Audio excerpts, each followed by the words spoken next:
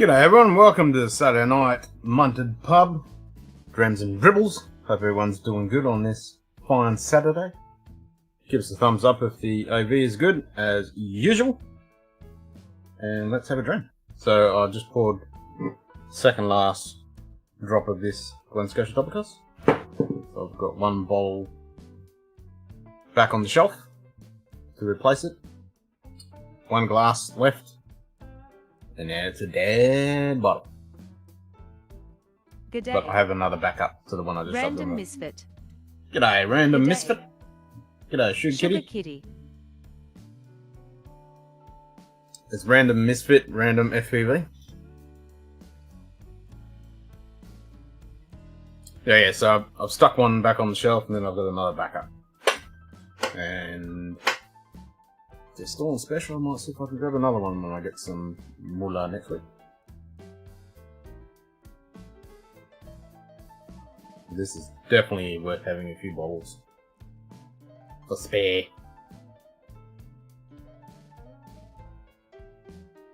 That is correct. Second channel showing some love. Cheers. Like it. G'day, Chris. Good day. Chris Tats. Got a thumbs up for the AV. Excellent.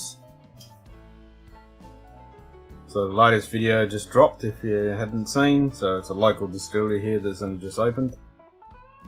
Pretty interesting stuff. Yeah, I'm looking forward to that single malt that they do in a few years. I reckon it's going to be interesting.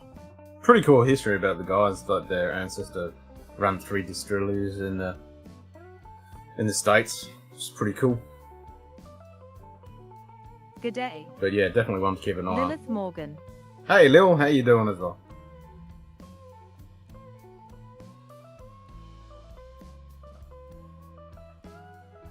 On this fine Saturday. Good day. G'day, Bourbon Baller. Bourbon Baller. Are you working today? I suppose you are. It is Saturday, isn't it? So yeah, it's school holidays here now. So, and I got a public holiday here on Monday. Missus is working, so I'll have the boy Monday and then Tuesday, I think. Yeah, so it's time to shuffle work and have the young lad. He wants to go for a bike ride, so we might do that Tuesday if the weather's good. There is some rain scheduled for Monday, so we'll see how that. We're leaving for the German butcher shop in a bit. Nice, there's a farmer's market around the corner, so I'll stop there too. This happens to be the town where Friday the 13th. Oh, there you go. Always work 7 days a week. Damn. That sucks. At least they make the most of it, and able to hang out on streams and stuff.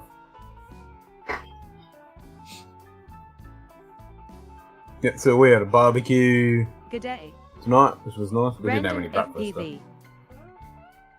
School holidays, Caravan Park is packed, my weekend is off though. Nice. Yeah, it's going to be a bit crazy around here. And because grand final... Actually, that's tonight, isn't it? I don't know. I don't follow football crap, day. so I wouldn't know. Bower I think Ben. that's on. Bower Ben. Just When said I'm on the when road before Ken the before Ken clockerfucker, it's a weird day. That is true. That is true. Hopefully the gathering at the Devilars is going well.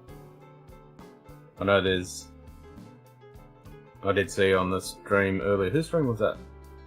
Oh, that was Independent Joe. I was catching up, and Michelle and Stoll were there. Mr. Whiskey's doing well. Excellent.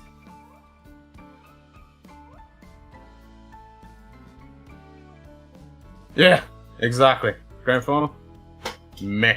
Who fucking cares? Couldn't fucking give a shit.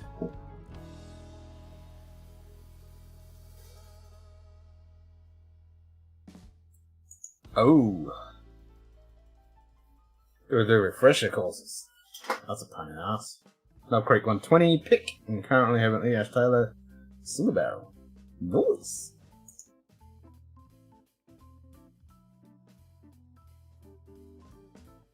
My cunt. So hunt for Mike. I jumped in Good quick day. during Independent Joe stream. Jason There we go. Busey. Yeah, that's right. Hey, How Jason, then? how you going, mate? Just said Mike Hunt. This was to make Tony Two Toes happy, who is driving. What's up, Tony Two Toes? Nice.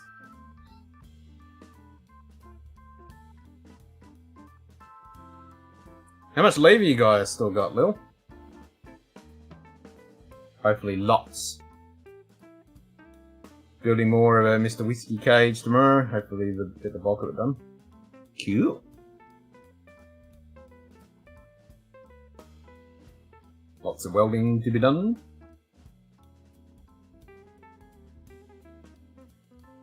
Alright, let's just pour this bastard in here, eh? Bottle kill. I'm in bed, had a couple of drinks earlier. Jason Nice. Busey. Just said Tony Two Toes is short and his mom addresses him funny.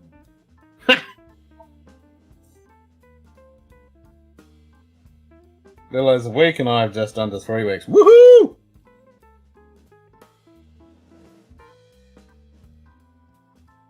It sucks you gotta do bloody training when you're off, or is that the only time you get the chance to do it?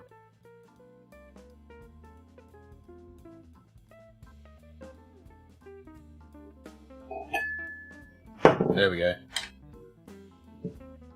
Dead bottle.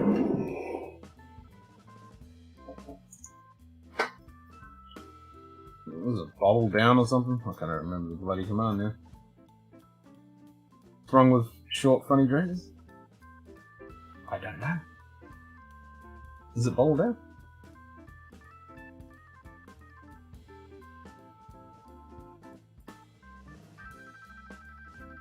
Our Man Ben. down.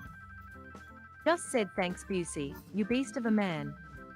Everyone is short when they stand next to a giant Tony Two Toes. Yep, G'day. Nightbot.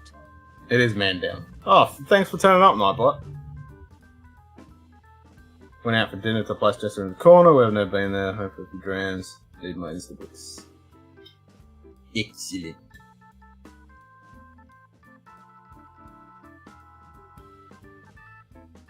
That's better. That's a decent pour.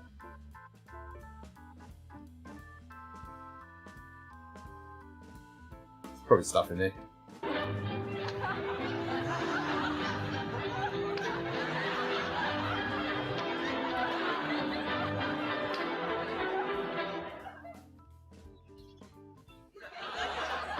Whack! Yeah, it was the only time it worked for me, and I had to renew my license next month. Yeah, so that makes sense.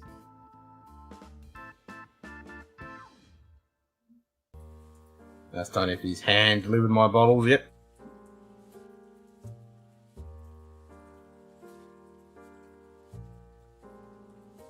Ah, oh, that's right. It's Irene's charity. Yeah, that sounds like a pretty awesome event. Hope you guys have a fat time. Totally jealous.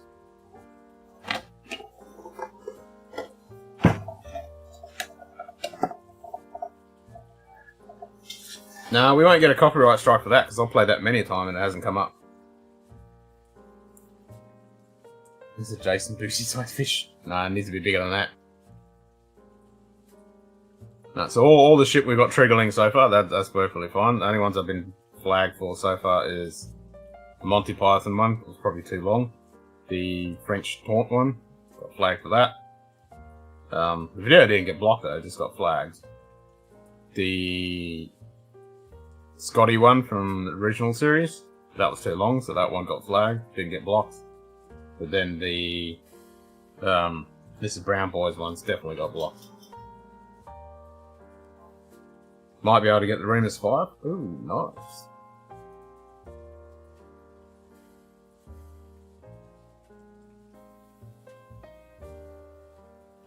Sitting by his door might take them and shit. Yeah, Irene definitely needs a website, that'd be awesome. And she should, you know, she could have sold tickets for this and, you know, have samples and done a live stream and raised even more money. Got blocked by YouTube. That's nice. I know, right? I need to go back and actually re-edit that and just cut that last little bit at the end. Let's see if that gets what.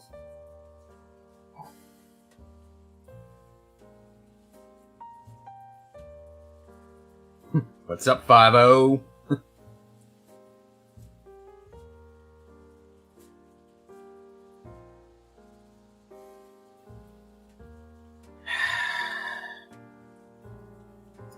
Good old Glen Scotch. Oh, that'll be the phone. Probably saying that I have my live stream going. So, yep. Tell me something I don't know. Yeah, exactly. Used to say get fucked. Now I say, that's nice.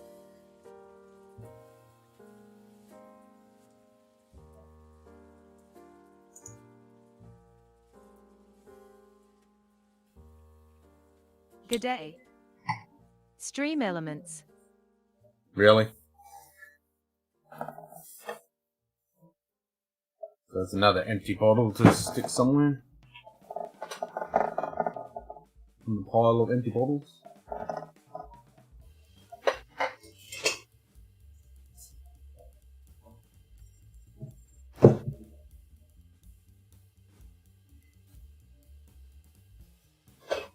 Making a mountain corner in there. One of those days they'll all fall down and crash and smash everywhere.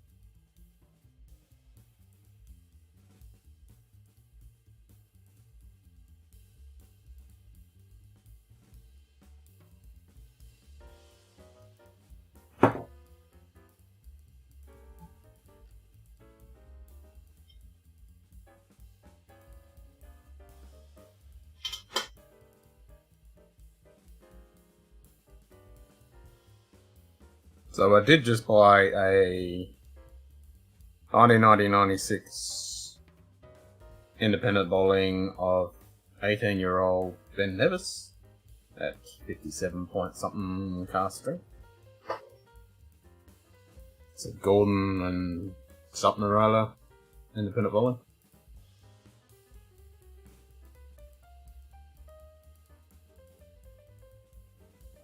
I got the email a couple of days ago and I was like, should I, shouldn't I? And then I was like, shouldn't I, shouldn't I? And I looked at it again today and went, tempting. And then I was talking to Jason and Dustin on Discord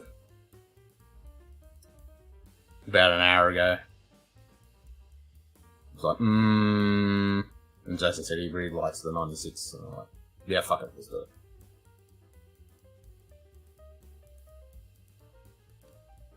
Yep, well bless your heart, that's the old one. The old saying for sure. Yep. Nah, it's not called McPhail.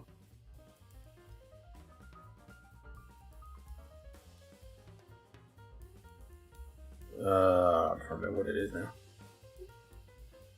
Could just have a look at the bloody email, couldn't I? It is Douglas and Dramrig. Douglas and Drumlangrig. That's why I couldn't remember that. Oh, damn, that's loud!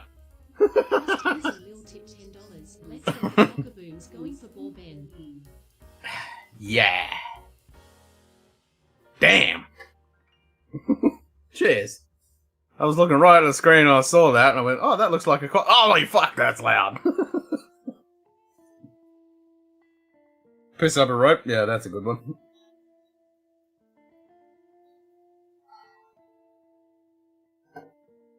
Yep.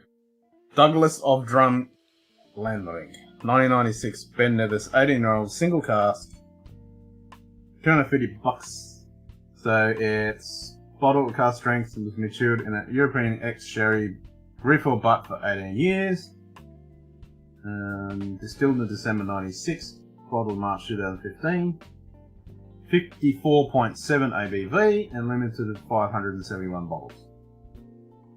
I like one of these notes. It says, hints of fog and currents. What? Like, what the fuck is fog? And currents. Like, currents, yeah, that's understandable. But hints of fog? Does that have a flavour? I mean, It's moisture, it's just wet air. It's a fucking weird note. It's some fog.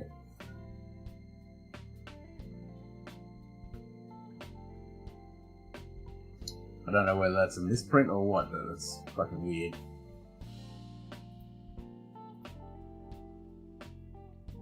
Oh, that's right. I gotta turn off the automation for... Because at that 10:45...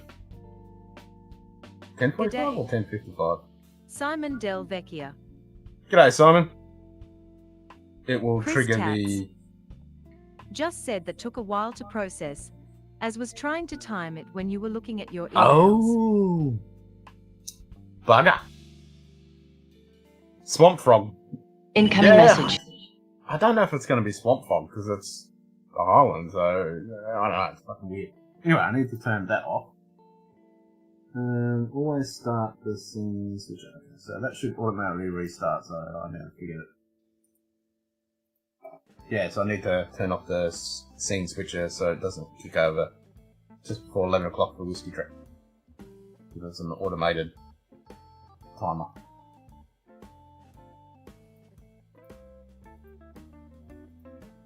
So I fixed that. I'm just reading that, Chris. When I was looking at my screen, I was like, fuck it. I'm all fucking edgy now.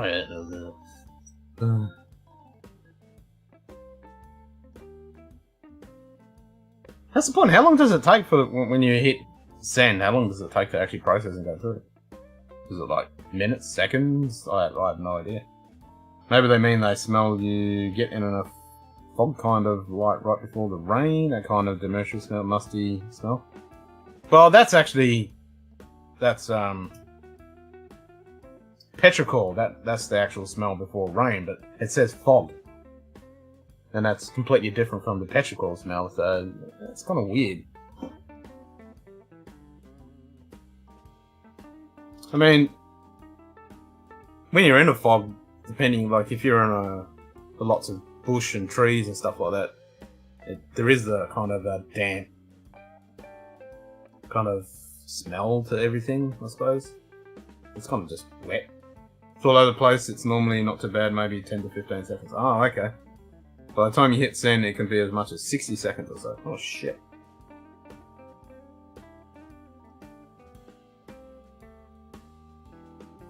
Oh, Sugar Kitty, yeah, you're the man, yeah, you do that.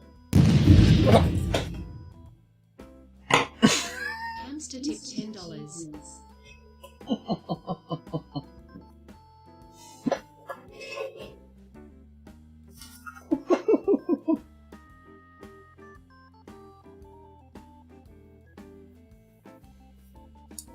Fuck me. I just fucking wore that. Ugh. Good day. Fucking hell. Hamster. Fucking hell.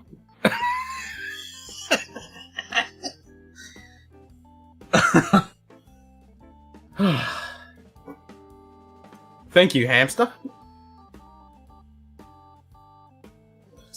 Just completely wore that. I was what's the highlight reel? That's definitely a fucking highlight reel. What was I saying? Oh, Sugar Kitty for doing the beers. I was about to say something about beers because I can only get a certain ones here. And I was just about to go for a sip and fucking wore that. That was fucking awesome.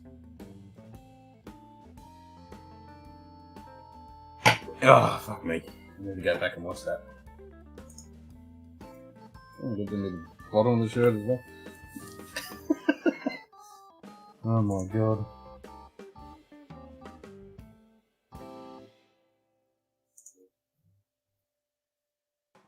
Alright, let's maximize that. I want to see that.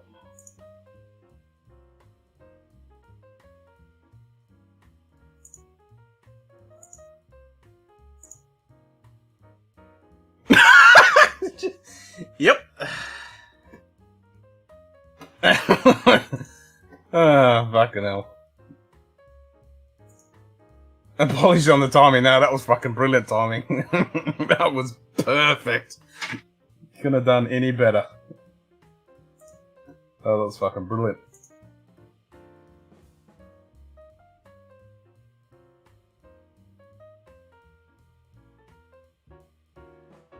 That was what that one was for me. Oh, 60 seconds, yep.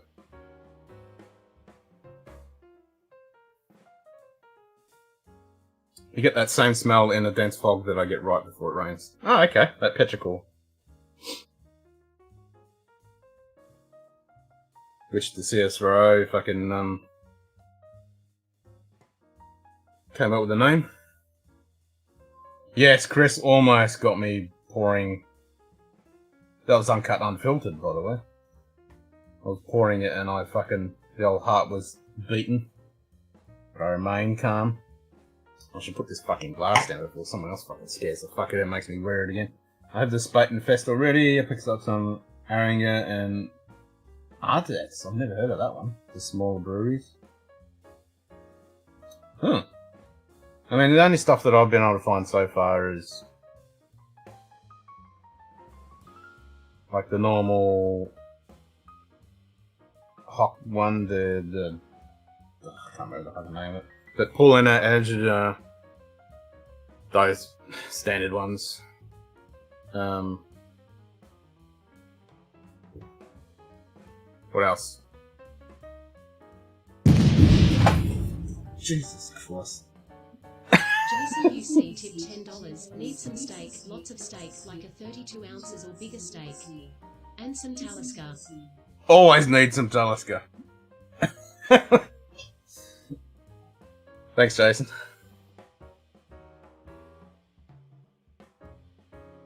Fucking hell, I'm edgy tonight. And the more you bastards keep doing it, the more fucking edgy I get. Especially after I spilt it. Chris Tats. Just said you may not be paranoid, but it does not mean we are all out to get you and the quokka. No. That's right. Alright, I'll just put the glass down.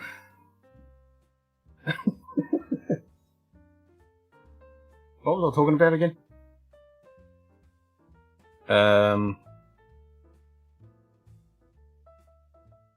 Oh, German beers. Yeah, I've got a couple of websites loaded up because I can't find fuck all here in town because I went searching.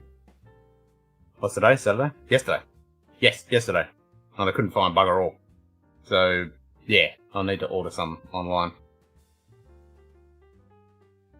What am I drinking? I've just finished a bottle of the Glen Scotia Double Cast.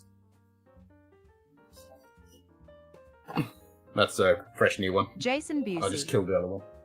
Just said just because we're all out to get you doesn't make it a conspiracy. No conspiracies, nah. Got some Glen Grant 10-year-old in the glass right now. Nice. I got some over there. Oh, and you might have seen this hamster.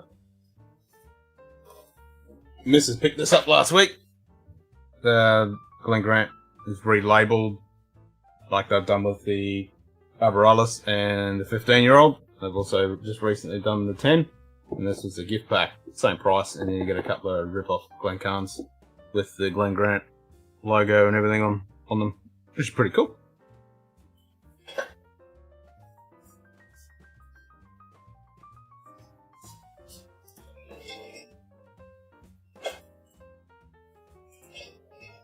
Saw that at the shop? Yeah. Carly saw it and went, yeah, I've got to have that. Good day. Thanks, Anthony. Bourbon Neophyte. Oh, you're in Melbourne? In the horrible lockdown? Damn, that sucks. And more spillage. Oh, better add your name to, I'll add your name to the little scrolly donation list. Give me a second. Where's the text file? Text file. There it is. Don't.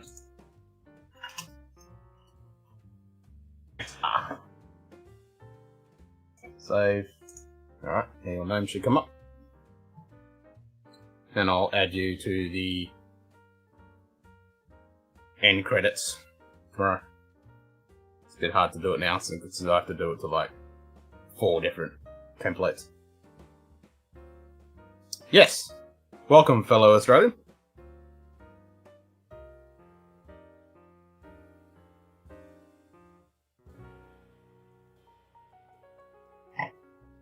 Are you on site, Anthony?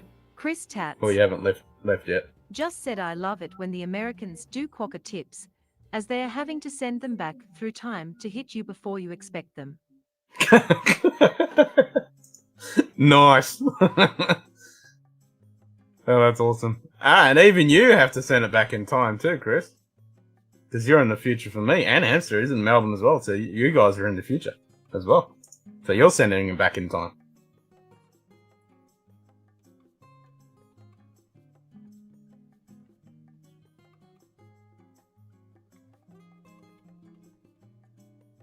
I'll have to tell Carly when she, I think she just came back home. She had to go to her dad's to sort something out. I'll have to tell her to watch the replay when I chuck whiskey on my face. That's what makes it a bigger delay, having to go backwards in time. Yeah. Yeah, the temporal incursion into different times definitely takes a bit of calculation. Having my morning coffee, we'll drop the Wise car for up the garage, then go north. Ah, nice. Well, have a good trip, Anthony. Drip, drip, drip. I'm not drunk yet. This is only my first drink. Come on. That's why it takes longer for Sugar Kitty to send. G'day. Donald Rams. G'day, Donald. Donald, scroll back to when not the second last cock-a-boom got dropped. I chucked Glen Scotia all over my face when I jumped. It's worth watching.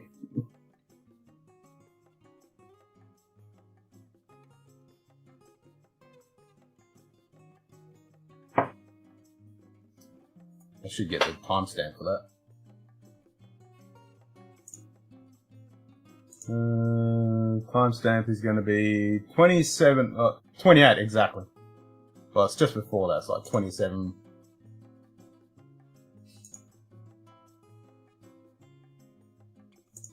Goes off. Yeah, 27:58. Damp forest smell has a few components: leaf alcohol, jasmine, verveter, is that CIS hexanol? Leaf alcohol can give that same ozone type smell. Huh. There you go. Yeah, I know, and the alkalides out of the plant matter when it's rotting away does it as well, doesn't it? Yeah, it's a pretty cool thing. I actually read up a thing. It was ages ago when the CSIRO came out with the petricol, and they were talking about the different chemical interactions and stuff that happens with the ozone and stuff. Yeah, it's pretty cool. Planning having a few cigars and some bourbon along with a steak dinner. Nice! Everything in New Jersey is in a time warp. Hey, babe. What? You got toilet? Yeah, right. When you get back, you have to watch this. I just wore a hamster boom and I just chucked whiskey on myself. Hello, ratbag. Did you see Nanny and Poppy? Did you torment Nanny? Huh? Huh? Oh, really?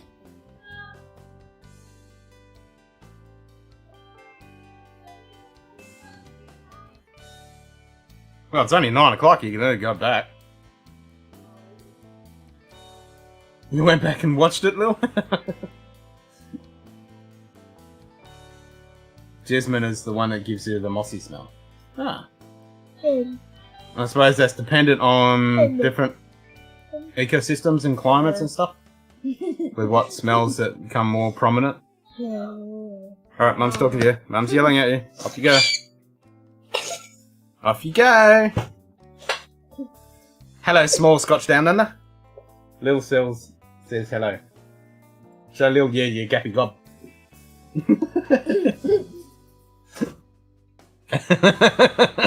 Excuse me. Get in your room. Oi, Samuel, get off. No. Get off the table. You just rocked everything, mate.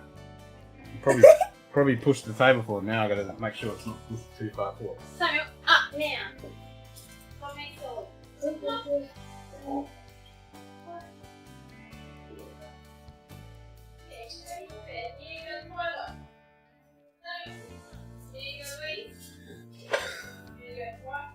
I think he grew a foot last time we was on camera. Oh, I know, right? Definitely, yep. He's a mini-me. That is for sure. He's definitely a little mini-me. Definitely your kid. Ain't no denying that.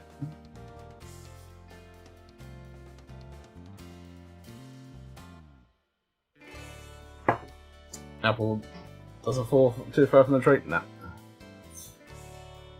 Yeah, check this out, bud. And put your dishes in the sink, mate, in the dishwasher. Mate, not in the sink. Not in the sink, in the dishwasher? I wasn't sure whether you had to load it or not. No, it's not. So- Open it up. Hamster dropped a cockaboo. What? When was that? About 20 minutes ago. And you wore your drink. I literally was like that, and I went like that, and I went all over my face and my shirt and everything. Boom. Suck shit. It went over your shirt. Yeah, I wore it. Hey, Leo. Hi. I wore it. I had to open the other Knob Creek pick to match it against Hey, Chris. one. Really, it's Evil just for me whiskey. to send you multiple Knob Creek picks. Nice! Nice out me. Nice out me. Who does the What? cherub look like?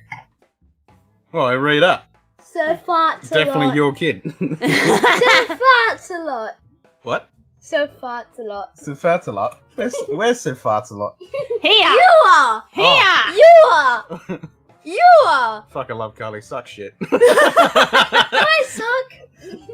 I sucker.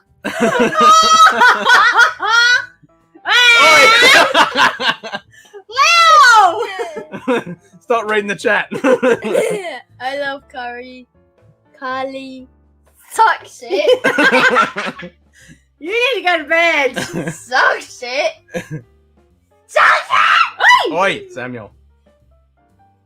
Yes, he is Ken's mini. Carly and Mini Ken. Yes. Carly Yes. and Mini Ken. Yes. Definitely a mixture of. Oops. What? Lil knows what we're on about. Why do you say oops? Because she did. Oops. So far, it's a lot. What's Sir Farts a lot? Did you read that in something? No. Or did you just make it up? Did you show Mum what you got from... It's SpongeBob. Did you show your SpongeBob stuff you got today? No. Go show Mum. It's all broken. No. Well, go get it. No. Go get it to show Mum. Come on, you bed. And what Say one? night, everyone. And what ones you've got missing? Okay. Off to the German butcher. See you in a bit. Nice. Bye. Post pictures on the Discord of all the stuff you get. Oi. No. Lil, would you like to put some Ooh. Ow! Sir Farts a lot. Jason Busey. Just So said far, it's a lot. Speak, Mr. Farts a lot. Whoa! Oh, that's definitely going in the... That's definitely going in the highlights. I didn't even know I could make that face. Thanks, Ben. You got him. Thanks, Ben and Tony. Cheers, mate. There's only $5, but still got someone. Lil, look at Lil. She put laughing faces. Ow. Bauer, Ben, and Tony, 2 toes, just tipped $5. They sure did. Lil, you're quite welcome to put him in handcuffs and take him away if you want. No, she's not on duty. She can't. No. She's still on leave. Oh. Yay. On holidays. Alright, so bye, everyone. No. Yeah, it's a 2-for-1 So cockaboo. farts a lot. Quackaboom. What's that? That's a... Quackaboom. Cockaboo. That's a 2-for-1 quackaboom. Yep. Yep, sure is. So farts a lot. I have to look at that, see if it got me too. A family cockaboo. It I'll have says to so watch farts that. a lot. See, so farts a lot. Speak so farts a lot. Yeah, when you go speak Sir Farts a lot, it comes through the speakers, but you were laughing too much to hear it. So speaks a lot. So fat a lot. So burp a lot. Only $5. WTF? We won't say what that is. No, it's because it's the sound. Different ones have different sounds. Ah. So that one's the quietest one. But it's it scares actually the the crap out of sharpest Like that's the lowest sound one, but it's Yeah. actually the sharpest If you of put the sound. a 50, I'll just run away. I reckon you'd scream. No, we're not doing that No. Please no. because it's too loud. No, thank Just you. said Sir Farts. Oh yeah, the conversion rate, and once Pizza farts a lot PayPal. of the poopy pants kingdom. Just said a family that booms together stays. is that a book or something? Or it's Sir Farts a lot? Yeah. I think. Speaks so farts a lot of the what? Poopy pants kingdom. No. Is it? Is that a book? Speak a family that booms together, Stays together, or at least they fart a lot. Come I on. don't say fart a lot. No. Yes. So you could have stayed over at Nanny's, Yeah, because. and Daddy would have stayed up all night. No way. Yeah, way. Yeah, No. way. Yeah, I would have. No. I would have. So fart a lot. I wasn't going to blow my. I wasn't going to blow Mini Ken's. Yeah. Thank you, Ben, for not blowing Mini Ken's ears out. That's 50. Oh my god. Yeah, that 51 is a nuke. No, it's not going. It's all good. No one's. It's not. It's all good. Come on. Say night night, everyone. Say night night. Say night night. Hey, stop rocking the table. Ow. Nightbot. Hey, Donald Just said Reese. Sugar Kitty is lurking and Big working and sugar jerking and twerking. kitty. It's licking and working. No, read that word again. Read it. Sugar Kitty is. Lurking and jerking and Or is lurking it? and working and jerking and turkey. Twerking. Working. Or is it? Or is it what? Or is it what? Ooh. Good night, Samuel. Yeah, Lil said good night, say bye night. Say night, Lil. No. Yes. Say night. So fart a lot. No, say night. Say night. Night so fart a lot. Ooh. Little rat mat. Don't knock the table. Oh.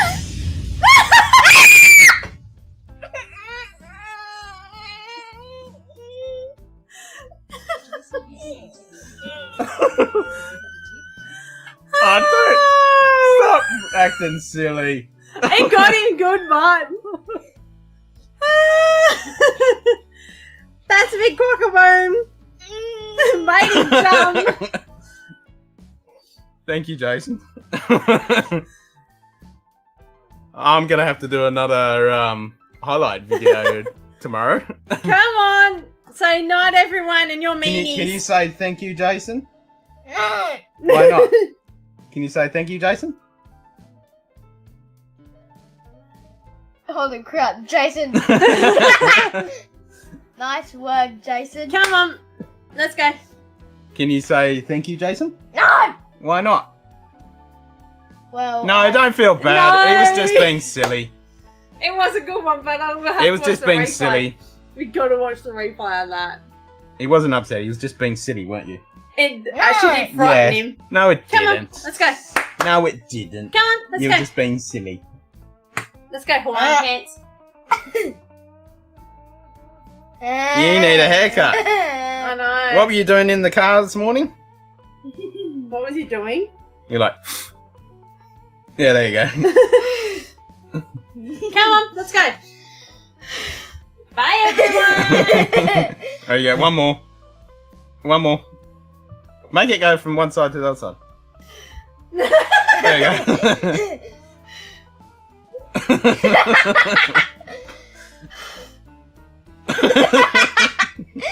And that's why I only And he put in in $5. $5. Oh. No, it was fine. It was just him being silly. Good 'cause night, we were- Carly. Good night, Carly. No, Good Carly. night. Carly's not going to bed yet. I am. What? Yeah. Oh, at work in the morning. Huh. Come on, you. I want to see all these messages. No. How much messages? I wonder. Well, maybe if you're what nice, happened you can if ask Nanny if you can have a sleepover one of the we nights at the school holidays. What's it? I wonder what would happen if we welcome out of the attack and all sent at the same time. No. Well, they just go one after the other, I think. Because they just go in a... Yeah, they go one after another because they go in a queue. Because when I was testing it, when I initially set it up, when you trigger a couple of them, it just one goes off and then another one goes off and another one goes off. But you're not $dollars off. lasting my That's Thank you. At least it's someone's being politically correct for the youngster. yes, being G-rated at the moment. PGG rated.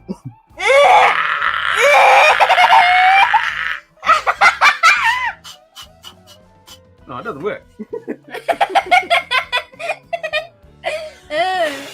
Are you holding your ears because you're waiting for a cockaboo? Yep. No. No one do cockaboom, please. No more. That makes it even more fun. No, I don't think it does, because after the first one, you scared the shit out of me. Well, I suppose I'm not going to expect the one straight after the first one, so yeah, it would get me. But after that, I'd recognise. I don't know. Come on. What did that say? What? It says follow us on social media. Go to bed, Samuel. Yeah, go to bed, Samuel. Well, it is an hour past your bedtime. What's the time? It is now 9:10. Wait, come on, you. You're No on more eat. cockabooms tonight. Just said go Speak. to bed, Samuel. Go to bed, Samuel. Did you hear it? Did you hear it come through? I his did. speakers? You I are did, I heard. welcome. Let's go. Well, it's school holidays, so Or yeah. the one after that, or The one after that, yep. or the one after that. What? Come on. With the does that booms, if there was lots of booms that go after, Nah. like a train reaction. I imagine the. Yeah, so that- if he's a what good did that boy, say? What does that say? What did Donald? he Right. might be able to What stay did over Donald one write? night during the school holidays. What did That's what Nanny Donald? said. No, The that's what I internet said to him. has If he's a good boy. spoken. The internet has spoken. Imagine that the authorities may show up on suspected Taliban activities. Or the, like... Go to bed, Sophia.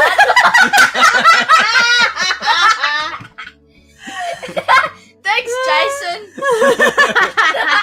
or the, Go to bed so fast a lot. what was I going to say? I know. Always possible, Donald writes. I was going to say something. Oh, no, that's right. Shikikitty says the Australian That's Geological right. Survey has recorded some recent activity in your location. Are you okay? From the Go explosions. to bed so fast a lot. But I told you about Donald when his neighbour came and knocked on his door Yes. and said he was okay. Why Asked is it if he was called okay. so farts a He's lot? calling you Sir Farts a lot. Isn't there a book that would surf farts a lot? No. Always put... I have to have a look it up. 'cause it's, I think there is. No one hasn't messaged or anything yet. No, because when we were in the bookstore, I think there was a farts a lot something or other. It was like a Farts a lot. detective dog or something. Farts a lot. Yes, is that? Huh? I said farts a lot, but okay then. So your whiskey just went splatter all over me. Yeah, I wore. Hey, Sir Fart. Yeah, there is. There's a book called Sir Farts a lot. I thought there was. I want to see the person that's him. I want to see the person. Yeah, I thought. There's a book called Sir Farts a lot, and the boogie. Boogie. Yeah, he's a dog detective, isn't it? Boogie. No, Booger.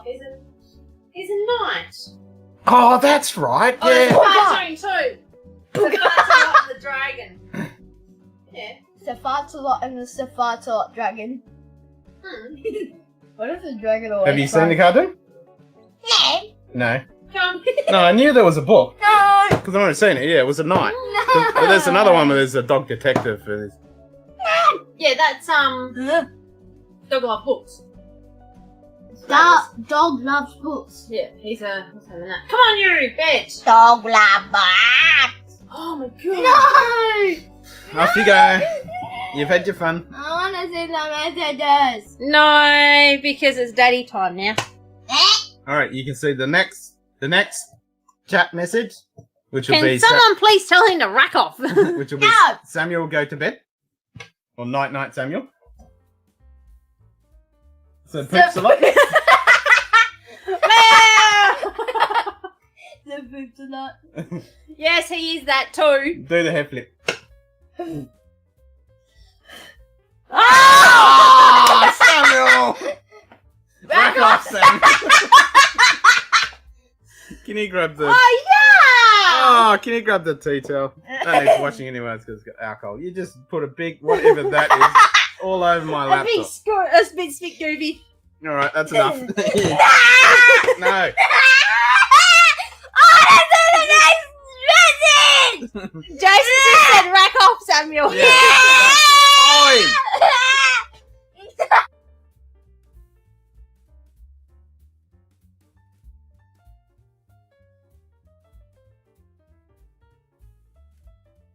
As you wish, my lord.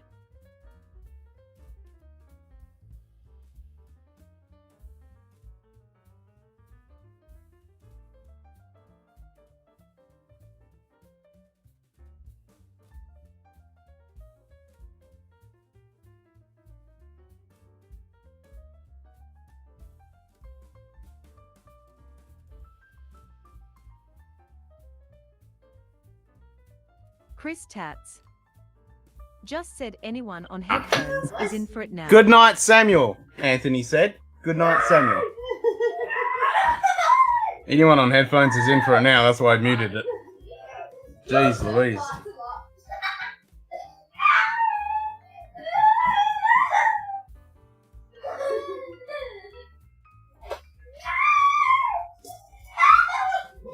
Where do you want that? Where do you want that?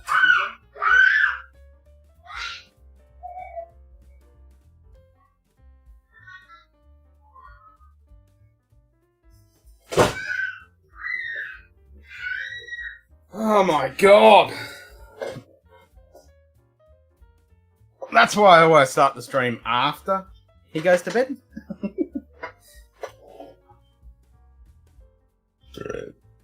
So it's because he normally goes to bed on a school night. It's 7:30ish, between 7:30 and 8. Lucky you live in the middle of nowhere, I know, right? The neighbours must have. I don't know whether they heard anything. They haven't knocked on the door yet. The cops haven't rocked up, so I think we're all good. He just proved that he wants to fart a lot. He's farted. Oh, he just farted? Oh, God. He must have seen that when we were at the bookstore. Because I remember seeing it at the bookstore. It's a night. Yeah. Yeah, with the dragon and everything. Yeah. Oh, it's a mouse. No, it was no. What? I think it's a no. It's not a mouse. No, I haven't seen the comic, but I've seen cartoon, but I've seen the book. There was a book. It's farts a lot. Bedtime for me as well. I think I do not need to be sleeping in my course tomorrow. No, you don't want to be doing that, and those things are boring as they are. Good luck, Chris. I'm sure everyone here in the States is up now. Yeah, and I've lost 5 decibels of hearing in my ears now. That was loud.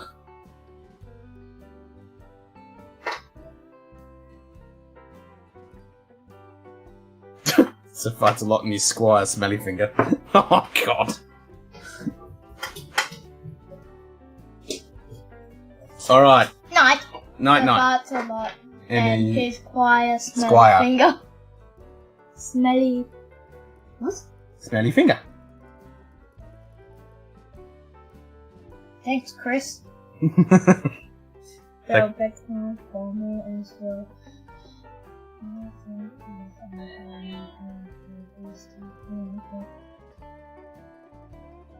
In my course tomorrow. Chris has got to do a course tomorrow for his work.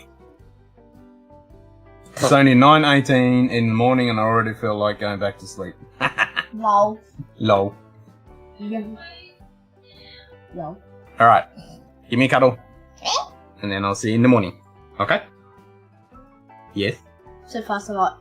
Alright. So off you go, Safat's a lot. Where's this poops a lot? I want to see this poops a lot. No, there is no Sir Poops a lot. Sir Poops a lot's all got. No, So there it is. poops a lot. It's up there. Alright, you So- sent it now. Off you go. No. It's way past your bedtime. You gotta be up in the morning. Make sure your iPad's on charge. It is. Did you show Mum what you got today? What I get? Off you go. 1, 2.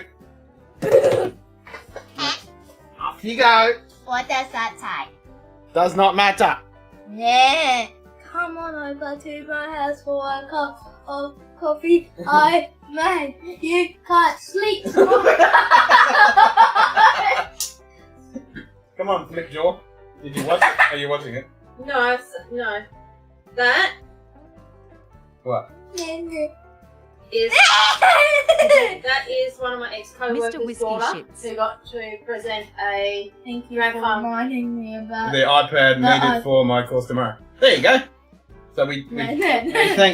thanked Chris. No. I mean, we helped Chris because he has to charge his iPad for work tomorrow. What's yeah, the that's one Scarlet. that Chris sent She again? got to Good represent. morning. Aussie. Good morning, It's the whiskey shits. Mr. Whiskey Shits. Yes. All right, off you go. Mr. Whiskey Shits, morning. Move it. I'm Mr. Parcel. What? I'm Sir in the toilet. Flush down in the toilet a lot. Off you go. Let me know, John Walker. I'm not going to tell you again.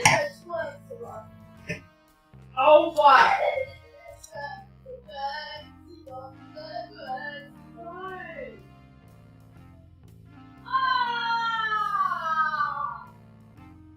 Come over to my house for a cup of this coffee I made. You won't sleep anymore. What? He's farted again as he Oh. walked into his bedroom. No, you shit yourself. Jeez. Adam, if you can, you need to go back and watch some of the Quokka explosions, because one, I wore it, and we scared the shit out of my son Samuel, and a couple of them as well, so.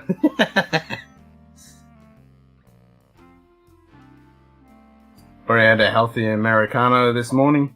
I have no idea what that is. I know it's a coffee of some sort.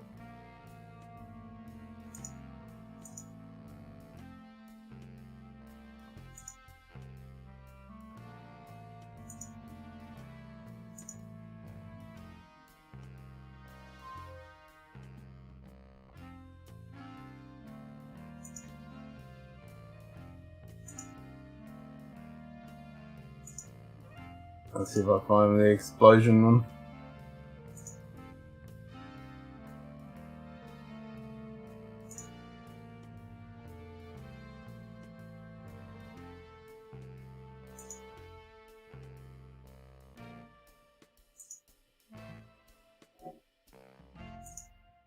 Bit hard to see on this resolution on the preview.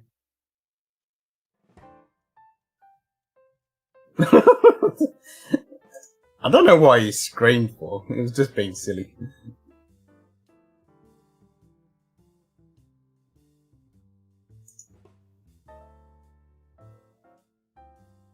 Yeah, he wasn't upset. He was just being stupid. Kid's got way too much energy. Yeah, the spell's about 27, 58 seconds. And then just recently we scared the shit out of him. I want to see the first one because I think he did a silly face. What was that?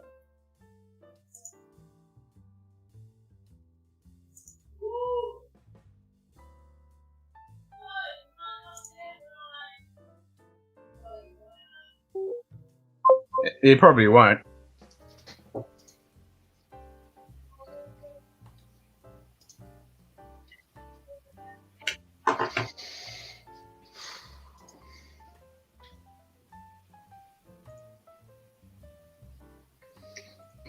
No, that's it.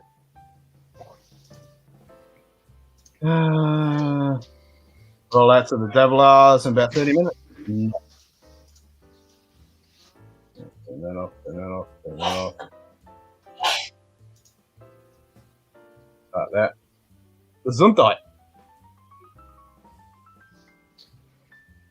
Is that Simon at the door? Shall we let him in? You're let him in. He buys lots of drinks. Always a classic. He gets his own entrance. Viewer cropped. Switching to cropped viewer. Did you catch all that when I spilt whiskey all over myself and then No, I didn't. scared the No. shit out of my... 27 minutes and 58 seconds. I literally threw whiskey on my face. Really? Fuck. I can't believe it. Jesus. I was like this and it went off and it went... just chucked it all in my face.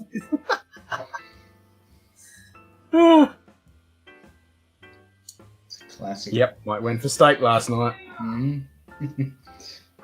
Yeah, good day, Lilith. Good to see you. Yeah, you're not right about these. I finally picked one up of the Glen Scotia there. That double cast is pretty good. Yeah. I mean, first one I've actually bad, had is it. Yeah, even though it's always around me, but yeah, for some reason I've never picked it up. But yeah, Okay. glad I did. So you just popped it now. Mm. Yeah. Yeah, I just killed the bottle. Oh, really? I had a nice bit in the glass, but I wore half of it when I threw it on my face. Oh, fair enough. Yeah. But I do have another bottle there and another one over there, so I'm all good. Yep, my skin definitely absorbed some of that alcohol, that's for sure. Yep, and my shirt. I think it evaporated because I can't smell. Oh, yeah, I can smell a little bit of Glen Scotia on the shirt. Yeah, good day, Anthony and Chris. Yep, I definitely wore it. That's a good smell. That's a good smell to wear, though, Ken. Yeah, it is. It's definitely a good smell. I mean, all last night I was just sitting there half of the bloody stream just like this because I just couldn't stop smelling it. Yeah, it's really. I mean, it's good stuff. It's surprising Did you get it how from... cheap it is. I got it from. $68 at the moment. No, it's gone up. It's gone back to 80. But bugger. But even for 80, I mean, I don't know any other. Yep. Malts I'll like. buy for 80, not a problem at all. I mean, how much more is it? Like Glenmorangie or what do you call Glenfiddich aren't much less than that. Like they're around 70. That. And this is 46% unchill filtered Campbelltown Funk. I mean, it's and a decent sherry cask. Yep. It's not some cheap, nasty sherry cask. No. It's a decent sherry cask. Yeah. No, I totally agree. When we first did a review on it, I picked it up for 70, and then when I think it might have been the 68, 70, whatever it was, and then when I checked online, they'd gone back up again. But still, for 80, man, for me, I'd get that again once that bottle's empty. Yes. Well, I immediately went and grabbed 2 more, and I'm thinking about grabbing another one. But if it's gone up, I'll wait till it goes on special again. Edigu Quokka, the new scent by Scotch Down Under, features the whiffs of Glen Scotia and excrement after a cockaboo. Oh, shit. There we go, painting that. Make it happen.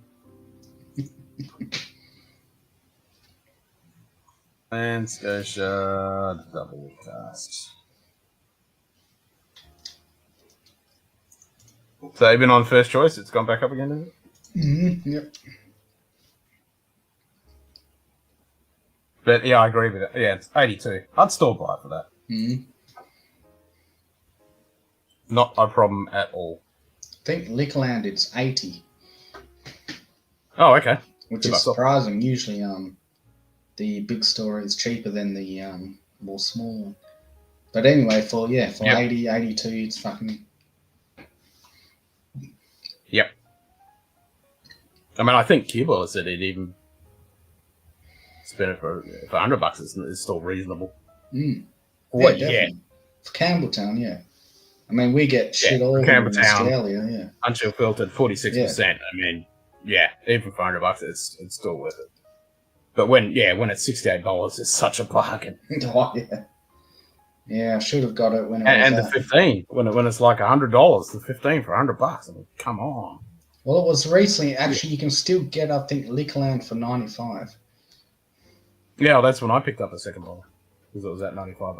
I ordered because I can't get the 15 here in town locally, so I ordered a 15 and a double cask online, and then Q-Ball bought 2 double casks, so because we couldn't just see whether they were in the shops or not. But then I went to the shop the other day and they had another one, so I grabbed another one.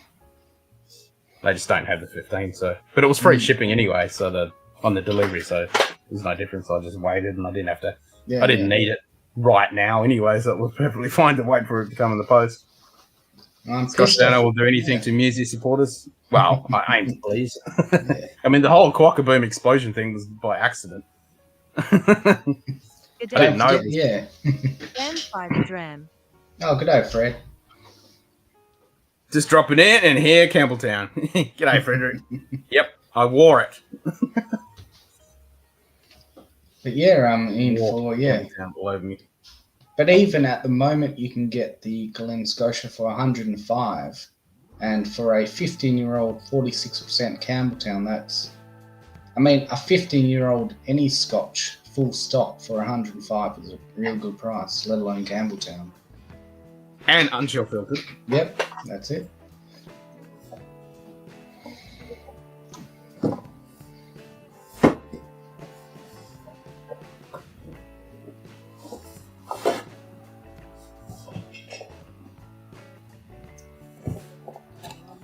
See, I'm bummed I missed out on Victoriana. That's completely gone everywhere. Oh, that's why I grabbed 2 bottles. You're lucky.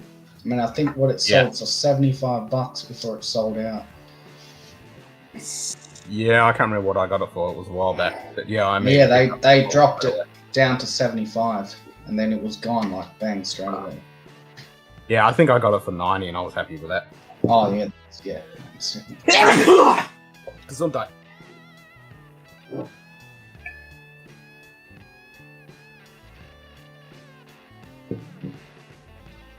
Oh.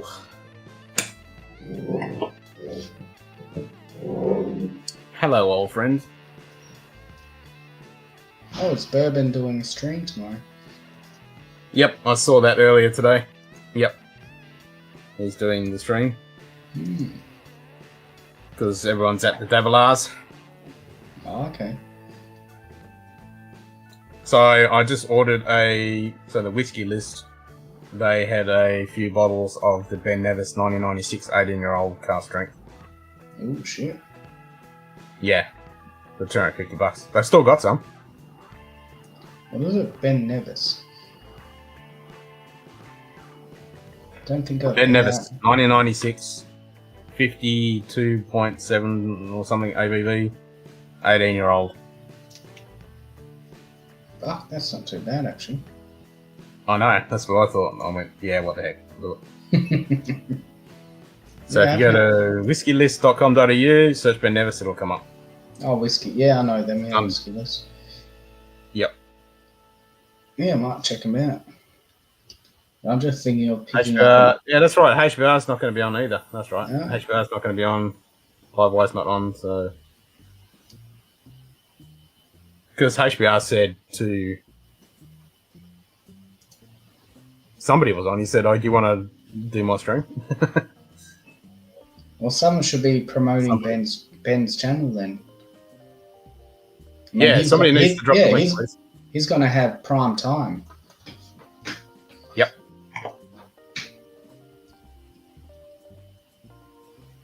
Campbelltown here might be far between us, but you are always in my heart. Yep.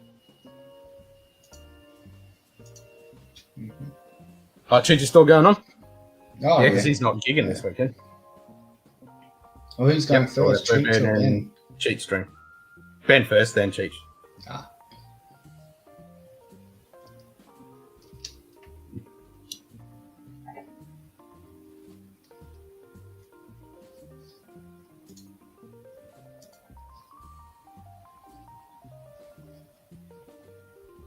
Stand by. Now, that's right, because Ben's going in a HBR spot. Or is he going on Monday? Who's going in a HBR spot? I'm confused now. Cheech, he usually goes after, but he might go there early. If he doesn't have a gig. Well, he's not gigging this weekend. Oh, is he? Oh, so Cheech might jump up, yeah. I'll have a look. Hey? What was that, babe?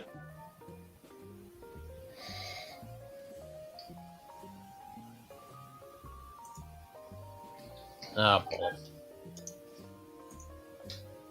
God damn it, I hate it in this chat. I can't click on the... Oh, crap. Can't click on links.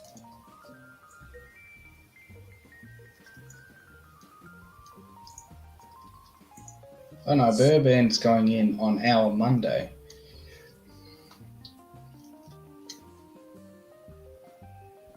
Oh, so maybe HBR is going tomorrow. Are they going on? I'm getting confused. All the streams blur into each other. Yeah, so Ben's doing live wire spot. But it's saying 36 hours. Well, that's Monday.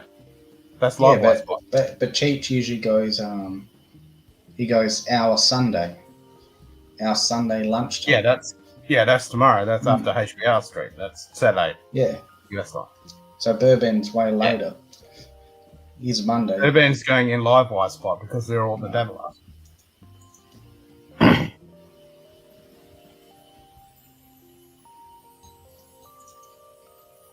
Or is Cheech not going tomorrow? Well, signing off with a boom. Nah, it would be expected. Simon, it's up to you. Cheers, Chris. I thought you'd actually already crashed, mate. Cheers. Thanks, mate. Yeah, cheers.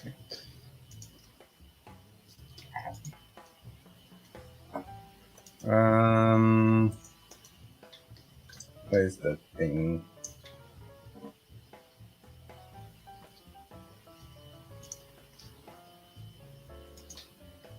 Well, I can't see Cheech's scheduled thing or HBR. They might put it up later. I mean, it's only early on a Saturday morning now, anyway. For our US brethren.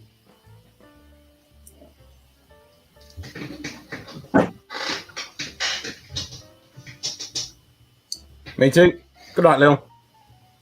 Yeah, Cheerio. cheers, Lil. Enjoy the rest of your weekend. We'll see you around the interwebs. Mm-hmm.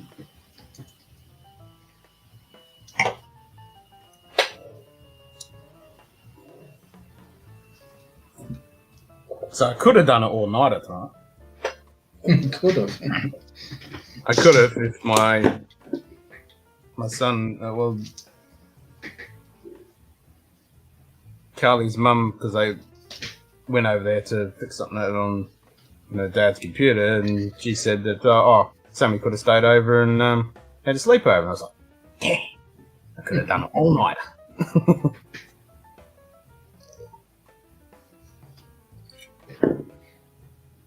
Next time. I'll do it next weekend. Oh. Well, next weekend is, oh no. No, next weekend is... Normal. Well, that's not the 9th, is it? When are you doing the October? Kilco Whiskey That's Musings. the weekend after. Ah, alright. Hey, Brian, breakfast whiskey is a health choice. Very healthy. It's medicine, Brian. Yep. Medicine. It is too. I mean, yeah, the Oktoberfest, what day was that? 9th. Saturday the 9th. Alright. I mean, I know I have to go up on the 5th for a training day or orientation day. I'm not sure if there's going to be a gap from when I go and then work starts or if it just starts straight after. So I'll have to find that out. Oh, okay.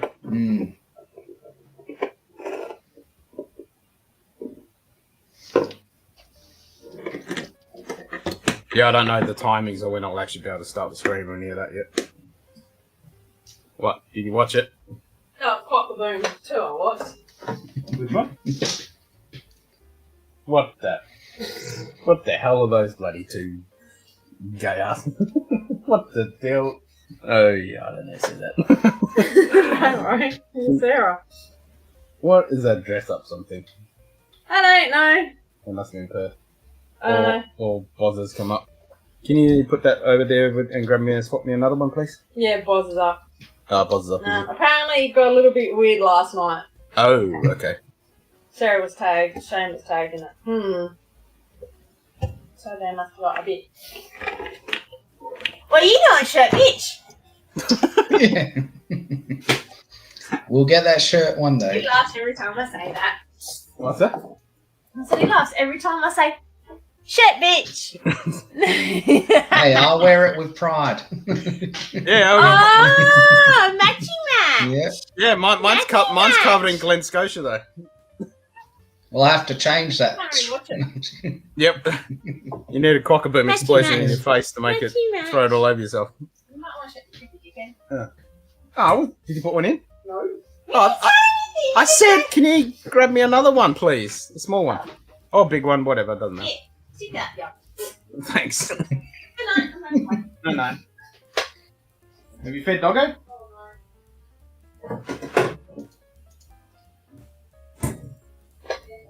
What? Are you giving that steak? Oh, lucky dog. Nothing. And an egg. Wasn't that a sausage? Oh. Hey, don't worry. Someone turned around and said, I said, And some bickies. Give her some bickies. I haven't got this. It said a Treats. friend of mine that he had a fly sitting on his hot dog. I said, look, you got a fly in the sausage. He looked down and went, there's no fly on my sausage. His mother's sitting opposite him, thank you very much. And I'll just go, Matthew, really? And I know he sits there with balls, just like, if there'd been anyone else around, he wouldn't have said it because it was me and his mum. He said it. And I was just like, oh. Proper power should not be underestimated. Exactly.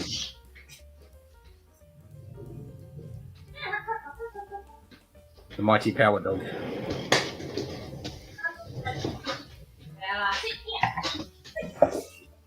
So I'm gonna have some Victoriana, but can't show the bottle because it's not the actual bottle because the cork died. I don't even know where my backup bottle is. Somewhere. I don't know where I put it. She dropped the egg. She dropped the egg at the wall. You got some of those treats? Give us some of those treats. Okay.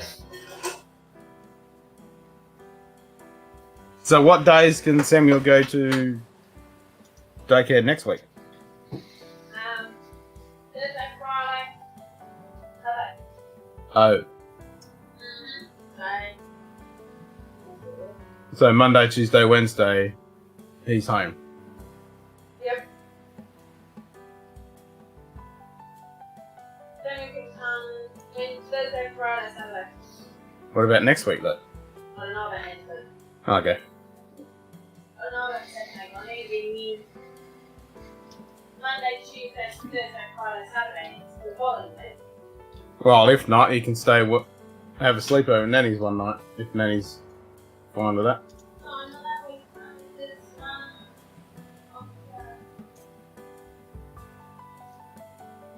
Yeah. Well, that sucks. After going to the market this morning, I feel like doing 2/3 of 5/8 of bugger all. I reckon that's a plan. It's a Saturday. You should come drink with us.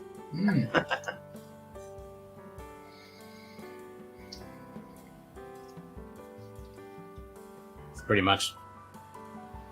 Well, I've got the editing finally done today. That was such a pain in the ass to edit that thing. It was 3 reviews in one. Oh, the McRobert. Yeah, I watched that one earlier. Yeah. Yeah, that was a pain in the ass to edit. Oh, yeah, It'd be good to see what they do in the future. If you want to know what barrels they were using for the whiskey, it's Heaven Hill. A 4-year-old bourbon was in there, and depending which thing, he's using the 4-year-old Heaven Hill and also an 8-year-old Buffalo Trace. Oh. That's what he told me when I went to visit him. Yeah. Did you get the single malt from him? Yeah. Yeah. What do you think of it? Like I agree. Like, it's young, but it's actually. I mean, how long ago did you get your samples, and how old were they? Oh, they were fairly recent. They were really recent. Because that was from the rep. Because that was. Because we did that filming about 4 weeks ago now. 4 weeks ago now. Because it was only literally. It was only just. Mandy was just starting to go to the bottle shops to say, this is available now. So it's all right. fairly recent. Because yeah, I mean it's young, but I'm still getting like decent fruit flavors out of it. Yeah, I mean, I actually like the flavors that are coming out of it, but yeah, I reckon you can still get that new make, like what you said. Yeah. It's pretty much just like a watered down new make. But yeah, there was some underlying nice flavors coming through, and I think, and for a new make, young spirit, I don't reckon they should have bottled it. Any of that stuff yet. I reckon they should have waited a little bit. Because that vodka's, it's all right. It's good for a mixer and stuff like that, but there's probably cheaper alternatives, and I don't think people are gonna jump to grab that one. The gin wasn't a fan of, but that single malt is definitely young. But I think it's definitely got some potential. Potential, and I can't see what they're gonna do with their peated stuff and some of their barrel finishes, and they're gonna do a rye and a whole bunch of stuff. It's gonna be good. Well, we should see something. According to what he told me, we should be seeing some coming out towards the end of the year. Some of the peated, Depending if he thinks it's ready, but he reckoned, towards the end of the year. Yeah. But it'll be very young. It'll be very young, though. Yeah. Yeah, I reckon he should leave it for a little bit. I mean, obviously it's hard. You know, they've invested a lot of money and they got to return some money on investment stuff. But yeah. Yeah, exactly. Going to a special whiskey charity event at Orient Tent. Yeah, I'm so jealous that you guys are going to that event. So jealous. Editing is the pain that no one can see. I know! God, it took me 3 days to do that bloody video. Like, it was meant to come out yesterday, because I always put my videos out. Well, now it's once a fortnight, because I just haven't had the chance to do them. But it's meant to come out Friday at 5 o'clock. And the one before that, I had that out like a week early and pushed out to Patreon, so everyone got to see that one early on Patreon. But then, this one, I was like, shit, I forgot to even get that one started. And I think I loaded the video up Wednesday, did the basic grading on the thing, and then I started a little bit of editing, but yeah. Then I had to work Friday, so I got bugger all done Friday, a little bit on Thursday, and then it was pretty much today I was rushing to try and get it all done. Oh, what happened? Glitched out into it. Yeah, it did actually. Yeah. Oh, yeah, frozen. Zip it. What? Mute 8. I said it's frozen and it came up mute 8. I'm like, what? It must be the interweb connection.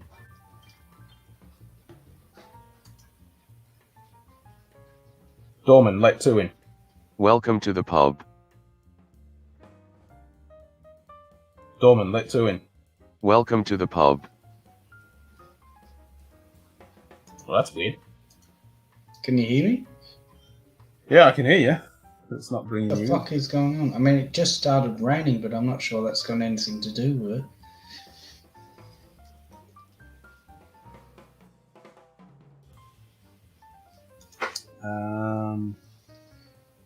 Yeah, you're in the correct scene. Should I jump in and out or reset? Yeah, probably just give it a refresh. Alright.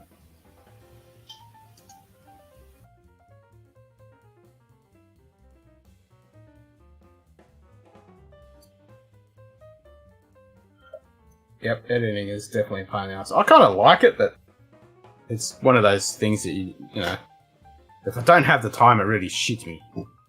Because I like to have the time to sit down and actually do the editing, but... And I've got it down, you know, to a pretty good art. Dorman, let 2 in.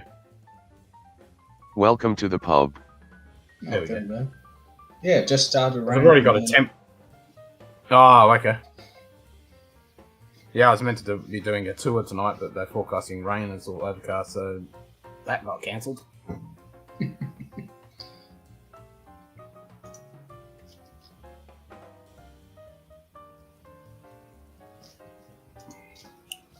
That reminds me, I still haven't. I gotta find time when to actually do these videos that gets the maximum ability for people to be able to watch the stuff, because I need to do a intro to video editing in DaVinci Resolve. I just need to pick a time for when people can actually watch it. Probably have to do it on a weekend at like midnight my time or something like that. Then people in the Eastern States can't see it because I know random FOV wants to watch it. But who are the most viewers who would find that interesting? Well, it's the people that need to want to watch it because I know Ben wants to see it. Yeah. Maybe I just have to do two. Do one for the States and one for the Aussies. Mm-hmm. Yeah. Yep, editing is the pain that no one can see. Mm-hmm. For sure. Now, I need to do some filming because I got no videos now. We're out. I need to organise time to actually be able to record some stuff. Oh, more reviews. Yeah, I got no more reviews in the can, so we need to film some. What would you have? You had any recent? Are you gonna? You're not gonna do the Glen Scotia 20, are you? I mean, that's a one-off. Yeah. Yeah, there's no point in reviewing stuff like that. Yeah, I thought that. No, I usually don't do independent bottlings one-off like indies unless there's a good availability. Like the Firkin, I'd do that because that's available. That's a good dram. I was actually doing that the last filming. I might actually do it this time. Yeah, the Firkin because they've got their new Lechick, so people can chase that one down. Oh.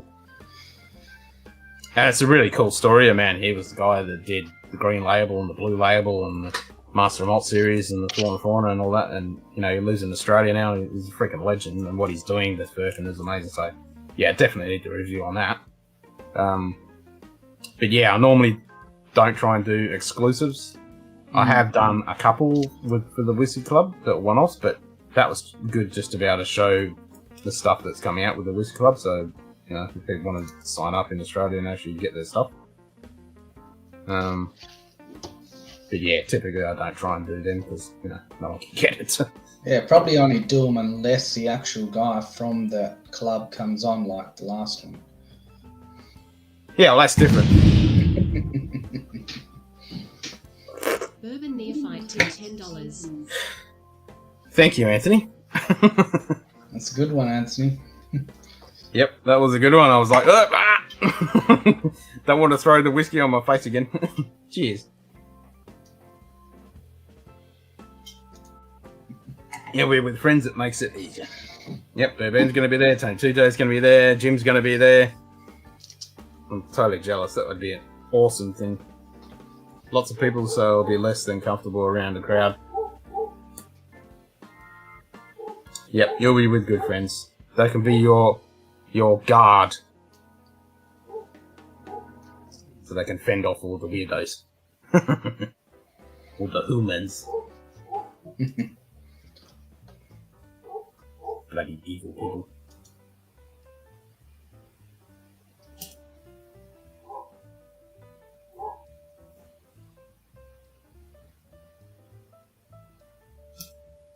I had to wait for the proper time. Exactly. It's all about the timing. And then there's a game of chance of when it actually goes off, you know, with the delay and all that stuff. Literally a quokka in the headlights. Look. It was like, don't want to throw anything on my face. Really wish it did, but it never does with my mental problems. At least it's in familiar territory. Yeah. Well, good luck with it anyway, Kilka. Hopefully you get a couple of good drams and it makes it less stressful. Mm-hmm.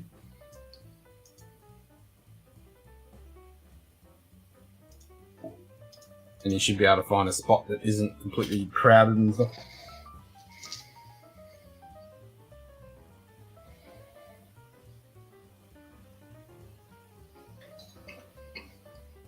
Yeah, I'm not a big fan of big crowds. I just don't like people in general.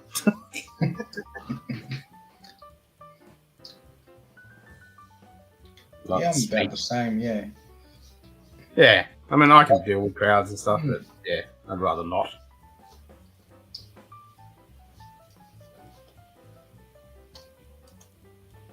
Alcohol's the social lubricant we all know. Mm. Yeah. Liquid of courage. Yeah. Normally takes a bit more than what we normally drink to get to that stage, but because we're not consumers of alcohol to get drunk.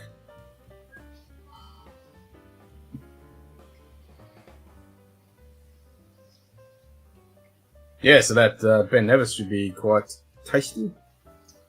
Mm.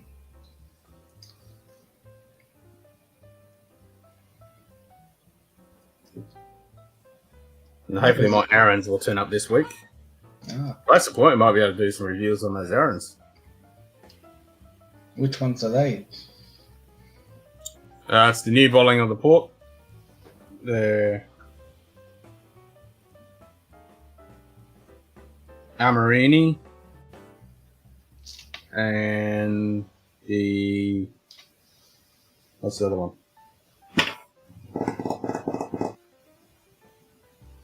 Quarter Salterns. Oh, Salterns. Yeah. Yeah, so the Amarone, the Salterns, and the port. Ooh, sounds interesting. The port. Oh, I've already had the old bottling of the port. We've done a review on that, but it was stinking good? hot in summer when we did it. Fair So it enough. was like fire water. It was so fucking hot that day we did that. Because 50% ABV. So it was pretty hot. And it's definitely now, it's halfway down the bottle. It's grown on me a lot. But it'll be interesting to see what it's like with the new packaging, if it's anything different.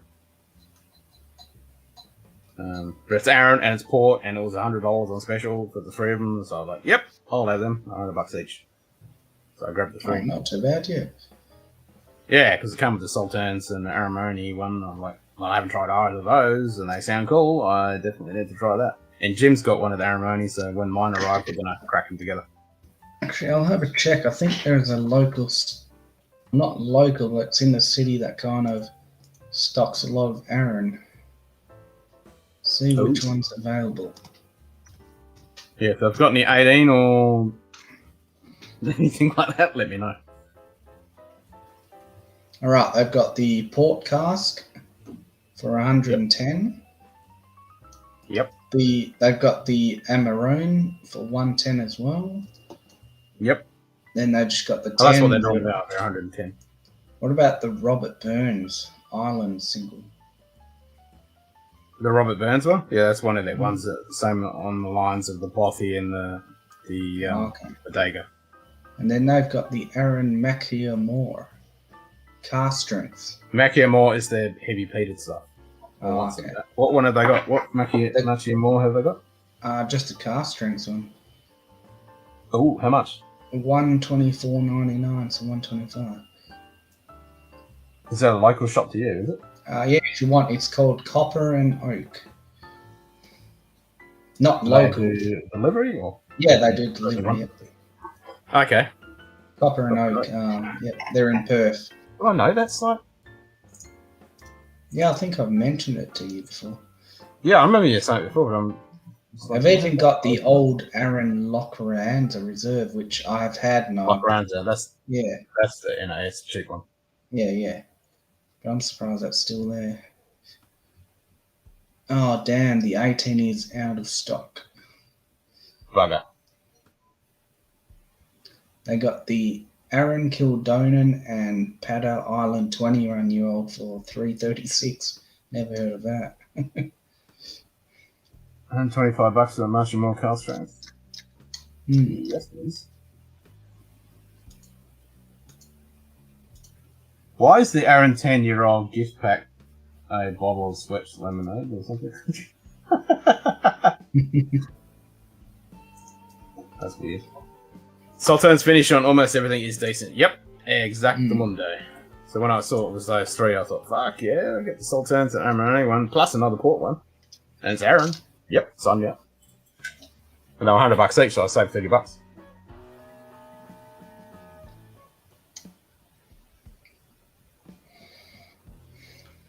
They also have, a few. I think they had some Pendrins.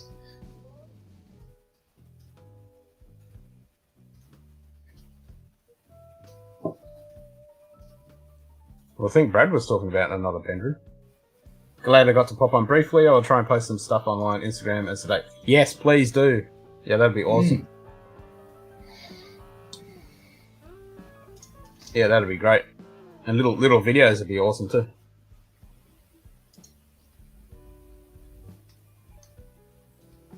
That'd be much appreciated. Now stick it in the Discord, Brian.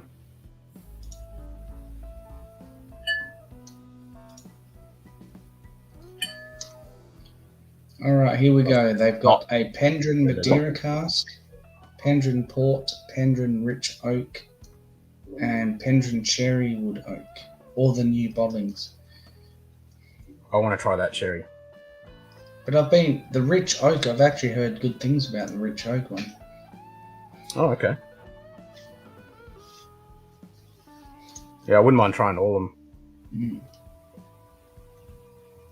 It's pretty good stuff. I mean, I'm liking that one so far. I have to stop myself from drinking it because I just want to smash it. Yeah, we're going to review that one. Port one. Ooh, nice.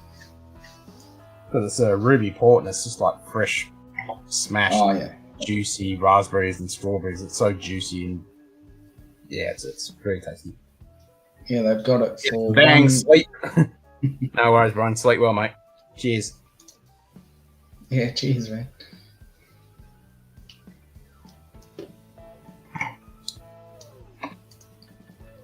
Yeah, the Pendrin Port is 160. Yep, that's about what I paid to the club. Yeah, the Rich Oak, I've been hearing a lot of good things about it. 124.99. It's not bad. 125 smackaroos.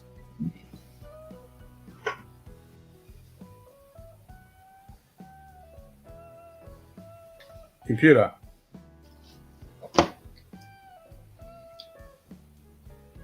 Camera 2. Yes, master. God, still come up with a delay. Camera 1. Yes, master. I just want to test that delay. And it's alright when you first initialize it, it comes up.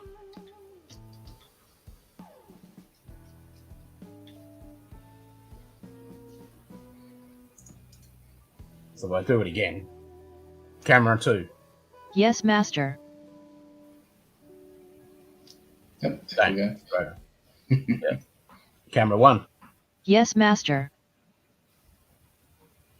So I just need to add a couple more seconds delay.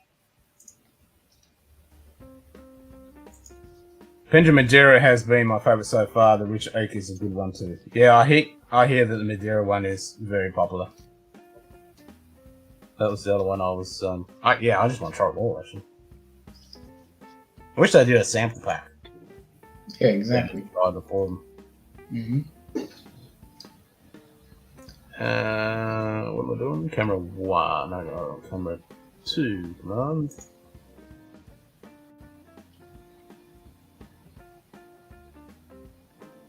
Gonna load? Okay. So I've got it to 2 seconds. Let's change it to 4 seconds.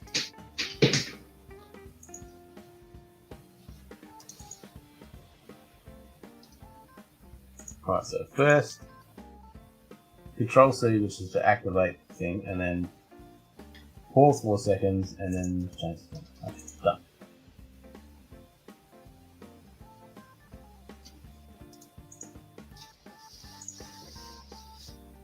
And that shouldn't be too long. Camera 2. Yes, master.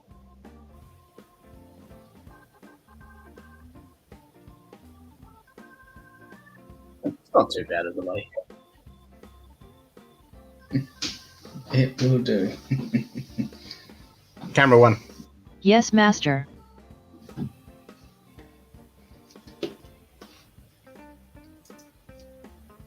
It will do. And hopefully I get some time to actually sit down and actually see if I can make someone. I want to do the bloody Muppets Waldorf and what's his name one. That'd be awesome. Gotta make that happen. And then Jim and myself will go on. Oh, yeah, Jim. All the piss out of everyone. It'll be so fucking funny.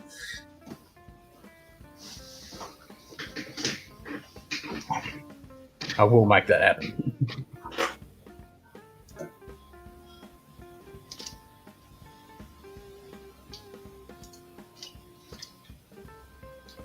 That is so fucking funny. That actually would be. Yep. And after seeing those ones with the full Stormtrooper suit one, I should be able to make a character with the Scotch Down Under shirt and everything. Ooh, nice. Yep. Because I want to turn my head into a Glencairn, and then a bottle of whiskey comes over and pours the whiskey into it. You should get one of the get the Archer character. Yeah, they haven't got an Archer one. I should do that. Yeah, I was looking at that as well. I just got to work out how they do it, because that Pixar one is really well, so I want to do it as good as that. I just got to work out how it works. Because I know you can import 3D models and stuff in there, but I don't know how the morphing of the face works and all that stuff. Oh, okay. I just got to look into it. Because a lot of stuff is pretty shit on there, but a lot of it is it's just garbage that's just using the tracking, people just attaching things, and it looks like shit. It looks like when quickly looking at the instructions or the manual for it, which goes pretty in depth. There's some pretty complicated stuff where you can do lots of coding and stuff. So there's probably a whole API that I need to look into. Yeah, and I know the AI is pretty fancy in there as well, and it's got voice activation and all sorts of stuff integrated into it and everything. So yeah, it's going to take me a bit of research and mucking around to see how it all works to get the best out of it, but yeah, should be able to do some pretty cool shit. Not worried all this stuff's going to like overload your system or create. Nah, because that lens stuff is just once the lens is approved and it's uploaded to the software, it runs off that software, so it's not running on my machine. Okay, fair enough. Yeah, and all this stuff that I'm running now is pretty low overhead because I'm not actually streaming from this laptop. I mean, ideally, I'd like to get a new desktop, but that's not the easiest thing to get done at the moment with the lack of parts and. Yeah, I heard about that. Yeah, the shortage, because when I build a machine, I usually spend a pretty decent amount of money and build a pretty decent machine that's going to last me I spend all day in front of the damn thing. And I don't play games, well, very rarely, because I don't have time to play bloody games and I get bored of them really quick anyway. But I still need a high-end graphics card because I do animation and video editing and all that stuff, so I need a decent graphics card that's going to, I mean, as soon as you start doing 3D animation, mate, it'll kill a graphics card for rendering and stuff. Especially with all this AI stuff that's coming out, they run on GPUs, so yeah. So I want a 3080. I'd love a 3090, but I need a 3080. But that's a couple $1,000 at least for a 3080, if you can get one. So yeah, that's what I mean. So that's a lot of money to put in on a machine. So wouldn't just getting a MacBook Pro solve all your problems, Ken? No comment. No, it wouldn't. That would be absolutely fucking useless for what I do. Absolutely useless. Seriously, it would be absolutely useless. G'day, Marty. G'day, Whiskey Nose. Yes. I mean, Whiskey I was looking at Nose. a new laptop that just came out, and they're like $4,000 because I need color calibrated screens and everything for my video editing work and photography work and all that.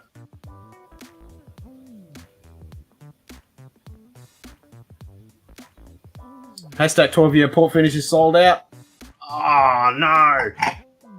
What is this haystack everyone's talking about? It's Redwood Empire haystack. But what type of whiskey is it? Is it a bourbon, a rye? No, it's American style. Well, it's depending on which one you get, but the haystack ones were finished. So there was a port one. Yeah. Yeah. But is it a bourbon port? Really good. Second? Is it a bourbon port or American a style rye? whiskey. No, American style whiskey. Because it's a blend. Oh, okay, blend. Yep. I'm not sure about the haystack though. I'm not sure whether that is a blend or it's their own stuff. Bourbon ball will fill me in.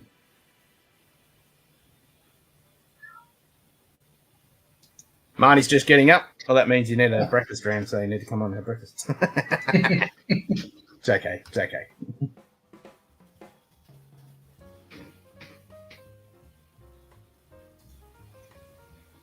So was that the second lot that was coming out, Bourbon Ball, that was sold out already, or was that the old one? I thought there was more coming out, because Bird Ben said that both of them are bringing more out.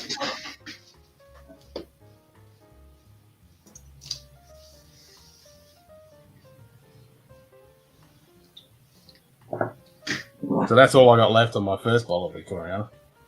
Oh. Yeah. It's a fucking amazing bottle. Too bad they don't release just a bit more. I know, I'm dying for one. Fucking want it so bad.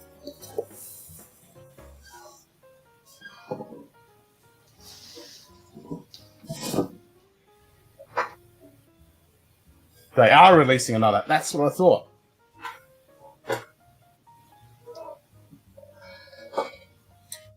Well, when they do, Bird Bullet, can you put me a couple of bottles aside, please? And I'll send you the money and ship them to my father, and I'll get them over here. Well, Lock speaking it in. of Unfucking deal. port finished American style bourbon, I've got a rye it's Australian rye but finished in port. I think I might pour that next. That's that square boxy one similar to my The gospel they call it. That's it, the gospel. Yeah. Yeah, I haven't had it for a while actually. Is that getting good now you've got down the bottle a bit? Yeah, it is actually, yeah. But it's been good since the beginning. I mean, for that of a young age, I think it's 2 years and finished 9 months in port, but it's one of the best ryes I've ever had. Damn. Using 100% Australian rye. Yep, and then an Aussie port cask. Yeah, the port cask was a 9-year-old, so I had port Yep. for 9 years in it. That's got the nice dark fruits and chocolate and stuff going through. Oh yeah, it's perfect balance between that dark fruit, chocolatey flavour and the spicy rye. Oh, I like I think rye has to do more port finishes or that type of. I think it works. They also do a Solera, which is I think a sherry, cask finish, and and even that is just one of the best ryes I've ever had. Okay. Yeah, I keep looking at the Gospels there, and I'm like, I don't know. No, for that cheap, it's Australian, 100% Australian, full 700ml bottle. Yep, it is a pretty cool bottle. Yeah. I think it's worth it.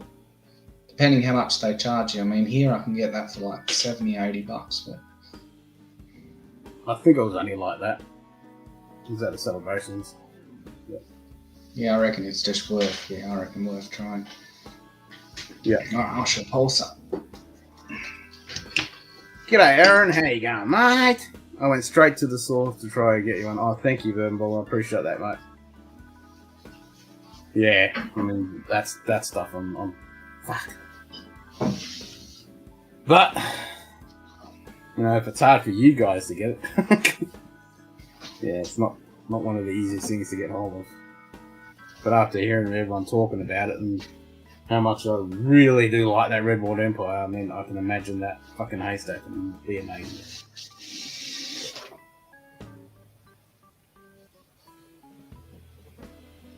Yep. I certainly do like that stuff.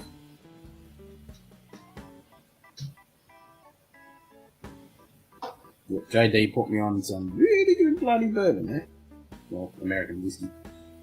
This is tasty shit. I like it.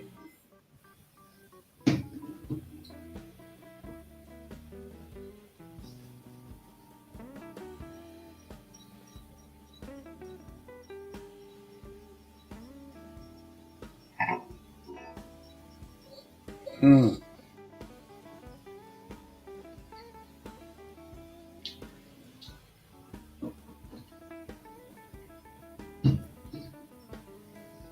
Been a while since I had that Victoriana. That's still good. 3/4 way down the bottle.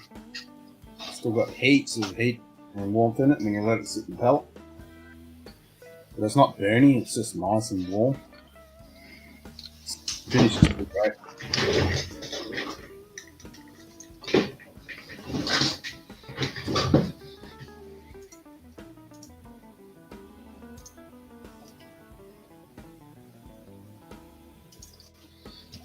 Okay.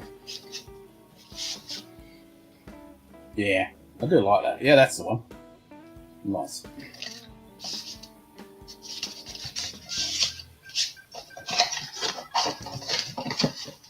But it looks like that bottle of, what is it, the wooden bill port you got? Yeah, the wooden report. I was just thinking, I feel like having some. Yep, it's just like the Woodenville port. Yep, Victoriana is definitely a great bottle for sure. I'm definitely glad I grabbed 2 bottles when I came out. I think it was through the Whiskey Club they had it from there quickly, and I just went bang, 2 bottles straight up. No, I put it online. That's right. Yeah, no, good buy online. Did you get your bottle of Joseph Magnus down there to you boys? My favourite bourbon. No, I wish. Yes, please. Yeah, hell yeah.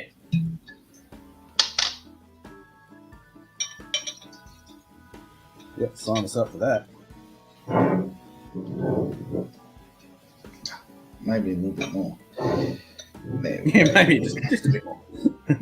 I actually really love it. I mean, I've been savouring it because it was like a rare, not a one-off release, but they only do it very off, not very much. So, yep. Yeah, it's a 9-year-old 20 fortified wine barrel from the Duchki Wines, Barossa Valley. Oh. Okay. Yeah, it looks the same square bottle. Yeah.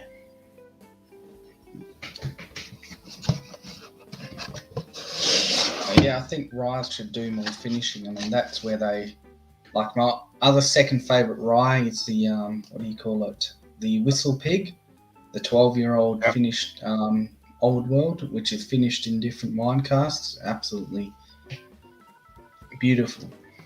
So I think that's where... that rye still comes through, but it takes off all the edges. Yeah, that's what I mean, like, because rye, it's got a really distinct, unique flavour, but and it balances out the wine casks really perfectly. Yep. No, I can definitely see that. Mm-hmm. Yeah, rye is not something I've dived too much into. I've only had a little bit. I mean, even just the standard rye I love, but once you finish it in a wine barrel, it just, Yep. No, I can definitely see that they would complement each other quite nicely. Mm-hmm.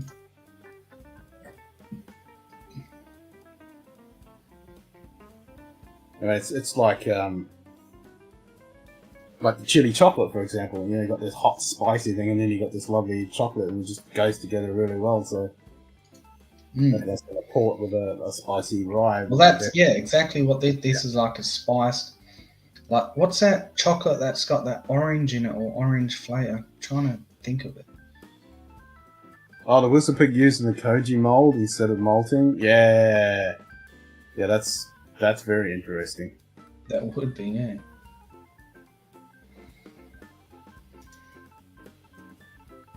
Yeah, some cool stuff out there.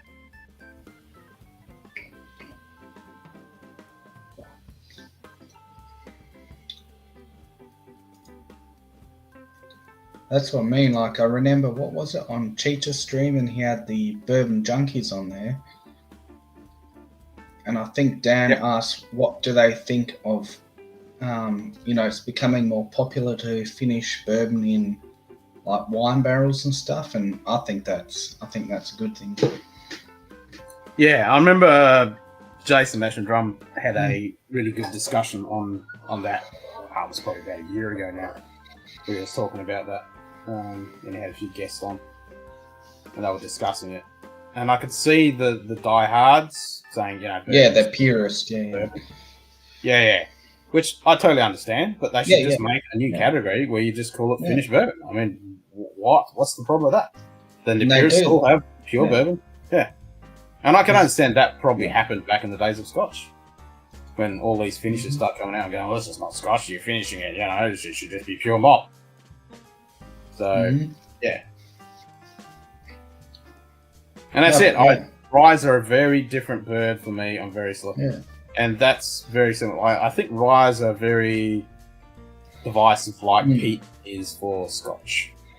You like it or you don't. Or you have to be, very selective in what kind of rye you have. And I can understand, because some of those ryes can be really strong and quite peppery. Yeah, full on. Amrit rye is one of my favourite there. It's malted. I feel it changed the flavours some, but not as edgy. Now that I wouldn't mind trying. Oh, that's the Indian one. Yeah. Yeah, Amrit rye. That would be cool to try. Yeah. Yeah, the only Amrit we get here is a fusion at the moment. The fusion, yeah. Which I like, so I can imagine Amrit rye would actually be very interesting. But even here, like the Archie Rose, it's another distillery in Sydney, I think. Archie Rose rye malt. Oh, probably my favourite overall. Even though I love this one, overall I would say that is my favourite rye. It's going to be interesting to see what McRobert does with their ryes. Oh yeah. And I think it should be all local. I mean, their single malt is all local grain, so. Yep, it's all local stuff. Yep. Yeah, I'm looking forward to that one in a few years under its belt when it's when they do a port finish and peated, and hopefully they get local peat as well. Oh, I doubt it. I think that's. Well, they should be able to source it. I think it's just cheaper for them to get it from from Scotland or peated somewhere else. Or maybe I don't know, maybe they'll smoke it, I don't know. Who knows? Might have to ask him, I mean, it's only a little over an hour away from me, so once he starts releasing his new ones, I'll go visit and pick up a few bottles. And ask him. Yeah, no, we definitely want to get down there and do an episode.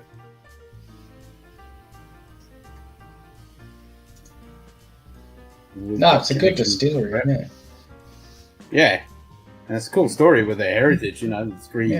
Three distilleries back in the 1800s in America. And do you get Mish's Toast's barrel rye? Nah, we only get the bog standard Mish's. Oh, we can, but it just sells out straight away. It just goes straight away. Amrit knocks Rare Breed out of the park. The Midwinter Night's Dram is my second best rye. I've heard Midwinter's Night, everyone likes that. But it's finished so kind of different animal. Yeah, that's what I mean. As soon as you finish rye, it just changes. Just adds a whole new dimension to it. Yep. No, I always keep hearing about Midwinter's Night Dram. Everyone says that's good. And Mish's Toast rye, everyone says that. I would certainly like to. We'll have to talk to Chris. He'll have some. Well, I saw a barrel proof, but it was pretty cheap. I think it was like $150 or something. Which for a barrel proof Michter's Toasted Rye is really good, but just bang gone. Gone. Yeah. And I think we only get very, very seldom and limited installments of that stuff. The normal Mish's stuff, doesn't get that anywhere.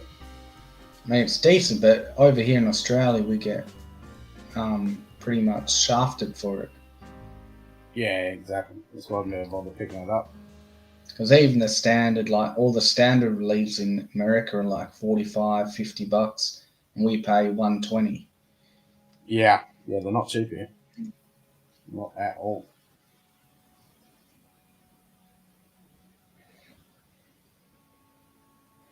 Yeah, that's right. Not all the mixes. Exactly.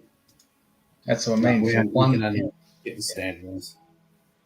and occasionally we get like the one I got, the 10-year-old, and that was for a 2012 version. Yeah. Which apparently goes for like $2 or $3 grand. Yeah. Yeah. And I remember on the stream with Burben, he's like, "What? Is that 2012? I'm like, "Yeah." And it's like, yeah. And then he said last, he saw a 2013 or 14 on auction that went for $2.5 grand or something. And I'm like, fuck no. I could have sold that and got on board almost. Yeah, exactly. I mean, yeah, you sell that, there's your ticket to America. Yeah. Yep. Yeah, I'd love to visit that place. Yes. Yes, it's definitely on the cards. I heard that they're actually planning in the eastern states to open by Christmas. I wonder if that's bullshit or if it's true. I don't know. Yeah. The only thing stopping me is, because I know if I come back, I'd have to do that, if I can come back at all, is that quarantine bullshit, and you got to pay for your own hotel, you got to pay for, all this other shit. You got to add an extra $5-10 grand on top of whatever you're planning your trip. I mean, even if you can do self-quarantining, if they make that happen. No, our government. I can't afford to do that. Yeah. I cannot afford to be stuck. Like we've got the worst. Like over here, our premier he's on the whole. I want a 100% eradication of this beer bug, and that's never going to happen. Like, no. And that's why he even said, even if we get the target of what is it they want, 80% vaccinated. Even if we get that here, if we get one case, he'll still lock everyone down. Doesn't matter if you're vaccinated or not. Yeah. And same with travel. That's what I mean. I just don't trust him. Like, if I lived in the eastern states, I'd be in America straight away as soon as you get the jab. Yeah. Well, that's why I wanted to go to Chris's little birthday. But you're lucky. Lucky you didn't, eh? You would have been fucked if you did. Yep. Yep. Well, work screwed me over, and then I was like, oh, fuck, I'm going to have to spend 2 weeks quarantine and come back. I couldn't really afford it at the time. I still can't really, but yeah, I was going to go. Yeah, because early on, they actually, with Queensland, they had it that you can, what was it? As long as you test negative, you can come back. Yeah. But then within a couple of weeks, the outbreak happened and you had to do the 2 weeks. Yep. You still do now. You still have to do the 2 weeks.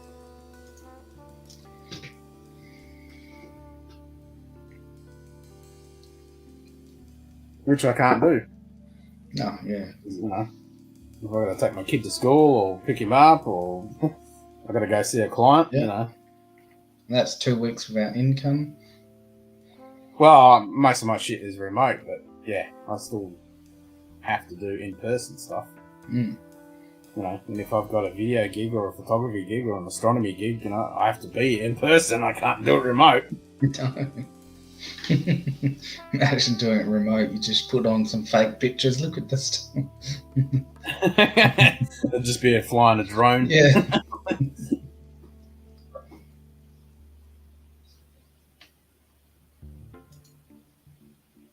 Run a non-secondary shop, which is a blessing as a fan of whiskey and a consumer. Yep. Yeah, the secondary market. I mean, even secondary in Scotch is fucking ridiculous. I think they've helped create demand by keeping supply low, but the world is a good place, and that strategy has stopped them from spreading to other countries. Yep. I mean, the biggest thing that stops us here in Australia is the bloody taxes. It's just not economically viable for these smaller distributors and stuff to bring stuff here. And because the market's so fucking small here compared to, you know, Europe, Asia, and America's, we're nothing. And that's with everything. Yeah, but it's worth with bourbon as well. Like Scotch, we can get we actually get a decent amount at a reasonable price, but bourbon is just nope. Oh, it's ridiculous. Yeah.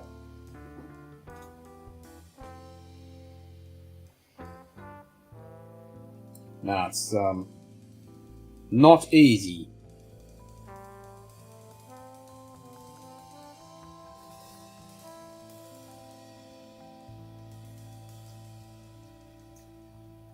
Washington.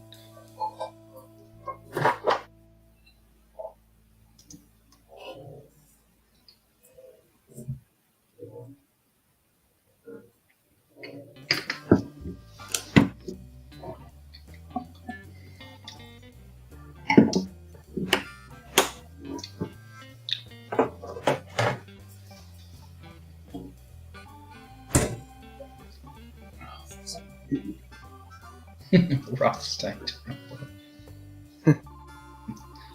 Yeah, Bourbon Ball, you got to watch out for those Antifa folks.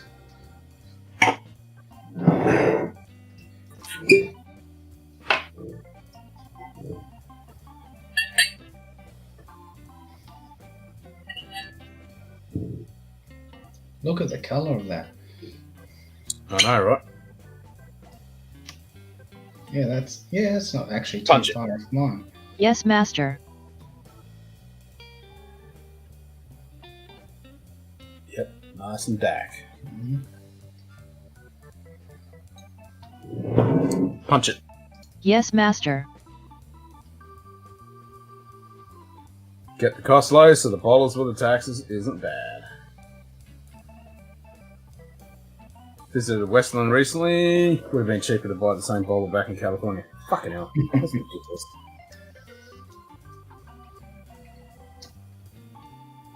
Yeah, I've got a Westland. Just the standard American single oak.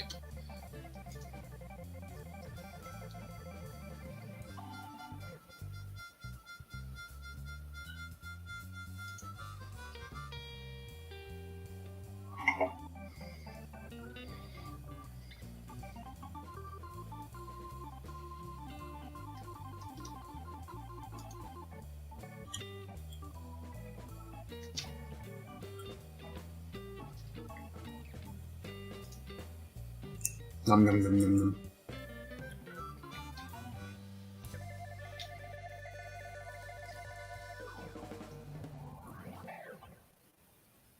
I like the port on this how it's not overpowering, and it just pops up its little head every now and then, and on the finish it just carries through with the oak still going through with it. Yeah, that's what I mean. It's like just this. You're still getting the rye, like the grainy, the oak, but then that port just adds this little nuance. Yeah, nice fruity sweetness, and just balances it out.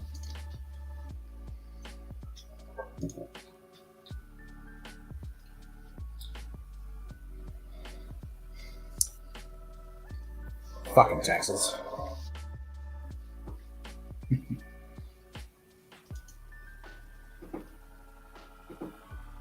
That's the thing, the taxes weren't so bad here, we can import shit in. You know, we can just buy it ourselves and stuff.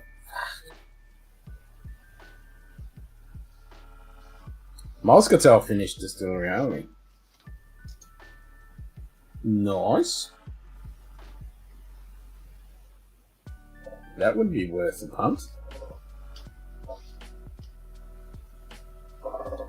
Yeah, Moscatel. I haven't had too many whiskies with a Moscatel finish. I've had a couple of scotches, but yeah.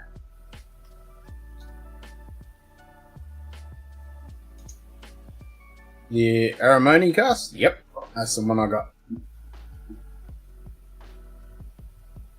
got coming anyway. Oh, It's on its way. how is it, Aaron? Yeah, how is it?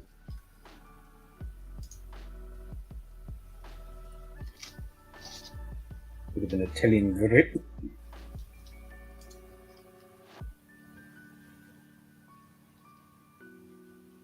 Hopefully I should have that this week. Never know with Australian Post, though. Yeah. It's really good? Excellent. Yeah, I'm looking forward to that. I mean, Aaron's making some good shit.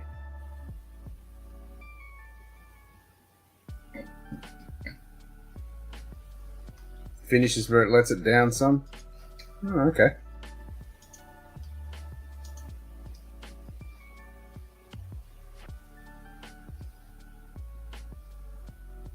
Is it just short or is it just lacking?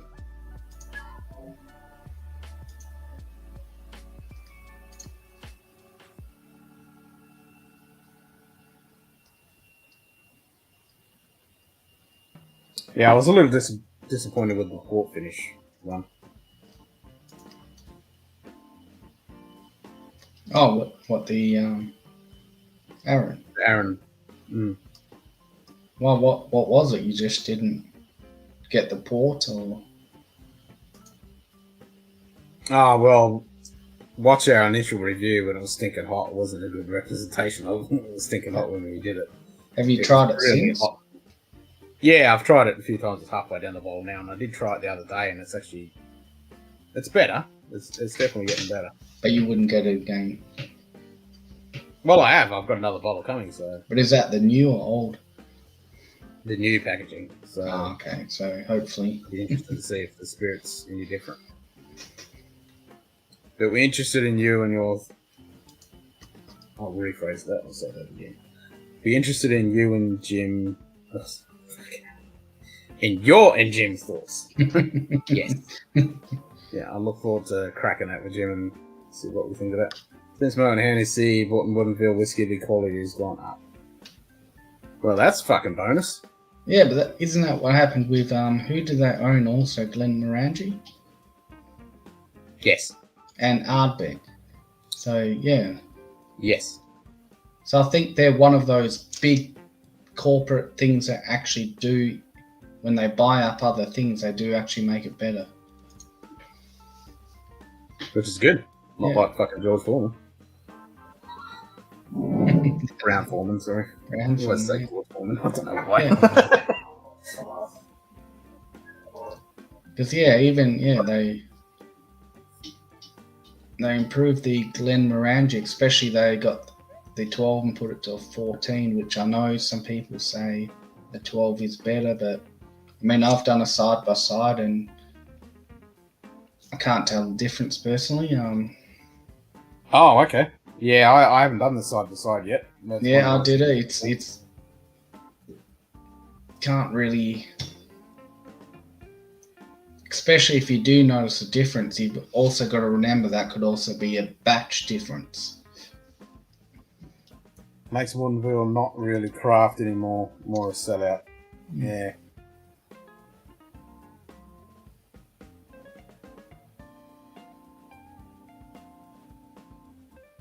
The Glenmo Cognac? Yep. And I reckon it was a bit of a misstep doing that fucking Glenmorangie X. I don't reckon there was any need for that. Especially when it's like exactly what they did with the Ardbeg fucking Wee Beastie. Is that rain? Yeah, you're probably getting it. Yeah, it's raining. Yep. Well, it was forecast to come, so here it is.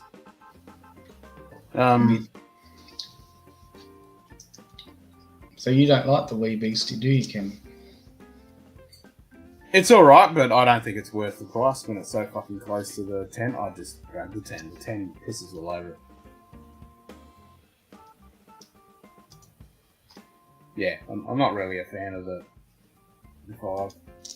And I think it's the same thing with that Glenmorangie X. I mean, it's so close to the 10. Just grab a fucking 10.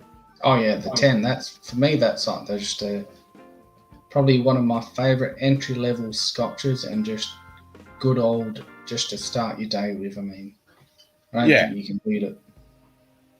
Yeah, and they're going after the bars with the X.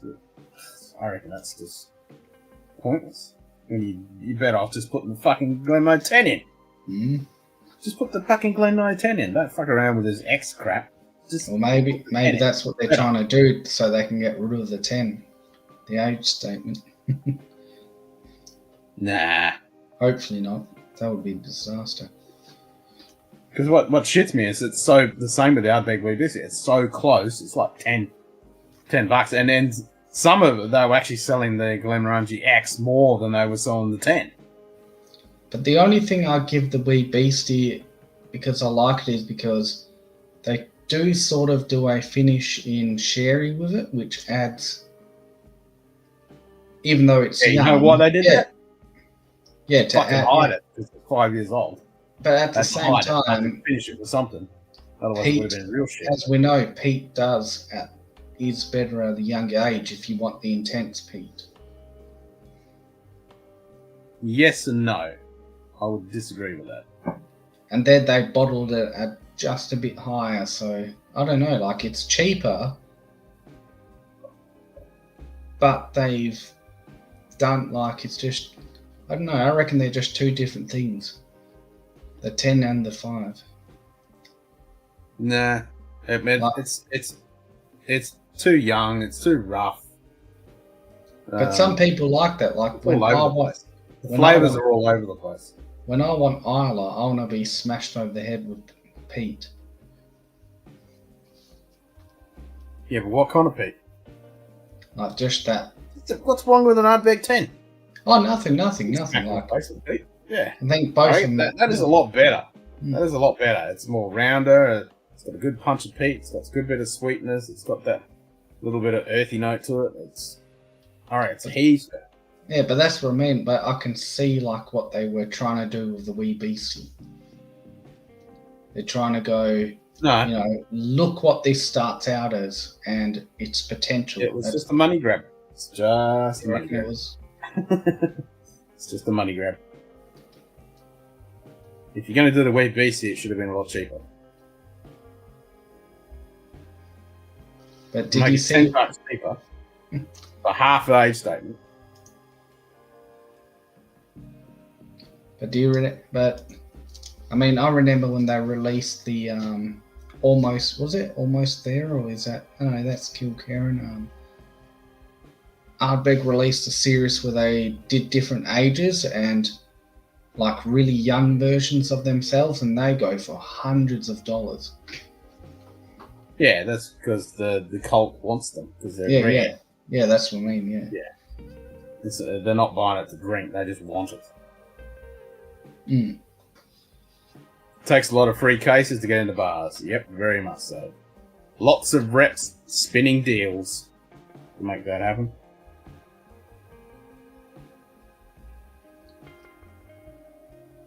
That's the thing, like, if I go to a bar and I want a cocktail and they put Glenmoe X in it, I'm like, fuck off, put some Glenmoe 10 in it.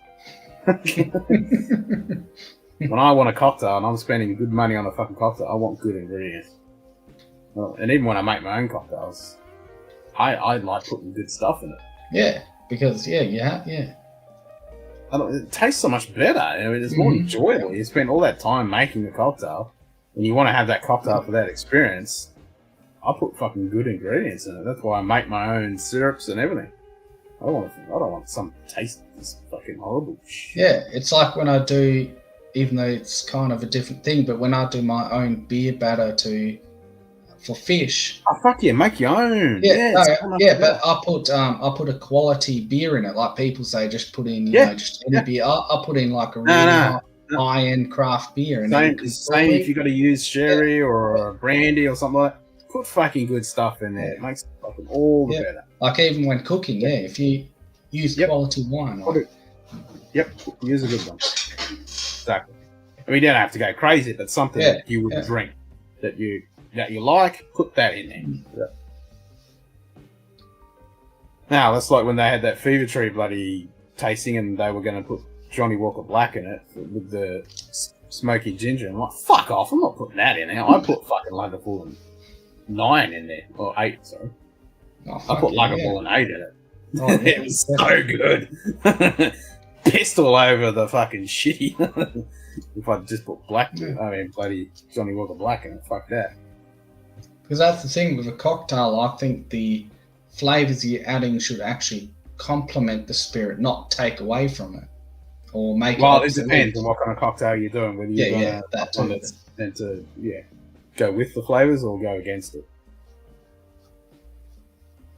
Yeah, that's it. When I make my penicillins, I use Lagavulin or Lafroig, and I make my own fucking ginger syrup, and that tastes so fucking good, man. So fucking good.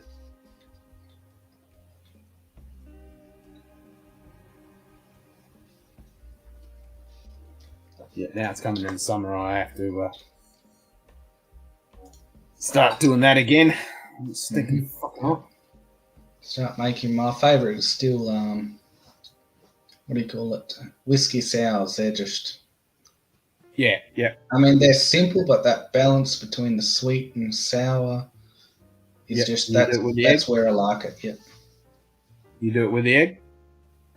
I did try. I mean, I might have stuffed it up, but it didn't taste. Well, I'll tell you what. We'll do a stream and we'll do cocktails and we'll do them on camera. I'll show you how to make a good whiskey sour. Because you got to dry shake the egg. Oh, okay. Did you dry shake it? No, I just literally just.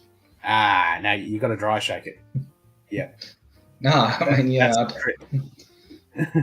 I mean, that was just when I was first doing them, and I just saw, I'll try the whole egg thing, and it was like, no. Yeah, no, you got to dry it because it makes it so fluffy and rich, and you got to dry shake it. I mean, you can do it without it, but it's so much better. It's so creamy and it's so good if you do it with the egg. But yeah, the trick is to dry shake first. And how do you do that? Well, dry shake is you shake it without the ice. Oh, without the ice. So you put the egg. You put. So you're whipping it. Egg in. You're technically. You're frothing out because you're only using the white, and you're frothing the living shit out of it, and then you put your ice in. So then you put that, and then you put your ice in, and then you shake that, and then. No, I just put in the raw, the raw wipe, egg wipe in it. No, you gotta shake the fuck out of it. You gotta dry shake it. Yeah, it was like really slimy and sticky, and it's like, I don't know. No. You gotta shake the living fuck out of it, dry shake it, so it gets all light and airy and fluffy, like you would with a meringue, and then voila. Oh, okay, I see what you mean. Yeah, it's so smooth and fluffy, and it's good.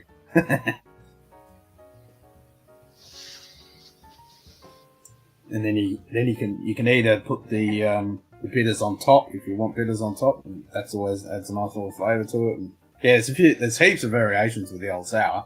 So but I like it simple.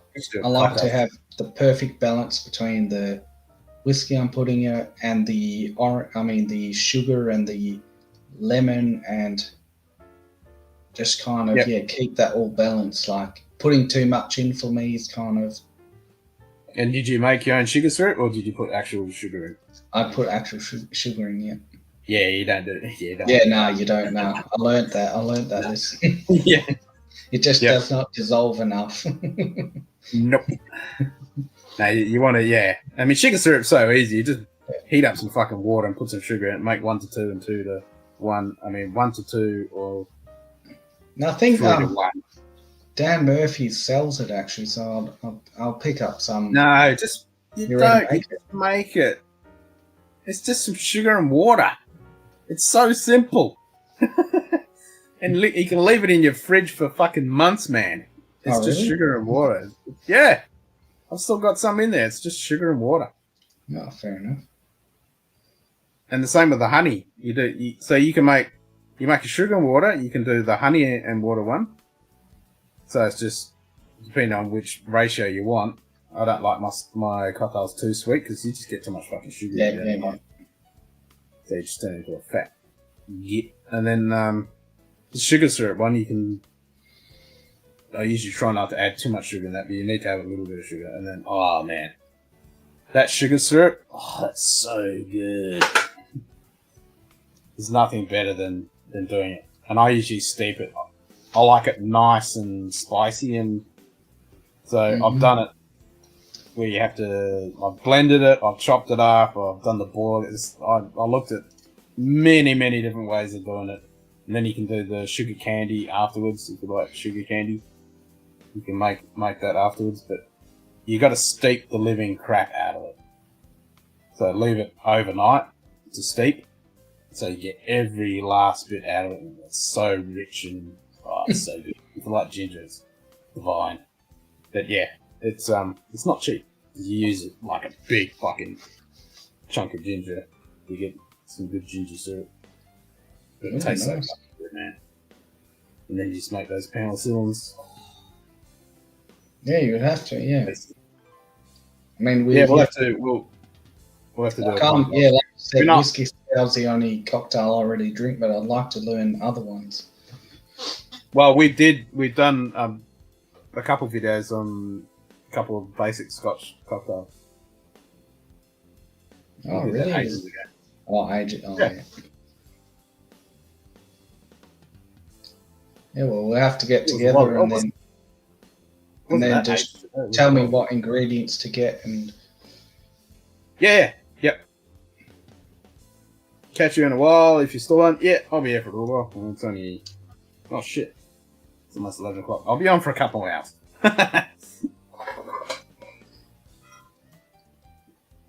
Yeah, well, I put the, Yeah, do it. Yeah, another. I got the on those videos. I think I put the recipes on there when they're making. It was a whiskey sour.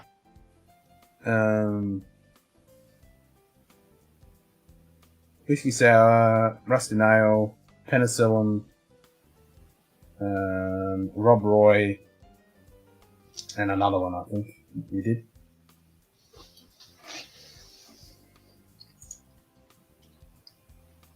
That was a while ago now.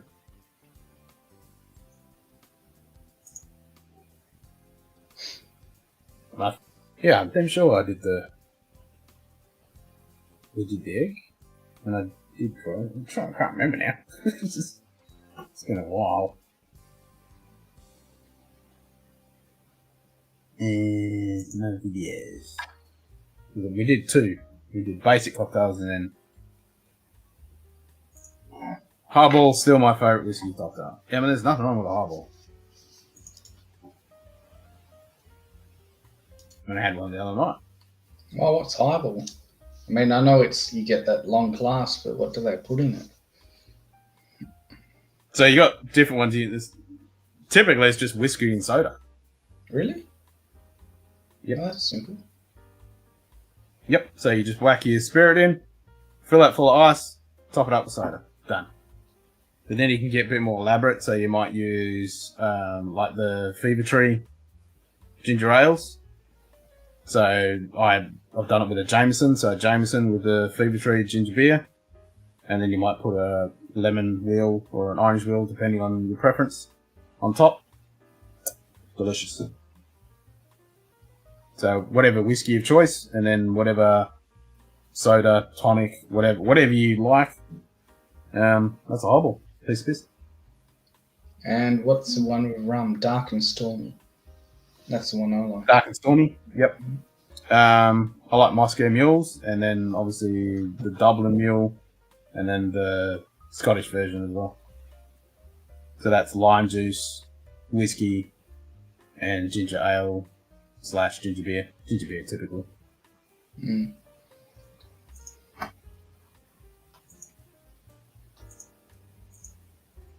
Yeah, I actually found a shop, a Dan Murphy's that is selling the ginger beer cask 6. Oh. Yeah. How much do they want for that? $125. That's right, it's a 500 ml though, isn't it? Yeah. That's still, for me personally, that's actually one of my favourite, if not my favourite style, to be honest. It's just something about it. It's one of those ones I've got to stop because now I've got down in the bottle. Yeah, I finished mine. I mean, I really did put on side a little sample. Yep. That I've promised her. Actually, did I do that? Did I put that away? No, I put it. No, I've got one. I'm trying to remember if I put a sample away. I need to go and fuck. I did look in the other day when I was in the bottle shop to see if he still had that Starboard Batch 5, because I'll fucking grab it if it is. Yeah, I've got the the batch 6. They're selling it.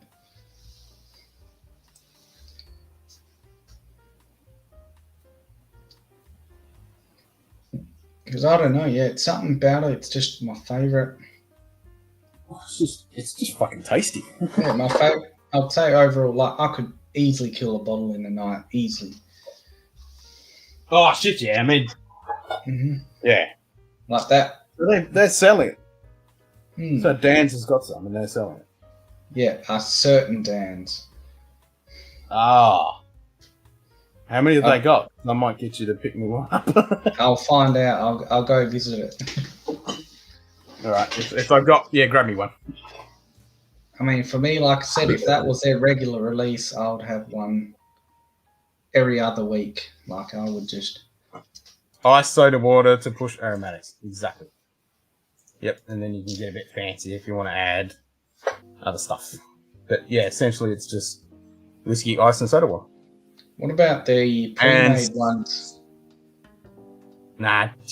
Like if you're gonna do cocktails, Starward, they like you see. Just don't bother. Don't bother. I reckon. It's the same thing. Yeah. Just. I mean, they might be good and they're cheap and they're easy and they're quick and I know Will loves the ones and I've tried the Negroni ones and other stuff and they're alright, but they're just not as good as spending the time and making a good. No, fair enough. A good fucking cocktail with fresh good ingredients. It just makes it's like cooking, you know.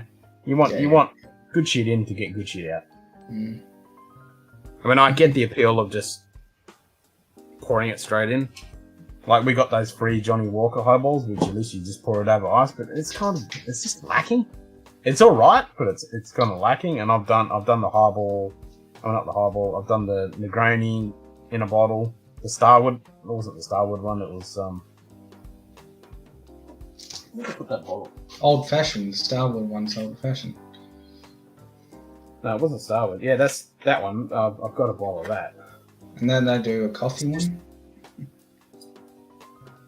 It was something I bought. It was Negroni anyway. And it was, hey, Daniel, what do you think we do on this channel? What's that? Oh, answering Daniel's thing. What did you say?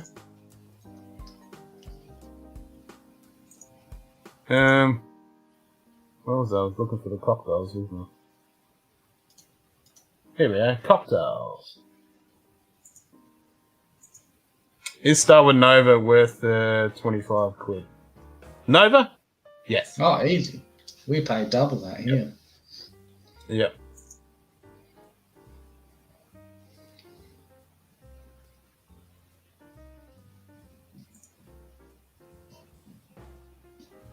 How come they get taxes so cheap over there? I thought UK had the similar taxes. Nah. They don't get taxed like we do, man. Yeah, no, I've been watching Vin from No Nonsense Whisky, and like once you convert their thing, they're not too far off, considering they're. It's a mixed bag. It really is a mix. But he's in England, so that's a bit different than Scotland and Ireland. Oh, okay, fair enough. Yeah.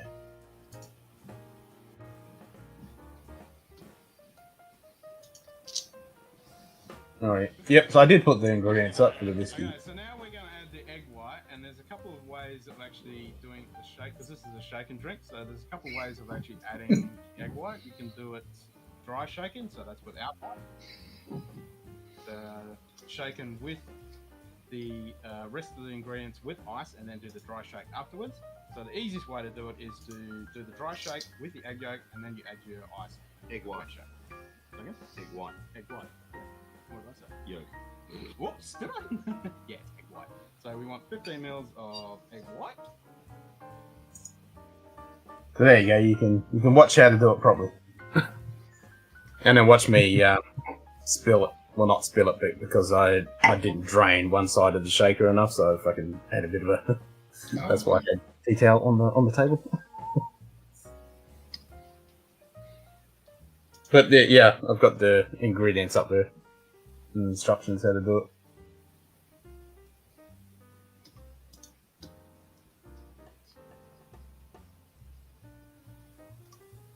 Yeah, so that's the trick.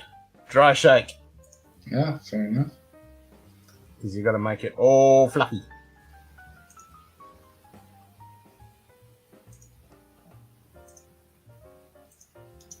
Ah, a Freud is 28 pounds on a bad day. Yeah, when we pay 110 Australian. And it's not fucking decent ABV.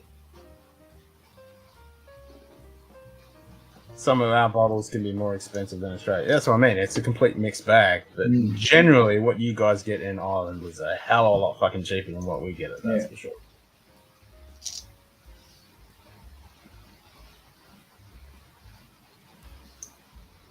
Bonarbon 18 is 99 quid. So what are we fucking paying? We're paying like 250 fucking bucks for that. Yeah. That's not fucking cheap here.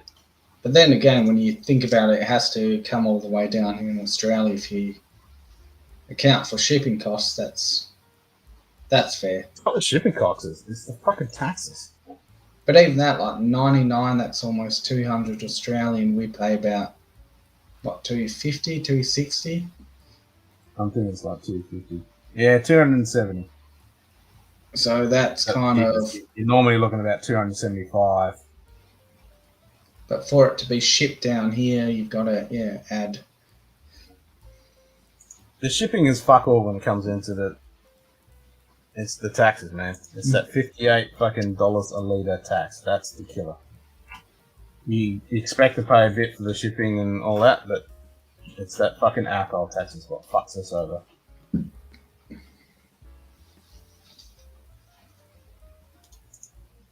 Put it this way, if you only had to pay a bit extra on shipping, I'd be happy. Because I could easily swallow that, but I ain't gonna fucking swallow that bullshit fucking alcohol tax that they slug on the alcohol. That's what fucks us over. Telstra 18 was 60, so that's about... Yeah, we used to get it for 150, which at what, 64, add shipping, that would actually make it even. But now, yeah, Telstra 18's gone up. So Telstra 18, 180. But the funny thing is, we pay about the same, if not less, for what they pay most people in the USA, which is weird.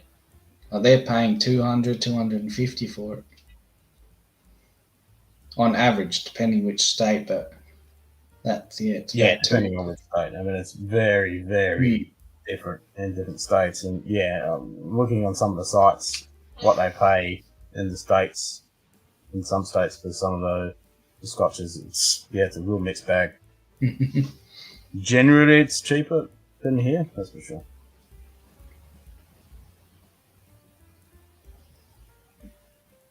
Yeah, so you're normally looking around close to $200 for a Telstra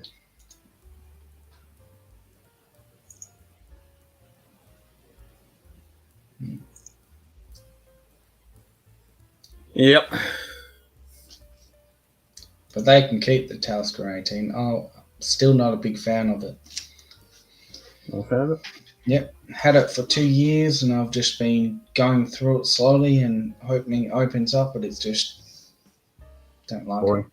Yeah, it's just, it loses that character, that kind of iodine-y, kind of maritime, salty, what makes Telstra, it just loses that character and just becomes overly sweet. And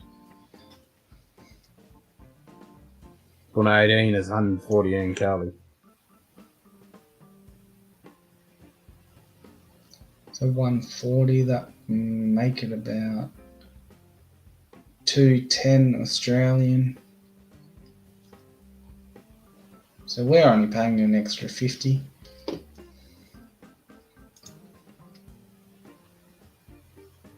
Yeah, if you can get it at that price.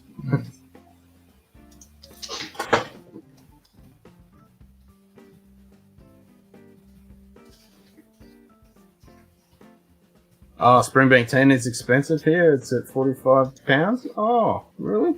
I'll swap you. It's like fucking... What did I pay? Some fucking stupid. You used to Three be able to times get as much as that anyway. you used to be able to get for 110. Yeah, it was like 150, 60 or something I paid for it. Oh, really? Fuck.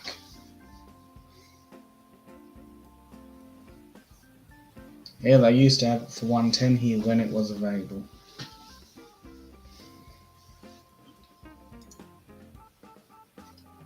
So,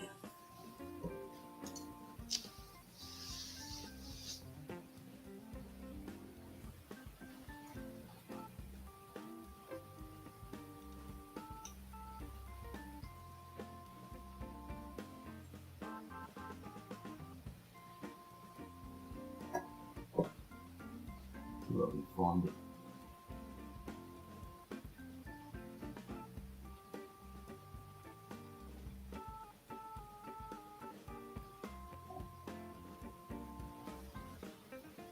Go back to the orders. Who did I even get that for? I can't remember. Well, they did send me an email saying they still had some Springbank 12 cast strength left. Oh, really? Yeah. How much do they want for that? Let's have a look.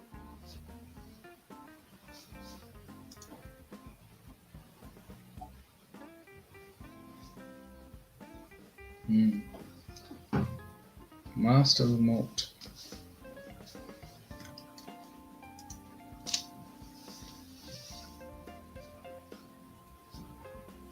Master Malt have it in the UK for $45.99. Yeah, Master Malt has good prices until. But then, until it reaches the shores and you gotta. Customs and all that shit. You bend over the barrel. So I remember years ago I was actually about to order a bottle, but then I thought, hang on, don't I have to pay import? And then when I did the calculations, like, yeah, no fucking way. I bought a few bottles from Master Malt. Yeah, you get sharp.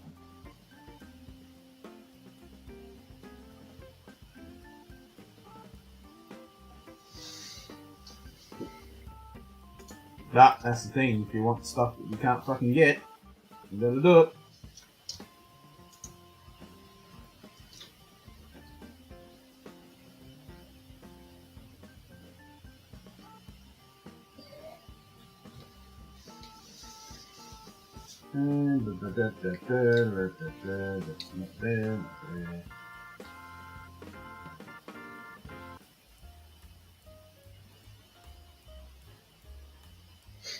Whisky company? 140 for the Springbank.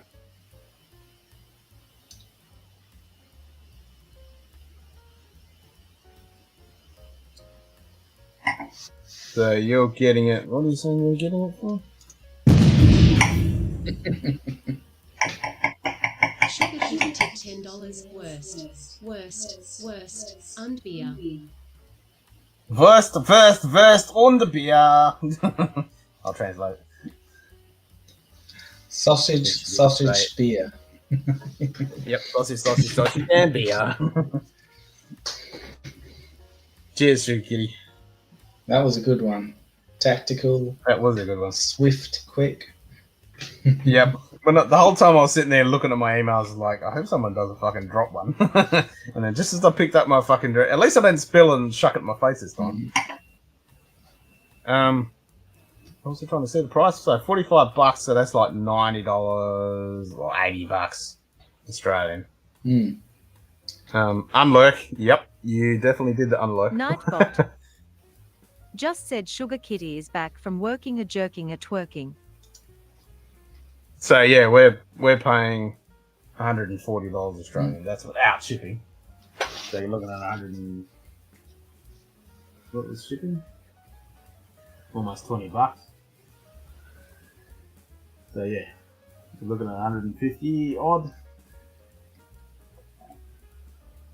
for the Springback 10. That's what I did say. Well, I did say it was 150, didn't I? Utter bastards. Incoming message.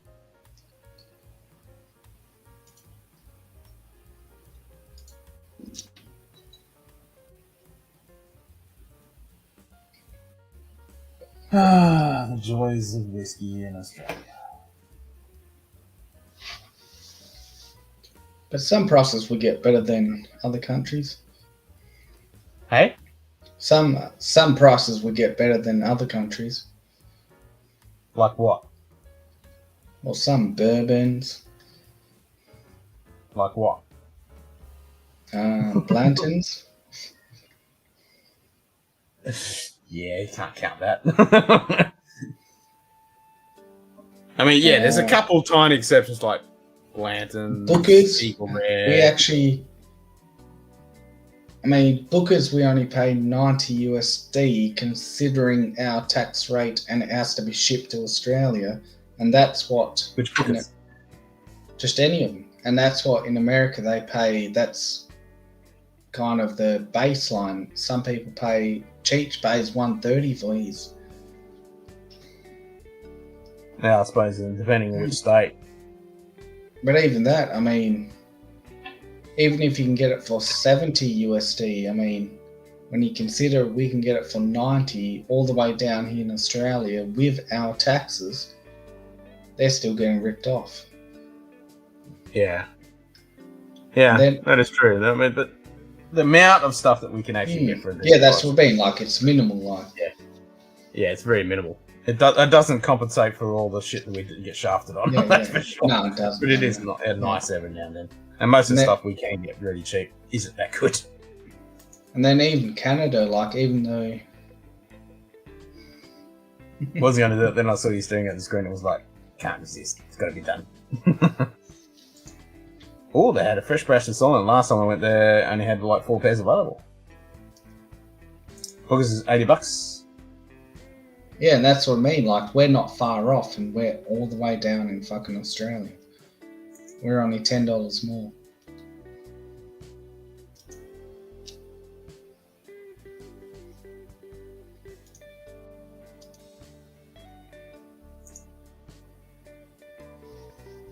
Simon's not trucking. Simon's sampling.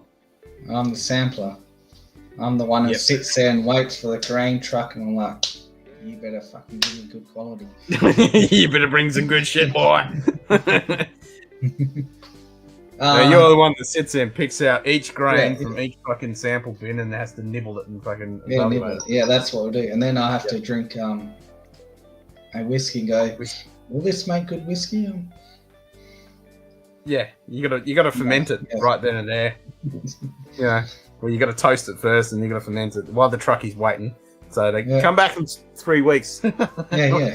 Stilled it and go to the local pub. Yep, come back in 3 days. Now, Aaron, my first orientation day, which is, you kind of get to meet everyone, that is the 5th of October, and I'm not sure yet if I start straight away or if there's like a gap, like a couple of days. But pretty much, yeah, from the 5th of October. It's going to be a late season. With all this late rain we're getting. Yeah. Because at the beginning of the year, we were actually... A lot of farmers hesitated to plant because we actually got we didn't really get decent rain till kind of mid-May towards the end. No, very late. But now we're getting rain all the way into September. Oh, that sucks. Yeah, that's what I'm finding. Like, there's nothing here. I mean, supposedly my mate at the bottle shop said there's a local guy that's actually making a fest beer that's meant to be really good. It's super malty. So I'm going to get a couple bottles of that. Yeah, I just got some more. That's all I've been drinking lately is the Wayne Stefan, all that German beer.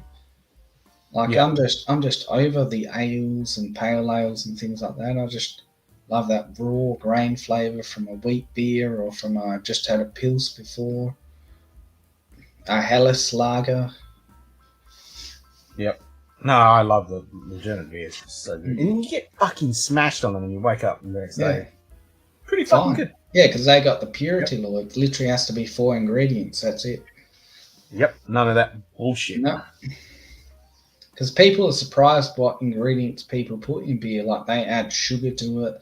There's all sorts of crap. Even I've seen colouring people put. When you go to Aldi and you buy some of their beer and they get the directly imported stuff and it literally saves that Schwartz stuff.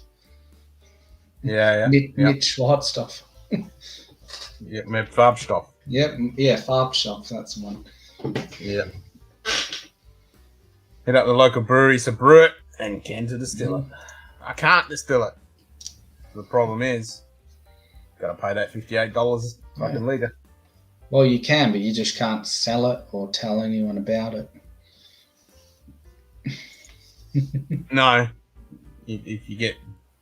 It's ridiculous. I mean, you have to have an ABN, and every drop you make, you've got to pay it to the Australian ATO. Yep. It's fucking ridiculous. So that's what I mean. Unless you're literally just doing it for yourself, and you don't tell too many people, so no one can dob you. Well, you wouldn't want to tell anyone. Yeah, that's what I mean. Yeah. But that's what I mean. Legally, even if you do it for yourself and you never give a drop to a single person on the whole fucking planet, you still have to pay the tax. Yeah, if you get caught. Fucking assholes. No. If you wanted to do it legit and say, okay, I want to make my own shit. If I was a hermit living out in the middle of bumfuck nowhere with 500-kilometre radius of no one around me, and I just made it for myself and never saw another human for the rest of my life, I would still have to pay the tax. But how would they... No, they would have to first... Under the law. Yeah, that's what I mean, but I'm talking about... Yeah, no. Let's just say, realistically, you wouldn't. You just fucking do it and no one would ever know and you'd be fine. But if you want... Legally, under the Australian law, you still have every single drop. You still have to pay the $58 fucking dollars. I mean, how ridiculous, Nazi, fucking supremacist fucking regime is that bullshit? Yep. But that's very weird. Even in America, as soon as they, in fact, it's actually also illegal in America. The only actual place. It's not illegal here. Yeah, it's illegal in the States. It's not illegal here. You just bend over the barrel. Yeah. Except for New Zealand, though. Yeah, New Zealand's fine. You can. That's where you've got still it. Yep. Whiskey Pond, Springbank. We can be brothers, bruh. Twinsies.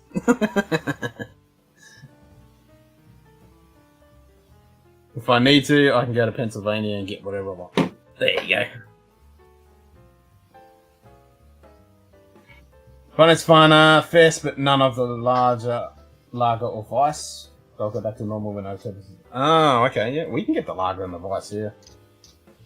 Yeah, that's so I'll be getting some of that.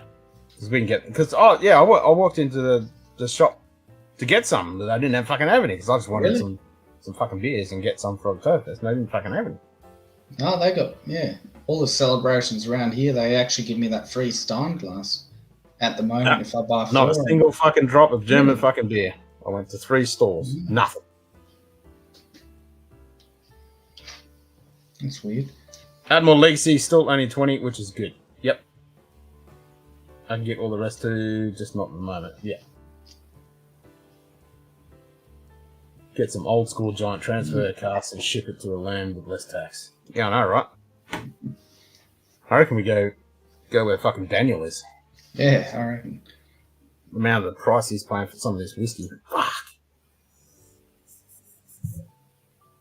Or just go over to our neighbours in New Zealand.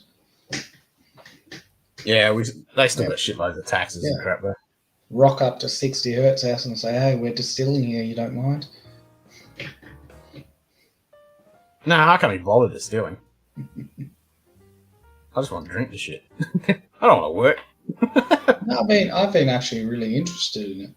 I'm thinking of actually buying a small, you can buy those small copper stills from the local brew shops because they can legally sell it if you're doing it for natural oils and herbs and things like that. Well, be prepared to have a lot of fucking work because, Yeah, I just want to find out how they sort out the only thing I'm scared of is how to sort out the, what is it called when you... What's that first run? Yeah, the cuts, yeah. When, because some of them are actually they're really poisonous. Oh, fuck yeah, it'll kill you. That's what I mean. That's what I'm worried. Yeah. You gotta talk to Faz. That's what you gotta do. Dorman, that's brilliant. Welcome to the pub. Oh, hello, stranger. Oh, good day, stranger. Yeah. Howdy, folks.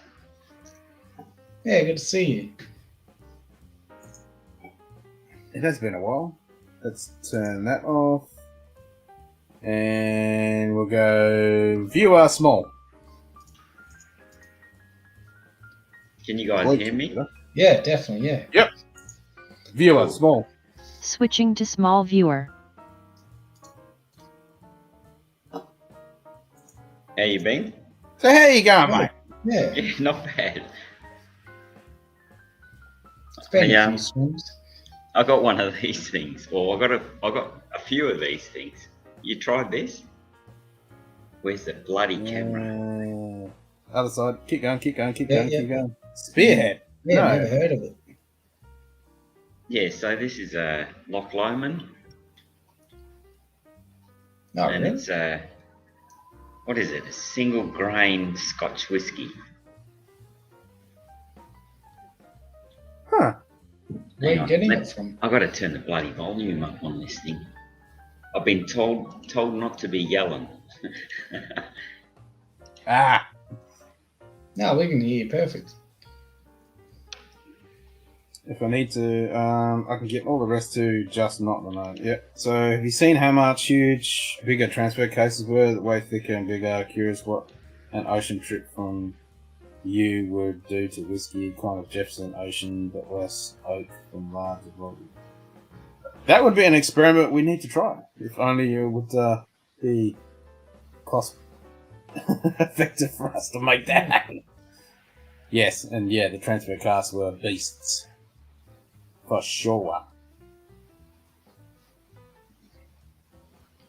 So that's a Loch Lomond brand, is it? Yeah, it is. It's a weird one because it's a single grain, and it's what is it? Done in recharred casks, I think. They give some special process. Age stated? Sorry. Is it age stated? No. It's really weird because it's very bourbon-like, but it's. Can you imagine like a Japanese style whiskey that's a little bit bourbon influenced? That's what it tastes like. Well, if they're doing recharred casks, then because that's what they usually shave it and then they rechar it, and it kind of gives it that fresh, almost virgin oak.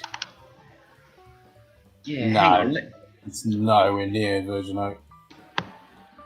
I mean, not exactly, but it just when they shave it and then they rechar, like they shave the old, and because whatever you had in before it seeps obviously into the wood. If you shave all that shit out of it and then rechar it. I could be lying, Simon. I can't remember exactly how this one is. But then you said it's a single, like a grain, so they could be using corn. They could be using corn, rye. No, they're not. They're actually using barley. Oh, really? Yeah, so it's a single grain. It's exactly the same as this. It's definitely barley. It's malted barley. It's done in the coffee store. It's exactly the same as this, the Loch Lomond single grain coffee store. So it must be the cask. It's done under a different name. Yeah. So, I would like you to send me a little sample, please, so I can do a side by side with this. Well, I'll tell you what, it's $55 a bottle at the moment. Oh, okay. Yeah. Where's that, though? Well, at First Choice Liquor, so I got 3 of the bloody things because I managed to get one at $45. So. Oh, well, I don't have a First Choice Liquor. I'd have to order it online. Oh, seriously? Yeah, I don't have. I'm in the butt fuck nowhere. I ain't got shit. It's all right for you down Perth. Anyway, it's like, yeah, okay, it's not the best thing since sliced bread, but it's. Look, I've had this for a week, and it's half gone. So where do you get it from again? Sorry, Simon? Where did you get it from again? I got it from First Choice. Oh, really? I was there today. Yeah, dude. But I was down in Mandurah, so... Yeah, I don't think... Like, it's not... I don't think they've made a lot of this shit. But, Oh, I might have to check it out. Yeah. Anyway, it's... Keep an eye on First Choice, because if sometimes they have deals where you can get shipping for bugger all. Like... Oh, if they've got a store in Perth, I'll just drive up there. Oh, they got it at Bentley, but... Oh, yeah, Bentley. You know, like, I wouldn't go out of my way for it. Fair enough. You can be real super extra careful on the cut and wait for the temp to be well stabilised before keeping it, then pull the extra. Yep. You calculate the ABV on the beer, approximately amount of alcohol to know when to really pull it, and then just pull early, but you do this some of the nicer bits. Yep. A lot of flavour in the tails, always a balance. Yeah, exactly. Tails have all the heavier compounds, but you have to be careful not to get the real grungy shit. Well, that's what I want to learn, all the, heads, the tails, centre. There's a lot of variables, and it takes a lot of... Yeah. And it's different. Like, if you watch... I can't remember his fucking name. If you watch him when he's doing a run, he'll have all the different cuts. Yeah, separate.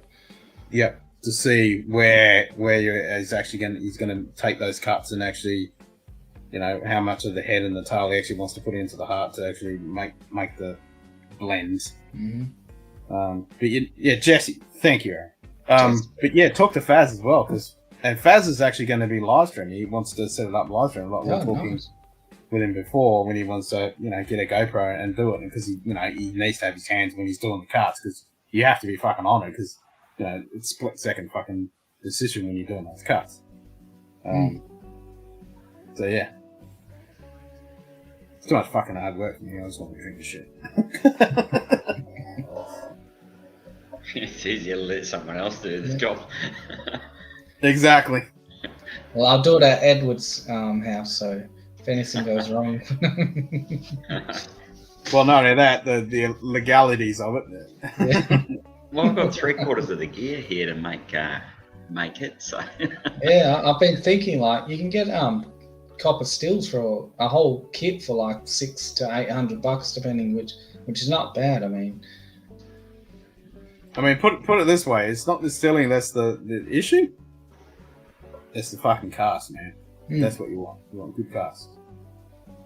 But you can get them here. You can even in it's called the Liquor Shed, which is in Jandakot.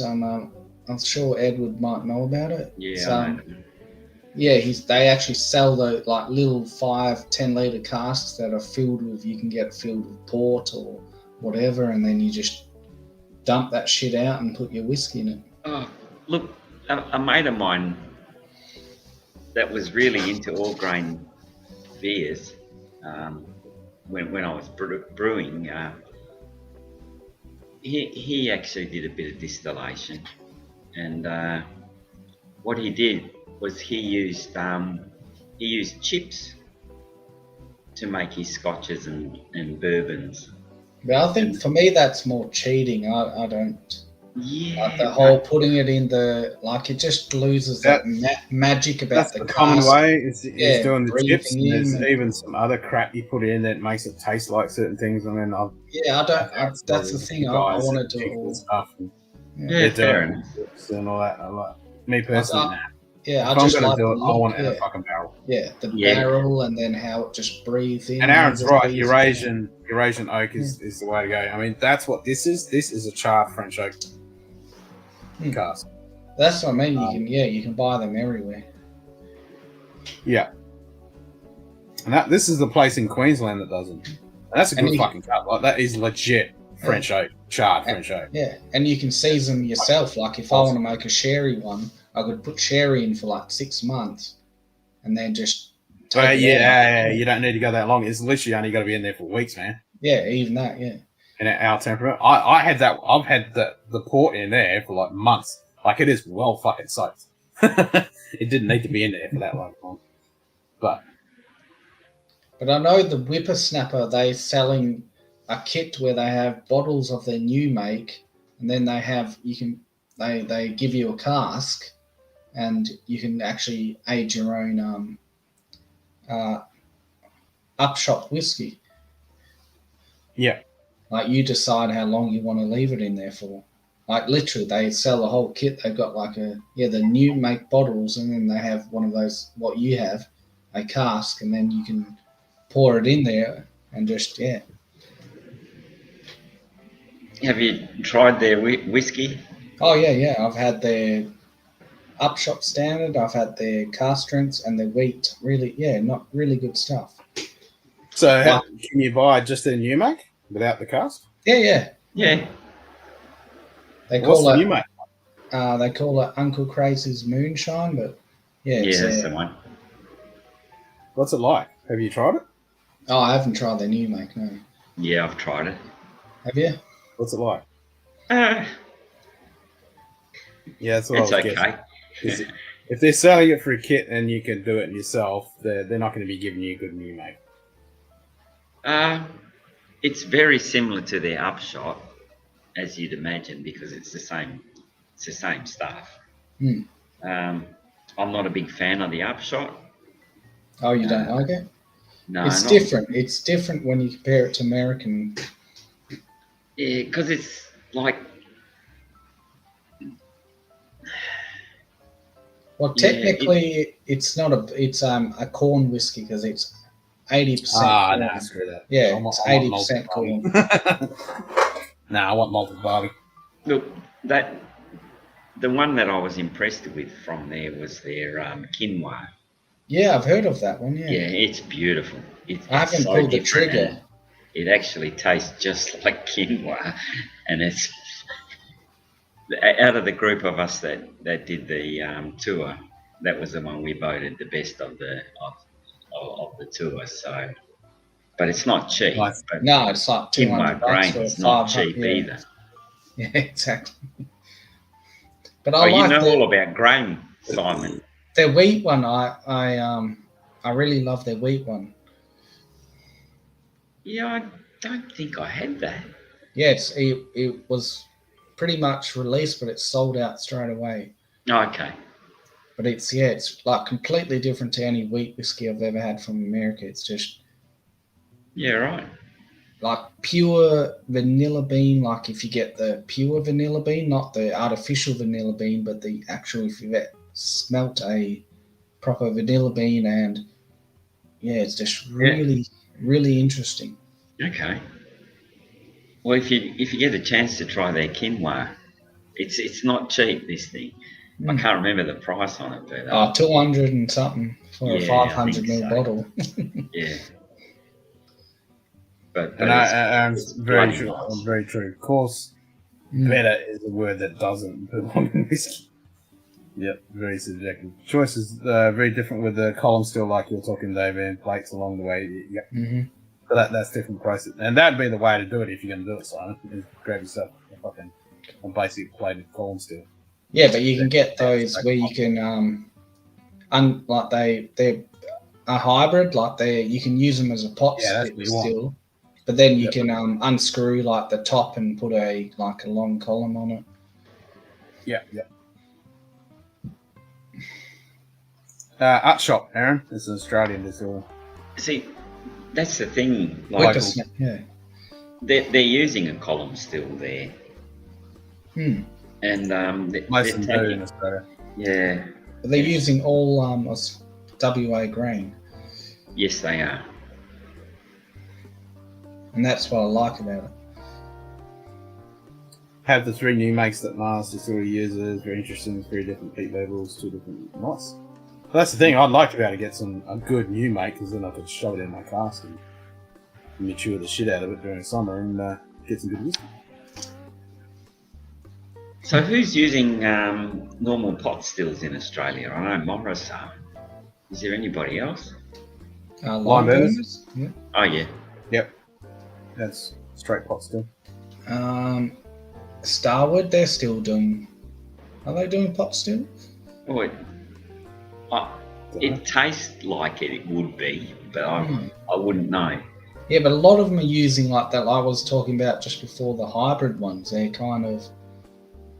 That's the typical thing. You Yeah. have the hybrid. Yeah. What's the hybrid? Like they're just Column on a pot. Yeah, they start. Yeah, pretty much Like exactly. a Loman still. Or they have it next to it, so there's a column next to the pot. So the pot rolls go through the column, and then the reflux goes back through, and yeah, it's some weird shit. Keeping the pressure high, oils will continue to cook and break down with higher temps. Yeah. And, you know, what you get out of a column still is a lot cleaner and stripped. Yeah, but that's for me. You lose a lot of like the actual flavour of the grain. Yeah, I agree. Yeah, you don't get reflux. You don't get any of the heavier stuff. It's all stripped out.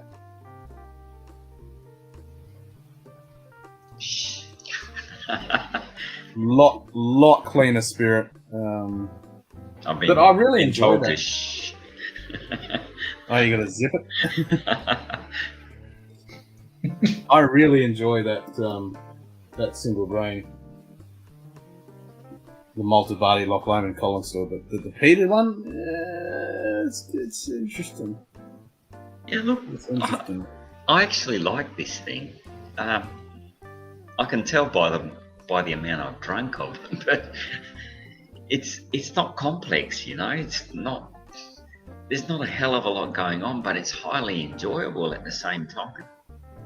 I'm surprised the colour of it. Does it say unchill filtered natural colour, or that? Yeah, I'm pretty sure it is. That's super dark. Like, did you see the? Oh no, peated grain? No, I didn't. Because it looks like water. Okay. Yeah, there's no.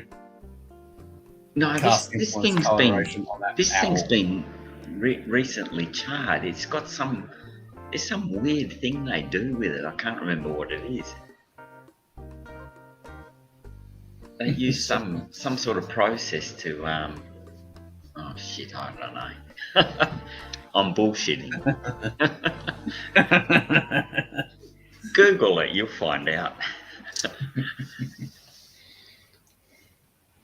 Vacuum stills are very interesting to me. Bring the boiling point down low enough to transfer more oil flows. Yeah, yes and no.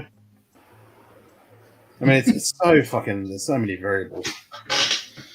Good to see you wrapping this shirt, Edward. Yeah, I got my Pete shirt on. Yeah. Yep. Who the fuck is Pete? And Keyboard just got his Pete one. Oh, nice.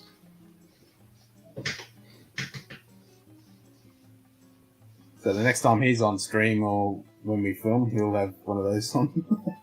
Because he sent me a picture yesterday or the day before when he got his shirts. Have you had the Loch Lomond, what was it, 2021, the Open? Yeah, I've heard about it. I was going to grab one, but it's completely sold out. It is, yeah. I grabbed a few of them because it's really good. I mean, what is it? They're doing some shit with the yeast or something? I don't know. Yeah, they're using a wine. Which one is it? Was it an age dated or is it an Inchburn or Inchbone or which one? No, it's the It's just the special edition. The open one for the golf. For golf, yeah. Yeah. I mean, what's his name? They all got that branding on it. No, it's just they've all got that branding. No. Both of my single grains have got the open branding. No, but this is like a proper dedication to it. Yeah. Like, what's his name? Open official spirit. They've all got the branding. It's just the This branding. one has actually. No, this is the Open. Yeah, Yeah, that's what this is. The Open. No, it's Official different. spirit. It's different. What's his name? Aquavita. He reviewed the 2020, and yeah, he actually really liked it because they use, instead of using a beer or a spirit yeast, they use a wine yeast to ferment their ferment that one.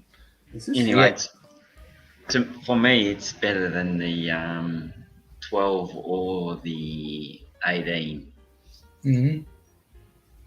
So if you can find a bottle of it, it's that's all I wanted to know. It's a 20-year-old Loch Lomond. Yeah. No, it's not 20 years old. The Open Course Collection. Hang on, I'll find out for you. That's what I'm saying. What is it? It's a Loch Lomond what? Is it an NAS? Is it age stated or? No, it's not age stated. So it's just a Loch Lomond NAS. Yeah. Yeah, but it's a special, like, they changed their yeast, what they instead of their normal one. I don't know what they've done, but it tastes bloody nice. Yeah, I haven't seen it. Yeah, it was around for a little while, but Yeah, it's called the Loch Lomond 2021 Special Edition Single Malt.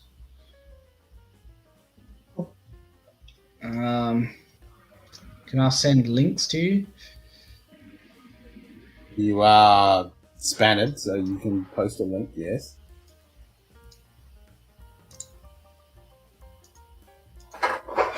Okay. I think you're Spanish. Have you got a blue? Yeah, I've got a wrench. Yeah. There we go.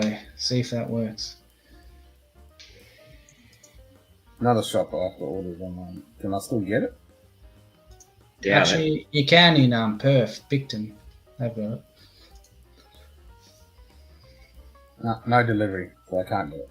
Ah, but you've seen the picture. Yeah, but I can't get it.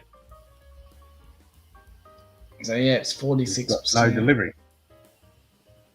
Yeah, it's uses specially selected spirit distilled from Weiss yeast fermentations. From wine yeast, so. Oh, it's matured in 3 types of American oak casks before a partial finish in version 8.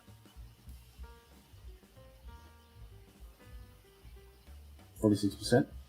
Anyway, it's very nice.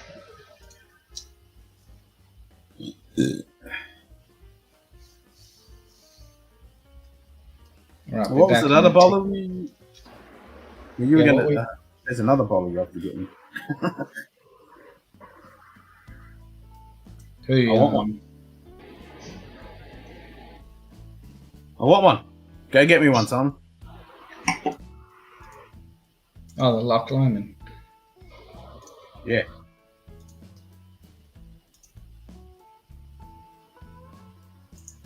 Because it won't deliver.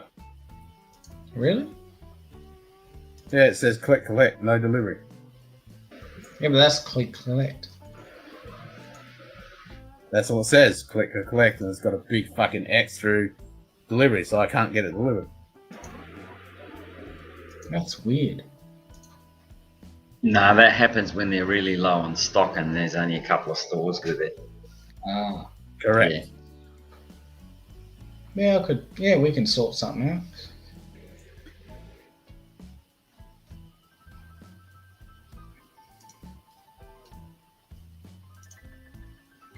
Man, I don't give a flying fuck about the fucking golf shit, but I like the idea of the 3 casks and a bit of virgin oak and different yeast strain.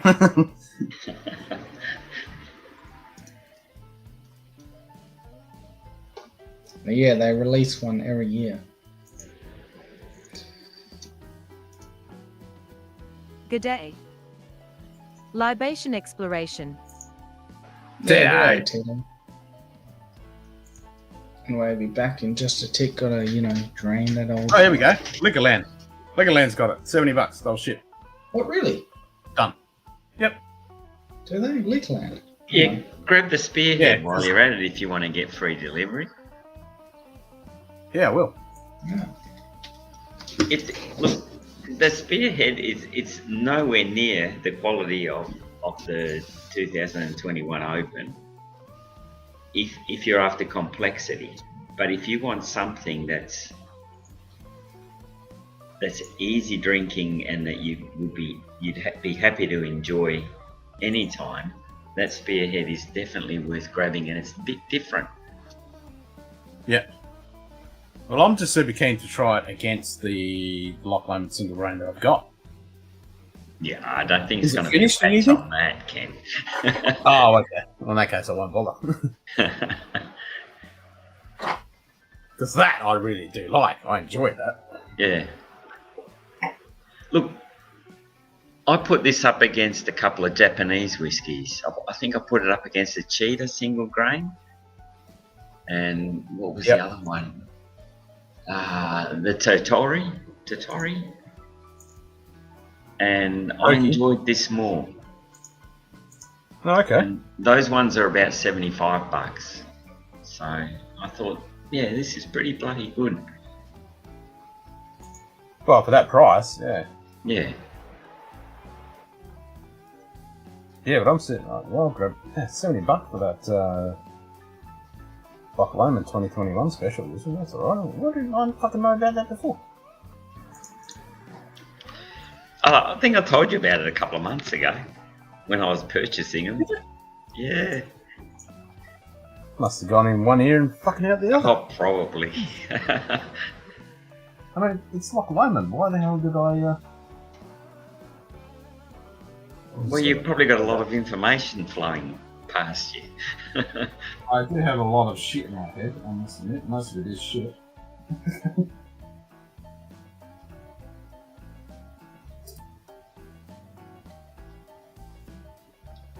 I'm going to load it up on this machine.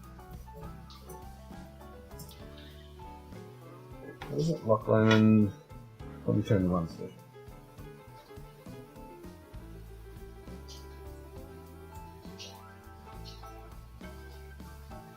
There's definitely nothing to be in the stores here, but I will double check.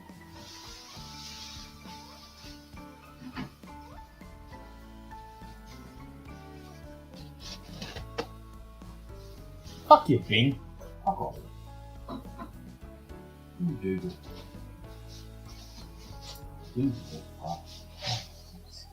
So what are you drinking, Ken? I'm drinking Woodinville Port. What is it? Woodinville Port. Oh, alright, yeah. Bottle camera. Pop that shit. That works. Why hasn't that changed?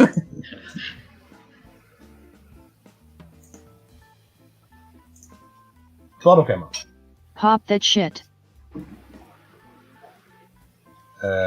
Whiskey camera?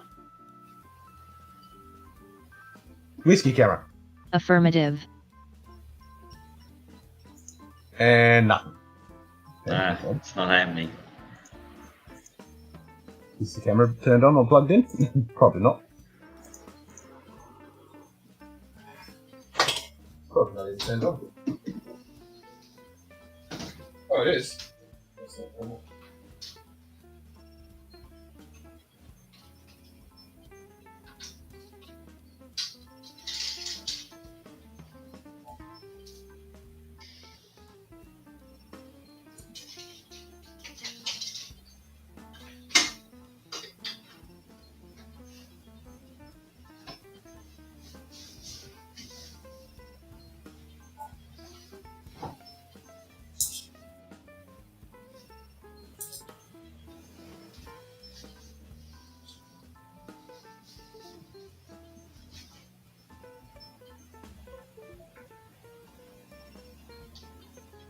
There we go. Wasn't plugged in properly.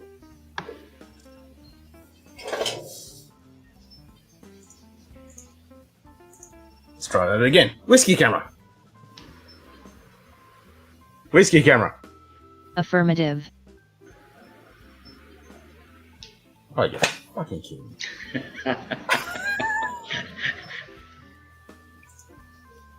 Your IT is about as good as ours at work.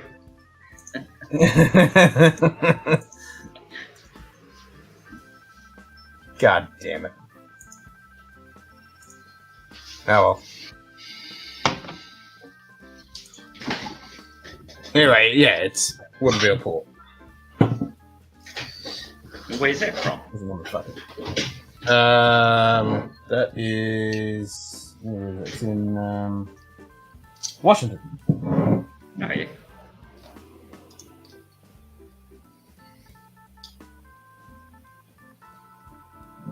Yeah, it's good. I like it. Alright, back to what I was doing. I was going to tell Simon to get his prostate checked out. Only if you'll do it with the gloves, Tito.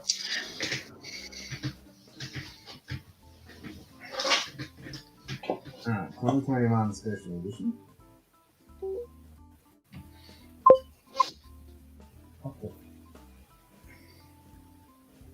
Starwood, what is it? Single grain. It's single barrel. Single barrel. Yeah, the one you got. Oh, yeah. It's nice, Actually, isn't it? what AB?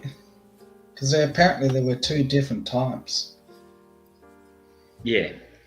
There were This two is- barrels. Yeah, this is the 56%. Welcome to the pub. Oop. Tito in the house. Does that mean I've got to bend over, Tito? Is that a wooden mill? I'll do the check for you. I'll even make sure you feel comfortable. I have both hands on your shoulders. Which one is that one, Simon? Is that a wooden mill, Tito? When you can. Yeah, there it is. This is the 56% one, Edward. No, I'll grab mine. Because apparently there were, two different versions. Yeah. Pissing off this fucking camera. Fucking working. Fucking shit.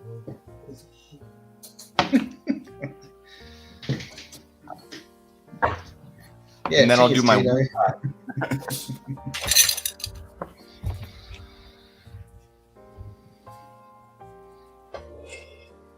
Donna Pass. Good morning. Donna Pass whiskey. Let's see if this fucking I figured a morning whiskey was in order, considering everybody in my house is sick except for me, so it's probably just a matter of time. So, Might as well enjoy while your taste buds are alive. well, I don't. Everyone in our house has already had COVID, so I don't think it's that, but I don't know. We're waiting on the test. We should get the test back for them today. Ah, damn. But well, hopefully it's good. My news. wife's sick too, and she's had COVID and is vaccinated, so I don't think it's it, but who knows? Who knows, yeah. Well, you're having medicine. It's good for you. Mm. Yeah. Exactly. It sterilizes the area of infection. That's right. And all inside your body as well as it travels down. Yep. At least through the digestive tract. Yeah. Yeah. Okay. Yeah, which Okay. one, Ed? Camera is actually working. It's just not picking up. Is that That's bloody nice, Simon. Is that the 56 one as well, Edward? Oh, I don't know. I can't read, mate. That's why I have the magnifying glass. The one from Affirmative. Vintage. Vintage Yes. sales. Yeah. Okay. Yeah. Whiskey camera. So that'll be the one because it's the other Bottle one was camera. the earlier, Pop that shit. their earlier release. Fuck you. Pop that shit. But yeah, it's good stuff, Edward. Oh, I mean, beautiful. as you can see, I only Alright, got what's this the website I need to 2 load? weeks ago, and Was Papa and Yeah, it's getting gone. yeah. But they got more there, so This is a couple of months. oh, you've been saving it. Yeah.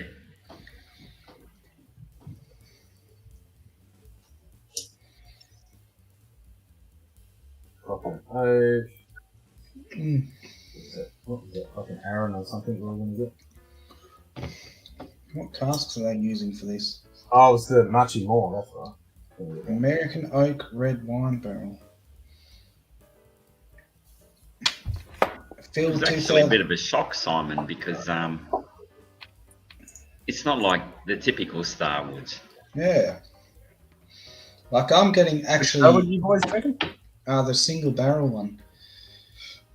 Oh, I haven't got that. Go to Vintage Cellars. They've got it now. They Tito and me will just drink our Woodenville port because neither of you got that. Yep. That's how it Is that works. the Star Wars that Saul was talking about? And you were like, how did you get it there and I can't get it here? Is that the same one? Yeah, Yep. he did have a single barrel there. But it's probably a different, they're probably using a different one. But Oh, yeah, I'm sure it's a different barrel. But yeah, this is, same deal. Barrel proof, single barrel. It's only not even 5 years old, but bloody hell. Yeah. How they get those flavors out of less than 5 years old is just... That's why. Fuck age. Anyone who tells you age is everything is just an idiot. Yeah, exactly. There's a lot of factors. Mm-hmm. Hell yeah. Camera 2. Yes, master.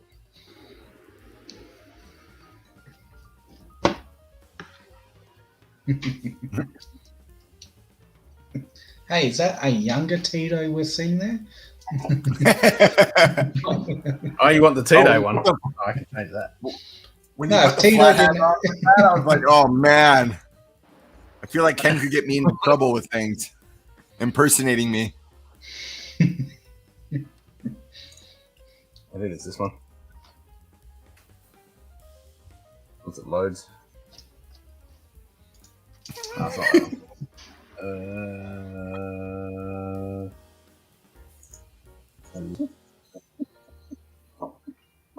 Yeah, I don't know. That's not Tito.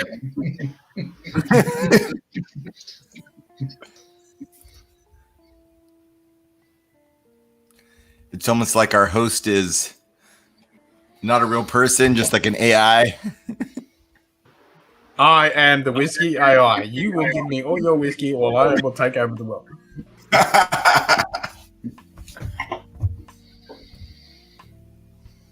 Matt Damon.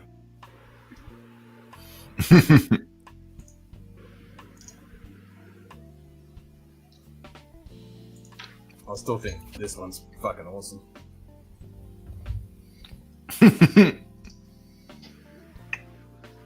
I like how there's one nipple.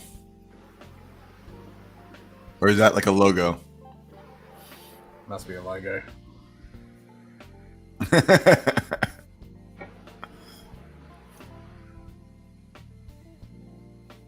That one looks almost real. I know, it's fucking awesome, isn't it? It's fucking epic. I love it. Sugar Kitty saying that one of them, you look like Kilko in it. That must have You look like been- Brian. Well, there is one with the mustache. It's probably... Oh, Jesus. That's not the one. That's not that one. I wonder how far off before you could take a screenshot of someone and then just make it do that person.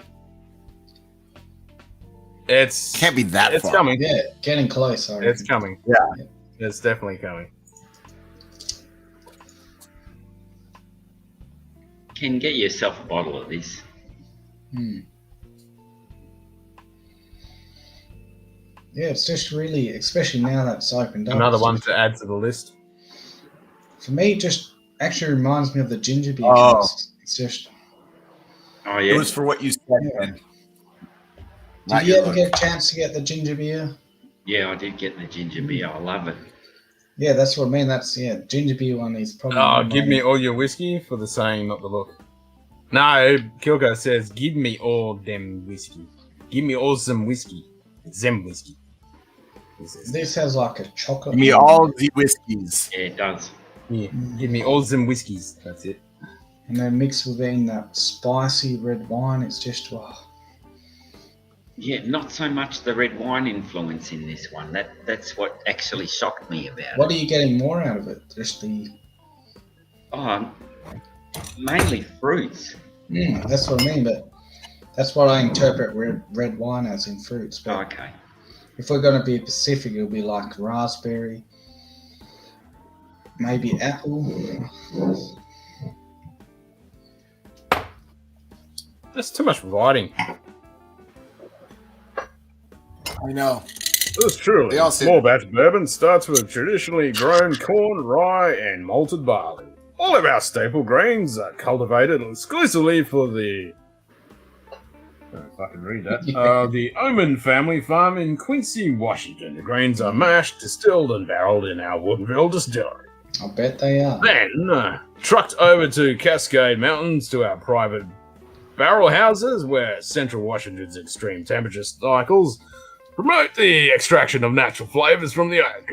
Prior to being coopered, the barrel wood is seasoned in open air, rain, wind, sun, and snow for 18 months, softening the wood's fresh tannin.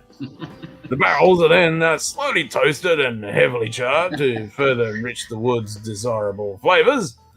After the whiskey is fully matured, we transfer it into freshly emptied port barrels where subtle notes of berry and chocolate emerge, complementing the traditional bourbon flavor characteristics, blah, blah, blah, bitty, blah. Lovely. Well done. I'm impressed that you were able to read that small writing. I know, I struggled. But is it a good whiskey? That's what I'm looking at. I always like this. forget about Oh, this man. bottle, but whenever I go back to it, it's good. All right, Ken, I'm gonna go Scotch just because, just for you. I have my one bottle of Scotch. I've got this. That's the only one I have. Oh, Which I one's can that? join you in a kill, Hyman. That's Mackie Bay. Mackie Bay, yeah. The only one I've Yeah. got is a lot corn. My friend got it, hated it, and said, "Here, you're an alcoholic. You take it." Pretty more or less. And actually, it's the first Scotch I kind of liked. I don't know. It's pretty good. Kill Hyman does. That voice just doesn't match the cartoon. Try your best clown voice instead. As in, I need to go high pitch or something. You should actually get a shirt like that, Tito. I'm an alcoholic. Give me your whiskey. Kill Hyman Distillery sits nestled within the traditional farm buildings of Flockside Farm on the northwest coast of Ida. Is that better? Which one's that? Is that the same one? No, this is the Loch Gorm. So it's just the sherry. mature Yeah, 2018 edition. I It's know a very nothing about any of them. no, not better. It's very heavily peated. Do you like peated Scotch, Tito? I don't know like if a this clown one. voice. I need a bit more direction. And this one, they didn't like because they said it was too peated for them. But they mostly drink Japanese whiskey. They got it as a Alright, we can do Cartman. Didn't like it. Alright, Uh, if I'm gonna do Japanese Cartman, I'll usually- have to They're more I'll have to floral change than Cartman. I'm definitely more of a bourbon and rye kind of guy. But you like peated. At least you like some peat. I don't know. I haven't liked any single malt I've had. And that's not just Scotch, it's any single malt period, even American single malts, whatever, Japanese. There's a certain note that I get in all single malts that just really is off-putting. Is that because they're just barley, or like you're not used? That's because you haven't grown up yet. That very well might be. No, because obviously bourbon is, on average 70% corn, and you're going to Right. 100% barley. Right. That's And plus, you're fucking going business. from Too fucking smart. virgin barrels to used barrels. Sometimes, 3 times used. So I don't know what it is. 'Cause this last Christmas, I did what is that called? An advent calendar of whiskeys, and most of it was single malts, and so it was one a day for 25 days, and they were mostly single malts, and I didn't like anything in the whole set. Really? I'm sure they weren't the best, but it just wasn't for me, at least not at the time. But it's surprising that you actually like that one, the Kilhoman. I don't know. It's the first one that maybe the peat is covering up that note that I don't like in single malts. I don't know. But that's what scares most bourbon drinkers is that smoky note. Like they hate smoke and they hate peat. You seem to not mind it. No, the peat's actually kind of nice. It's that single malt note that I can't stand, and I don't know what that note is, but it's just something. It's in like the finish that I get in every single one I've tried. Oh, interesting. Where is this on the peat scale? Is this heavily peated, mildly peated, No, middle of the road? very, very low. It's very low. Kill Hyman is 50 ppm. That's 50 ppm. The one he's got, the Mercury Bay. You're speaking of foreign language to me. It's Mercury So that's pretty heavily peated. Yeah, that is very heavily. That's Ardbeg peat almost. Really? Yeah. Yeah, but what they say and what you actually get in the bottle is two different fucking things. No, they're Kilhoman are pretty. Like you can definitely even for me, I rate Kilhoman like them. If you get they've got different versions, but the Makia Bay that's heavily peated. If you get the 100% Isla, that's only 20 ppm, which is about Highland Park Telstra level. But that one that Tito's got, he's got almost Ardbeg level. So is that what I need to do if I get another Scotch? Stick to Isla? Yep, go to Ardbeg. If you like that one, go to Ardbeg. I don't need to buy more stuff though. Oh, Maybe we can put you in a really cool collection of whiskey. Oh man, where am I gonna put it? I need to build more shelves. My floor is already getting covered in Tito's like I am with bourbons. Excellent. Switched around. Excellent. Bourbon's good. Like I can do both. Like for me, bourbon and single malt. For me, I can just change over. They're interchangeable for me. I like them both. Yep, I just did. I was drinking Glen Scotia, and then I went to Woodinville, and now I'm going to a Loch Gorm. Piece of piss, just backwards and forwards like it's nothing. Easy peasy. Oh, nice. Sugar Kitty's gonna go Kilcoman too.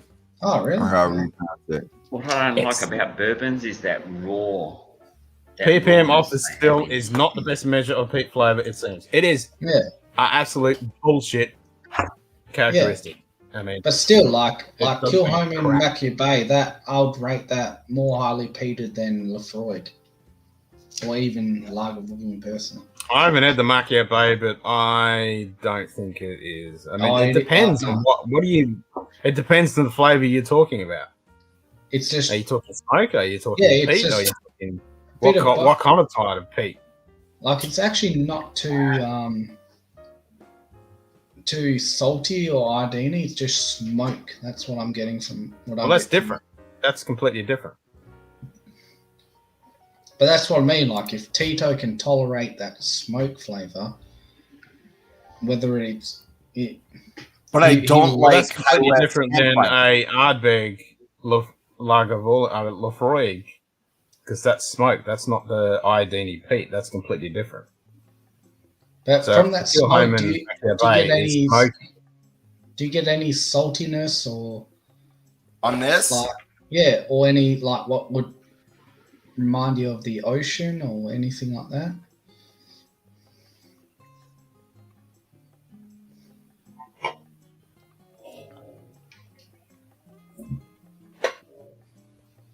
I mean, peat is a very nuanced thing. People say peat. Mackay Bay is definitely it's definitely peat. Like you do get that peat. I mean, they're getting their malt. What do you call their stuff from Port Allen and some of their own Isla harvested.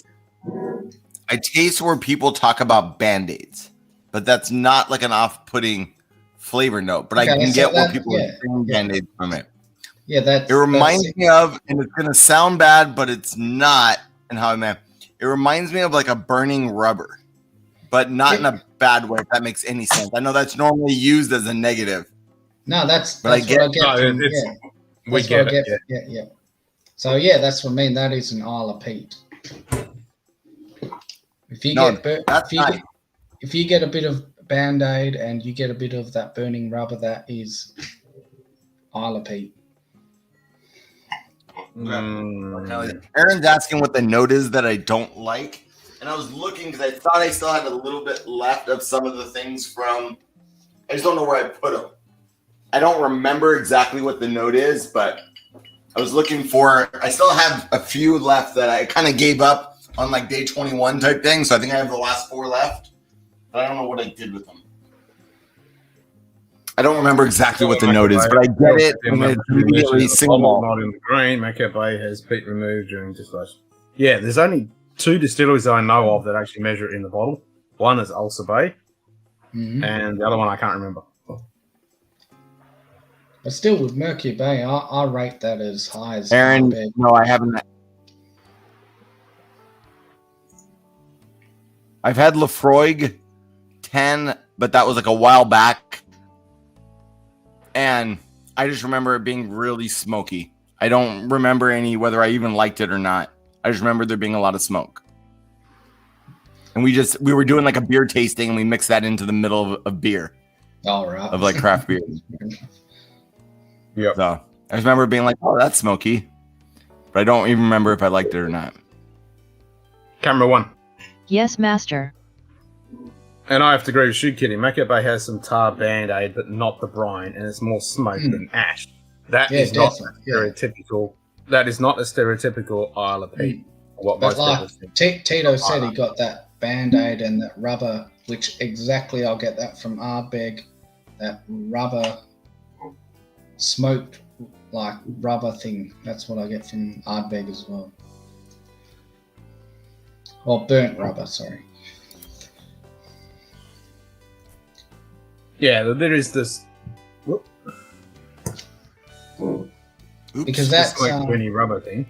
Okay, you're back. Because the thing is, Mercury Bay, they still get the majority from Macao Port Bay. Allen. Yeah, Macao Bay. They get it You can say from. Murky Bay. It's not a murky bay. It's a nice clean It's bay. still a Port Allen from the malting, which is what obviously Ardbeg uses, and most of them, and they also use a percentage of the own Isla peat that's dug on the. Yeah, how much though? Not much. Before you get Ardbeg, are all ash plus Band-Aids for days plus some sweet to start. Yeah, exactly. They're completely different, and this is different. Yeah, that's what I mean. Like even like Lagavulin, Lafroig, and Ardbeg, they're completely different to each other. Like you can't really. But those 3 are the stereotypical Isla Peats. Yeah. When people say Isla Peat, they are the stereotypical Isla. That's where I think Tito should go next. He should work his way. Do a Lagavulin 16, do a Lafroig, and then do a Ardbeg. Okay. Or what would you reckon? From the Macao Bay, I would say Lagavulin 16. Yeah. Yeah, Straight up. that's what I mean. Yep. Because it's got that sweetness. Where's the proof on that? Cherry that you might like. It's actually like That 86. 86. I think the Ardbeg 10 then would be a little bit Ardbeg, sweeter. yeah. Yeah, Ardbeg 10 is 92 proof. Lafroig, I get think them both. in America, yeah, you get it for 86 proof, depending which. Get them all, TD. You're just going to have to join us. The Lagavulin 16 is savoury, and the Ardbeg 10 is sweeter. Yeah, you're just gonna have to sell your True. soul, Tito, and join us. I'm a teacher, man. That's already deep in with the American whiskey. Hey, I do all of it. Yeah, but you work in IT. You don't work as a teacher. My IT doesn't pay jack. Put it this way, this whiskey habit of mine, I bleed a lot of money. I think we all do. I think we all do. You're right. I bleed a lot.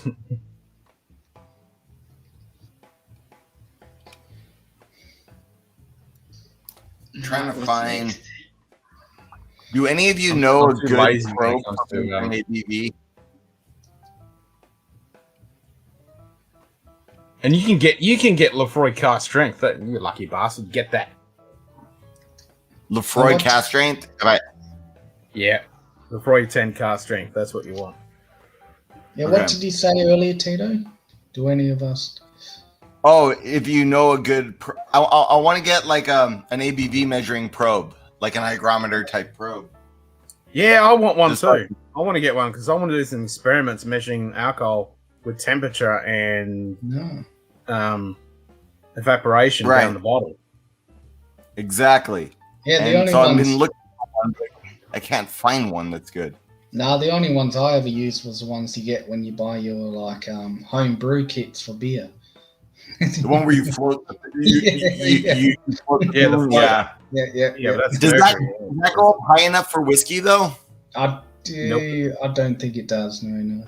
And they're not that Yeah, because I accurate. used to use those for home brewing. Yeah. And that's all I'm seeing.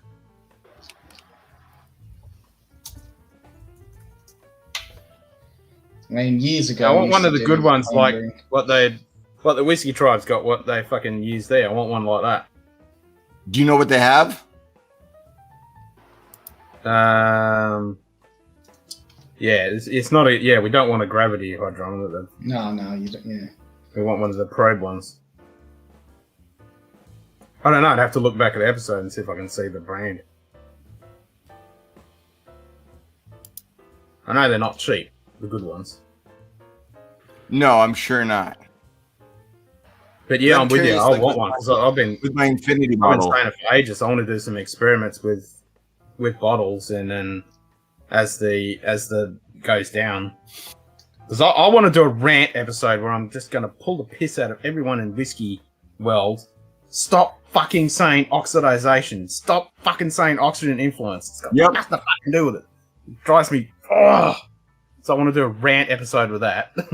But then I also want to do it with temperature. With the volatility of it. It's not oxidization. It's the air in the bottle, and you have vapors coming off. And it's not just alcohol. It's the flavor vapors as well. And then when you open it, you're losing that off. And then more is being, because there's fresh air now, there's more that's coming off of the liquid. Exactly. Wood is porous. Oxygen is influencing it the whole time it's in a barrel. Yeah, exactly. Yeah. Exactly. It's already done. It's got nothing to do with what's in the fucking bottle. I mean, the only thing would be losing ABV, wouldn't it, in the bottle? Yeah, that's why I want the hydrometer to actually. Which is flavor. Yeah, ABV is flavor in the end. Like when you think you're gonna get the small chain molecules are gonna break off and then dissipate, and the other ones are gonna get suspended more. So it's all this stuff happening. It's the same when you add water. All this shit's happening. The hydrophobic stuff is repelled, and all this stuff's happening. So yeah, and I want to do it with the temperature too. When it's like 115 degrees Fahrenheit, I want to test it.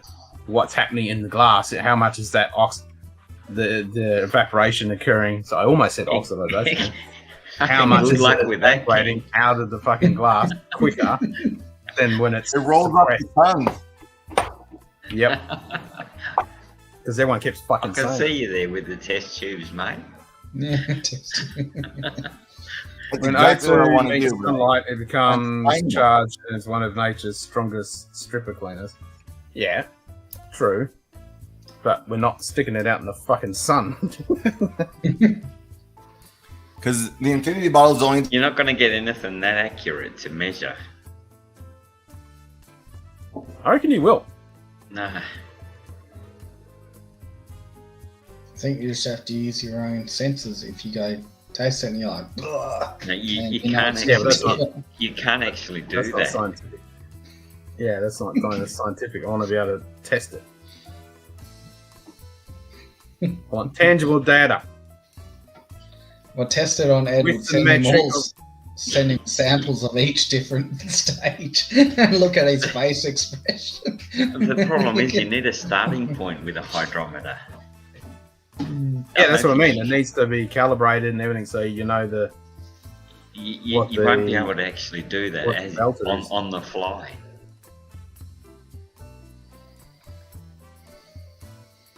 Well, it has to be calibrated. You have to send it in and get it calibrated. Well, you can calibrate it yourself, but the thing is, it's fairly complex. No, those probe ones work really well. You shove it in and it fucking gives you a reading. Just like where you get the meat ones, you know, when you put in meat, you get the core temperature. No, this is a digital one. Yeah, I've got one of those. It's got a long probe. I've got one of those. Stick it in, it comes up with a reading.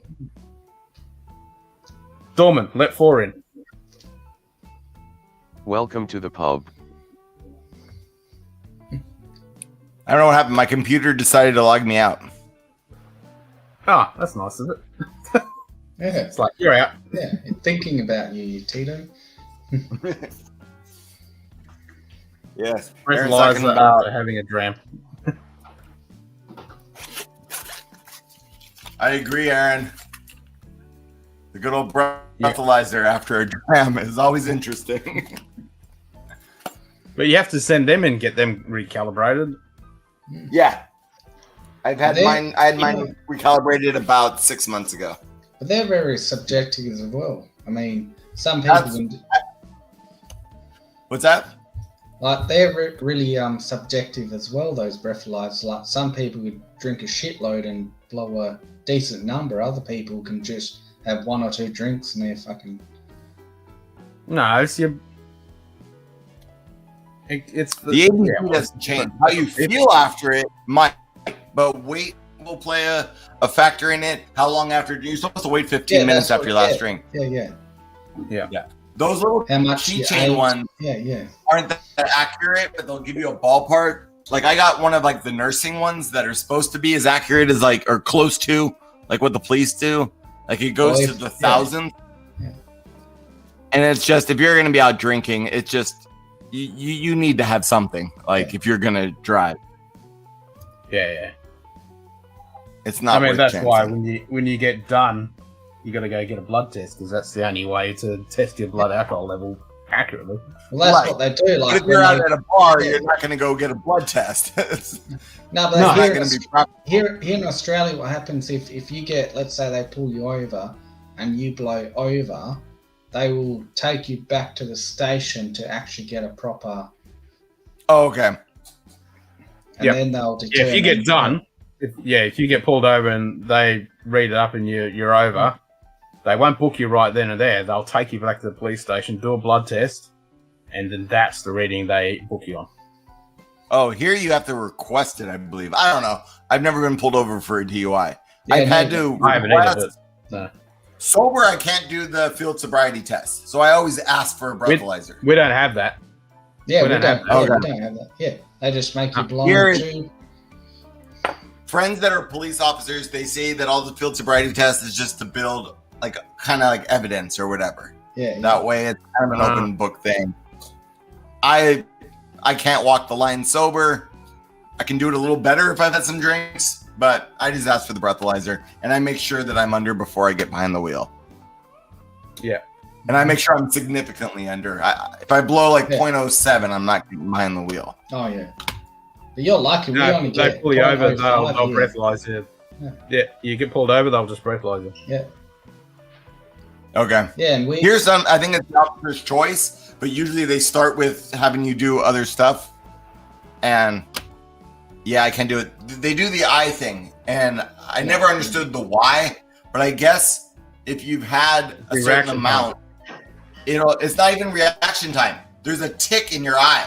Like when they move to the side, your eyes will follow and it'll tick back. And it's plain as day. And so he was showing me, and then we were trying it on some friends that were with us that we knew had it quite a bit. And it's plain as day seeing that ticking motion. That's cool. And I'm sure it's at a different level for different people, but that's like one of the first things they look at. You wouldn't want to be one of those poor people that actually has that tick naturally. But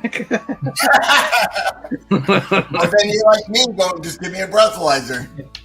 Yeah. Is Bud better as it takes longer to get there? Good day. No, it's more accurate. More accurate. Hello, Dustin. Yeah. Yeah. G'day, Dustin. Yep, you're awake now. Yep. Oh, yeah, it's weird. Yeah, so it's more. There's no ambiguity in the blood test. Your blood alcohol level is right there, plain to see. Can't fake that shit.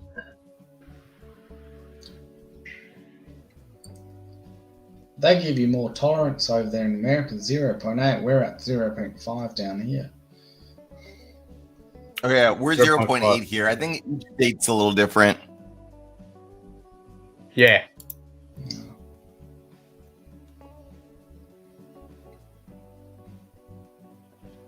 You had a wonderful dream?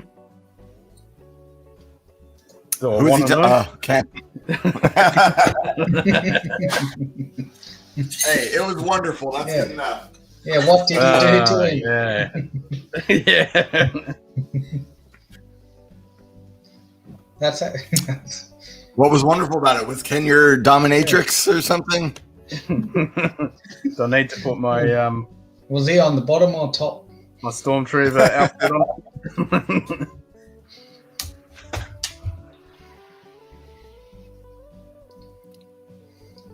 As long as you enjoyed yourself in the dream, it's better than a nightmare. Your place is huge, and I was raiding that Glen Scotia. Oh, okay. Nice. Ken sending you bottles of Kevlar. Nah. The good dream is people sending me Kevlar. Yeah, that's Kevlar. How is Kevlar? My brother-in-law is Taiwanese, and he's always like, Kevlar. But he doesn't own a bottle of it, so I don't know. It's good shit. It's good All shit. of it, or specific ones? Justin's definitely had more experience with it. I've only had a couple. But what I've only had the Solstice, and yeah, that's a sherry bomb. The only problem. How long you go live? Thinking of joining in 10 minutes. Yep, I'll be here, Frederick. It's only 12:30. Yep. I'll go for another hour. Those are all single malts, right? And are they peated or not peated at all? Not peated, no. Yeah. They're Okay, typically. so I probably wouldn't like it then, right? At least not at the moment.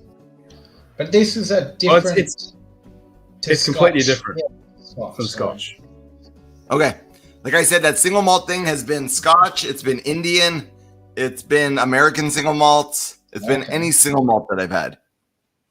So it's barley. You don't like the barley, no? I'm guessing, but I like high barley rye. Some of my favorite ryes are high barley. So I don't make sense. It's fine.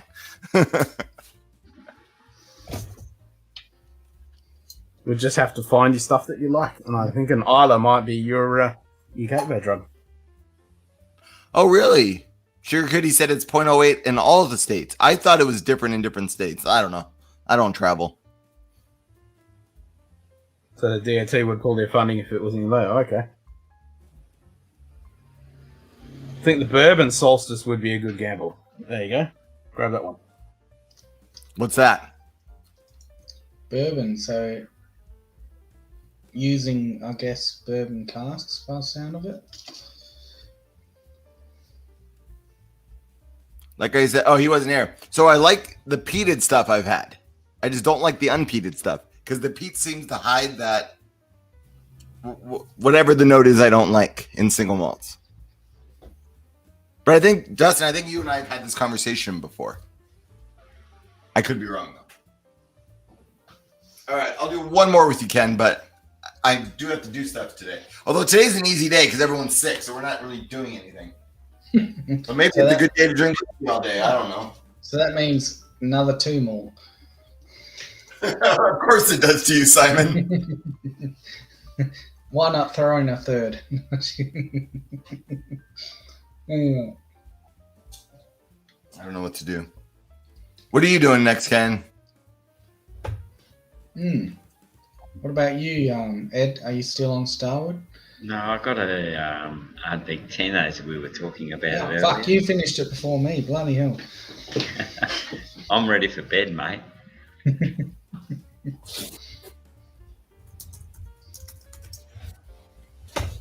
What the hell is that?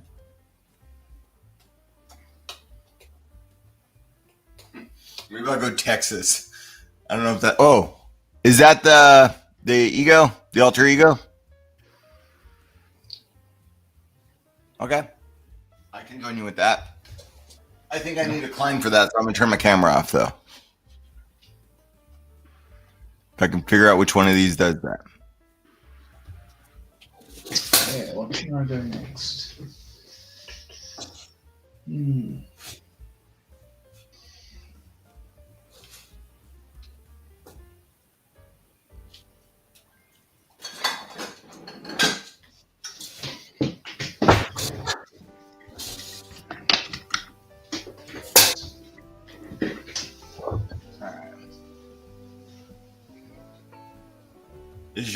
Is yours the sherry and cognac cask? Alter ego? The triple cask?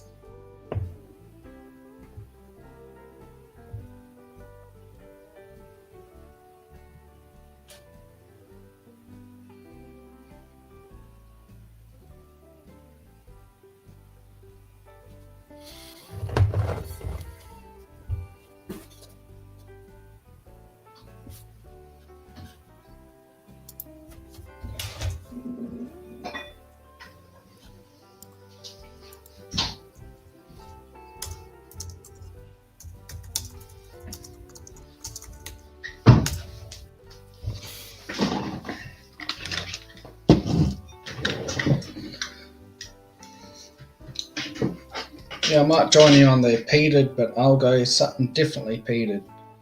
A Copper Fox, I think it's from Virginia, single malt. Oh. But it's not peated, it's actually smoked using peachwood American. Yeah, peachwood. Thanks, Aaron. I accidentally muted myself. Oh, nice, Tom. Okay. I thought that was on my end. No, that was me.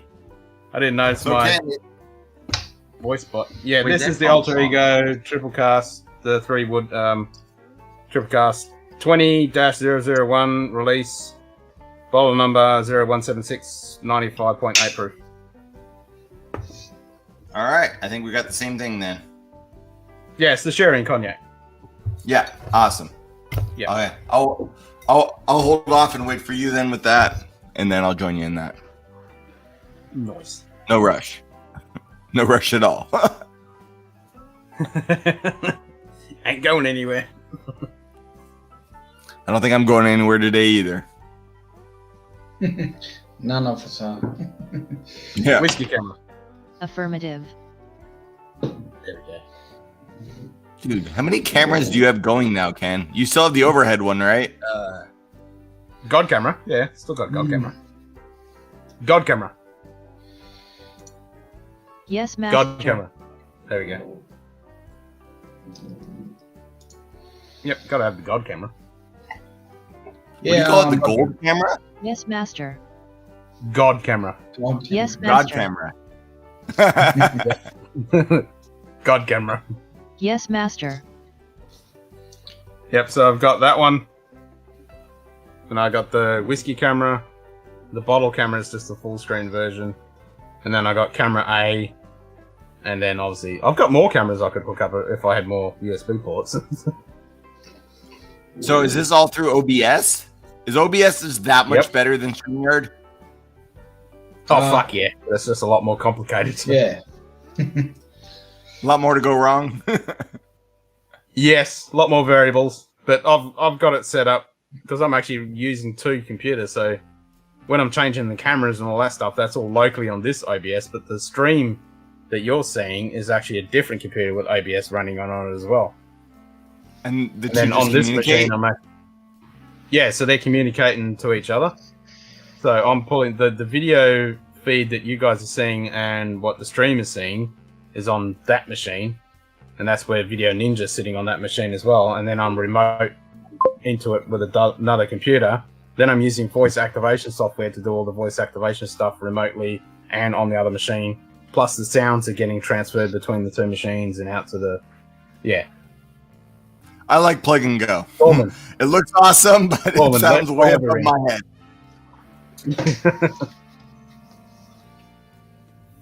Oh, hello, Frederick. Good morning, Frederick. Hey, Frederick. Good morning. Hi, Frederick. No, it's like 7:30. I feel like I should be drinking tea now, though. Yeah, I know. No, I've been drinking my tea. I'm gonna drink. Since you're on whiskey now, I feel like I should be on tea. Yeah. Okay. Yeah. But I decided to do morning drams today. Okay. It is a Saturday. It is Saturday. Oh, Sunday. It's Saturday. We had to cancel Taekwondo. We canceled everything. No responsibilities today. Okay. Oh, nice. I was going to ask Tito, have you had much stuff with the Copper Fox distillery from Virginia? When you held that one up, that was the first time I've heard of Copper Fox. Oh. There you go. Yeah. So apparently they don't come out to California. They're from Virginia, and they're just doing everything kind of local. Really interesting stuff. Cool. Maybe they'll start distroing out here soon. Oh, if they're doing in Australia, they should be over there. You would think, but yeah, there are some California distilleries that don't seem to distribute in California. Oh, really? Fair enough. Yeah. There's Blinking Owl that you can get straight from the distillery and you can get in other states. And the distillery happens to be kind of right next to where I work, but they're not in any stores out here unless you go to the distillery. I don't know why. Although my local store is doing a barrel pick, so that'll be the first one that I've seen on a shelf. Yeah. Well, cheers. Anyway. Yeah, cheers, Fred. Yeah. Let's go. What do you got, Frederick? Yeah, some balcones. Oh, nice. Texas single malt with the rum cask finish. I keep hearing the single malts are good. The balcones I have 3, and I don't like any of them. Okay, but I like the ones I have. You can I have a rye that's might be the worst bottle I've ever had. It's close. It's in the run. Is that the green one? It's a store pick. Okay, store pick. Okay. I mean, you can get my address so you can ship them. Yeah. No. It's not worth shipping. Trust me. It's really not worth shipping. So yeah. Okay. See if I can figure it out. Yeah. No, the other way. There we go. Okay. OBS seems to have a little delay. And then I have a couple that are 100% corn whiskey. One's aged in Buffalo Trace barrels and one's in Four Roses barrels. Yeah. And they're both okay, but not great. Okay, I mean, my address, you can get it later on if you want to. I'm not saying no. So, yeah. I think it would cost more to get it to you than the bottles are worth. But that's a weird thing. Sugar Kitty is saying this Copper Fox has little to no they don't distribute to only to Australia. But yet we get it here in Australia. Weird. Why would you if you're bloody hell? I just don't get Copper these Fox? things. Is that a rye whiskey?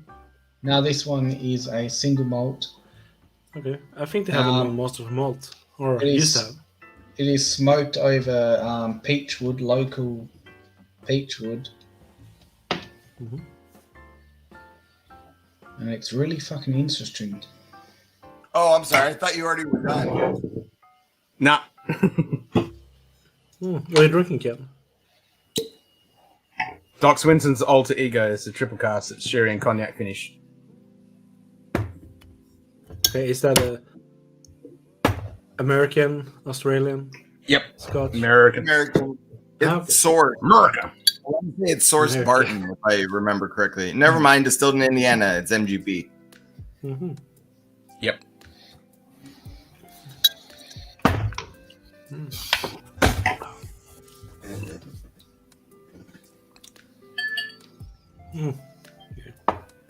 Oh, I guess Mission Wine has Copper Fox. Okay. That's the closest one's in. The old world techniques of Scotch whiskey distillers. Doc Swinton's Alter Ego bourbon is finished using Oloroso sherry, Pedro Menez sherry, and cognac casks. These 3 casks allow the delicate characteristics of past occupants to wind and marry the smooth yet bold aspects of Doc's strawberry straight bourbon. Each release is then meticulously blended Arrested an ex-connect Ferbers. What? Ferbers? An hour later. Ferbers? What the fuck is that? Bitters are used usually for fermentation. They're like so fermentation for beers is normally in stainless things, but old school it was all wooden. That way you would have inoculation of the actual wood with the yeast and whatever bacteria. A lot of times they're open fermented. But interesting. Isn't it usually? Don't they usually use Oregon pine to ferment? That's usually not sure what kind of wood they are. Is this reality? I think no, it is not.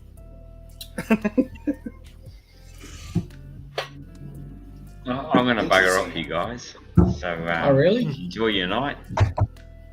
Take care. No, just started. Oh, nice. Mate, I've had a skinful, and I need to go to bed. Is this reality? But it was good to see you, Ed. Yeah, cheers, Simon. Yep. Cheers, Ed. Cheers, everybody. Oh, hold on. Cheers. We'll have to play one thing for you. Hold on. Thought I'd join you guys. Play one thing. Oh, there we go. Oh, he's gone. Justin, is that the same one? Unless it's just the camera, it looks like a different shade of purple. Triple cask, alter ego. The sherry and cognac finished. Okay, I guess you got the same thing. Yeah, it's probably just the lighting in here. I got all the lighting behind me. Get it to the ground, then they dig it up.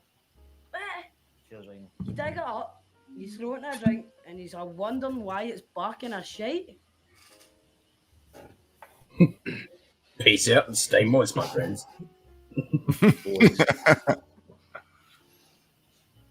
Moist. Good day. Cheers, boys. JD Bourbon Approach. JD! What's up, mate? Hey, I tell you what, JD's man, the reason why I have this bottle. Is that a hard to get by American whiskey? Doesn't exist. I don't know. A local store got a ton of it. I got it at a little podunk store, so it can't be that terribly difficult. But in Australia, it's a different. Same here. I'm sure.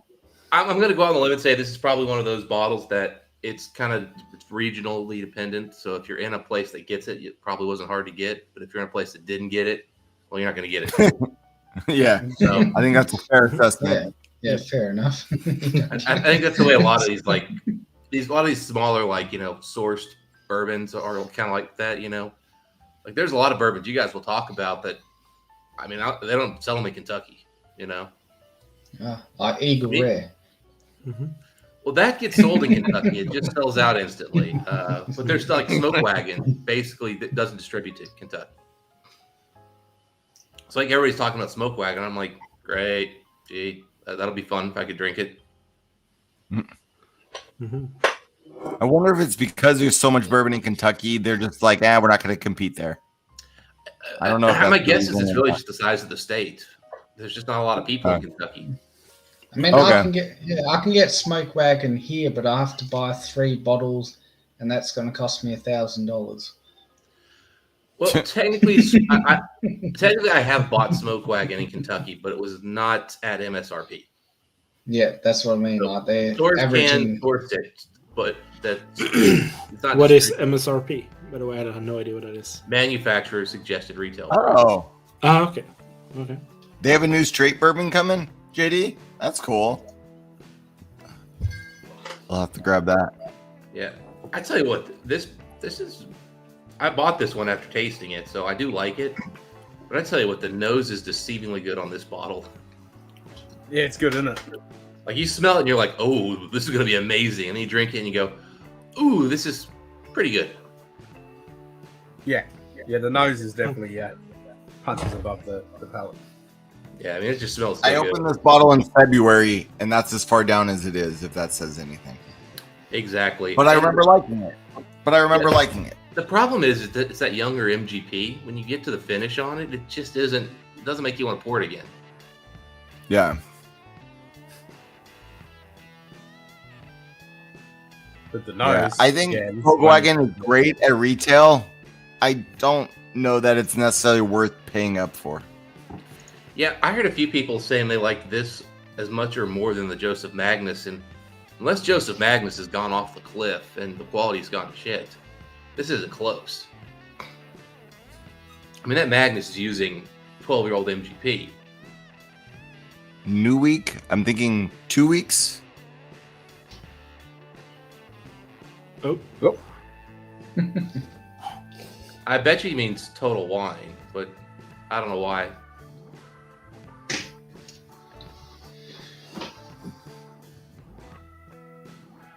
I guess Tito was thinking so hard he disappeared. Yep, he dropped out. I've had that issue myself. It's happened a few times.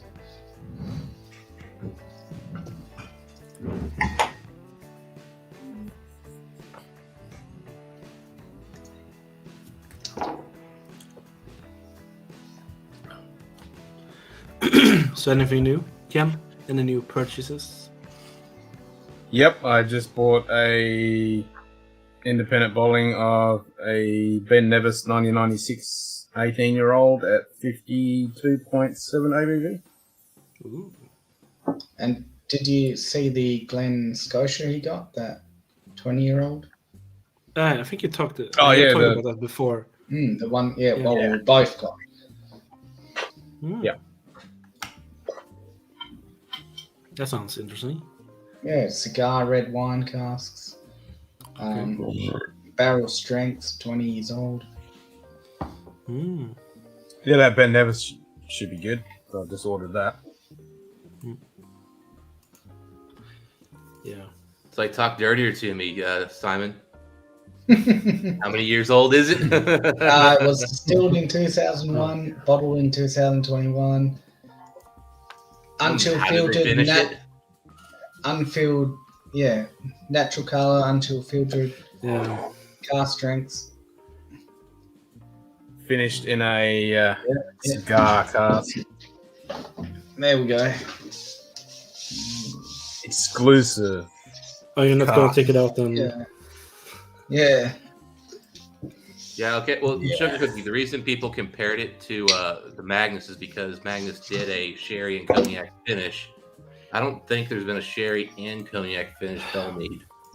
But yeah, I do think it's much more comparable. Although I think I'd probably still take the Bellmeads. They've been putting out some really good stuff.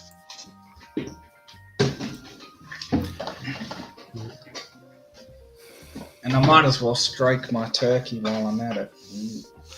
My turkey. Yep. Going off your 13-year-old.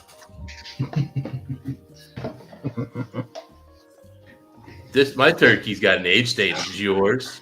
I didn't think so. Yeah.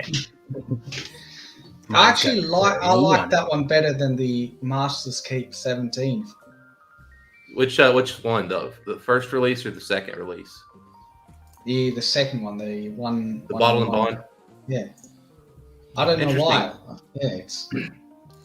I'm not the biggest fan of that bottled and bond. It was like I was expecting more than what it was. Like you're thinking 70s old, 101 proof. That's their trademark, but yeah, there was something missing. Yeah, I like the bourbon, but I think the expectations got so high from a lot of people really, talking it up that it definitely didn't quite live up to that. But I still think I thought the first release of the 17 was really good. I actually preferred that the original, the one in the black box, that one. Yeah, it was a little low in like proof, but it had like there was an oily to the way it drank. That was technically cask strengths. Did you know that? Yeah. I think my internet had too many drams. Because they reckon it was sitting, I don't know the story if it's true or not, but it was sitting in like the bottom of the warehouse, or they reckon collapsed warehouse, and because it was so cold and all this bullshit. But that's why they reckon it was cask strengths, only at 43.something%. Yeah. Yeah. That really had a good body and mouthfeel for what it was. But it did, it was, Yeah, I think a lot of bourbon fans have become a little too obsessed with it Proof, has to be yeah. 50%. Yeah, It has yeah, to be. I agree. I agree completely. That's what I mean. Like this 13-year-old turkey that's 91 proof. I'd take that over the bottle and bond or the 101.17 any day. I tell you, the whiskey that really kind of knocked me on my ass and made me, kind of realize we can't judge all things equally like that was we had an old like a 80s bottling of a Lafroig independent bottle that was at 43%. And I'm telling you, that thing was as rich and creamy and viscous as any whiskey you've ever had at cask strength. And it just goes to show that, modern filtering, even the barrier filtering that we use today is different. It shows you the barley's different. I mean, it just shows you so many differences. But man, whew, that thing was good. And probably the cuts too. Well, the cuts play a role in like the quality of the whiskey for sure, but I don't know if that causes the viscosity to feel heavier. I think it would. I mean, if you're going a little bit further into the tail, you're going to get more heavier stuff, which is going to bring those compounds through. But I think it's what all brings it going to forward play a factor. would be also what cask you're using. I mean, big time. Yeah, that could be. I mean, I know Ralphie has talked about just the difference in barley they use today. Today's barley produces more alcohol. Yeah, I can see that. Yeah. Yep. Which, that goes for all grains. Yeah. Like the wheat today that's used is way different than the wheat back then. That's why we have so many more, like, not even just celiac, but just being gluten intolerant and stuff is so much higher now just because modifications to the grains themselves so that they can get higher yields and everything else. It's just not the same. I've got the. You see what originally what a banana used to look like? Yeah. It's just a red But yeah, it's like that Brooklandic organic barley I've got. I thought it was just a big gimmick, organic kind of. It's a hipster thing, but actually that is my favorite Brooklandic I've ever had. Yeah, well, the organic part's a bunch of BS, but the fact that it's local barley is not. That's what I mean. It's just Okay, I don't know. I reckon. All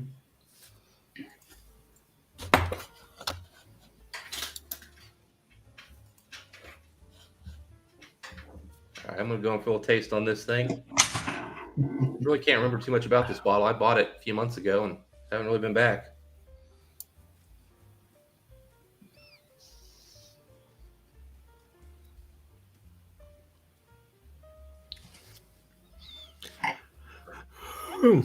Cheers. Yeah, geez. It's Saturday. It's Saturday. It is Saturday or Sunday for us. Yeah, it's Sunday. Yeah. Computer time. Computer time. Accessing. How dare you ignore me? Yep. It's almost 1 o'clock in the morning. Yeah, this is good. It has kind of a corn and nut thing going on there. Good finishing. Lacks a little. The bourbon character doesn't really come into play up front on the sweetness. It's those casks kind of overpower it. And that might be a good thing here because I don't know. Finish is a little short. I'm still picking up something here. It's not. I mean, this is like relatively this is a mid-tier bourbon in today's market, which is sad to say. Yeah. I love the nose on it. Fucking the nose is so good. And Aaron, yeah, I mean, honestly, in the glass, you could even see a little bit of haze without water on that 43%. I mean, it was shockingly good. In fact, I know a few guys who right now, like, all they're hunting down are like 70s bottlings of brands like Lafroig, and they're paying, close to $1,000 a bottle for 10-year-old 43%ers.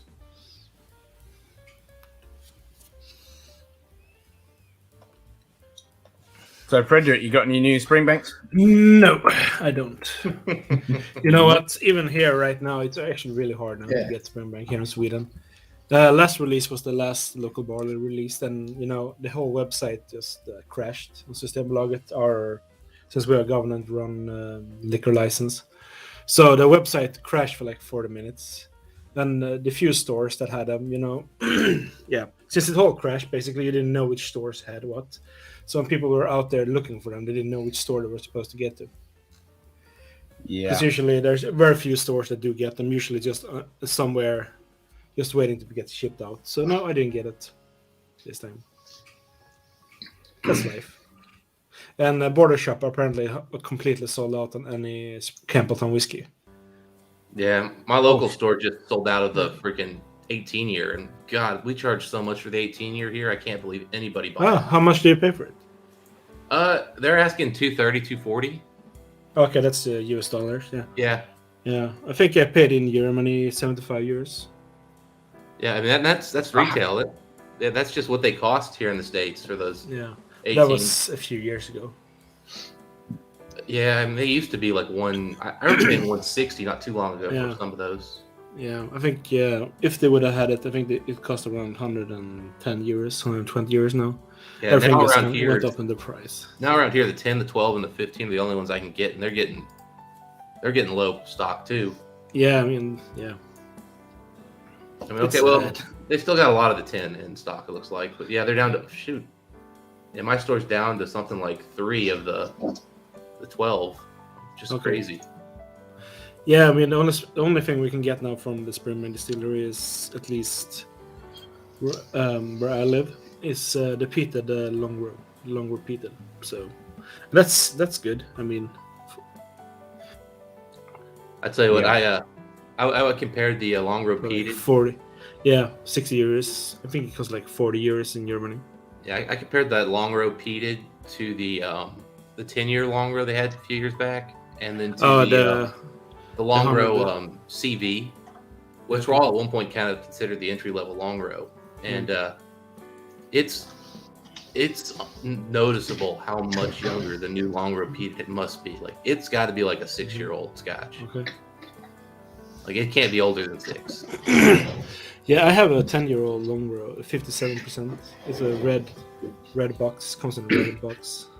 That's a single cask or something, or No, not single. Just 57% a cask range. I think I found it in Copenhagen. It's like on a shelf, just standing there, dusty. So I bought 2 of them. Must be some kind of special edition. When I'm saying the 10, yeah, I mean I can like get it. 4 or Actually, 10. I can get it. So just wait. Yeah. So Dustin, you used any new camera, or you just? Yeah, I'm using the new camera. Using the laptop. Did I'm you just using use the the camera. same angle? I found out that the tripod extends more, so I didn't use a box here, and I did up the angle just slightly because I didn't want to show my nipples.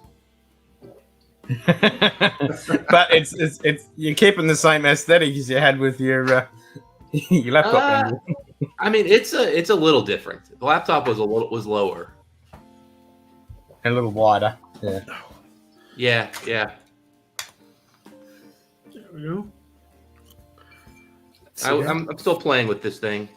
The thing is, I don't want it going straight on at me. That looks like the one I have, but you're saying that's 57%? Yeah, it says here. That's here. I can't see. Highlight 3. As you wish, my lord. Cheech okay. Ardolino. There we go. Oh, yeah. Oh, that's you got 100 proof? Yeah, I got 2 of them. They were just standing there. I mean, just dusty in that store. Holy crap, dude! Those are worth thousands. No, they're not. Highlight 3. As you wish, my lord. Are they worth thousands? I'm rich now. Anyway, it's not that good. It's really not that good. So, I mean, I have one more bottle. I mean, I think I bought all of them they had there. They had one left, but it's gone now. Okay, never mind. Okay, so they're going for like 300 euros. 300 euros? Oh, I paid like 100 euros for it. Yeah, and no, that was a few years ago. So. Wow, that's cool. I've never seen a 100 proof. Yeah. No, they had also one which I didn't buy. I regret it now. They had 2 bottles of the first Kilkerran ever released. Oh, work in progress number 1. Those would be kind of cool to own. G'day, Cheech. Welcome back, man. Yeah, that wouldn't taste very nice. No, it just I thought of buying it, and I was like, I'm never gonna open it. So I was like, no, I'm not gonna spend the money for that. Yeah, I made the mistake of buying one of those work in progress peated ones that Kilcaren's got, and they suck. Okay. Yeah, cheers, Chief. Well, let's have some egg fat. Egg fat? There you go. Oh, it's Kilcaren No, 8 Yep. Yeah. I didn't realize that Springbank kept using the 100 proof reference up until 2006. No, it's an old, yeah, it's an old one. I'm gonna come back. Because Jack found what he's got, man. That's awesome. You gonna do some egg fat, Dustin? I don't have it anywhere near me, so I'll pass. No egg fat? No egg fart today. Kids needed breakfast, and I figured if I'm doing drams with you guys, probably a little breakfast in me wouldn't be a bad idea. No. Yeah, I don't think I want to jump right into eating or to drinking a sherry bomb this morning. But that is breakfast. Yep. This is an interesting combo. I made a curry chicken omelet. That does not sound that appealing to me. Then I saw leftover curry chicken. I was like, I feel like an omelet, and put it together. It actually goes. I'm not mad at this. No, that's my son. Said farts a lot. That's fucking funny. Oopsie daisy. Yeah, so let's do HH. Kilcaren. Oh, look at the 15. Which one's that? Oh, opening day. Okay, cool. It's a bourbonwood. It's amazing. Aussie Breaky. Yeah. Yeah. And this one, I think, did you get some left on this one, Ken? Can I send it to you? Yes, I think I still got some of that left. Yeah, save that for later. Save that for later. Yeah, I mean, it's. I think I'm gonna have it. Yes. She's having sherry. Yep, I still got some of that left. Yeah, that's good.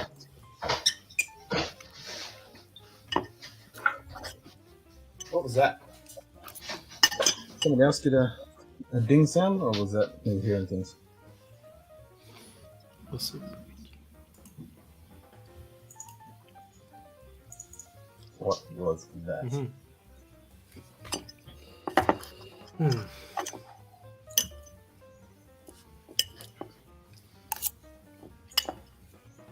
So, cheers, I guess.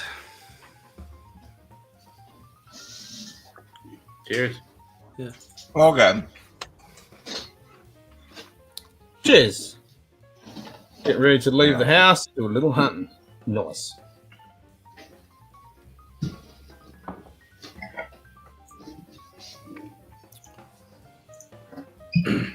Oh, actually, Cheech, you going anywhere to that store that might have those bottles that I ordered ages ago? I'll have to try and find that invoice.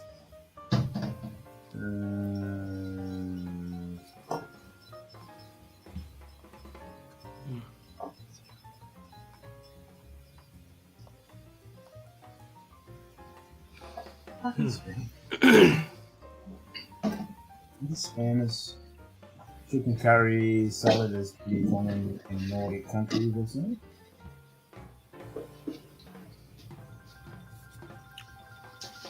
it? I have to go way back to try and find it. So, Dustin, what is your thoughts on the local barley series from Springbank? Because I know you like Springbank. Yeah, I mean, I love all of them except the most recent release, which I thought was just a disaster. Just the sherry cask 10-year-old? Yeah, I thought that was a mess. Oh, okay. I only like the 11-year-old. That's just pure bourbon cask. You didn't like the 11? I like the 11. That's the only one I actually do like. Then a little bit of the 9-year-old. I don't really like the other ones. And I really thought, No, I don't know. I don't see eye to eye with them. Yeah, I mean, the 16, I only had a little taste of that one. It was pretty amazing. But my favorite was the first 10-year they did. Yeah, okay. Yeah. That one just hit on all the right notes for me. As that thing opened up, it just kept getting better and better. It's just beautiful example. It showed off the Springbank malt really well, but okay. it had just enough sherry. I think about 20% sherry, where it gave Yeah, it like I mean, nice. the other one was a little bit weird. I mean, some of them were. I mean, the 11-year-old was the only one first that was like completely just 100% bourbon cask material. 11 was 100%. The 9-year-old was Yeah. like 90-10, and I think the Yeah. the first 10 was 80-20. I thought that's a Yeah. good ratio for Springbank because they do really well with just a little sherry in them. Yeah. You don't want to bourbon overpower cask. them. Yeah, but they're really good with bourbon casks as well. I mean, I do have to say. I've always found that 100% bourbon cask with Springbank is not where I think their peak is. I think they need a little Okay. sherry. Yeah, of course. I think sherry kind of adds to the. I think sherry's part of the magic of the Springbank funk. Mhm. If that makes any sense. Like, Yeah, of course. I mean, this is just completely sherry. This is the 8-year-old. Yeah. I showed up before. yeah, I've seen that. I mean, I have like a 19-year-old single cask that's all sherry, and oh my god, it's good. I mean, like tears come out every time I sip it. Yeah. I wish I had more. Yeah. Unfortunately, Okay. Springbank became obscenely popular, and those days are over of just picking those up. Yeah, no, I mean, the same thing here. I mean, I used to be able to pick them up quite easily here in Sweden when they were releases. You can always get 2 of them, whatever release they had, you know. Yeah. But now you can't because there's so many people that are just buying them. And they're, not buying them to drink them. I mean, everyone do whatever they do when they're buying. Yeah, the secondary markets on these whiskeys is really, honestly, it's ruined the hobby for. It's ruined the hobby. I mean, that's just all there is to it. Yeah. Yeah, exactly. Like, you're no longer competing with people who want to drink the whiskey. You're competing with people who want to buy it, store it, invest in it, and sell it later. And that's just, it's not a good system. No, I mean, sometimes it happens that you have a whiskey that you don't want anymore. You got tired of it and you just want to get rid of it. That happens, but Yeah. it's become a little bit, I am a part of some Facebook sites for Swedish whiskey drinkers, and it's the only thing they're talking about there is buying cases and cases of whiskeys. There are some people there that I don't understand why they're showing what they're buying because, they have very rare called surnames or last names. So it's just really easy to find them, buying like cases of Kurosawas. Yeah, again, it's like, dude, I don't need to see your stock portfolio. No. You don't need to show me how many shares of Microsoft you have. No, I mean, if that's the only reason you're buying whiskey. I don't need to see that either. They're not even open. That's why it's so boring just to see it. I understand, for your pension later on, you can have a good pension, I guess. But wouldn't it be cool if bottle shops actually, when you buy it, they made you crack the seal before? That's what I've always said. Yeah. I wish they would have 2 prices. Yeah. One if you break the seal right there at the counter, and one if you want to take it with the seal still on top. Yeah. I don't think they legally can do that. I don't know. I know, like that's what I mean. Like they definitely can't legally do that. No, because they can't sell you an open container. Right. They can't make you open the container. Yeah. Right. Well, I mean, once you take possession, you can't open it in the store. And as long as you travel home with it in your trunk, I think you're perfectly legal to do that too. But see, here you can't open it in the store. Like you can't drink in stores. Stores can't taste out. They can't do any of that stuff. I mean, the thing is, well, technically they can't tell you can't open it in the store. The store may not be allowed to allow you to drink it, but they can't actually tell you can't open the bottle. They might have to ask you to leave if you do. What you're doing anyway. Wouldn't it be cool if they could pass something through Congress or whatever to do that? Like, I mean, they got all these other laws, Why not just... Yeah, I mean... the thing is, I mean, people are always going to argue, hey, look, man, it's my bottle. I should have a right to do whatever I want with it. And I get that. That's what I mean. Like, I see where they would be coming from. Like, I'm not big into government intervention or anything, but I think for this thing, I'd say would be a good thing if they just I mean, it would completely kill the secondary market. Well, I mean, the thing is, what would be really nice is if they legalized the secondary market everywhere and made it like a normal thing.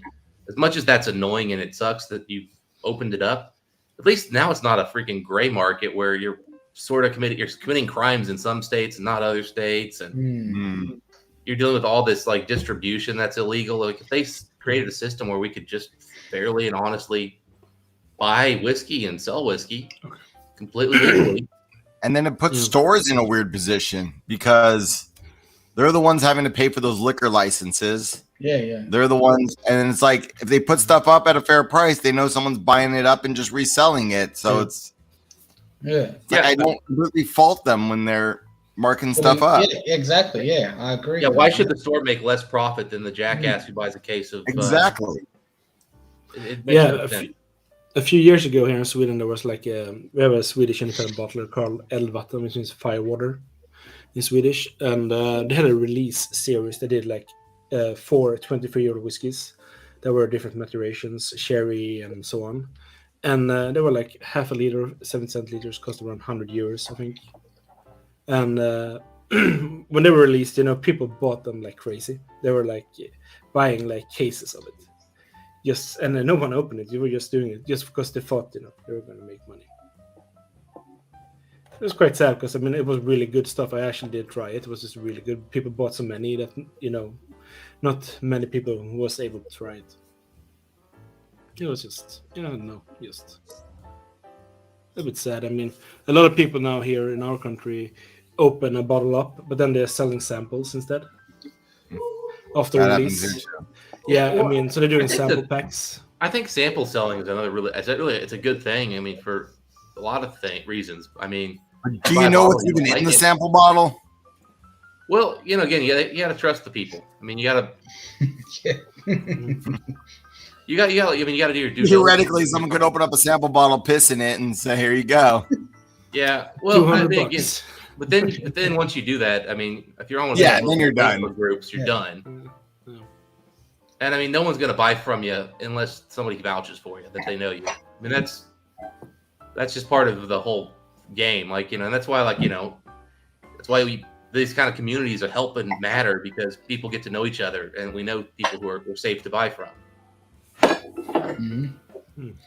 And I know a lot of people who buy high-end scotches, and when they don't like it, they just flip it through samples. Yeah. So basically, there's just it takes the risk out of buying these more expensive bottles if you can move it that way. Makes sense.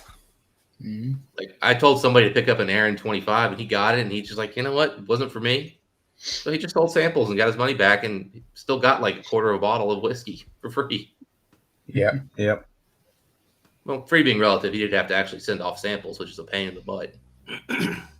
True. Mm-hmm. Yep. Same way Sugar Kitty here in California, they tape it up. Some of them, if it's a swing top growler, they'll put a zip tie on it to keep it closed, just so you're not having an open container. And you're not allowed to open it in the brewery. That's weird. Here we can drink in a. If I buy something in the brewery, I can drink it there. And no, you can drink it at the brewery, but you can't take it home in a. No. In California, if you buy a growler, you can't buy a growler and drink it in the tasting room. Oh no! You can't drink. You can buy a bottle and open it and drink it.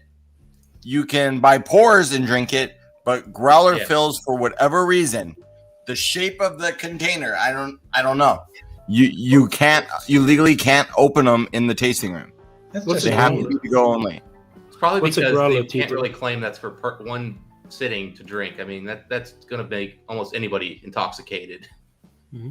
Right, but if let's say you're there with a group or something like that. That's true. Yeah, they can't sell. You can buy pours. You can buy 750 milliliter bottles of beer and open those, but you can't. What's a growler? What's a growler? A growler is like a refillable container that you can take into a brewery, get filled up, take home. Oh, like a glass bottle or something like that. Like a glass bottle thing, yeah. Yeah, okay. I want to say it's like 2-3 liters. Yeah, 2 liters. Yeah. No, they're all different. I've some growlers that are only 32 ounce. Well, they have a growler and they have a crowler or whatever, howler or whatever, which is the half growler. growler. Are those can growlers? They're the cans that they can seal off. Oh, the cans. Okay, yeah. Yeah. Well, there's the half growler, there's the can, and then there's the full growler. The full growler, I think, is 64 ounces. Yeah, if it's one of the ones with the little, like you hold it by that little nub thing. Yeah, and that's the official. That's a growler. The other ones are lesser sizes. Yeah.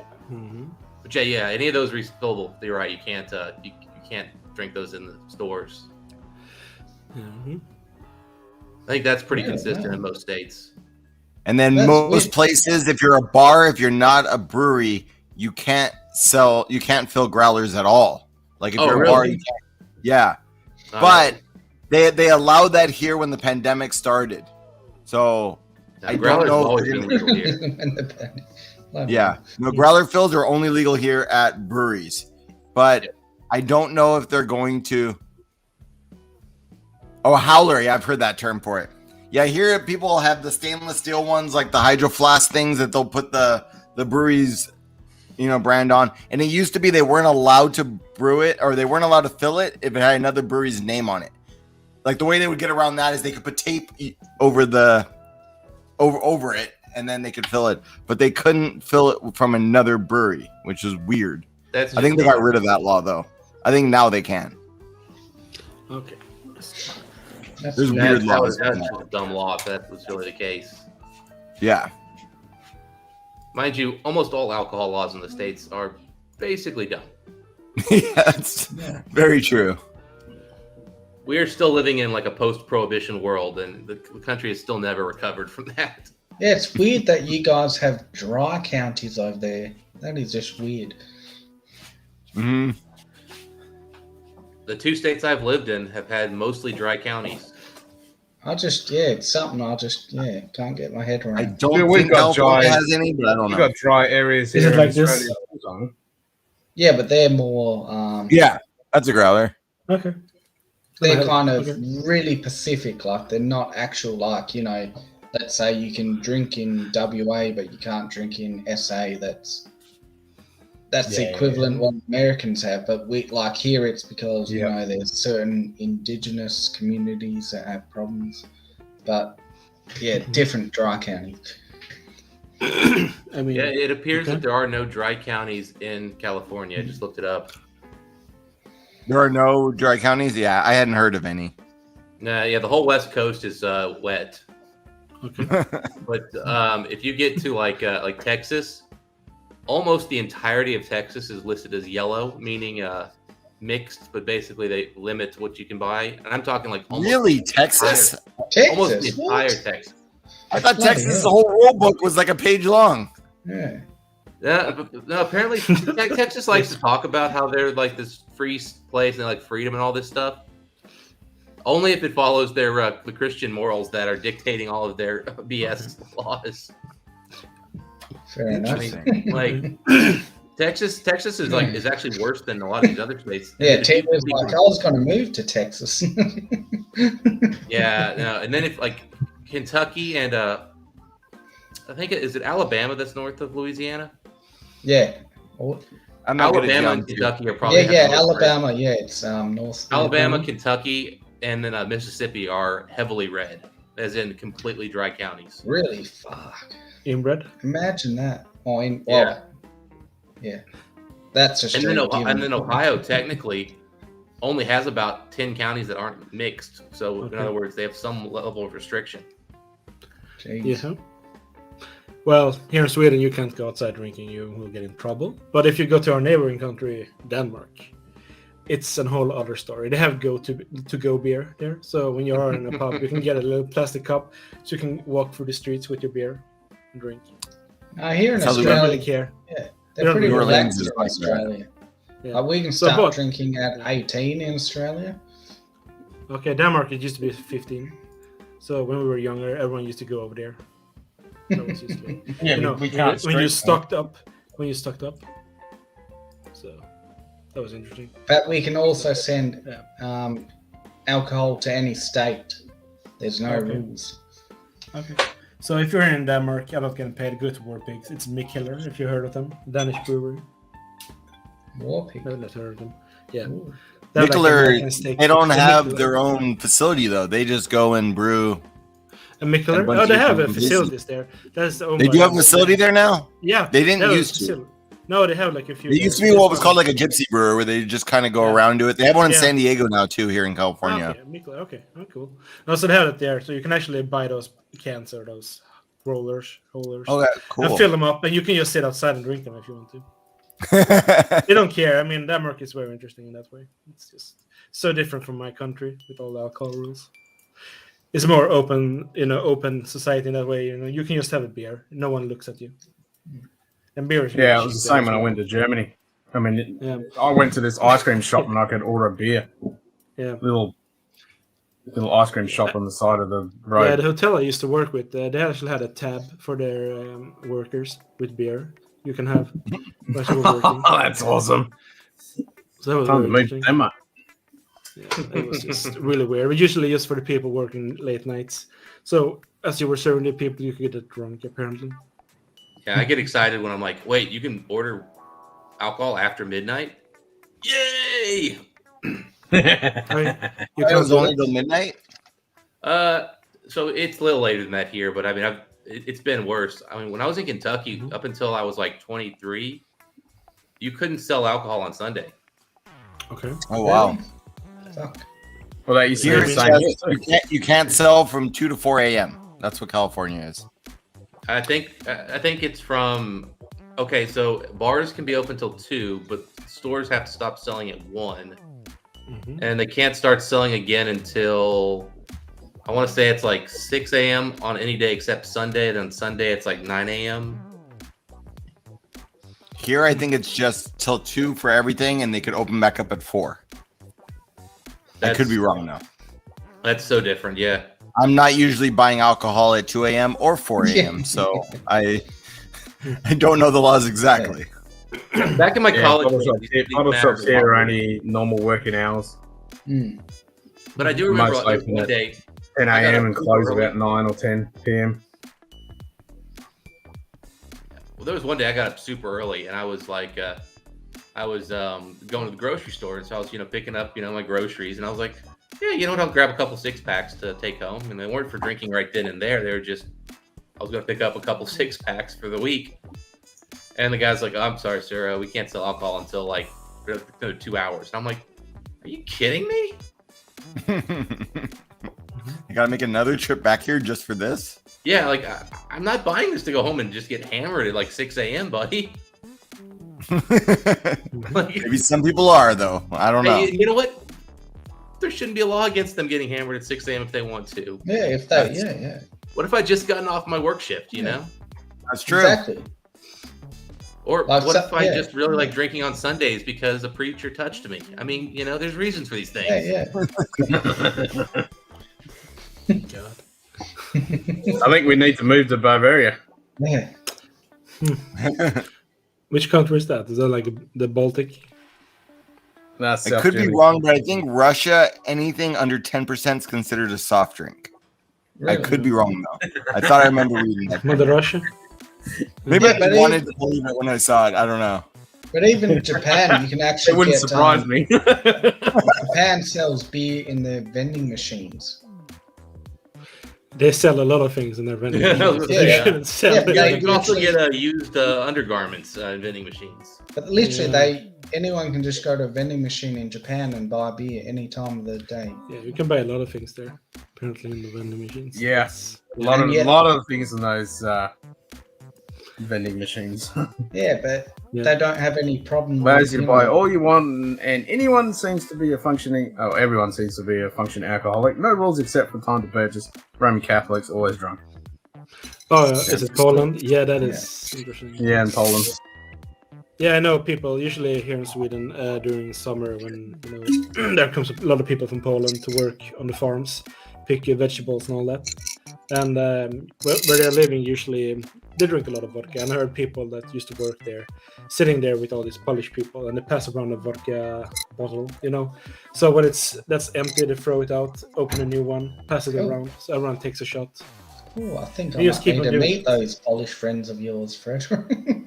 No, they're not my friend. That's someone I know used to work with. But yeah. Sounds like you got the party hookup right there, man. Yeah. But where I used to live in my hometown, I mean, when you were younger, when you wanted to get alcohol, you used to go down to the ferries where the Polish truckers were, buy fine spirits. Yeah. I don't think Completely you call legal. them fairies anymore, Frederick. I think it's ferry. It's not ferry. Oh, the ferries. Yeah, okay, that's the call. Yeah, that's the tinker. Yeah, but the boats, I guess, that shipment boats, I guess. Down to the ferry. Yeah. Yeah, yeah. So it was quite stupid. I mean, it was quite dangerous. You didn't know what was going to happen, but still. Oh, yeah. 7%. Yeah. That's what I do. And a lot of sausage to that, dried sausage or smoked sausages. Well, that sounds good right now. Smoked sausage I know, and beer, right? yeah. Yeah. Yeah. I'm down. Sign me up. Mm-hmm. A nice bratwurst. Or currywurst. Currywurst. Or boerewurst, the South African one. What is that? Currywurst. Yeah, it's actually really I like it. Okay. Currywurst is good. I mean, Yeah. it comes in like a big Yeah, turd. the big, huge, yeah. But it's really good. Yep. I mean, it used to, I'm not sure if they still do it, but it was made out of wild boar. Ooh. I think I'll do a little Kevlin? Kavlan we've been talking about earlier. Ah. What is that? Oh, Kevlin. Yep. It's the one I was recommending to Tito. Okay, so that's the bourbon barrel. What was it called? So in the states, it's called cask strength. Everywhere else in the world, it's Solist. So Okay. This one was about $200, but I paid a bit more because this one came with like a Glencairn and stuff. So what's a good price for it? There's a store near me that has a bunch of Kavlan, but like their prices run the gamut. They have some stuff that's insanely cheap, and they have some stuff that's like 3-4 times what it should be. Yeah, I mean it should be under 200. Under 200, okay. It's not going to be a lot under than this right here. And this one's a hard one for me to describe to you because they keep changing the packaging on it. This one is basically the same thing. See if you can see that or not. Bourbon.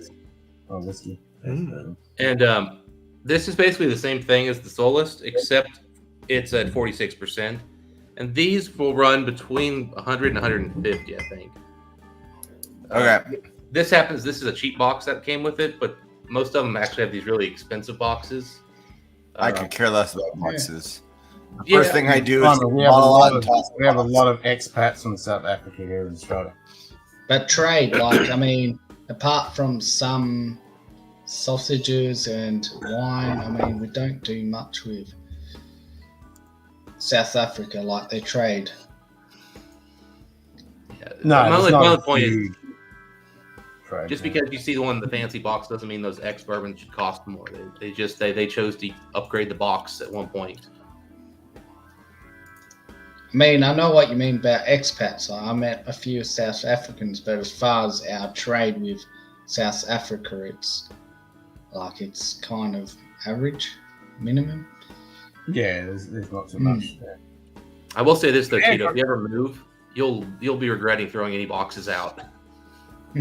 Oh, I'm sure. I mean, if it's a cardboard box, I tossed it. If it's a wooden box, they just get shoved off to the side. It's just because shelf space, it takes up more room. Yeah. That's the main thing. The cardboard boxes generally don't take up too much more room because they usually fit pretty well. Not too much, but in my head, they don't, these are all crammed together. Like, there's no space in between. Yeah. I like And I gotta open it every time I want to pour. I like how neat the boxes are. Like when they're Like the way Spen's shelf looks amazing with all those boxes. And then Frederick's too behind them. Well, most of those don't have boxes, but on top they do. But the ones on top I are don't nice know. models. I've always done it. Like the Bookers, I take it out, little books, all those. They're all empty, I'm just trying. I just got them. I bought Well, them. let's be honest. The Booker's boxes are awful anyway. The little slider. If you can turn them into like a flight tray, that's I mean, I guess one use for them. Yeah. What kills me with the Booker's box is that it's got that like plastic clamp in there that you have to like slide the bottle back into. And it breaks. If yours isn't broken off, like half the ones I get, like that part's broken off by the time I get it, anyways. It always breaks eventually. If you take the ball in and out of there enough, it'll break. So what's the point of all this fancy packaging if it doesn't work? I take it out once, and then it just doesn't go back in.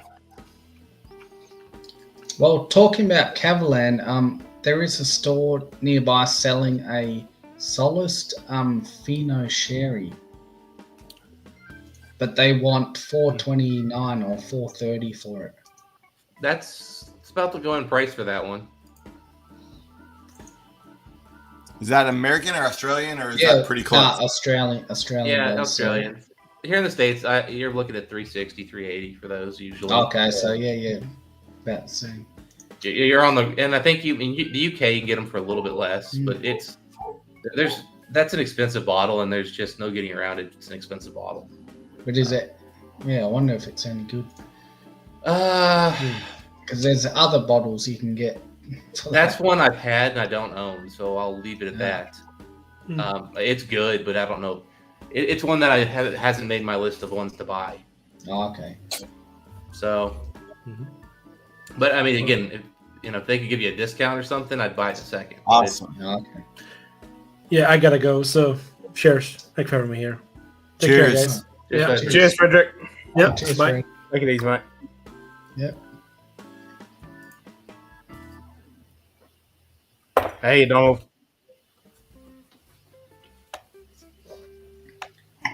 Viewer, small. Always, Donald. You gotta bring out the Small cat one. viewer.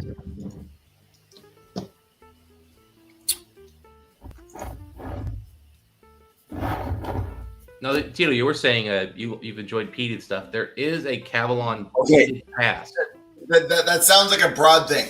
No, like what had happened was someone gave me a bottle of Scotch, and it was the first one that I liked, and it was a peated one. Because that note in all single malts that I don't like, the peat seems to have covered up that note, and I really enjoy it. Yeah, so there is a peated cask finish Cavalon out there. Oh, really good. Oh, Ken would love that one. That Yeah. sounds like the direction I want to go. That one's a little bit hard to find though, because it's got to be like it's thick essentially. It's not like a regular release. Oh, okay. Yeah, I tried to find it, couldn't find it.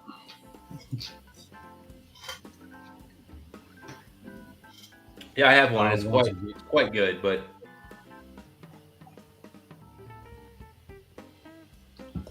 but yeah, it's not one I can just go pick up anytime I want. But it's weird how a country that is, I mean, like Taiwan, making this extremely expensive whiskey. Like, how did that happen? Like, it's young whiskey, and yet people pay a shitload for it. Yeah, but it's Taiwan, man. It's not young. You only get to look at the fucking barrel and it's matured. Yeah, but that's what I mean. Like, it's just weird. That's what I said, Donald. I thought it was the barley as well. Because I know Big Vic can't do the barley thing. That Oh yeah, he reckons. What is it? Belvini 12-year-old tastes like tequila. Couldn't touch it. Yeah, he did like it. Big Vic. Yeah. Yeah.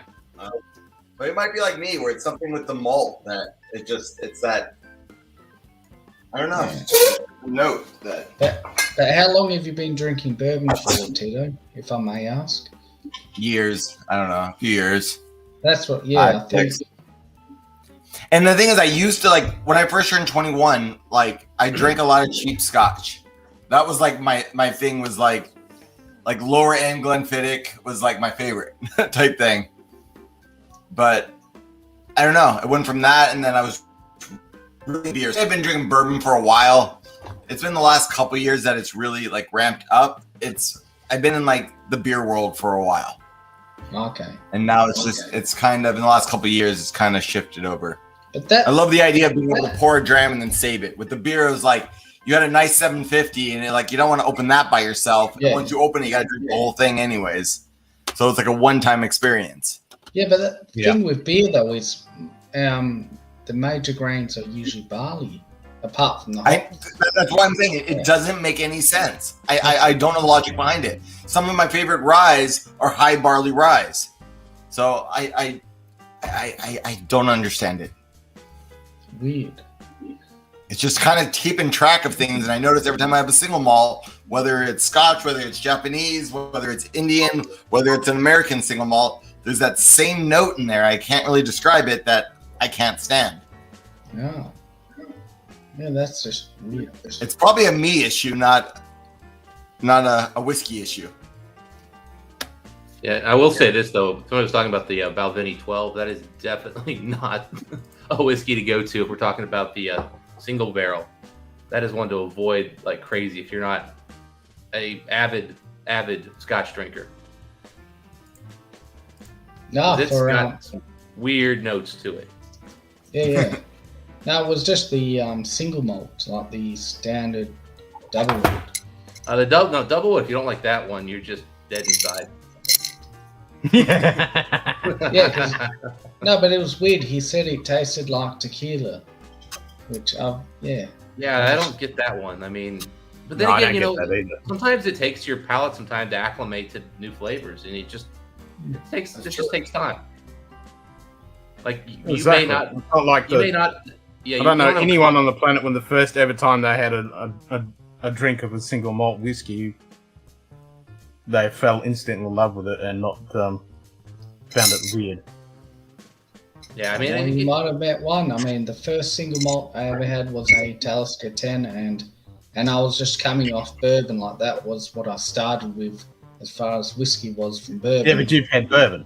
Yeah, but then I had my Talisker, which is single malt, and I just instantly, you know, that's why it's got a special place in my heart. It's just that was the first when as soon as I tasted it, I was like, Jesus, man. Yeah, but I mean, the first time again, you have hard liquor. I mean, your first reaction is probably going to be, "Holy shit, that hurts!" Not, "Oh my god, look at the vanilla." Yeah, exactly.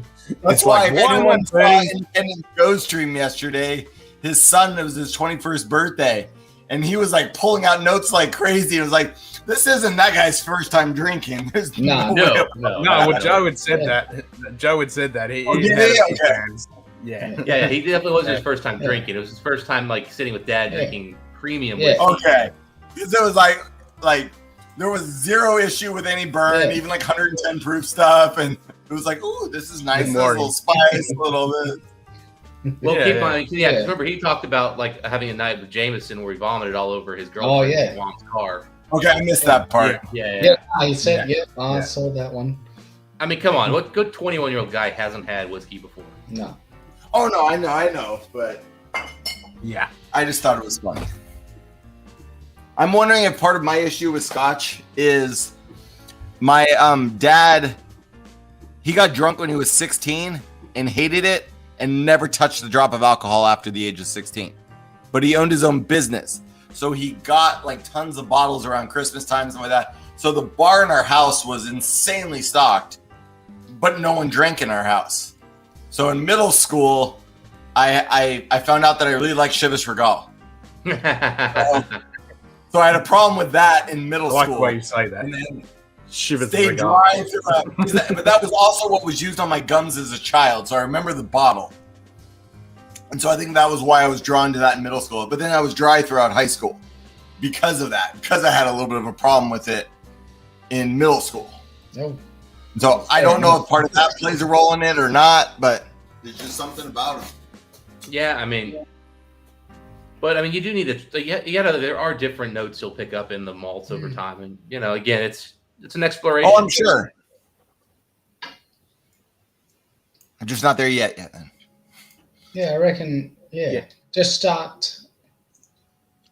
Yeah. Well, it's funny. But then in my Donald head, says, I want to even start. Like, if I already know if I already have a ton that I like, and I'm already buying a ton of this, do I want to open another doorway that's going to cause me to buy a bunch more? Yeah, probably not. yeah, I mean, the thing is, eventually you get bored if you don't have diversity. That's true. That's true. But then I always have absinthe to mix it up because I love absinthe too. Okay. Which is like a whole nother avenue. There's not enough of that, I think, around here where I could really even like go crazy with it.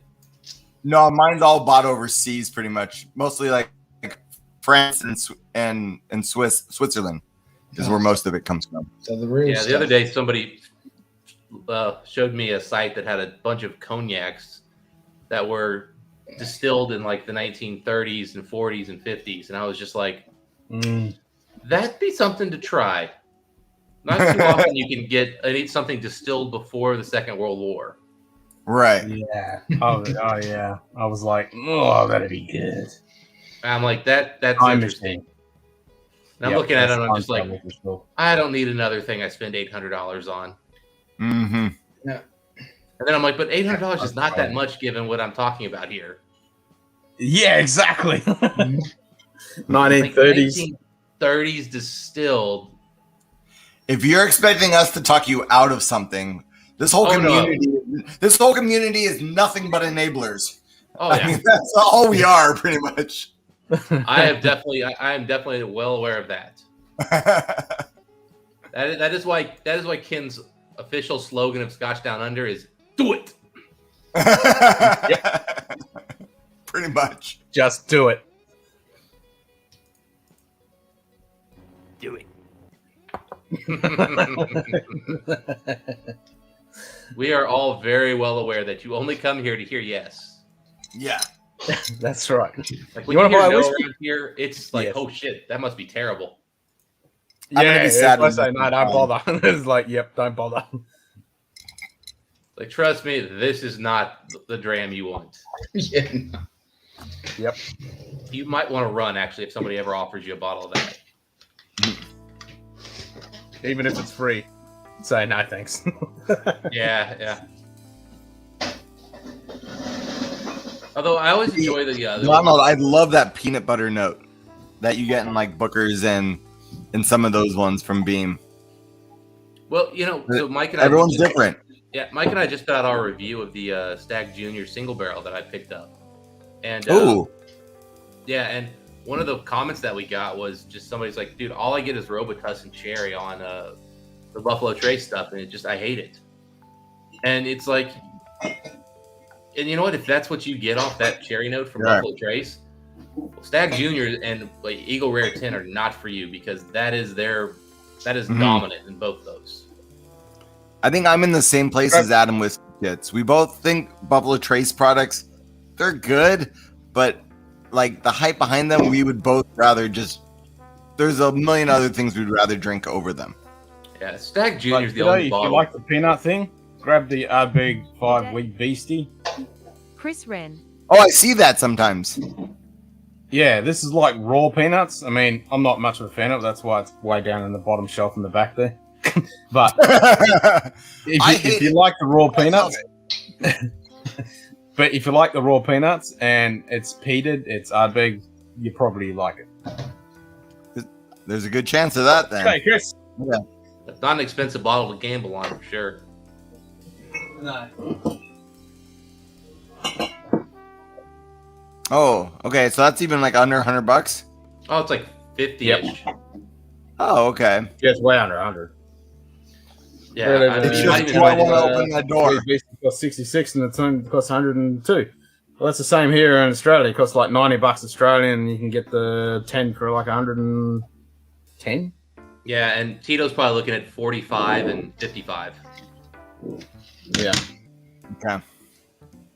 So yeah, you're probably under 50 on the Wee Beastie potentially. Well, I still have a bunch of store picks to pick up from a store I haven't been in a while, and I think I'm going there next Saturday. I think I have like 12 or 14 store picks to pick up there. Wow. And then, yeah, he does like, I say unfortunately, my palate matches his a lot. So I love their store picks.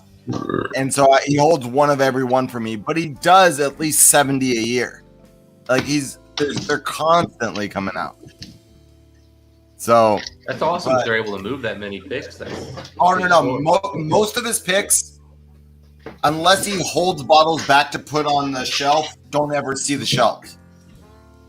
Like so he has a Facebook group that people bin on him, and then I was getting annoyed because there's a lot of people who, you know, they cherry pick. So like, I'm busy.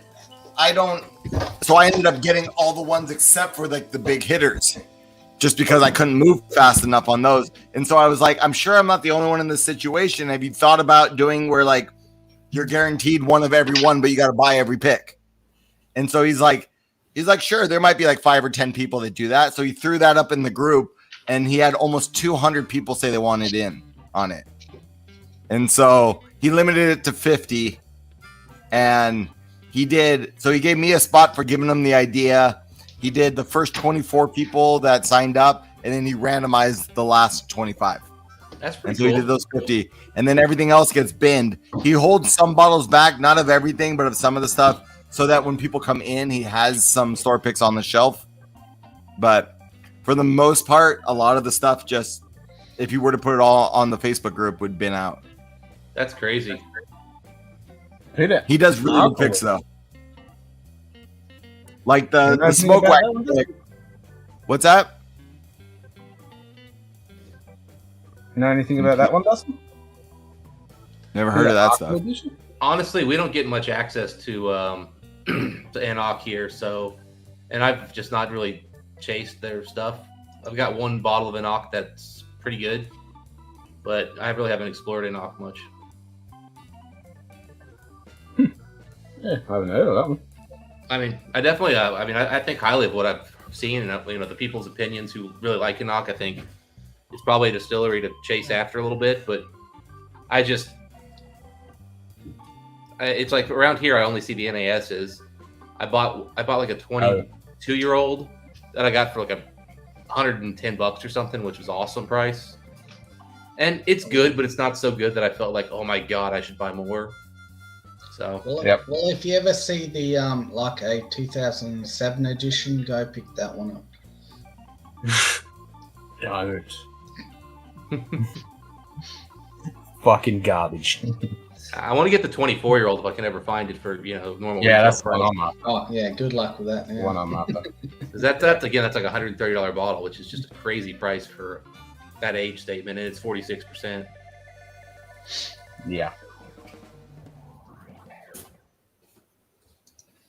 Fuck, this is good. I don't even taste it. I'm just sniffing it. I don't know. Right now, I'm just trying to find out when the King of Kentucky is getting released. No, you're supposed to be getting that Lagavulin. I'm not buying that damn thing. Oh, wait. So they did a press release. They haven't said when it's going to be released. All they're saying is it's going to hit shelves in September. So annoying. King of Kentucky is Kentucky only, right? Not completely. They do release it in Illinois and Ohio, I believe. If it's not California, it might as well be Kentucky only to me. I am in full support of no bourbon ever going to California again. You guys get way too much of it. We get a lot of stuff. I mean, we have a lot of stores that jack stuff up because distributors completely jack stuff up. But I can't complain. We do get a lot of stuff. You guys get more bourbon than Kentucky does. Wow. You don't get some of the smaller like small releases, but most of the small releases that are Kentucky only are mediocre bourbons that are cheap. So there's nothing wrong with those, mind you. Right. Like if you like JTS Brown for $12, then it's a good $12 bourbon, a great $12 bourbon. But stuff like King of Kentucky is really that's about the only like really rare bourbon I can think of that doesn't like Old Carter. They make each Old Carter batch is about the size of a King of Kentucky release, and you guys get probably a third of it. A lot of Old Carter here. A lot of Old Carter. Yeah, I mean, we I can't afford it, but I could get every release if I wanted to. Like, there's enough of that gets here. Yeah, it's gotten harder to get here. It used to just sit on shelves. In fact, I had stores. Same here. It's harder now, but I mean, I had stores here that stopped carrying it. Like the distributor said, "Hey, we got the new Old Carters," and they're like, "No, I can't sell it. Nobody buys it." And then everybody went crazy over Batch 5, which is my least favorite Old Carter. I'm sorry. The American whiskeys, I put it with the light whiskey. It's really good. The taste is, but there's not enough there that I would never go back for a second pour of that. Well, I'm talking the Batch 5 bourbon. That's the one that really. Oh, the Batch 5 bourbon. I'm sorry. Yeah. That one was great. I thought you meant the Batch 5 and 6 of the American. So I have a Batch 1 American, and I really like that bottle. Like, I really like that one. I didn't try one. I have 3, 5, and 6. Yeah, the one's got a decent amount of bourbon in it. It's not just light whiskey, and it really, it's good. But then the Batch 5 bourbon to me was just, it tasted like the best example of young MGP, and that's not a $200 bourbon to me. And that's what it was. It was 7 to 11-year-old MGP, with the bulk of it being not that young though. 7's young to me for MGP. For Heaven Hill, for Buffalo Trace, that's not so young. But MGP to me, MGP's got to be older for me. The stuff that's older though, those stocks are pretty much drying up. I know. But the thing is, you're going to charge $200 for a bourbon. You've got the ability to buy 6-year-old bourbon and sit on it for 5 years. That is a fair assessment. If they were charging, if that bottle had been an $80 bottle, I would be right there with everybody going, man, great bourbon, buy it. It's $80. It's great. It was $170. Whoa, JD, what is this California blend you speak of from Redwood Empire? Lost Monarch. Is that, are you talking about the American whiskey ones that they did? Because those don't have light whiskey in it. That's not what I was talking about with American whiskey. Those were Burrais. But I don't know what the California blend he's referring to is. That's the Lost Monarch. Yeah. I think it means all of the. I've heard great Redwood stuff Empire. about Redwood Empire and some of the MGP stuff. Their stuff for what it might be too young for you, but I like their stuff a lot. If in case of this Doc Swinson, I gotta say though, I think this is what 5-year-old MGP in it,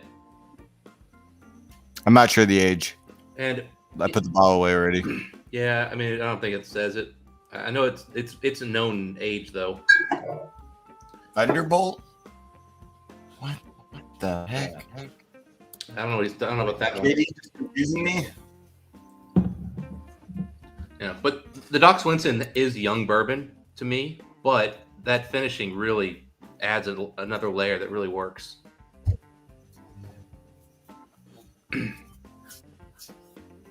Yeah, I'm pretty sure I don't know if it's on the bottle, Ken, but I think it's a known age that they put out there that it's like 5.5 or something.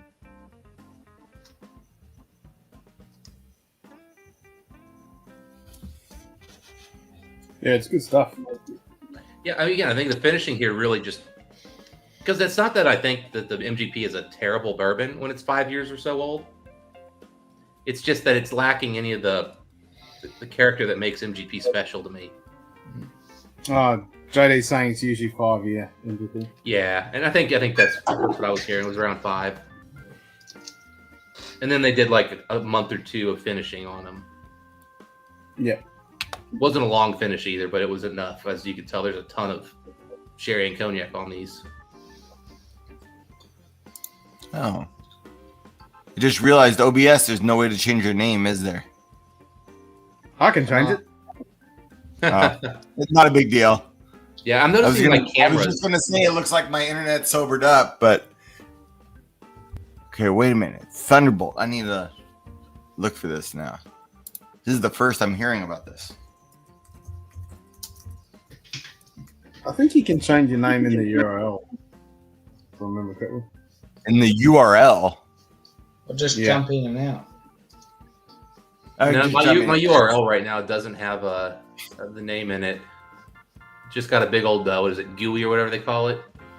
Yeah, it's not important enough that I'm gonna to change it. I just clicked settings to see if I could, and I was like, oh, can't do that on here. I know I can change it, but I'm not sure if you can change it on the fly. Man, Ken, you have been nursing that Springbank 10. That thing looks like it's almost still full. I just got it. My first pour would have taken it below that level. Yeah, but you can get it. Well, this is very true. This This is like unicorn fucking farts for me. And he's saving it for a live wire bottle chug kill. Oh god. Get fucked. Please do not do that. Fuck no.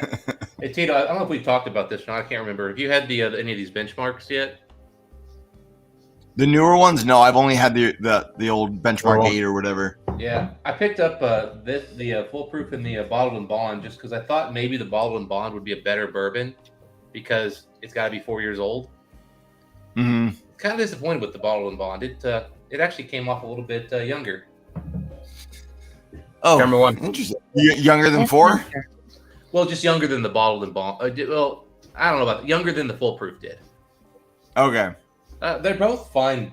For what they charge for them, I think you'd be hard pressed to be too upset with them. I haven't seen any of those newer ones out. Yeah, I think they're kind of rolling out. Not that I've been looking for them though. They're kind of rolling out, I think, slowly, state by state. And they seem to be putting out enough of it where you would be able to pick them up if you wanted them. Okay.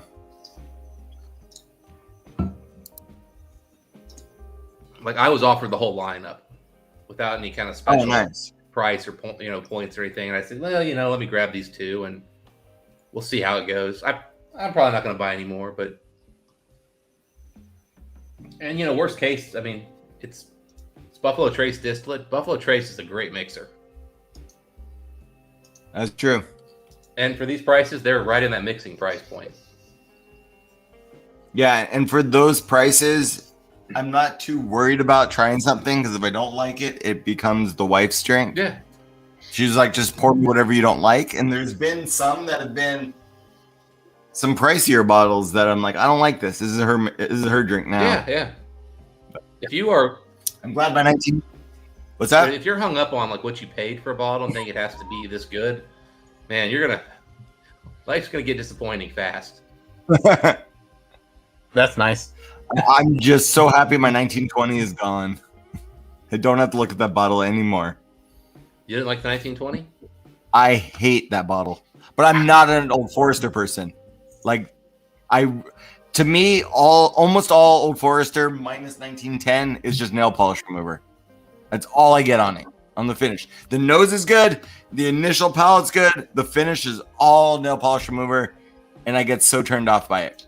So she killed the Old Forester 100. She killed the 1920, and now she's working on the 1897 bottled and bond. Interesting. Yeah, I thought the 1920 was pretty good, but it is young, and I can definitely. You and most people love that bottle. I'm not speaking badly about it. Like, I'm in the minority with that one. Yeah, I can see where you got to get some acetone or like some paint thinner kind of notes on it, though. I mean, it is a bit young and unrefined. And it's funny because I get similar notes at a 1792, but it's muted enough that I like the 1792 stuff. But I get very similar profiles between the two. Interesting. I've never thought of those two as similar, but yeah, again, that could just be that's probably a me issue. You're just so JD. I'm looking up this Thunderbolt, and I can't even find a label on it. Like, it'll show up, but it's like, is it not out yet? Because the only thing I see on it is like the patents or whatever on it.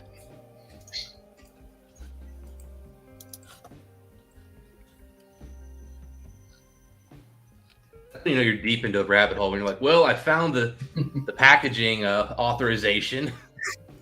That's pretty much what I've done that looking for a whiskey, and I found the press release and an article all about the artist and talking about the packaging design. Then half of me feels like JD's laughing there, like he's purposely sending me down a rabbit hole just to mess with me. Well, it's like when you a lot of people they first tell you that something's coming out because they find where it got approved for TBB licensing and stuff, and it's like there's been no press release, it's not officially announced, but hey, the label's been approved. And it's like, it reminds me of it's like when Apple comes out with a new patent and someone finds the patent lodgement and they come out with it, and it's some concept that's never ever going to get fucking put out. It's just a patent to lock it in. Goose Island used to mess with people on their Bourbon County releases.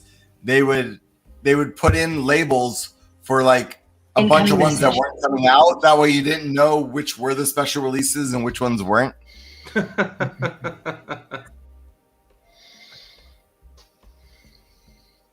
Yeah, I miss the good old days when Bourbon County Stout, they just made Bourbon County Stout. So you're talking pre 2010? Yeah. Because that was when they all the variants.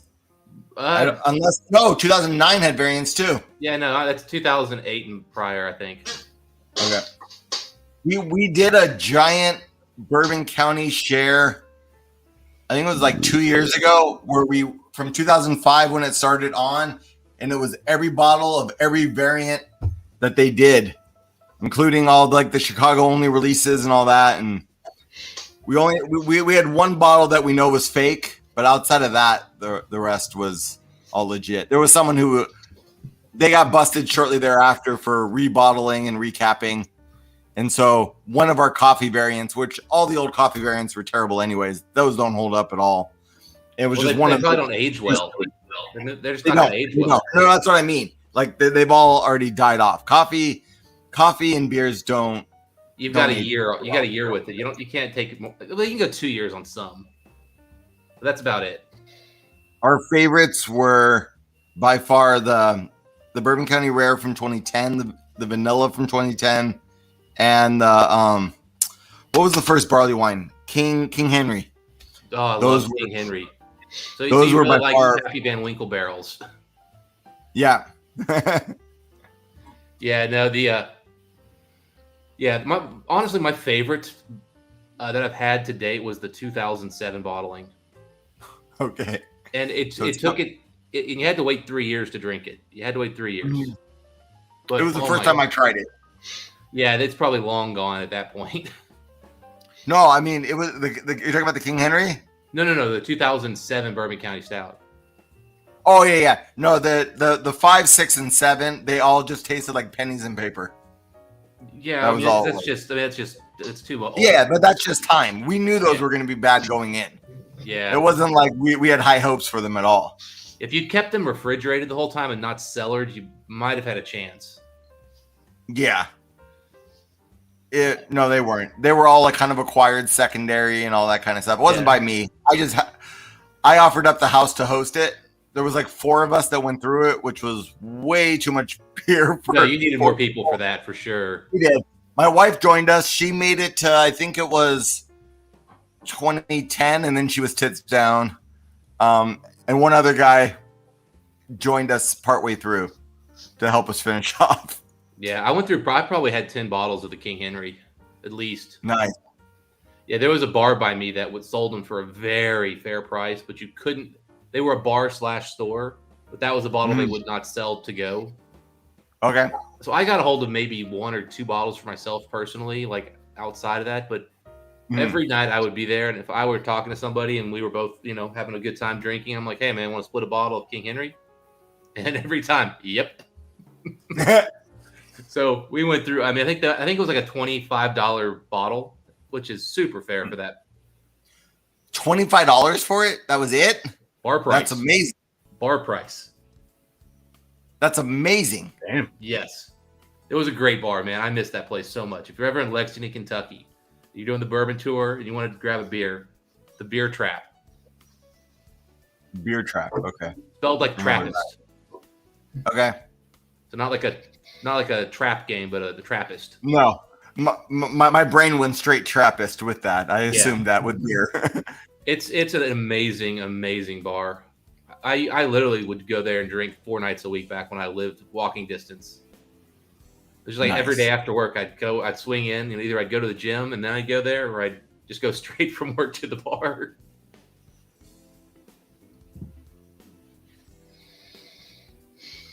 Such a great place.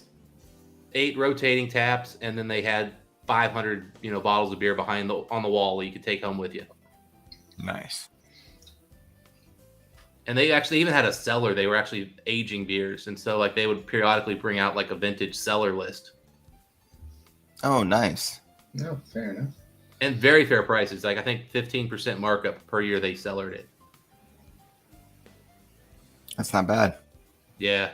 In fact, it's the only place I've ever been where like eventually the owner like raised prices because he got sick of the fact that like on a Stone IPA bottle, he was the cheapest bar in the entire city. He's like, all right, this isn't gonna work, guys. And like, are you making money? Yeah. Then why are you changing it? He goes, come on, we can't be the cheapest place to drink Stone IPA. He's like, this is supposed to be a nicer place. And we're like, it's a nicer place where we can get a good deal. It's win-win. It's like the drunks who pass out on the couch here, and yes, they had a couch in there. Those are guys with six-figure incomes. They're exactly who you want to pass out on your couch. Incoming message. It's like if they piss on the couch, they can pay for a new one. The hell does that mean, Ken? Huh? Was that something separate from all this? No, that was my email on my other computer telling me I had an email. It's Judge. Oh, okay. So it was something separate. I was like, incoming message. I'm like, is there a private chat in here? What's going on? I was waiting for like something to fly over Ken's head, you know? Yeah. And it's like JD Bourbon approach. Thinks Ken has a nice penis.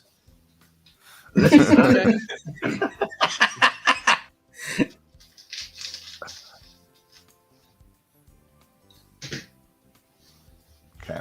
So that bottle's out in October. So it's not out yet. That's why I don't see anything on it. Okay.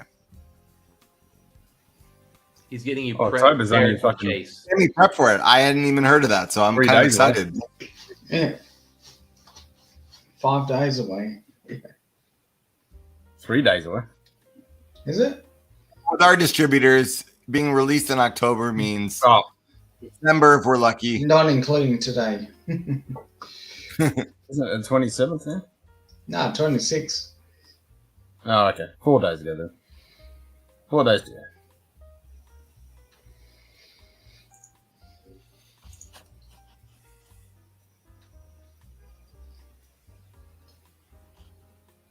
Out of curiosity, Ken, how much merch do you actually sell? Not too much. A little bit. I still need to get I don't a know the shirt. exact. Yeah. I don't know the I don't exact. get this. My camera keeps getting choppy. I don't know what to do to fix it.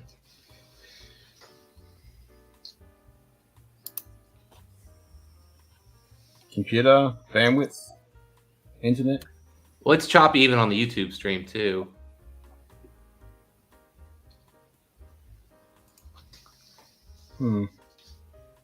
Not like my computer. I just think it's weird how OBS has that delay. Yeah. Yeah, I don't know how you guys get that delay. Like, when, Yeah, I mean, nothing Like on my mine's- computer. always with OBS, like the OBS screen will have a delay on it, whereas StreamYard never it seems to be live, and then obviously the delay for YouTube, but I don't know why. Let's see this. Let me try to see if there's got another USB port I can connect this to. how much of a delay you got, Simon? I'd say Not the alcohol delay, no, the video delay. half a second, I'd say. Yeah, I'm about half a second as Yeah, well. yeah. Let's see. I'm about 2 seconds or so. Two, a little over 2. But you're all the way in America. Yeah, it shouldn't Maybe make that's any it. difference. Shouldn't make I any am on a Chromebook. I am on Wi-Fi. That might, but then why wouldn't it do that with Wi-Fi. too? There's no way for me to run a cable here. It's all the way on the other end of the house is the only spot in. Well, I'm on Wi-Fi as well.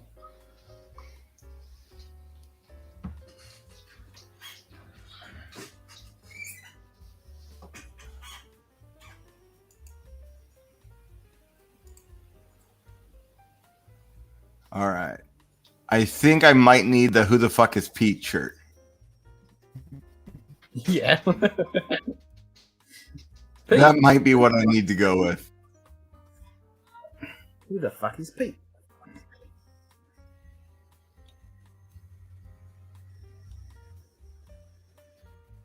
Let's look at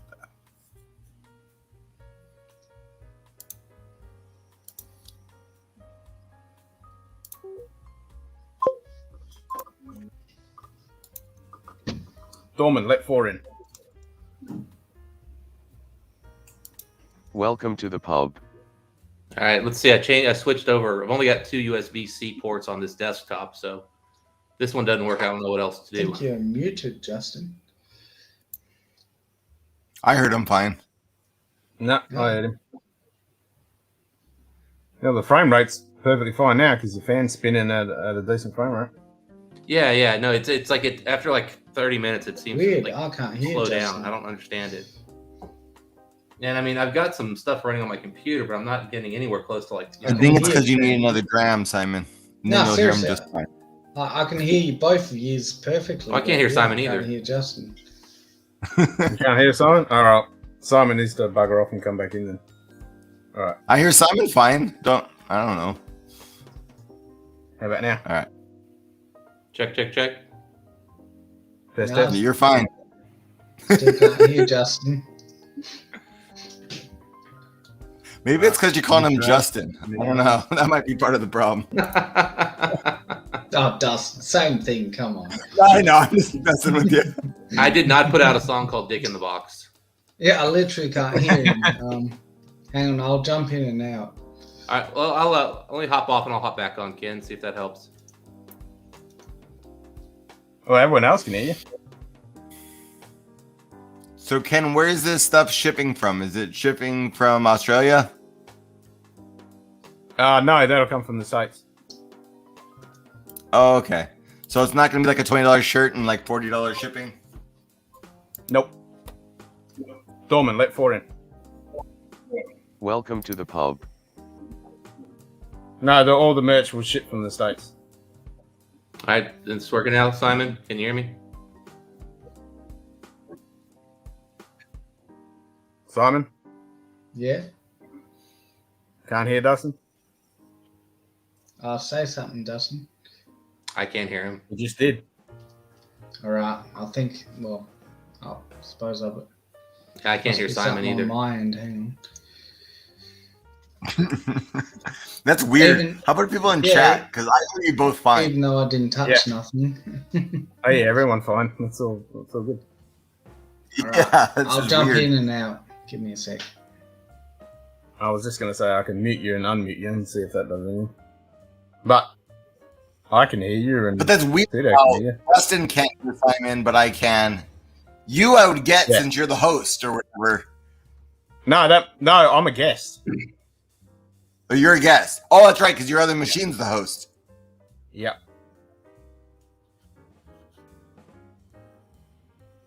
I'm the master of marbles now. How long has that been up? I just noticed it. About 25 minutes. Well, Dustin Morning, was Drams. Look Dustin Springbank Top Shelf. And Okay. I changed Simon to Simon Lizard Fondler Expert. And you're Tito Okay, Master I saw that Marbles. too. I saw everything but mine. That's the one you don't ever think to look at, after all. Yeah, yes, that makes sense.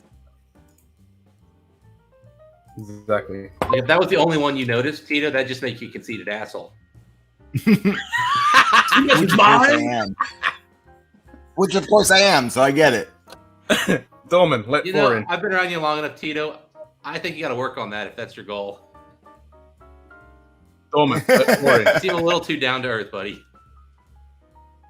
Welcome to the pub. Much self-deprecation to be conceited, I guess. How about now, Simon? Say something, Dustin. I can hear Simon. He's just very quiet. Yep, I can hear you. That's because he's Whatever it was, it worked. Yep. All you have to do is double stamp your triple stamp. Yep. Exactly.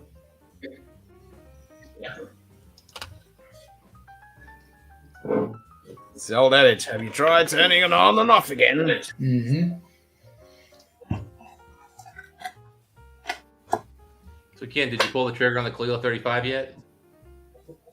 I I want to. It's a big ask. There was a great man who once said, "Do it." Just do it. So Ken, I may have ordered a shirt. I'm not sure. When I got through it, it had a big error symbol and it said, "Thank you for your purchase." That's should always come up good. with a I don't know what that notification on the means. screen. In other words, it's like, fuck you, thanks for the money. It'd be better if it just said, "Error, thank you for your money." Thank you for your They donation. come up with an error. Have a check in your email. Usually it sends. That's where I'm looking now. I don't know which email is attached. It's probably that one. Well, there should be an alert that actually pops up on the screen, and you get a drone that comes in and drops a box, and the voice says you bought stuff. No, it just said, "Error, thank you for your purchase." What? Maybe I'll give it a day and see if I get an email notification, and I'll try again. Or if It was like a big error symbol, and it said, "Thank you for your purchase." If you can find out, did it charge your card? Yeah, let me log in to PayPal and see. Error for your purchase. Error It's for like, your thank you, but fuck you. And just for science, because we're really here for science and not for anything else. Oh, and drinking. Which is I'm going science. to I mean, compare the ex-bourbon I've got here, which, to be fair, has been open for many years, to this Solist, which has not been open for many years and will not be around in many years because I really am enjoying it. But is it that much better is the question. Or am I just a proof whore? Or both? All of the above. There's a shirt for that. Proof. Or proofy bitch. I have that one, the proofy bitch. I definitely have to say I have really appreciated the more the community has come together with making humorous merchandise versus look at my brand name. Oh yeah. Yeah. Yeah. I mean, one of my favorites that I haven't bought but I need to is Bill the Whiskey Dick did whiskey, but with the Cheers font. Oh. Yeah. And that's just great. And I'm just old enough to where Cheers was definitely something I remember as a kid, and I've, as an adult, watched every episode 3 times through at least. What about Chug Life? Are you going to get one of them? I don't have a Chug Life shirt. I don't know that I really want to represent that culture, even if I do occasionally chug. Yeah, come on, Dawson. It's just part of going back to our old. I always put it this way. That is not a thing I want to support. Don't think it's gone through. Livewire. And I do enjoy those guys. Yeah, but it's just I don't think it's gone through. I can't see. I don't think so either. I'm looking at my history. If not, maybe I'll have 2 shirts then. This is nice. Let's try Oh again. man, these are really similar. These are really similar. Okay, are the Capelons relatively available by you? Nah, they they don't exist here. I have to order them. I have to order them online. There's a couple of stores. It's kind of hit and miss on what they have available. Gotcha. Yeah, Well, all over the place. Yeah, secondary pretty much for them. Yeah, I tell you what, if you can get a hold of like that ex-bourbon for a reasonable price, the 46er, I mean, it's a pretty damn good whiskey, and it doesn't get into the crazy prices the Solus get into. But it is a Solus though, isn't it? It's so there is a Solus version. And then Which one is it? Just a standard or the? And then there's a step below the ex-bourbon oak, which is like just like bourbon cask or something, which is a step below this one, and it's cheaper. They've got like 3 bourbons. I would not recommend the bottom of the line because I only had it once and I didn't think much of it. But the mid-tier one is really good, and the top of the line one is really good. What's the ABV on that? So there's the ex bourbon oak is 46%. Okay. And my understanding is it is a single cask, but it's not a soulless because it's not cask strength.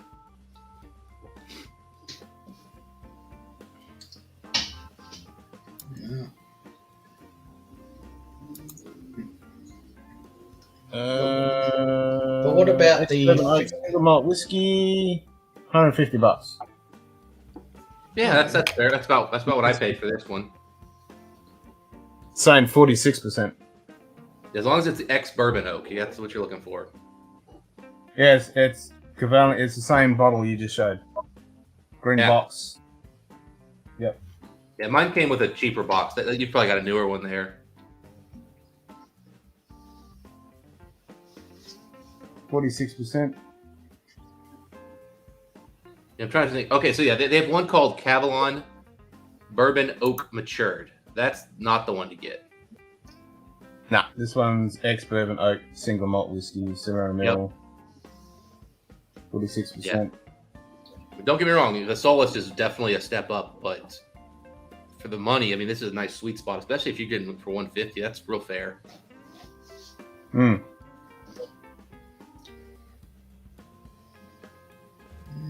I'll get one. Nice.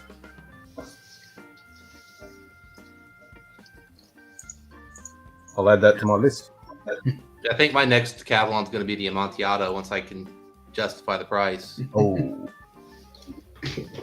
Right. That or I'm going to buy a backup Amontillado.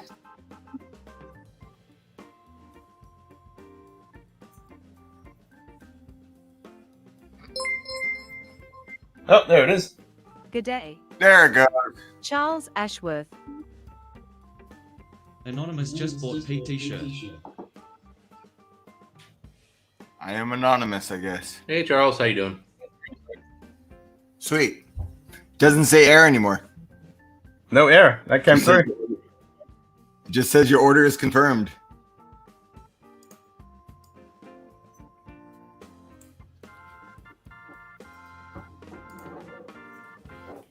Yeah, it's the same screen that popped up, except instead of saying stream elements at the top, it said error, and it said thank you, Mike or Tito, and said your order is confirmed.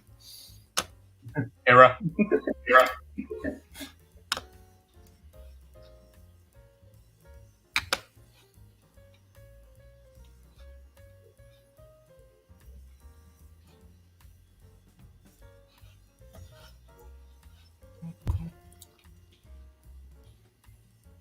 Ooh, this top strength for this. Top strength is that's the soul thing.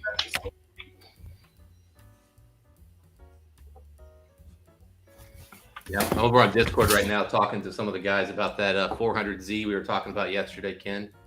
I don't know if you were on yet for that or not. I tell you what, that is going to be the sports car to own for the person who doesn't have an obscene amount of money.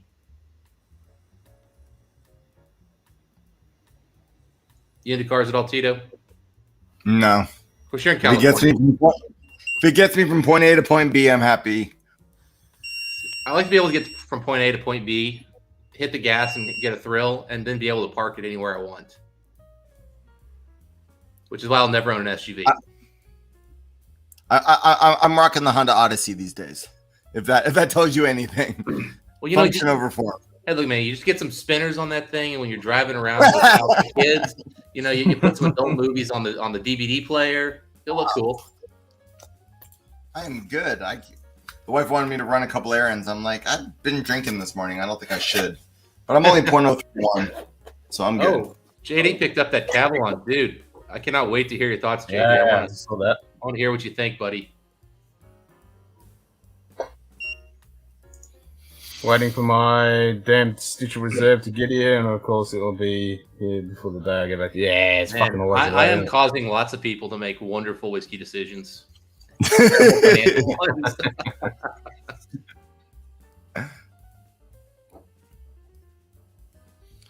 Yeah. All right, guys. I'm gonna head out and grab.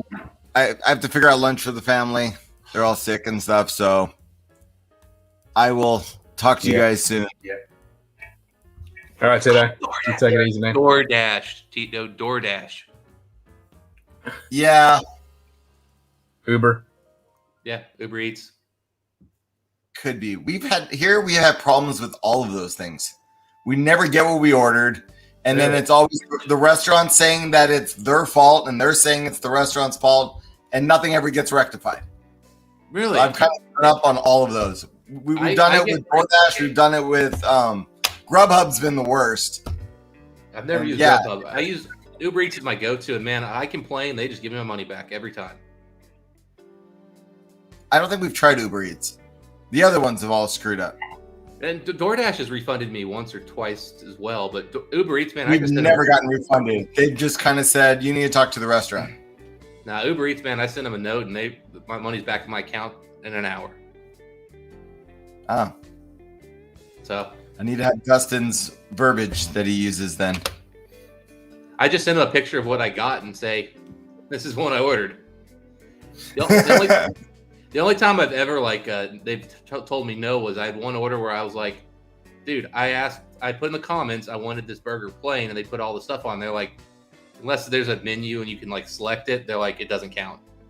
And I was like, all right, fair enough. Now I know. Yeah. And so I just don't order burgers from places where I don't want the default burger. You like them plain? I just like cheese. Now if they had bacon, I like that, but I don't want the ketchup. And I mean, are they going to put mayo or not? I don't know. Are they going to put lettuce and pickles, or will it just be pickles? I just keep it simple. I don't want to find out I don't like something on there. See, I like the surprise. Like, put on what you put on. Let's see what it's like. Yeah, I've got condiments here if I want to add something. That's true. But all right. I'll see you guys. Yeah, have a good one, Tito. All right. See you, Matt. Oh, JD. Ken will definitely appreciate that sample. I'll tell you what, I'll tell anybody this. Yeah. It's the greatest whiskey ever to end your night on. Hell yeah. If you've been drinking, you're like, man, I'm not going to be able to taste anything, but I want one more. You pour that Cavalier on, let me tell you, you'll taste every bit of it. I remember when Scotty got that Solstice and he gave me some and he goes, check this out. I went, ooh, this is pretty good shit. Yep. Yeah. I reckon it was a bit high for him, but he doesn't find, I mean, ABV definitely affects him. He doesn't like high ABV stuff, but I went, oh fuck, this is good shit. Yeah, the Solist port cask can actually be found for pretty good prices sometimes too, and that's a really good one as well. I want that. Yeah, honest to goodness, I mean, if I could have nothing but Springbank and Cavalier, I would not be too upset. No. So what makes actually Cavalier special? I mean, like, what are they doing? Good fucking cast. Great casks. It's a great distillate, and it's aged really well. And they're aging it a proper amount of time. I mean, that's the big thing. You can taste the age on them. And so Cavalier Solus port cask. How much would you pay? I paid like $280 for the one I have, and I love it. It was worth $280, and I've seen them for a lot less. So $250 Australia? I would definitely do that. It's a port bomb though, man. Like, it is flat out a port bomb, but yeah, I mean, honestly, it's hard to get a whiskey. I love me port. Yeah. It's honestly, Simon, it's hard to get a whiskey as well aged as these are, honestly, in the market today. So what do you reckon of the ABV? Sorry, you guys both talked at the same time. 57.8 ABV. I mean, on the Solus, I mean, every cask can be a little different. Yeah, I was going to ask, what do you think of the Solus Fino Sherry? Well, so that's one I've had. It's very, very good, but that's one that I kind of just didn't jump on right away. I've really enjoyed the Moscatel. The PX is incredible. Manzanilla is a little bit of a step down from those two, but still pretty good. Manzanilla and the Fino are comparable, I guess. The regular, like just the regular Solus, that's just like a little bit younger sherry, is awesome. Yeah, that's Fino is one of my least favorite of their line. Because that's the one That's that, right. that I can get locally is the Fino Sherry at 57.8%. I mean, I think you'll enjoy it if you like sherry whiskeys, but it's not my favorite. You It's reckon not one get something? It's not a wow bottle, but also it's cheaper than a lot of the wow bottles I just mentioned. Some of those other ones are a lot more expensive. Oh, fuck you. Like the Fino is one of the cheaper Solus sherry cask finishes. But even here, it's $4.30. Yeah, that's one of the cheaper ones. Really fucking hell. They wanted $700 for the PX bottle here. Oh, really? And I found one for I found one on sale for like $300, and I was like, yes, please. Should have bought two. Moscatel, $525. Yeah, that sounds about right. I got mine for $240. Again, I got a steal on it. But I'll probably buy another one of those for $400 or $500. It's really good. I love that bottle. PX, $625. That's a little high for the PX for me. Fino, $450. It's about what it is here, yeah. The Sherry Oak, $180. That's getting pricey for that one. I wasn't as big a fan of that.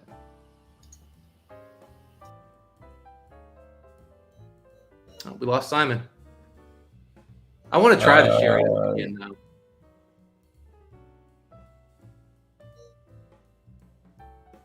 It reports $250. Yeah, that's not terrible. I'll tell you what, if you ever can somehow figure out a way to get a pick to come in from Cavalon, that's the way to go. Because those come in so Cavalon Solus Vino Barrique, the Whiskey Club exclusive, $250. Oh, that might be really good.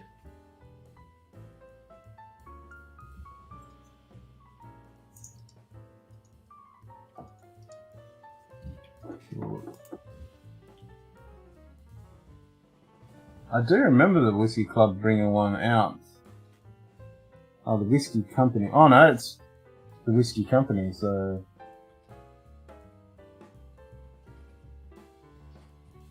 Selected by Nick. This batch of Vino Barrique. Castle selected, then bottled completely and exclusively at Whiskey Company to offer the Australian public. 56.3.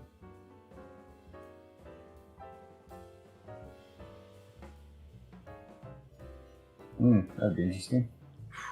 I tell you what, if you like bourbon, you're going to absolutely die for the nose on these Cavalon bourbon casks. Like, it is just such that wonderful, rich, heavy vanilla cream with nice fruitiness and a good oak character. I mean, really, this is that perfect Old Fitz or perfect, Buffalo Trace, like a BTAC, like, George T. Stagg, Pappy Van Winkle. I mean, it's right in that kind of realm. It's amazing, really.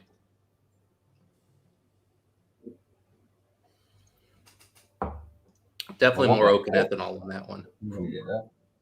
I'm getting that cool. I'm with you, Aaron. I preferred the Sherry Select, although I've only actually tried that once. I've never seen one of those for sale locally. The Vino Barrique is really good. I know it won some awards, but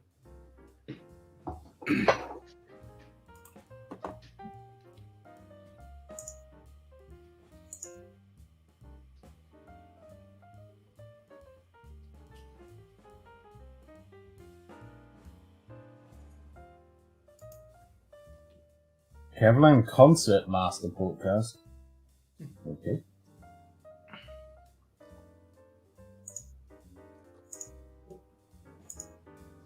I think I can't remember. I think I tried that one. I don't remember. Honestly, they're like entry level stuff.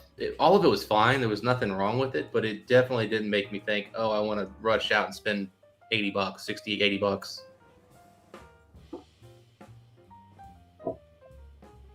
For the sherry, it is some funk. Oh, okay. I'm gonna get that port cast. Yeah, definitely getting that. Cavalan and port, fucking sign me up. Yeah, I think I'll go that Fino Sherry cask. I mean, the cask strength version. I mean, you're a little quiet. I don't know if you can turn your sound up or not.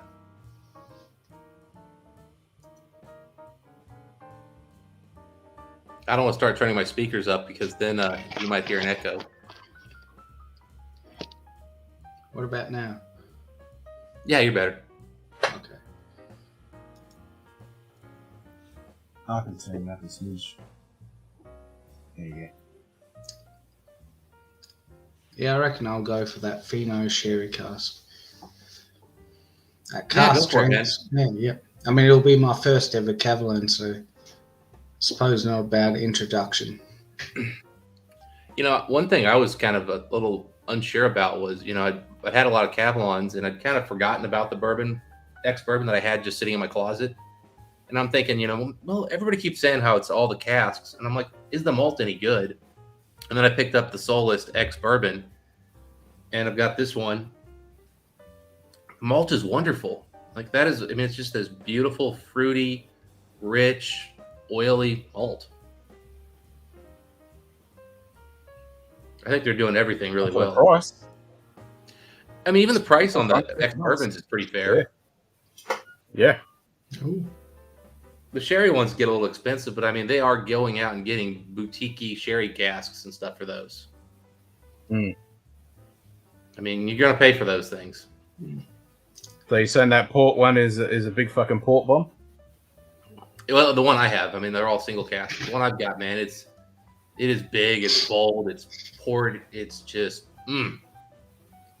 Oh, yeah. I'm in for that. it's a damn good. I think Mike and I do have a review on that one out there. So I think we've gotten to where Cavalon might be like our third or fourth most reviewed distillery. Like, as crazy as that sounds, I think we've actually gotten to where I just keep bringing Cavalons over, and every time I bring one, Mike's like, yeah, let's get to that. Yeah, let's do it. Like, I have definitely turned Mike into a legitimate Cavalon fan. In fact, actually, we don't have a playlist out there yet for Cavalon. We need to do that. Oh, no, we do. We have a Cavalon playlist. We have 7 Cavalons, so Cavalon and Compass Box now both have 7.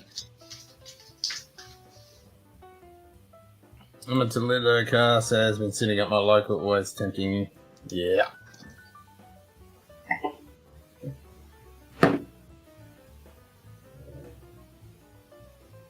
Oh, that's a few more bottles I need to get tomorrow. Yeah. No, I couldn't find that ceiling yet, Donald.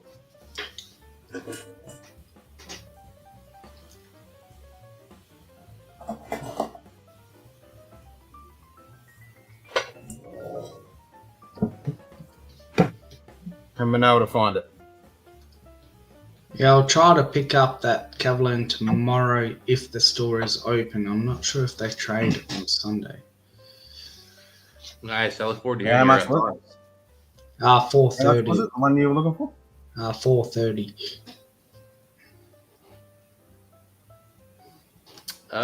Aaron, I don't even know how to say Kamogokteik is.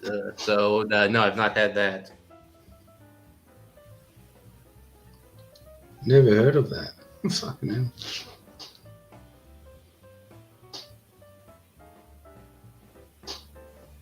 Kamogotake, that's Japanese, isn't Yeah, I have been told that there's a few bottles of the Cavalon Amontillado in Chicago for really, really good prices. So I might have to reach out to somebody in Chicago and see if they can facilitate.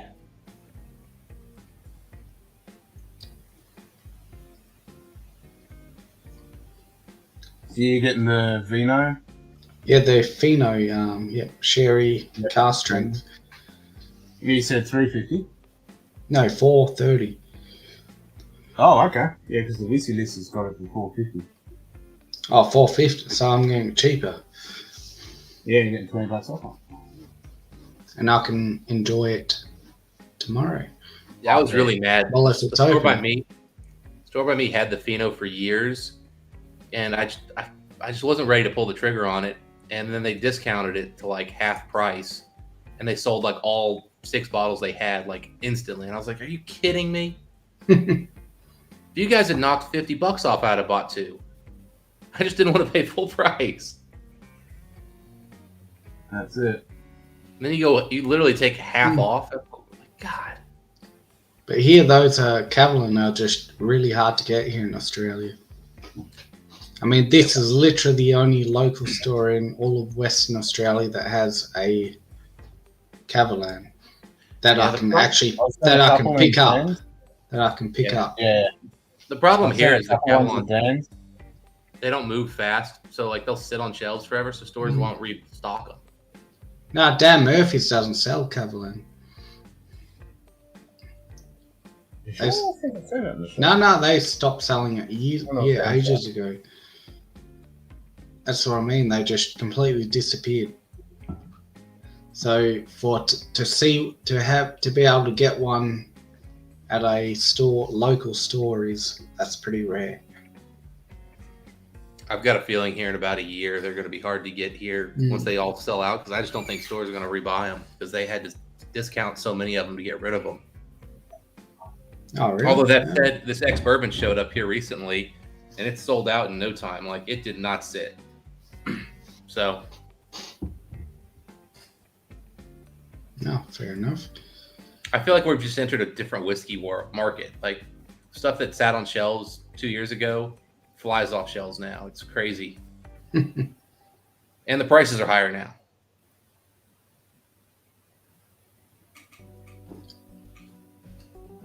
Yep. But is Cavalier popular in America? Or they haven't caught on yet? I mean, whiskey enthusiasts know about it. Other people don't. I mean, so it's a hard sell to like your average Joe. Okay, yep. Like, you're a Macallan drinker who should be drinking Cavalier because it's what Macallan used to dream of being. They're still buying Macallan even though the quality's gone to shit. Your GlenDronach drinkers, I mean, again, now the GlenDronach's going to hell and all that, they should be gravitating towards Cavalier. But again, I just don't know if it's got its place and its following, but it's definitely not as big. No, fair enough. Yeah, Donald, it sounds like everybody in Canada should move to Alberta that cares about whiskey and just leave the rest of the country and tell them to go. I know, right? Yeah. All I ever hear is like, well, in Alberta. And I'm like, why the fuck aren't you all in Alberta then? Like, you clearly have discovered there's a whiskey capital. Move. Maybe Alberta sucks.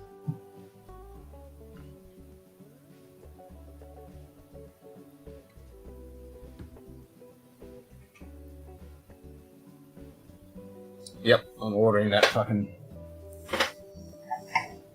Port Cavalier tomorrow. Ken's like, done and done.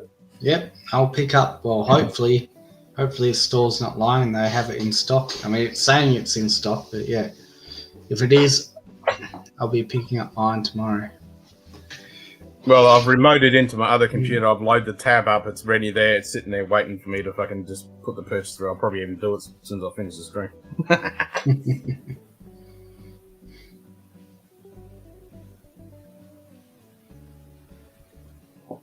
Excellent. Excellent. Excellent.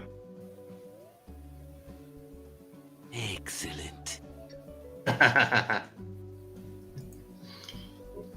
Look at that, Dustin. You've turned us into Cavalier fiends now. I already was, man. Already was. Well, I've been interested, but I'm just like, I suppose I've been a bit biased. It's just, how can this, almost third world country be producing this really high-end whiskey? It's just, I mean, let's be honest. Is Isla really anything special? I mean, it's a little island with like 200 people living on it or something crazy like that. Maybe 2,000, but still. Yeah, exactly. Fair. Yeah, good point. Yeah, no, that's a good point. I mean, Kentucky is definitely not the richest part of the United States, but it's where the bourbon's being made. That's what I mean. I was just we're all a bunch thought, of fucking backwater fucking criminals here in desert Australia, and we're making some good shit.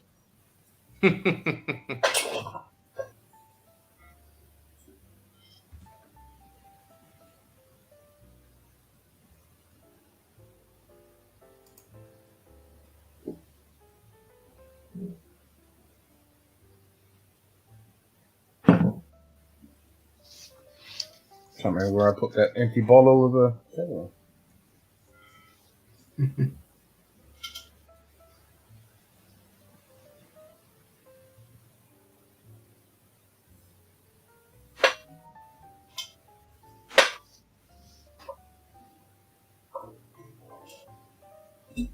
Oh, there's it.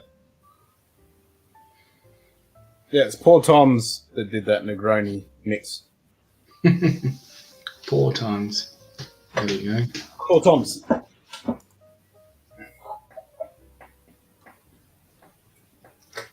But yes, we'll definitely have to do a cocktail stream. Oh, definitely, yep. I'll show you how to make a proper whiskey sour. Have you got a shaker? I can get one. Yeah, well, don't get a fucking cobbler one, because they suck. Grab yourself a fucking proper... Don't get the glass and the metal one, get the 2 metal ones.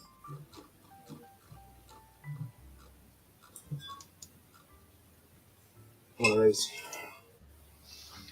Get the 2 metal ones. They're the way to go.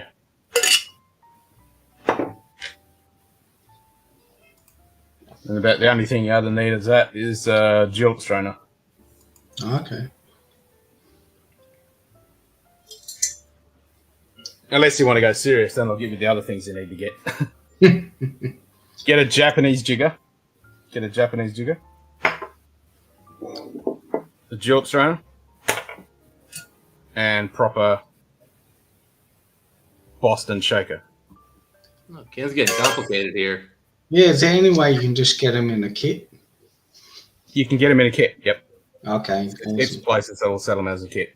But a lot of the kits will give you 1 metal Boston shaker and 1 glass one. And they're dodgy because after you start doing a few fucking cocktails, they'll get slippery, you'll drop it, you'll break it. And these seal a lot better. Because what you actually want is when you're making the cocktail, you actually want it sealed to make a vacuum. And it cools it a lot faster. Whereas the glass one doesn't seal as good. I'll see if I can actually find one. Cocktail, mate. Yeah, just search for Boston Shaker. There's a couple of places in Perth that have them.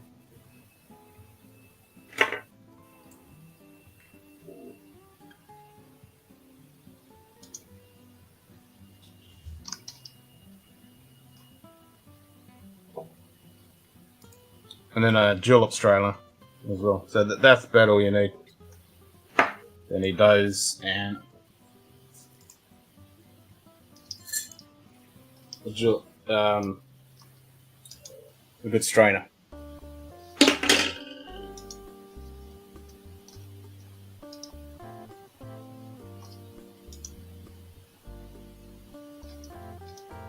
Actually, that's not the julep. That's the what's that fucking called? The julep's the other one.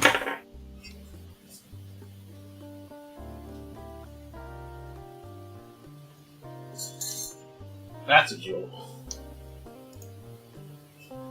I'm having a brain fart. Can't remember what that fucker's called. That's a julep strainer. That one's no.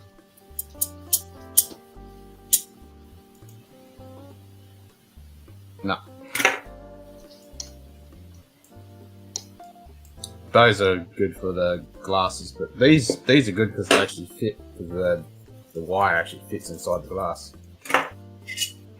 It'll fit straight onto your shaker.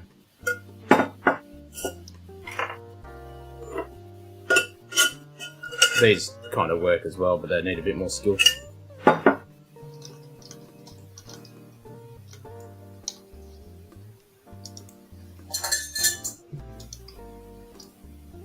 Mm.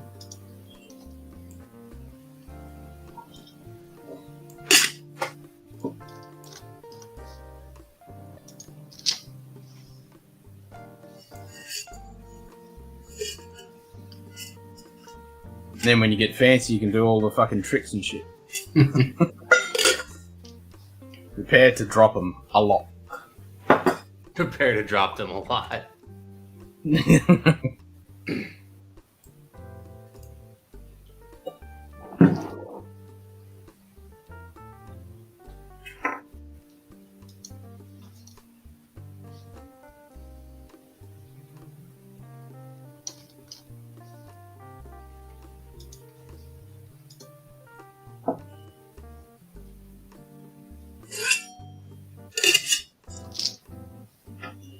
You find them? Oh no, the one they're selling at Dan Murphy's is it's got the no. Boston Shaker, but it's the glass bottom, like you said. So Yeah. No, you don't want that. I mean, you can get away with it, but I wouldn't. Yeah. Fed up getting this. You're not going to drop it and break it. Be sealed better.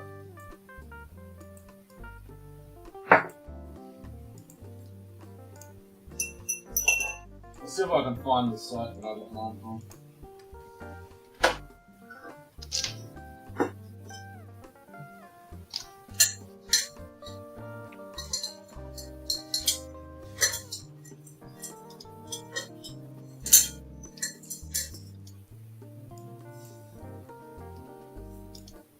And then if you want to do mixed cocktails, then you need a mixing glass and a spoon. I need to get a proper shaker. The improvised one I use can get a bit sketchy. Exactly. If you're making, you can get away with using a cobbler, but if you want to make proper cocktails, don't fuck around with a cobbler. They're just gimmicky.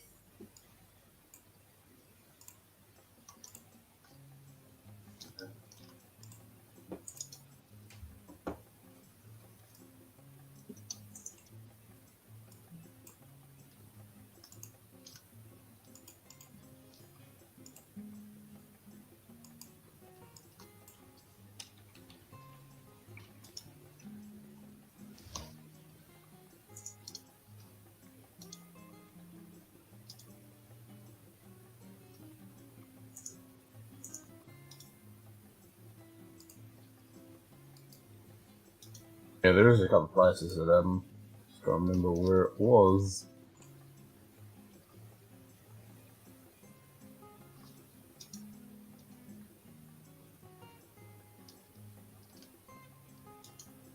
And normally the kits only have the glass.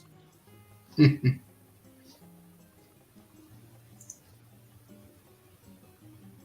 can get the fancy and get the gold one too.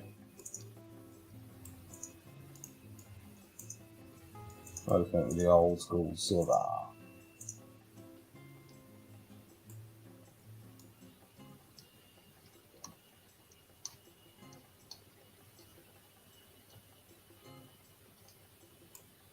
That's it. Barware.com.au. That's what you want. Go there. Okay, fair enough. Yeah, barware.com.au. Farweb.com.au. Yep. Well, they provide all the shit to the bars and stuff. They got the proper. You can get green ones, gold ones, silver ones, black ones.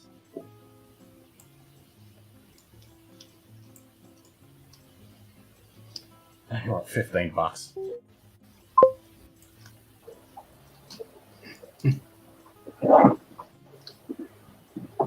There he is. There we go. Good to see you, Donald.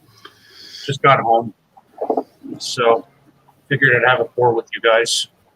Ah, No, good job.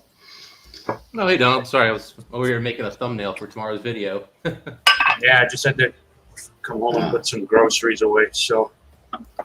So Livewire is going live in 6 hours from now. Fuck now. So they must be doing it from the Devilers. Yeah. All right. Now this is getting close to a bottle kill, so might as well just kill it. Toronto 15 Madeira. I don't really want to kill it because it's not readily available to me right now. Well, I just saw how much was in there. That's not quite a bottle kill. Yeah, that'd have me get a good buzz on if I finished that.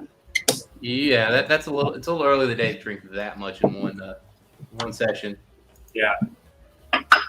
Not judging if you do choose to do it, though.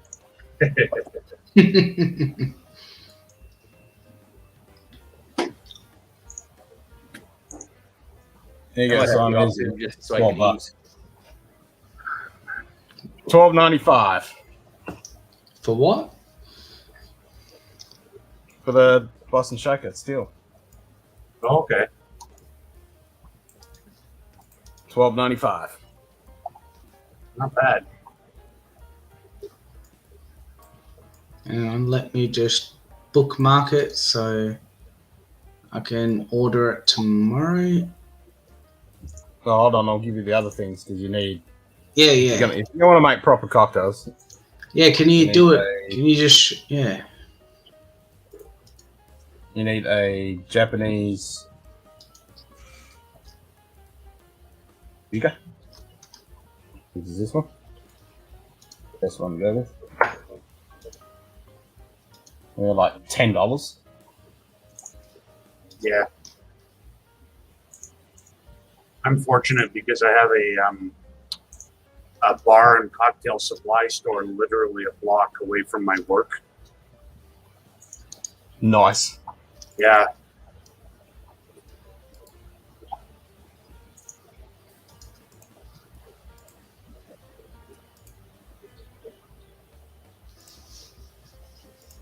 And then you want the Hawthorne strainer. That's it. You want the Hawthorne strainer, which is $8.95.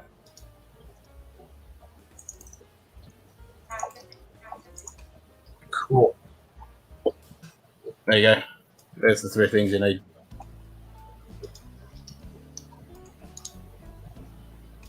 Yeah, I wonder why OBS runs so much better in Edge. It's funny.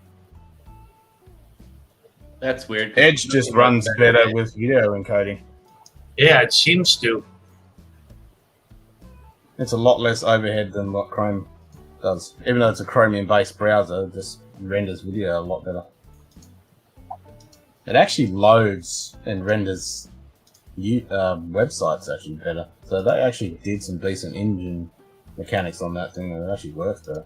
They've actually fixed Edge, because when it first came out, it wasn't that good. No, it's actually pretty good. I mean, it's still a shitty fucking web browser with the interface and the way it does stuff, but the actual rendering engine is pretty good on it. Huh. If you could plug the engine out and put it into another browser, you'd be right. I just love the fact that we now need 2 Microsoft browsers on our computers for some reason. Yeah, I know, right? Like, what? We have Internet Explorer and Edge, and I can't uninstall either? Okay. Yeah. I guess Microsoft took to heart that there should be competition. All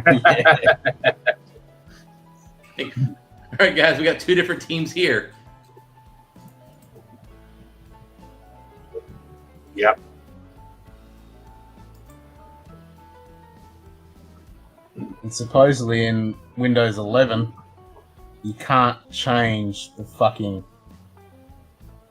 Like normally with Windows 10, when you want to change your default browser and your media player and all that crap, you can't do that in Windows 11. You have to do every single fucking extension type. The fuck? Huh? Yeah. That's just... So Microsoft are basically going back to their roots, fucking you over, making it fucking difficult. So Well, I mean, in their I defense, guess most it's going apps- to take about 20 fucking seconds for. Well, it's probably already out there. They've already somebody's made a fucking thing that automatically does that for you. Well, I mean, most like Windows 10 style. most like media players and stuff will just automatically pop up, and here are all the extensions that I can be defaulted to. Would you like to default all of them? Yes If or it's no? a good media player, yes. Yeah. Yeah. Yeah. Yeah, the only media player I generally use is VLC because it can do the most extensions and everything. I use a Yeah. GOM. I mean, I use Pop Player and VLC. The Pop Player is really fucking that's a good one. That one. Pop Player's good, I but like I'd the say way it renders audio on certain things. Okay. VLC does better with surround from sound. just a sheer player With my purpose, system, anyway. Yeah, mine too. GOM is the best I've ever had. Like in terms of like interface controlling, editing, like not editing the video, but like if I want to speed something up, slow something down, I want to skip, I want to full screen, I want it to stay on top over other stuff. It just does everything really well. Okay. Whereas VLC is a little clunky. It's not quite as easy to do some of that with. I think you'll like Pop Player then, because that does that really well. I mean, I just sit there with a couple of. It's already got shortcuts and boom, fast Yeah, forward, I've used Plot Player slow before. down, speed It's up. good. Yeah. Do you guys use the Chromium browser plugin to speed up any video? No, I've not used that. No, I've not used it either. What? Oh, I love it. It's so good because normally, YouTube you can only go 2 times. I got this one that it's a little thing that just pops up in the corner, and I can just hit a keyboard on a button 2 times speed, or I can set it to 3 times speed, and it's fucking brilliant. I mean, YouTube's got that option.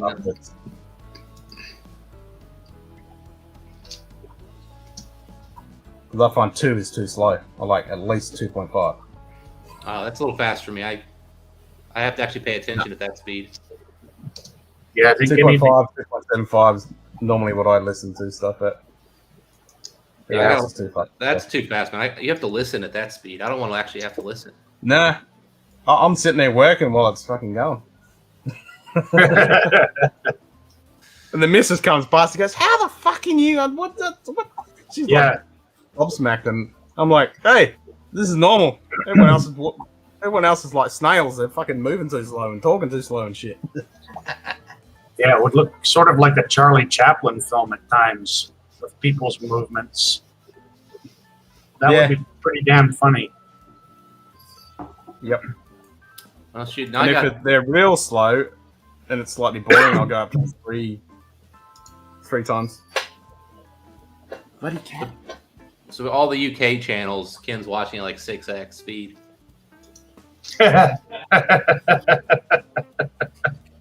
He's got Roy on there. Hello, all. Welcome to Aquavite. Roy is always at 2.75. Roy is always at 2.75. That's the default for Roy. Roy is definitely not a speedy talker.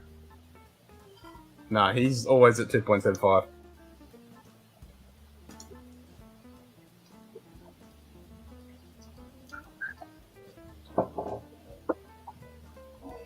Because his accent's fuck all to my ears, so I can understand every word he says. Yeah, he's not difficult to understand at all. No, he's very. He hasn't got. Yeah, he hasn't got very, like that. very strong Glaswegian accent at all. Yeah, He doesn't make up words or like change the way words sound. No. You can't imagine him struggling to say "purple burglar alarm" after a couple of drinks. So, no. That's the one I've not heard before, but that does seem like it could be a challenge for many to say. It is a challenge for Glaswegians. There's videos on YouTube of drunk Glaswegians being asked to, say it, and then even when they're sober, they can't. They struggle with it. Purple burglar. Purple burglar alarm. Yeah. Yeah, fucking hell. What's next? Did you get all those links, Simon? Yes, I bookmarked them and shall order them tomorrow. Well, I've got to go pick up that Solist Cavalier tomorrow first, but after that, I'll bookmark them.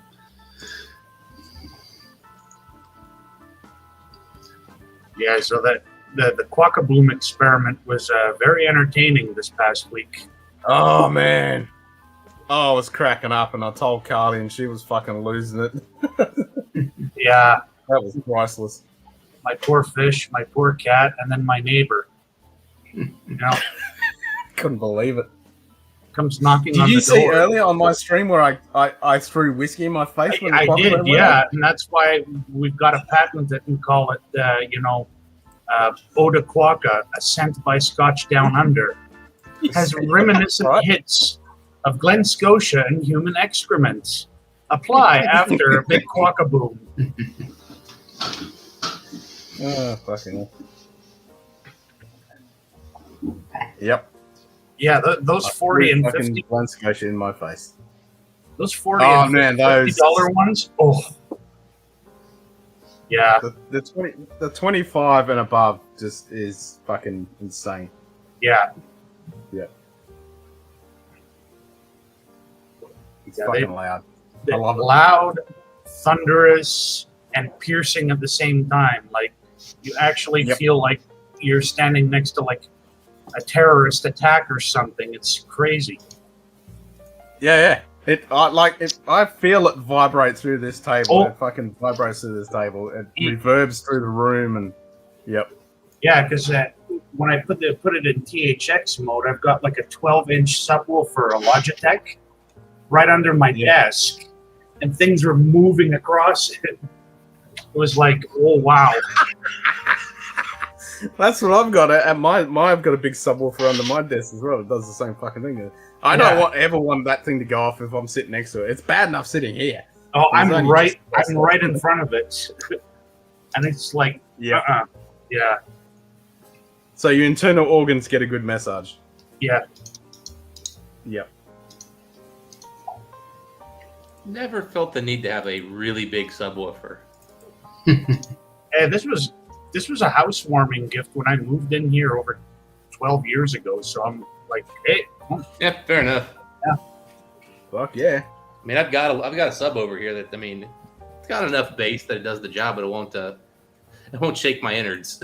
Yeah, mine is a 1200 watt system on my computer. Yeah, I bought my first Dell computer when I was like 18 and I was off in college, and I didn't have speakers, so I bought the speaker with the subwoofer, and I'm still using those same speakers and subwoofers from almost 20 years ago, and they still sound fine. Yeah. Well, some of the older hardware like that is way more durable too. Yeah, I mean these things have mine's been just like the older used. Sony surround sound system. Yep. Pretty good with the big tall fucking front speakers. Yep.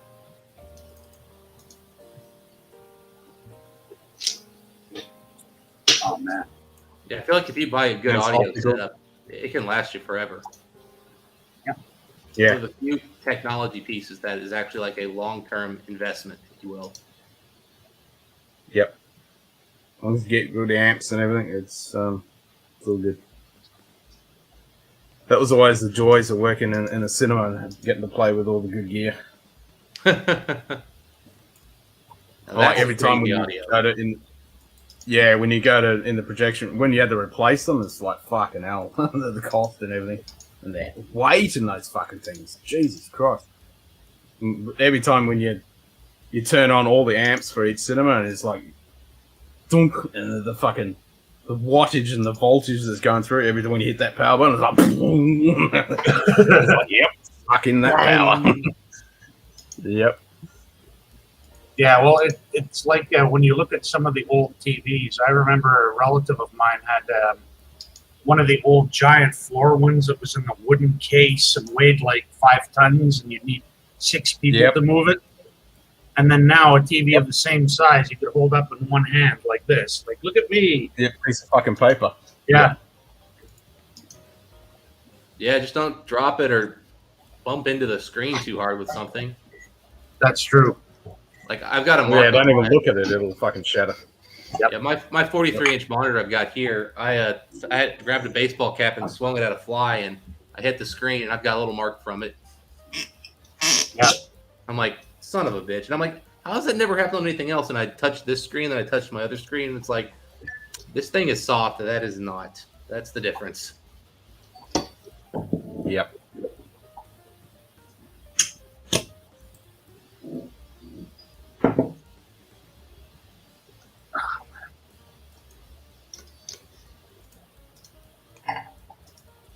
Custard.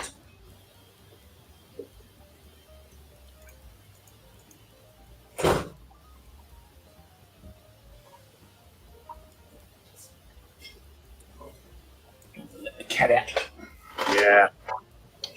I love this Madeira finish Dracano. It's certainly one of my favorite Irish single malts, that's for sure. I'll have to try more Triconal. I've only had one or two, and I don't really have much memory of it. Well, I got excited. I was looking for that fucking Teeling again, and you mentioned it again, and I found it at Dan Murphy's, which is the big store here, and as soon as I went to the page, sold out. Yeah. Fuck. Shit. Yeah. Fine Drams has it available overseas for like 105 Australian. So, Yeah, by the time I get it here, it'll be like 300. Yeah, that's the only thing. Yeah.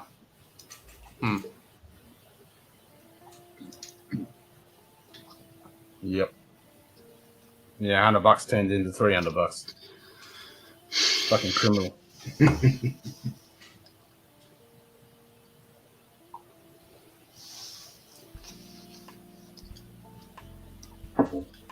Man, I'm really looking forward to that Cavalan Sherry tomorrow. It's still there. Yeah, if it's still there, then I mean, Yeah. yeah. There's a couple of picks in Alberta that I've been eyeing. One was I think a Madeira Cavalan, and another one was an ex-peated cask, a Solist ex-peated cask. So I've been toying around with, piggybacking one of them when I do like my next Octomore order. Yeah, but ex-peated, I mean, is that finished in peated casks? Yeah, Okay. yeah. Those are the two that are available. So I'd have to decide between the Madeira or the ex-peated. I already have a lot of peated Isla. I'd go Madeira. Yeah, I think that's how I'm leaning too. Yep.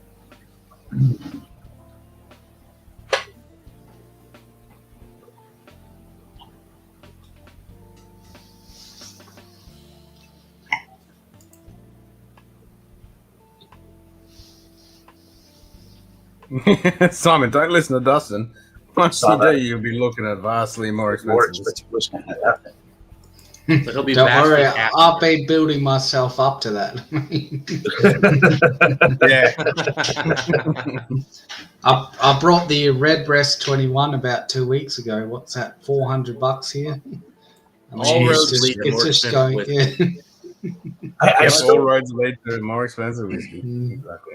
I still can't believe how expensive it is for you guys, that Redbreast. That's Yeah, but insane.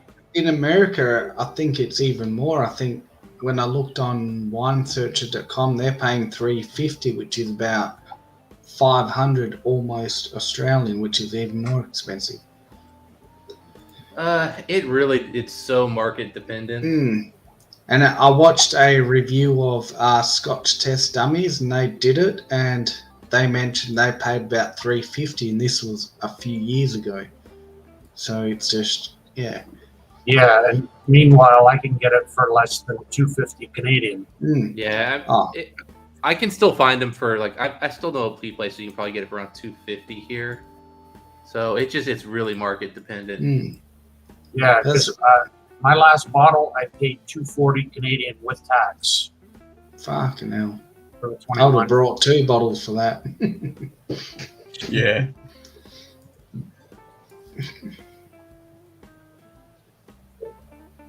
Yep, you definitely get. Yeah, but then again, I mean, when you compare it to, that Glen Scotia 20-year-old cask strength red wine cigar cask we got, I mean, that's about $150 less, and I prefer that over the 21.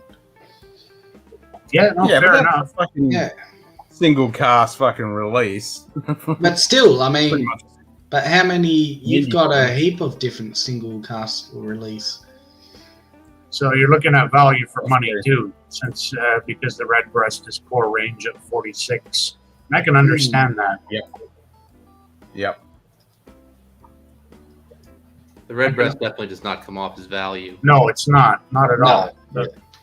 Like, I wouldn't buy another bottle at that price. No. I'd grab the 15. Yep. Yeah, for me, the Lustau and the 15 are probably my two favorite of the core range. I really have to say, because especially lately, the Lustaus have been actually getting older. According to Dave McCabe, when he was doing an interview online, one of the blenders, that there could be, up to, 12-year-old stuff in there, and then they've added for an additional year or 2 years. So you're looking at the potential of having 13, 14-year-old whiskey in there. What about the cask strength 27-year-old? I've had the batch one. I thought it was good. I don't know about the second batch that came out. I know Dustin has it. Mm-hmm. And you said it's way more port forward than even the batch one, right? It is more port for sure. It's really good. I'm always going to struggle with telling somebody that whiskey's worth the price points, and also the price. Now the price came down on that one a little bit. Really? It was actually a bit cheaper than the first batch. Well, here it's like $800, so $600 USD.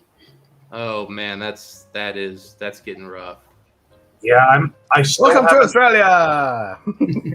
I still haven't seen it here in Canada, but I imagine it, given the pricing history for a lot of the Middleton products, it's actually going to be cheaper here than in the US.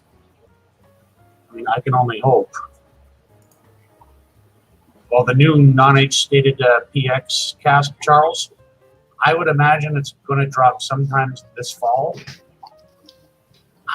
I'm not really too excited to try it, given their track record with a lot of their non-age stated stuff, and even the 12 cask strength lately hasn't been great.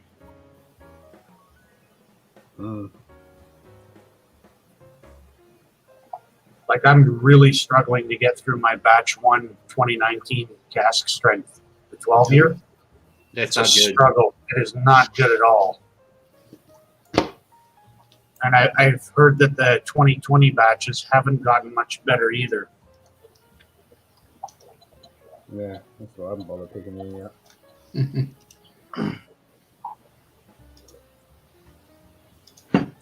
Not bothered.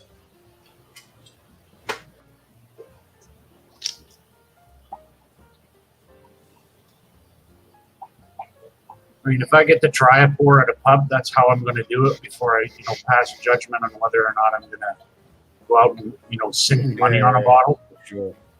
Yeah, for sure. That's something you find in bars pretty often there, Donald? Sorry? Can you find that in bars pretty often? Yeah, I've got a couple of really, really excellent whiskey bars that are not far from me. So, when you've got like a 75-page menu of whiskeys. Fuck. Yeah. Some of them like old Auroras, limited release Bricklatis, committee releases of Ardbeg from like 5 years ago they still have. Dang. Yeah. Guessing their price is not moved. Actually, no, I don't. I don't want to have a bar like that because I would be permanently fucking broke.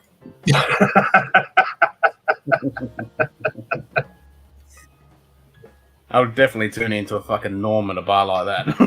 Yeah. As you should. Yeah, and they're an actual Ardbeg designated embassy. So, like, Ardbeg holds official events there from time to time.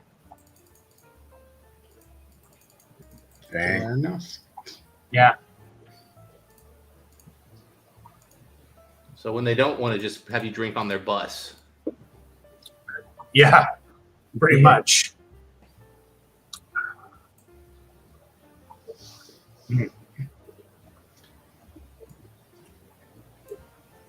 I love the fruit that imparts to the Cooley distillate.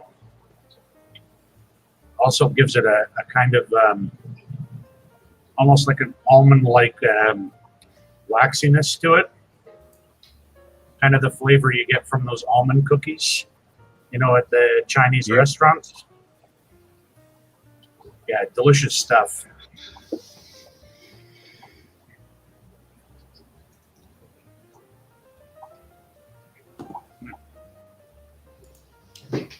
Actually, that's something I need to fucking have another go at, is the fucking Bushmill 16. Yeah, actually, if you want to pour that, I'll pour that too. You can. What are you drinking? There's 16 Bushmills. Okay. Okay, I can grab mine too. I'll be back in a minute. That one.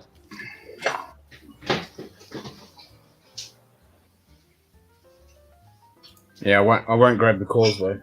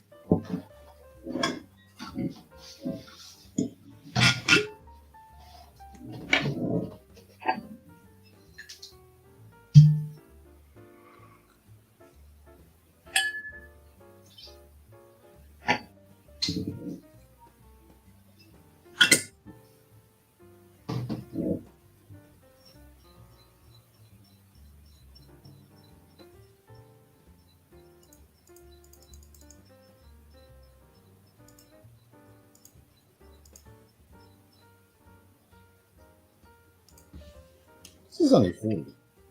That's long.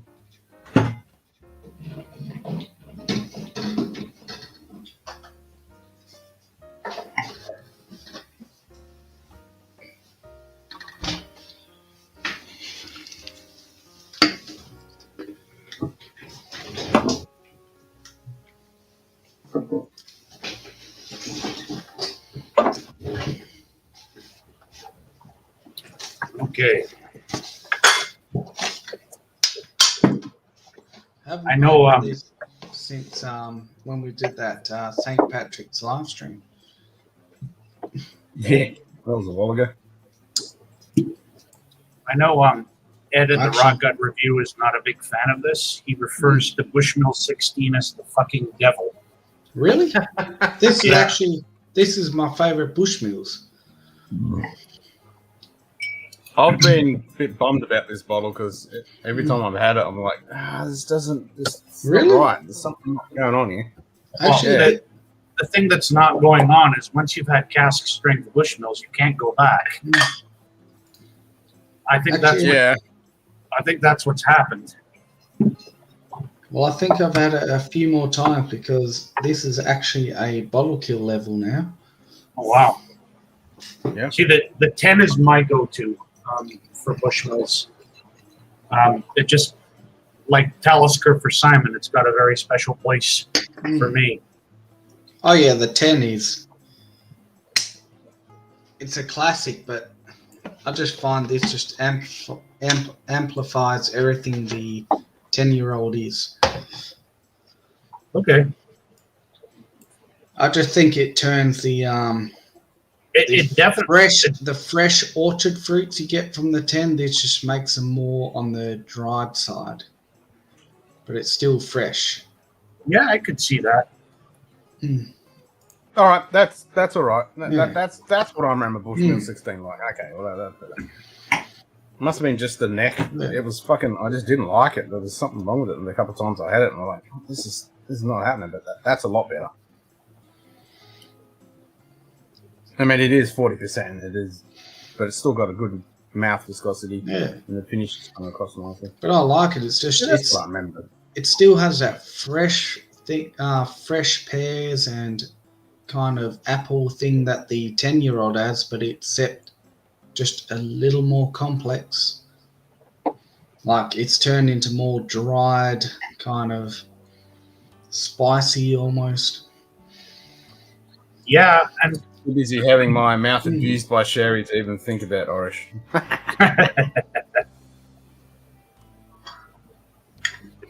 yeah, the 16. What the port does add is it gives it a jammy quality, much like the Madeira does on the 21 year. Okay. Like, but the thing that I really love about that 10 year that I don't find on the 16 is that milk chocolate note mid palate that's so distinctive. Yeah. I see what you mean. I mean, you don't get that milk. Like I get the fresh fruit kind of pears what I get from the 10-year-old with that milk chocolate, but you're right, you don't get the milk chocolate. But I do instead. I get the more like stewed fruits, more spicy, dried. So yeah, you're right. Yeah, they're two different kind of. But yeah, that milk chocolate. As soon as you said that, that was when I mean, I haven't had the 10-year-old for years, but as soon as you said that milk chocolate, that's just. I remember that from the 10-year-old. Bushmills Cognac finished 28. That sounds good. Yeah, that's a $500-$600 bottle. That one. Oh, 28-year-old whiskey is not going to be cheap. Yeah, and that one is bottled, I think, at 47%. Hallelujah. Mm-hmm. Yeah, that's actually not too bad for 28. That's not bad. Mm.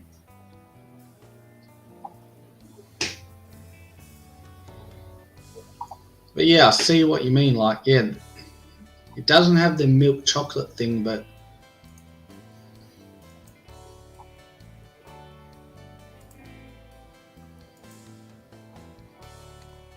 yeah, I mean it's delicious, lovely stuff. It just screams out to be bottled at 46.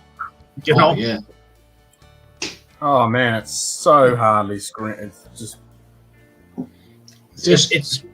you could just fill a bottle in one sitting.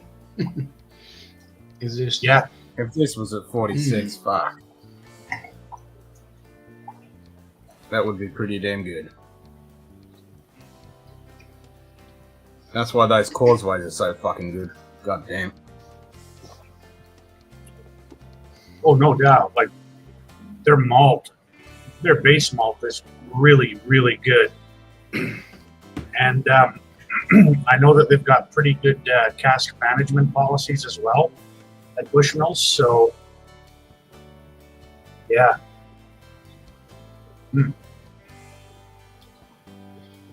Yep. I'm going to see if I can get 2 of that new causeway that's coming. Yeah, and there's a 10-year cask strength that they did at Causeway as well. That I saw at the Celtic Whiskey Shop in Dublin. But I can't get stuff shipped to the US right now because they've suspended shipments to the UK and the US because of Brexit. Oh, really? Yeah. God, Brexit has been going on for so freaking long. I was looking at a bottle of like a Compass Box 3-year-old Deluxe, which is like a 2015 bottle or something. And it's talking about Brexit there. It's like, geez, guys. Yeah, like get your shit together already. Like, yeah. You're near a decade and you're still haven't figured this shit out. Yeah.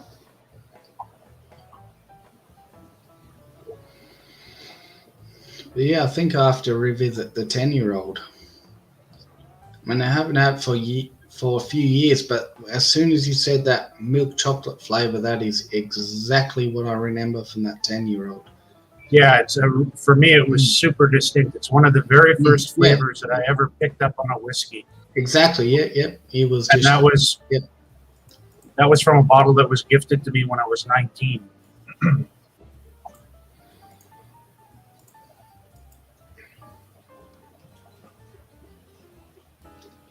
When my grandmother knew what she started all those years ago.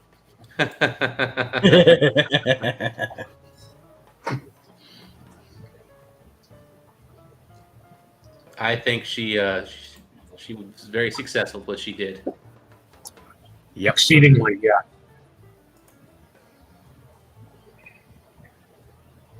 I remember this girl in college I drank with, and she said her dad told her one of the first things she ever told her was, if you're gonna drink decent stuff. Don't drink shit. Yeah, definitely.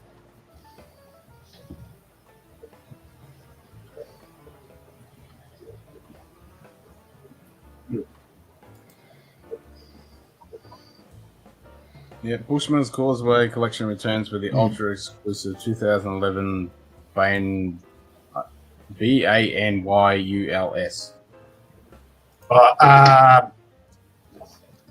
Irish Gaelic is so much different. I think it would be, was it Banyuls or Banyuls? Yeah.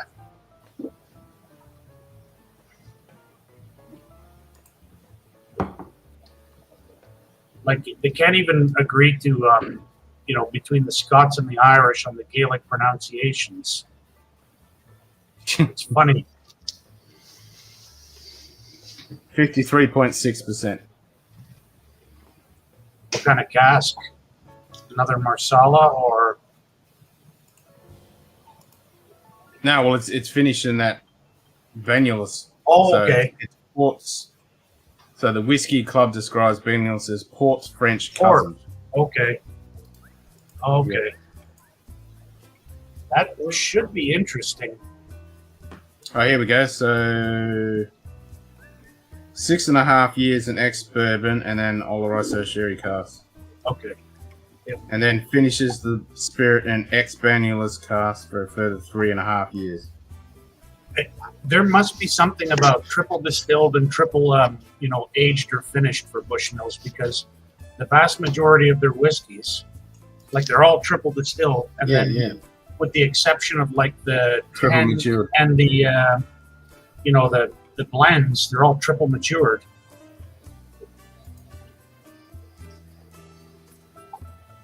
Yep, I'm gonna have to get 2 bottles of that.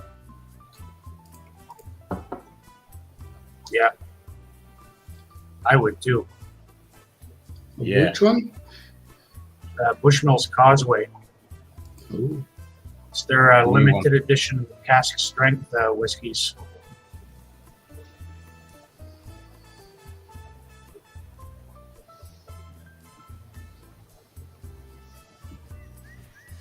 It's $130.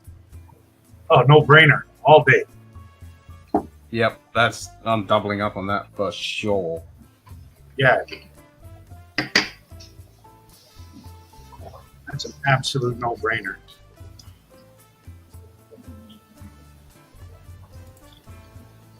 Donald's like, I'm all in.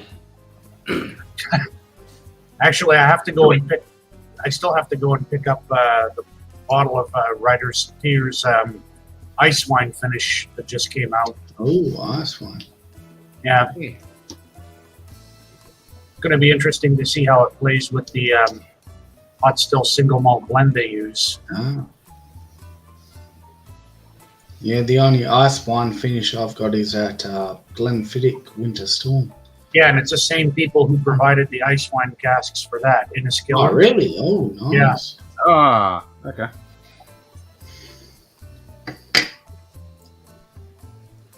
I like how they put this bottle at a stunning decadent 53.6.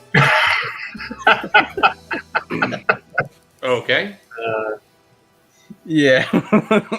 Did they just write that one time and they just change the percentage every time they say it? I guess they must. Probably. Because for Bushmills, that is stunning and decadent. Stunning decadent 56.3 natural cask strength. No color added. Non-chill filtered. The pure water of the river bush courses through this whiskey to give it a soft, sensuous taste and texture. You're drinking from the this bush. is not from Bushmills. This is the whiskey club actually saying that. Oh, okay.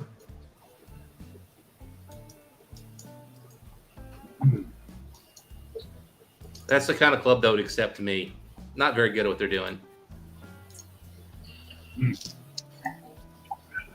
Because their last Bush Causeway went on secondary for like $2.5 grand. Jesus. Yeah. Well, I mean, I've seen some of the prices people have been commanding for Blue Spot on the secondary in the U.S. like $500-600. It's like, welcome to Taterville, Ireland, right? I mean, the taters are coming for all of us, and Yeah, exactly. Yeah. What better place for a spud than Ireland?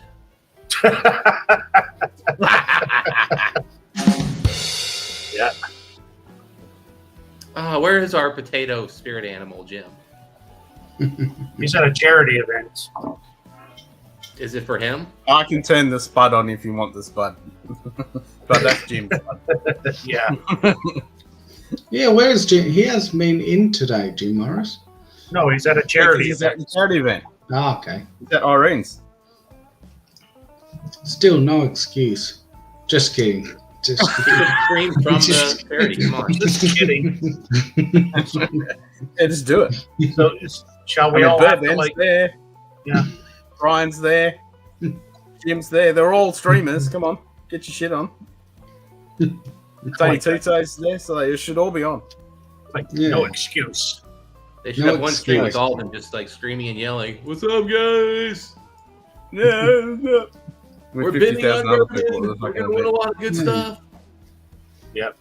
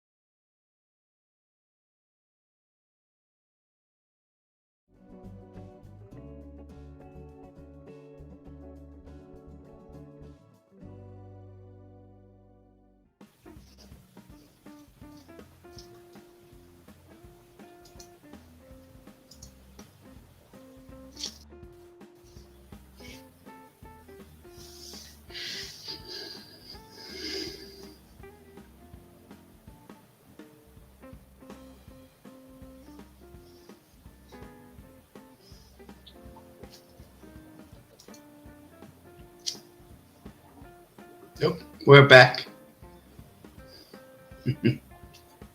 Okay. All good. Seems like it. Mm-hmm. Oh, that's fucking odd.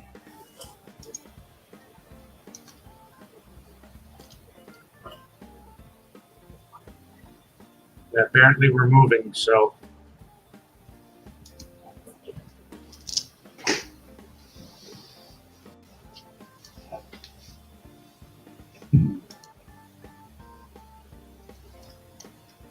All good. All good. Okay. Yep, we're back. We're back. We're back. Yeah, that was weird. I think it was OBS, but it was on. Well done. Yeah, Scotch gods have been appeased.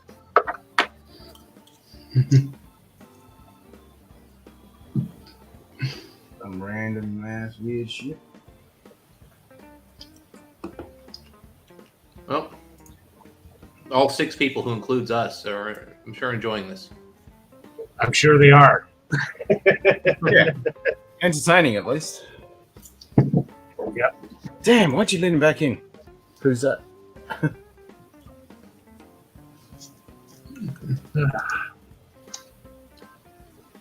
One of us was buying Cavalan. Well, I was gonna buy some Cavalan too.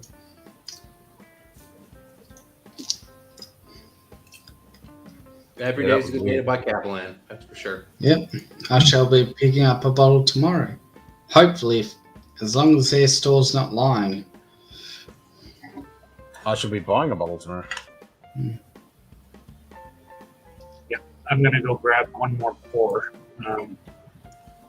I think I'm just gonna stick with Irish. To hell with it. I'll be back in a minute.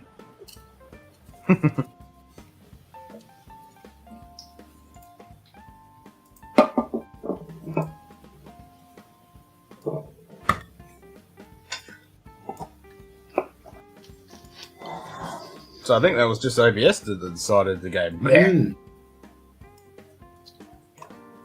Even though all of the meters and indicators and stuff on OBS was fine. Don't know. Well, you know, it's kind of like the government self-reporting on themselves. Do you really trust it? Yep. Random ass weird shit.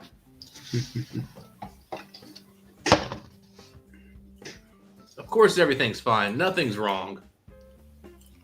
Yeah, it's Meanwhile, all the world bloody is good. falling apart. Never been better. Come through another dimension, a dimension not only of sight and sound, but of mind. That's the signpost up ahead. Your next stop, the scotchdownunder zone.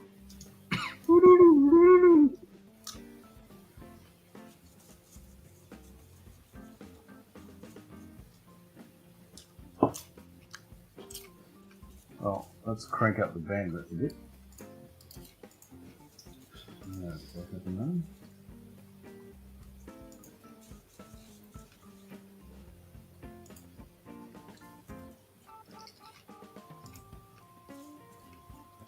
There you go. It's a bit better.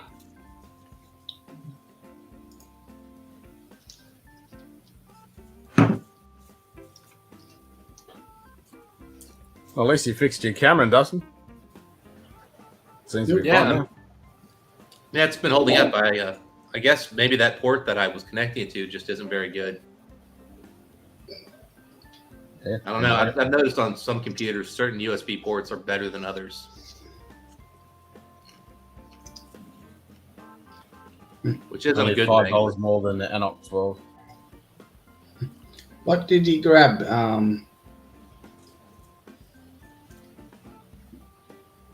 What did I grab? I grabbed 2, so I'll let you guys decide. I decided. Oh, did we do a poll? Yeah, the Method and Madness, the wild cherry wood finish, pot still, or one of my all-time favorites in its proper packaging. Oh, John's Lane. Don't like the new packaging? Yeah, I'm not a fan. The whiskey tastes exactly the same. Look how awesome it is! It's Okay, so it's got the old school Powers label from like the Victorian era, which is fine, no problem. But the bottle looks like King Kong's turd, honestly. Yeah, exactly. It is a turd. It's not even like the Aaron has got the turd on it, but this is a real turd. Yeah, and they say it's, you know, meant to represent, you know, the giant pot still that used to be at the John's Lane distillery, but really? Come on. Yeah, I don't buy that. No, I don't think so. What about if we said both? Both? Yeah, Donald. Wait. Yeah, I wouldn't blend them. This cherrywood one would not play well with anything else. I'm always going to tell you powers. Have one of each. Separately. All right, I'll start with Charles the is waiting for the John's Lane. Yeah, let's start with powers. There we go. Start with powers. Yeah, I've got a few of these booklets laying around still. So if Jim can't find one, I'll send him one. Well, I don't have one. Well, then I'll send you one too. I'm pretty sure I've got multiples. I mean, hell, I've drank enough of the stuff down the years. Well, I'll go drain my lizard and join you with an Irish whiskey. Yep. You don't become the Irish Yoda not drinking Irish whiskey. It's true. True that. Cherrywood. That's nice.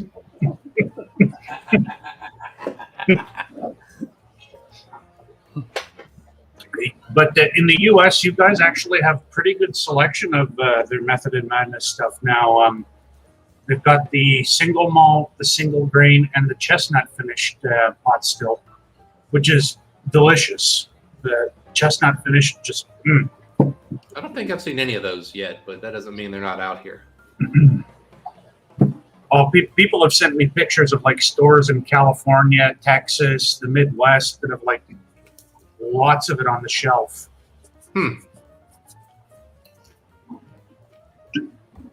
I haven't seen it, but honestly, our distributors here in like the Kentucky area have just been barren. They don't have any whiskey to put out on shelves. Like, I don't know what's going on. Yep. I've heard like Glenlivet 12-year-old, the liter bottles. People can't find them. What? Yeah. Is Glenlivet going out of fucking run out of stock again? Yeah, they're never going to run out of that. No, it's a distributor. That's crazy.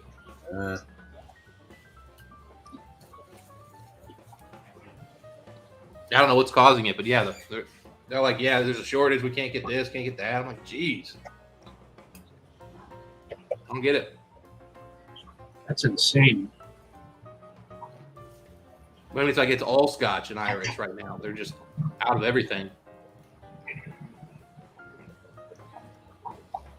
It's possible they're doing some kind of inventory thing where they're trying to recycle through the inventory and they want to do a large bulk purchase at once, maybe try to get the prices down.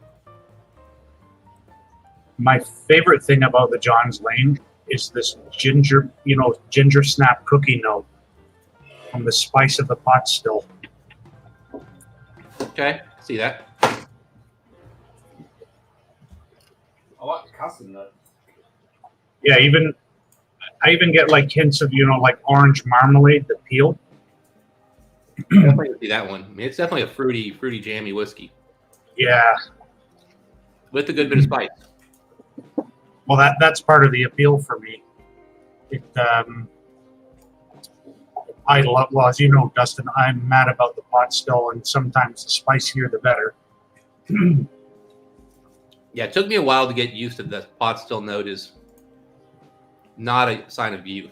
Once I got past that, I've been pretty good with it. But at first, I was like, this tastes young. Oh, there are some pot stills out there that are young, and then that note just takes over, and also it takes on like the raw green grain note. Yeah. And it's not pleasant. Like, I get that on the Teeling pot still. I'm 2 years in and still struggling to finish that bottle. Yeah, it took me a while, but again, I've been able to differentiate the spice from that youthful bite. It takes a second to get used to the difference. Mm-hmm. definitely. It's making me fucking hungry eating that popcorn. I'm eating popcorn here for a reason. I was realizing I hadn't actually eaten any food, and I'm like, gotta do something here. Yeah, plowing whiskey without food is never a good idea. No, and it's like 4 p.m. Like, I probably want to do some productive things today. I did some productive things earlier, so I'm done for the day. Went to the market, picked up meat, vegetables, and then went to the grocery store to pick up dry goods. There you go. Yep.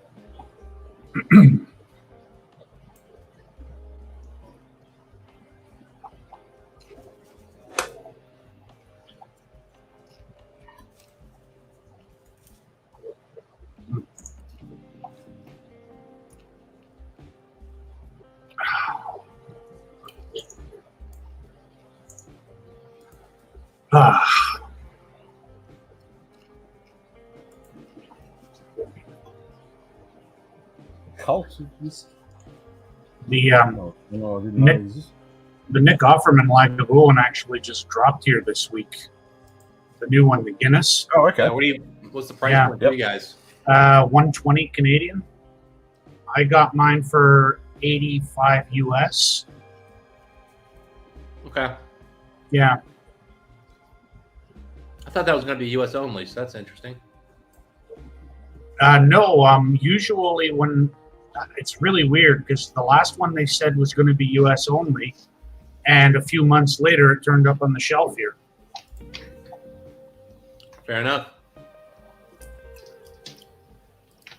You guys are officially our 51st state. Congrats.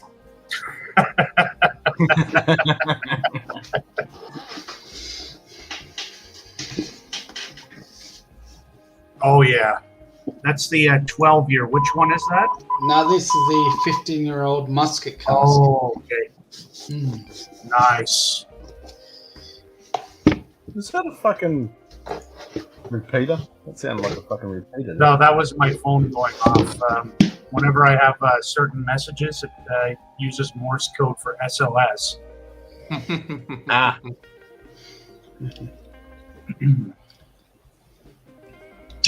Like when you get one from work and it starts beeping like that, it's like, fuck off. Yeah. Oh, is that a bottle kill of that, Simon? Almost. Okay. I think you just need to kill the bottle at that point, man. I think so. Like, there's nothing left in that bottle. Yeah, that's... All right, I'll do it. Yeah, for that's you guys, like nothing. For you guys, I'll do it. Yeah. That's not even a full pour for later. That's like a... It is going to be interesting going forward to see, how Teeling does. Because right now, we're tasting all that stuff they inherited from the deal with Beam. So all the stuff we're tasting right now in this aged single malts is their Cooley stuff. But that's really good. I mean... Yeah, it's basically Cooley whiskey that was finished by the Teelings.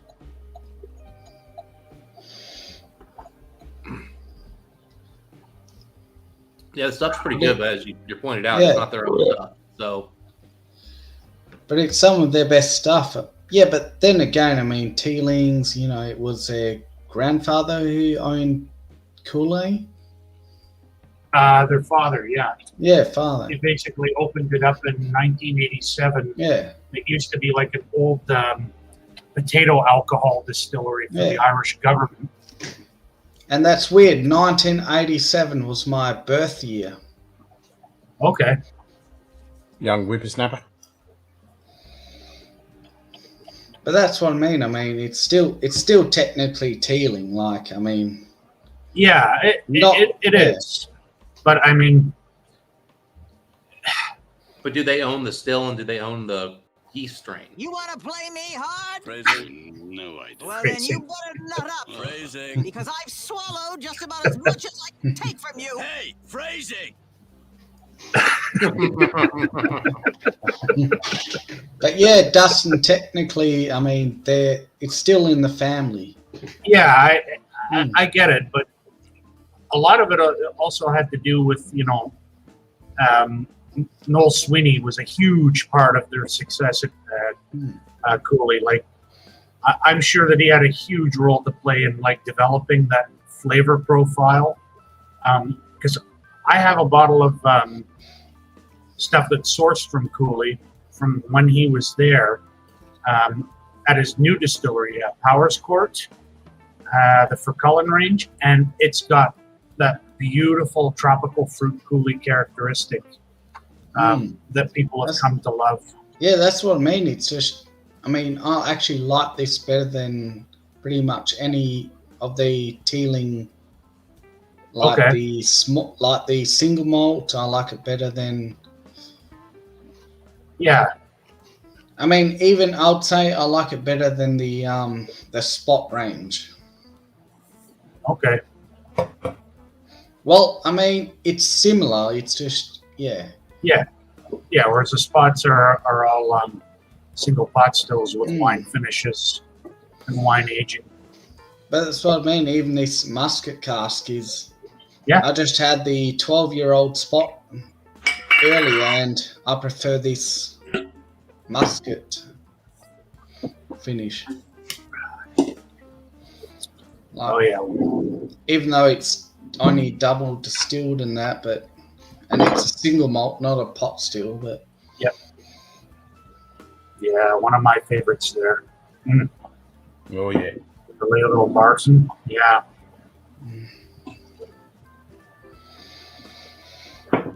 Yep, this is good shit.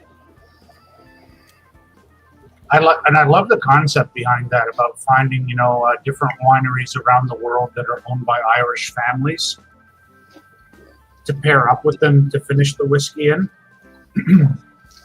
I just love how they just added this in there so you get to know about the story about it. Yeah, and they have one in the Chateau Montelena as well. Yep.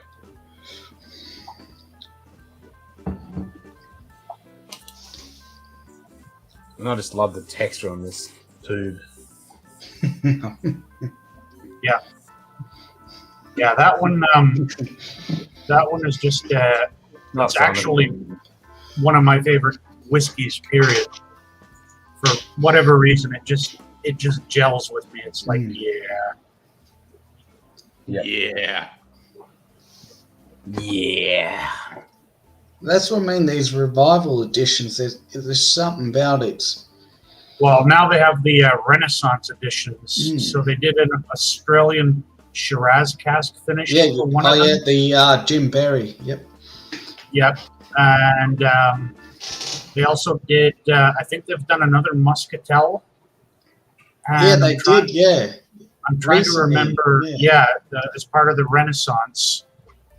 Trying to remember what the other one was, but I can't remember off the top of my head. Now they're 18 year. Oh yeah, 18. Yep. Yeah.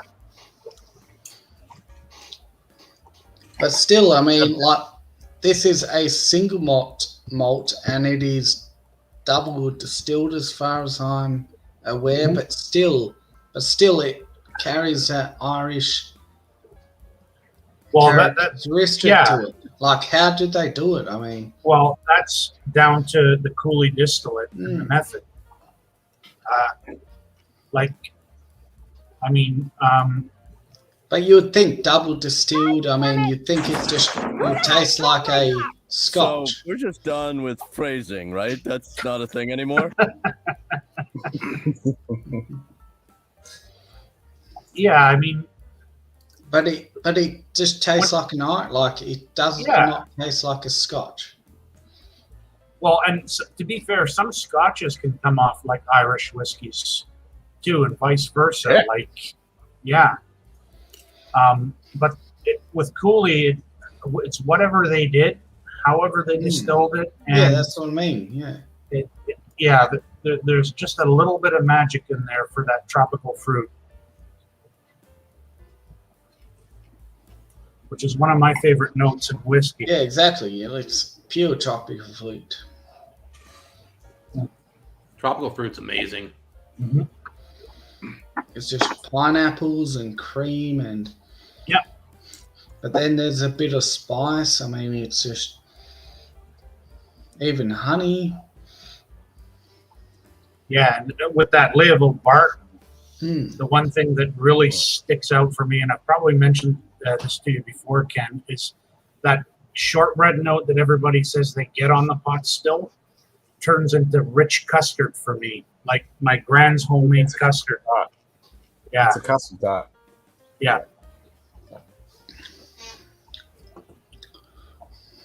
Yep, rich, tasty custard tart. I just want to fucking big one right now. Just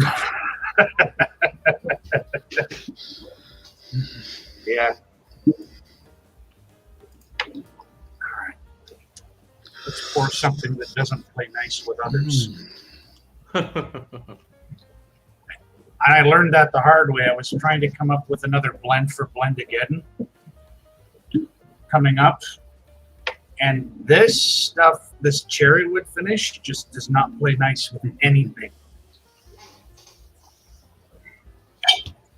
it's like adding one drop of Lefroy turns everything into Lefroy. Well, I actually tried it with a bit of Lefroy quarter cask. So it turned into basically like a drunken bar brawl in my mouth. Sounds good to me. Because you've got the Lefroy up front, and then you've got the, heavy vegetal, kind of almost, grassy, lemony, kind of like a prickly pear almost, that sour finish on the back end that just punched through the Lefroy. Damn. Yeah. It's like Lefroy. Hold my beer. Yeah. Piss off. You can have your smoke, but I'll take over at the back end. Yep.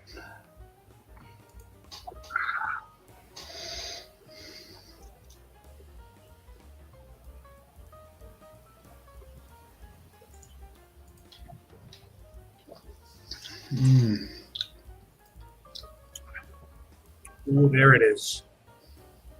Oh.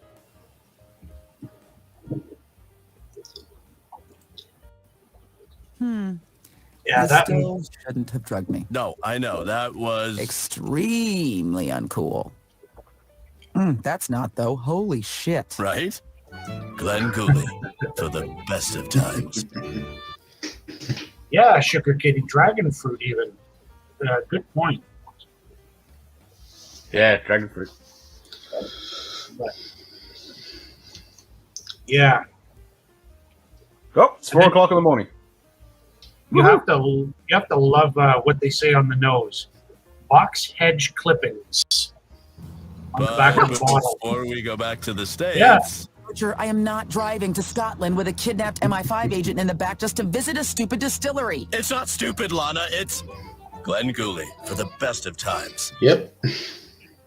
Yeah, like their notes on this on the back for the nose are box hedge clippings, phrasing, right? Coconut fiber, and then shredded ginger. What the hell does coconut fiber even smell like? I have no idea. Yeah. It's like that bloody Ben Nevis I just bought that says hints of fog. I'm like, what? How the fuck do you smell fog? Unless you're in London, right? Yeah. It's like the 1950s. Like, yeah, well, yeah.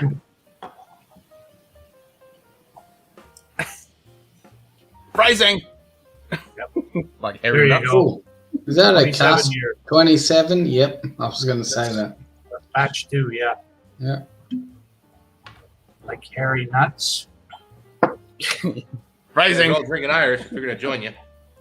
Perfect. Yep, do it. It was this or look for a bottle, and I didn't want to look. That has got to be the stupidest note that I've ever heard, though. It smells like fog. Like. Wait, what? I know. Yeah. Smells like fog and what was it? Fog and currants. Who the hell drilled my box? So we're just done with phrasing, right? That's not a thing anymore?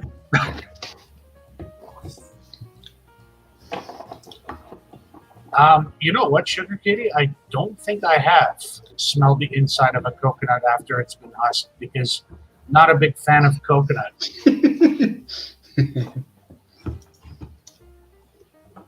Right. I can't say I've licked the outside of a coconut. Yeah. Yeah.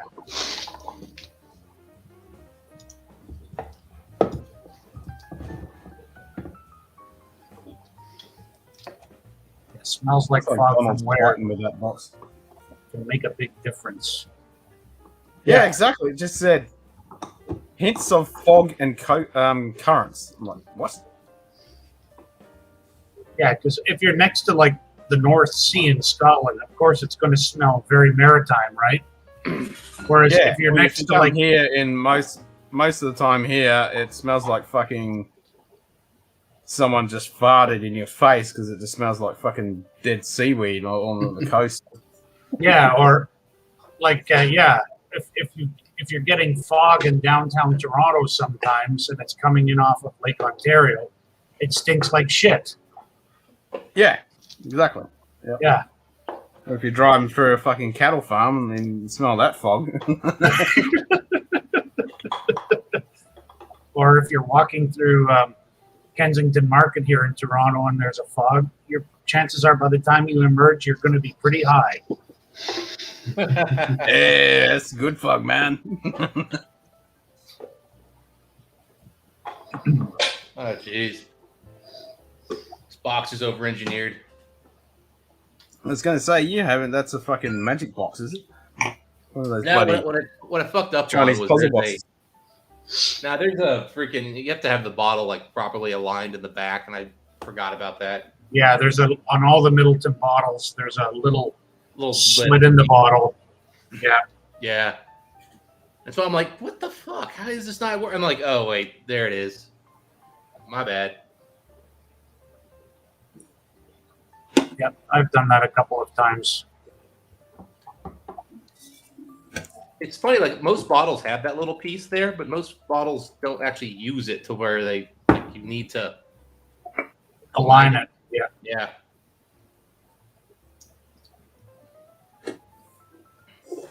I felt like Sam from My Whiskey She Wines. She couldn't put it back together either. It's like Harry.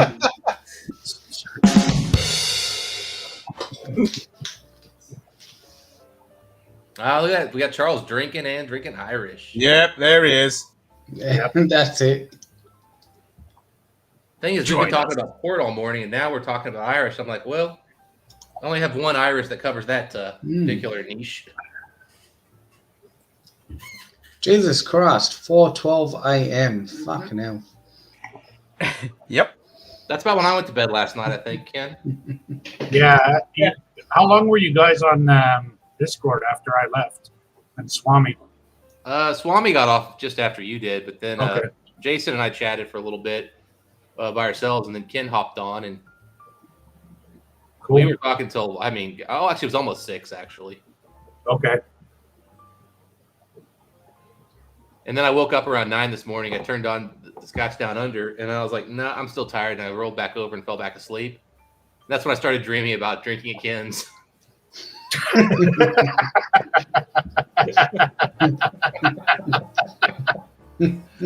literally woke up, and I was like, what the heck? The stream was talking to you. Yep. The power of suggestion, right? Yeah. I woke up and I'm like, no, I woke up just before he poured me that Glen Scotia. But I could actually picture Dustin with his cherub wings just floating at the back of Ken's stream, sipping on all his Cherub wings. Oh my Jesus. God. Simon's drunk. That or it needs to create like an animated series. I'm pretty sure you know, after a couple of tokes and a couple of mushrooms, it'll make sense and be absolutely entertaining. Camera 2. Yes, master.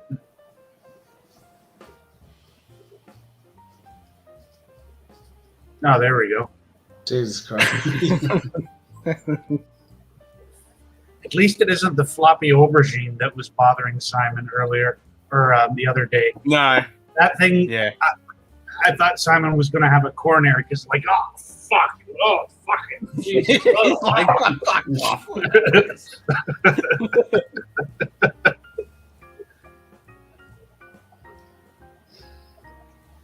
If you're bothered by that, Simon, then don't come here the last week of June. That's all I'm going to say. Went with the Milton very rare. Oh, the 2016, yeah. Yeah, Very Charles nice. got a bottle of it. And that was the last one that I liked up until the 2020.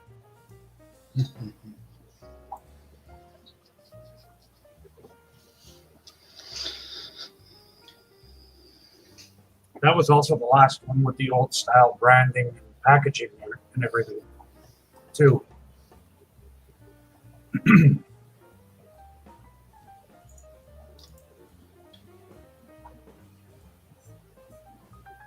Pickle Pick. Yeah. Pickle Rick.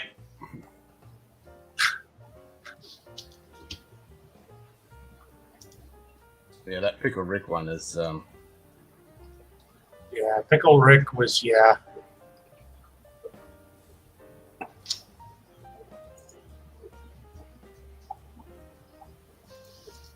Yeah.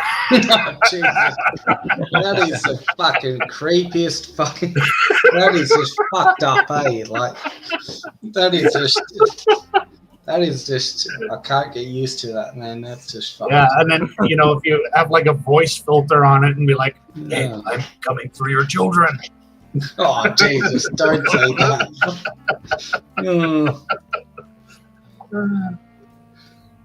God, No. this is just like That is vanilla fucked up cream shit. Jammy Ah. Oh, Jesus Christ. and like Irish What's wrong with you? Irish chocolate, if that makes sense. Irish chocolate. Yeah, it's like the Irish. It's like the chocolate you only get on Irish whiskeys.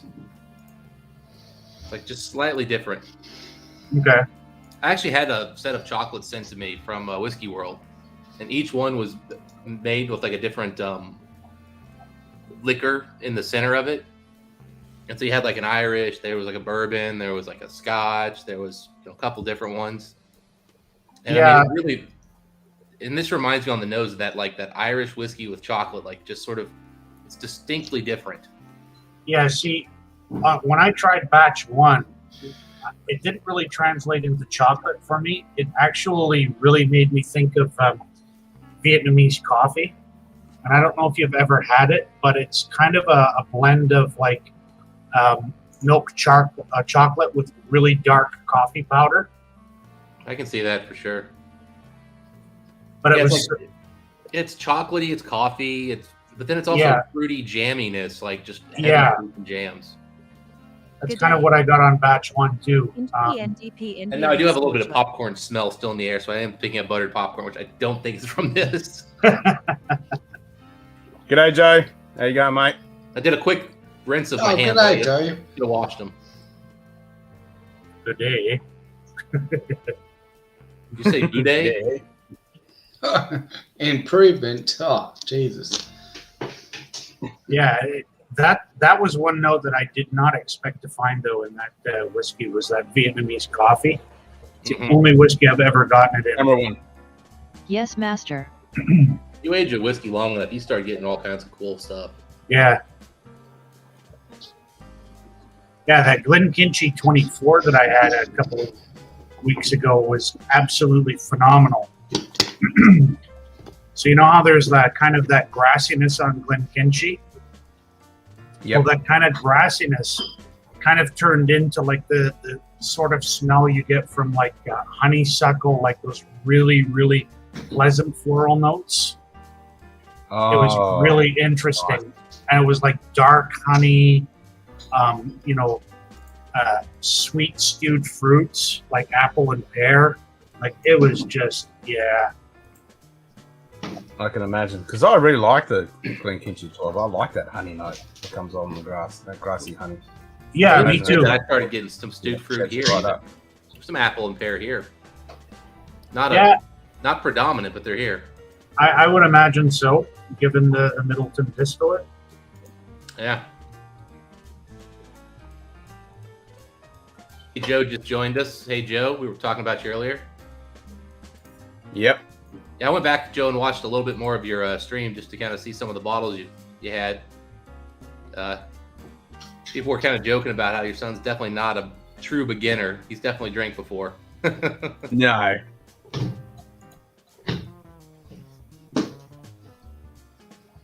Yep, I pretty much caught most of the stream on replay. I didn't see it live. Yeah. Meant to have, the rite of passage of Jameson. Yeah.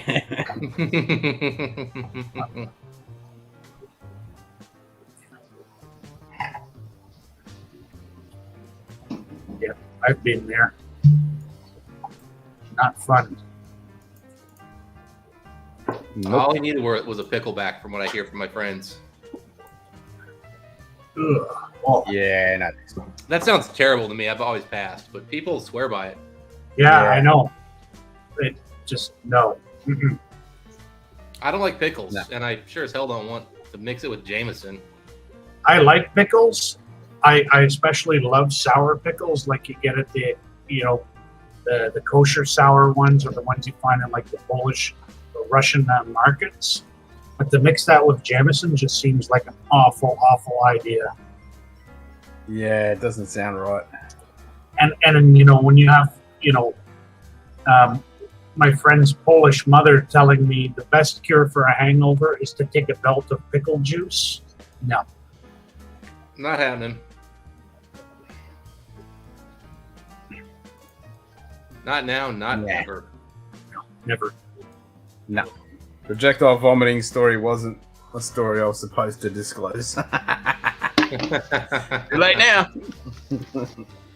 Too late now, Joe. Too late now. Yep. Yeah, but it's a rite of passage. I mean, We've all done it. If you're going to drink Irish whiskey and you're going to start at Jameson, it's bound to happen at some point. Oh, Remus. Nice. Another bottle kill. Not another hot. one. Oh, just do it. Yeah. Pickle juice and the right rye is perfect. Bottle. There we go. Remus bottle kill. I could see that. Ken's on it. And down. Yep. One of actually my favourite bottles of bourbon. I have some that I have some samples that Jason Coates sent me of the Remus 3 that I still have to get into. 3 is really good. Yeah.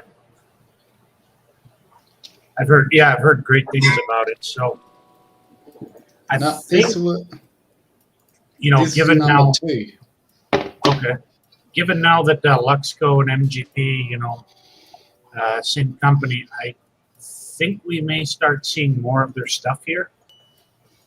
Just because for the first time ever, I've seen the Rebel 10, which never seen here before.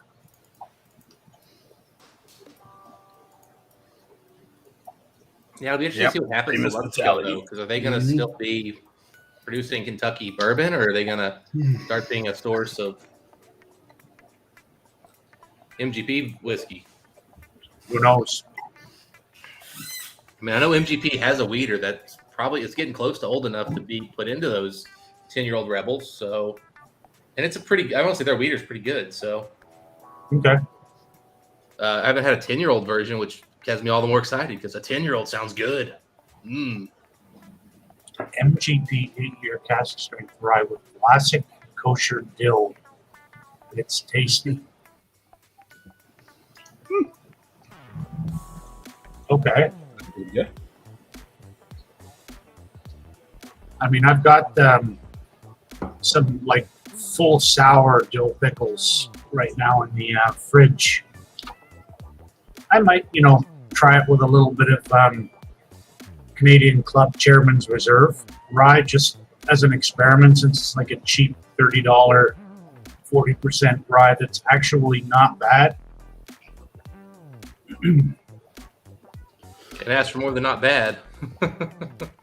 Well, if it were bottled at anything higher than 45, or 40, sorry, it would actually be pretty damn good. There you go. Drinking that combo last night. Oh, okay. Oh, 7 hours, 58 minutes. It's about time I did a long stream. Well,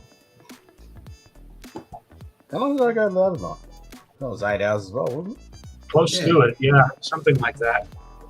You're planning on doing 12, and then but by hour 8, you're like, nah, fuck it, I'm done. Yeah, I was fucked. I was so tired. Yeah. Yeah, I was like, oh, you're going to go 12 hours. All right, I'll definitely catch it. And I got on, and it was like, this seems to be ending. Like, what is it? Yep. I was told 12 full hours. I feel like a woman every time a guy... No, I said a minimum of 8. I didn't say... He did say a minimum of 8. Yeah. Yeah. Well, I didn't hear that part. All I heard was 12 hours. I expected it to go all night long.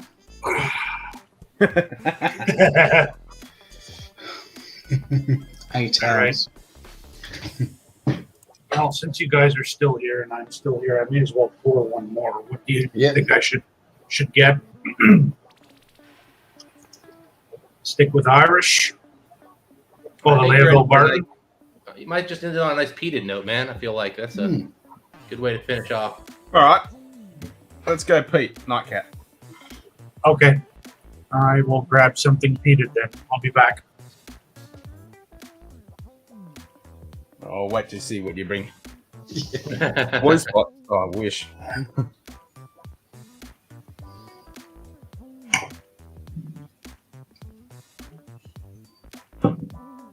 That's a unicorn fart, that one.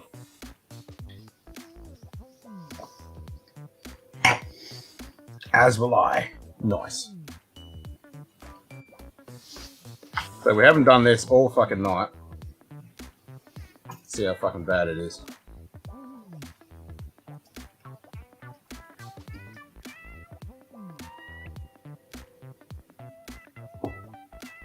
Nightbot. Just said I'm only familiar with 25 letters in the English language. I don't know why. Oh, for fuck's sake. That's pretty bad. That's pretty fucking bad. Yeah. Nightbot, go home, you're drunk. Yep.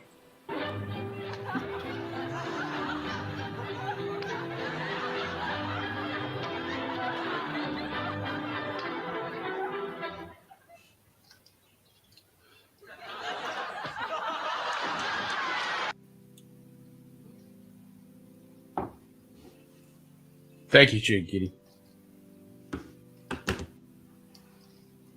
Nightbot. Just said Sugar Kitty slaps Nightbot with an empty bottle. With an empty bottle. Whew, that's brutal. I know, right? It's well deserved, though. Savage. Yep. Amulet peated pork pipe. God damn, that's the one I want.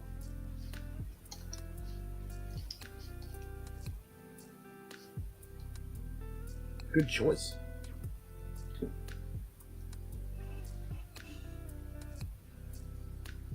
Where's the boom?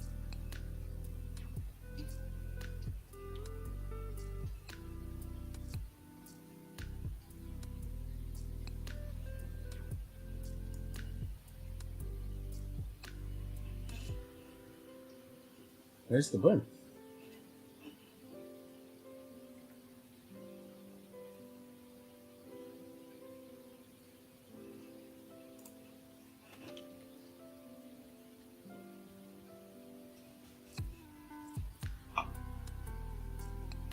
Unless that's a glitch. No boom for you, man. No boom.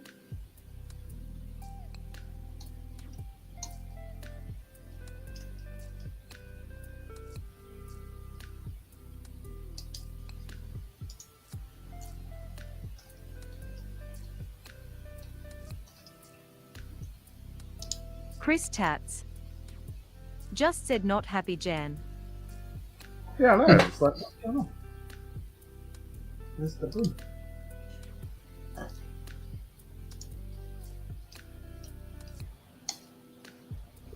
There we go. Figured I would go lighter peak instead of heavier coming off of Irish. So just went with some Kalila 12. There you go. Yep.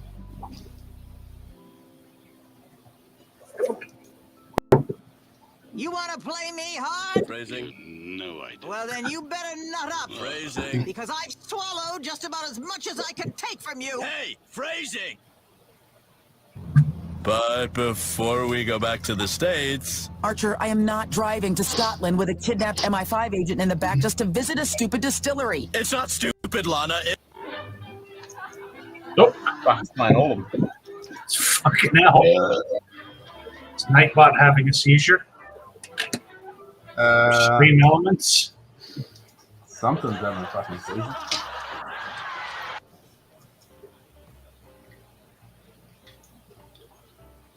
Just as long as it doesn't play the... Oh. Okay. Stop jinxing us, Donald. Yeah, no kidding. What the fuck?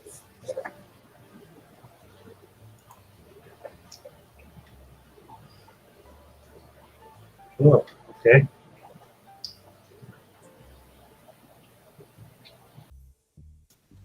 Phrasing. Do it.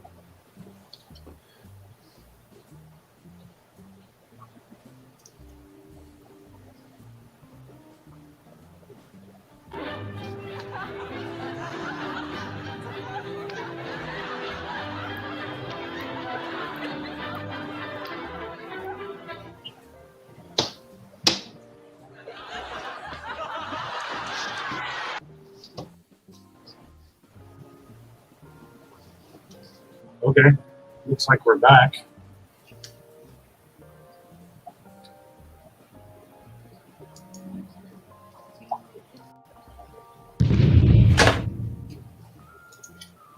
Alright, that works. Chris Hansen Lilith Morga tipped $5 morning. No THX today. It's through my headphones, so. Well done, Chris. Well spotted, sir. No, that was the replay. Okay. I was clicking on things and checking things, and I clicked on the thing to redo it. It didn't work like 3 or 4 times, and that time it fucking did. Jeez. Now happy. Okay. Fixed it.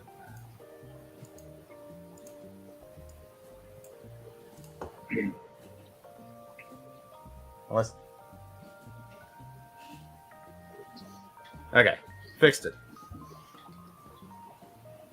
I don't know what the fuck is going on. I like how Chris is just now joining the stream. Yeah. Your fellow Aussie. Yep, he's already gone to bed. And now he's getting up. Well, Chris, hop on and join us for a drink. Yeah, exactly. Doesn't he have some kind of training course to go to or something? Yeah. Yep. Now, if only Ken had a glass in hand. Yeah, I know, it's a shot in my face. Completely wore that fucking dream. Yep. So what did you end up getting, peak-wise? I picked out just Kalila 12. That's all. Right. Something nice and light.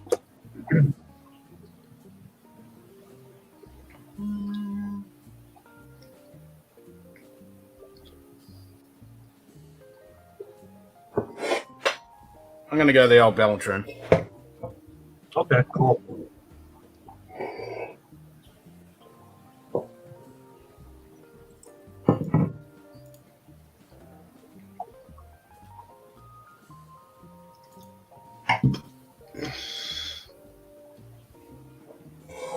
If I can get this rusty fucking lid off. Yep, the maritime character lid. Yep, that's it.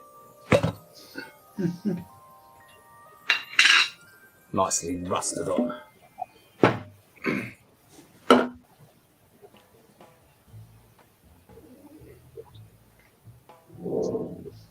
So did you end up sending a blend in for blend again, Dustin, or no? No, I didn't. Okay. Every time I start working on that stuff, it's just I get to like where I'm like, yeah, this is okay, and then I don't know. I've not found anything that blew me away enough to where I wanted to send it off. Cool. So really, I mean, it's just Jason trying to steal 2 ounces of whiskey from everybody. That's really all it is. It's 4 ounces this year. Even worse. Yep. Like I know that game. Like I get it. I understand. He's out there to get all the whiskey. Yep. He's a smart son of a gun. I give him that. Yep.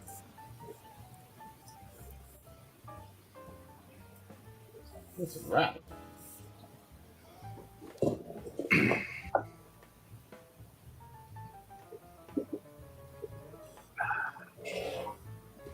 Swillageddon. Just send a bottle of Garrison and Waterford blended.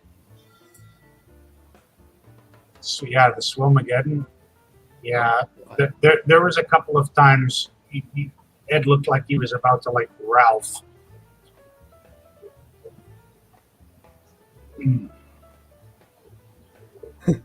Maybe that's what happened. The Quackaboom is what glitched the stream. The big one. Just send Ed nothing but just a solid Blantons. Send in Scotch last year, made it through 1 round. Bum. Yeah, the thing with Scotch is Jason is you really got to figure out what Jason's looking for in Scotch before you put something together, because you can't just put something that's great together. You have to put something that's Jason together. Yeah. Me, I just did all Irish, and I'm like, fuck it, I want to drink that. Oh, trust Send me, it in. Charles. Many people have Garrison that they will gladly give me as much as I want of to put into a whiskey for Jason. My hatred of Garrison is not alone. Oh yeah, definitely not. I hear all kinds of folks be like, what? For that price that they charge? Fuck them. Yeah. Well, a lot of people around here have really hated them because I think the bottles we got here were just worse than even elsewhere. Wow. Like, I think we got the batches that came in here when they first showed up were just terrible. And everybody's just been like, oh, that stuff. Like, again, you can't put out a terrible product when you first are coming into the market because people aren't going to give you a second chance. That's true. And they shouldn't. You have to earn that.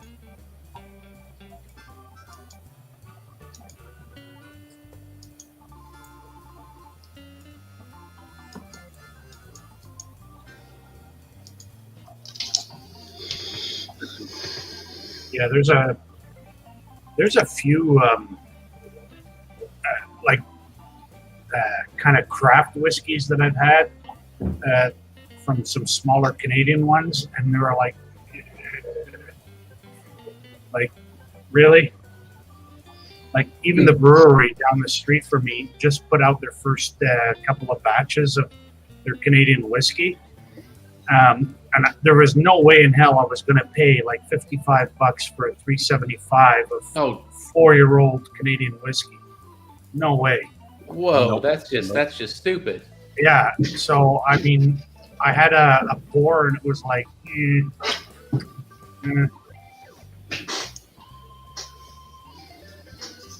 Let me know in 5 years when you 30 get something oogie. drinkable. That's a good combo. yeah. Yeah, I just went for broke last year and went all Irish and was like, yep, this is what I want to drink. I'm going to send it in. Oh, did we just get a Simon maneuver? Mm-mm. Okay, yeah, he's still here.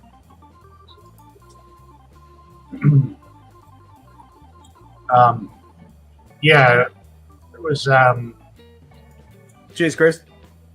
Have a good day, mate. yeah. Cheers, Chris. Spend $15 for a 750 of 12-year-old Canadian. Yeah. Well, I was going to get fancy with you guys, but screw it. Well, Charlotte, Yeah. Probably my favorite peated whiskey. definitely up there. It's a good one. I'll tell you what, though.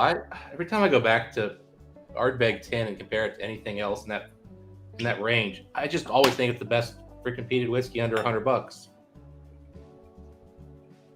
Okay. It's one of those things where you start trying to sell yourself on, oh, it's not that good, or and then you compare it to something else. You're like, yeah, that's got more proof. And then you do them side by side. You're just like, man, damn it, Ardbeg, you do one whiskey just stupid good. Yeah. Yeah. No, Ardbeg 10 is a fantastic whiskey. No It doubt. sucks you guys get priced out of the market pretty much out there, man. Yeah, because the Port Charlotte is actually a tiny bit cheaper here than the Ardbeg 10. Yeah, and for us, it's like $10-15 more expensive. Yeah, so there you go. Well, when Roy was quoting his prices, I was like, shit. When you convert to dollar, I actually can get the Ardbeg 10 for less than Roy's quoting. Yeah. How can I get it cheaper here in Ohio?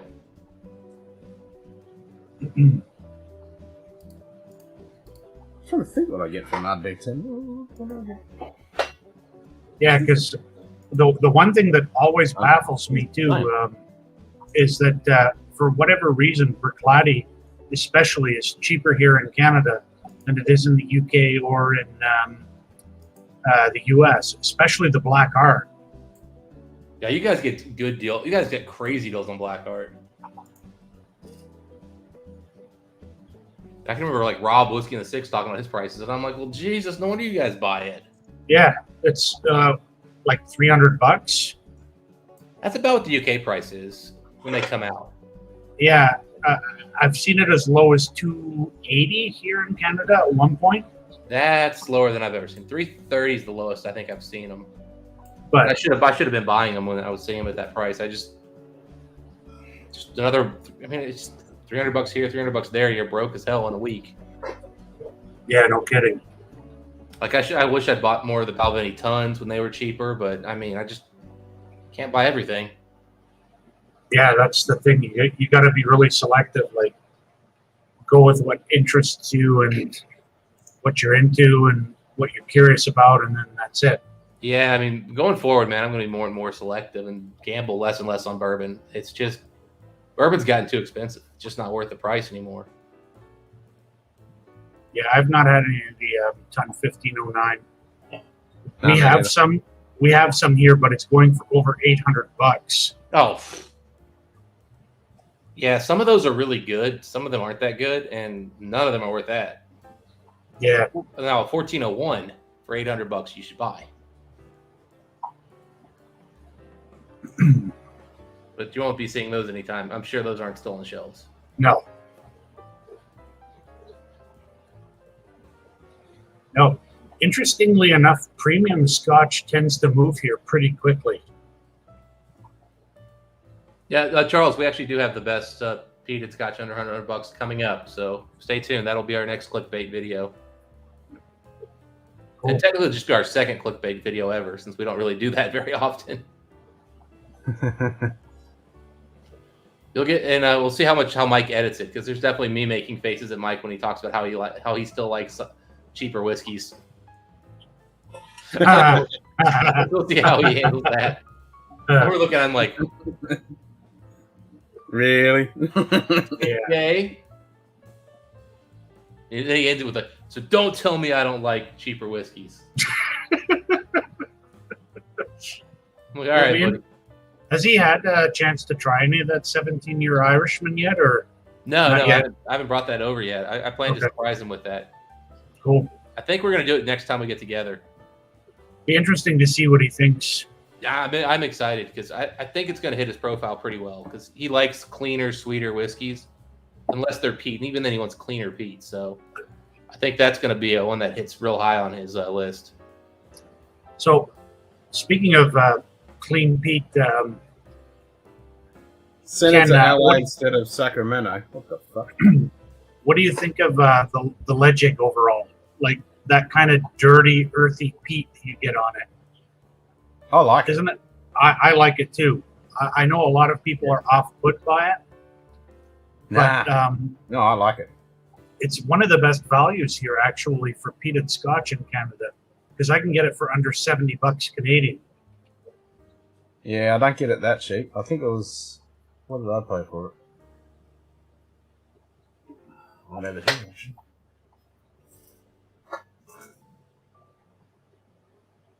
No, it hasn't got the price. It wasn't that bad. I think it was only like $90 or something like that. Okay, yeah. Yeah, it wasn't that bad. Yeah, because the stuff that comes out of Tobermory is generally well priced, I find. Yep. Because I've had the 12-year and I didn't pay a lot for it. I think I paid $70. It's the new 12-year is pretty decent. Yeah. I was looking at the 17.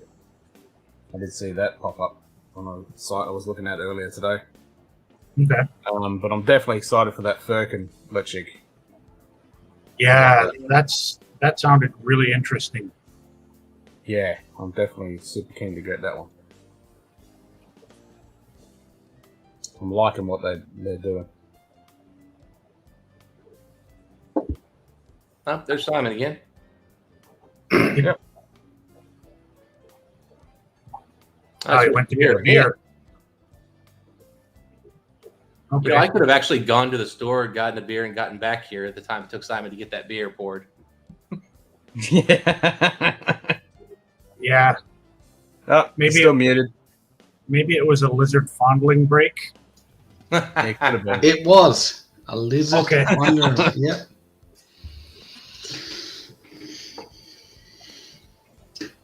Well, it's almost 5 a.m. So, we fucking frozen again. Jesus. You came back from fondling your lizard and broke the internet. Exactly. Post-coitus lizards are just not as durable as we'd like. That's it. Good day. 60 hertz. Oh. Morning, Faz. Yeah.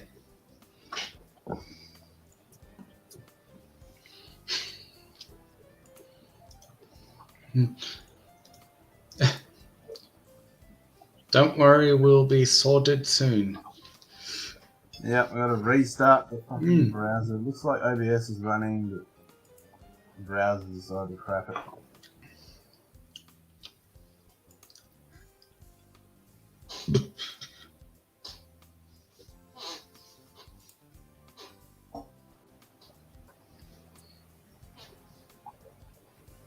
Oh, I don't know.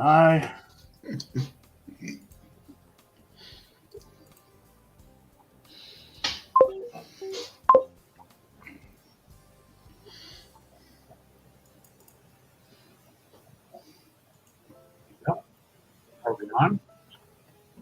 I think we're back. We're back. Okay. Oh, awesome. Cool. As Ken continues his quest to keep us going. Yep. Oh.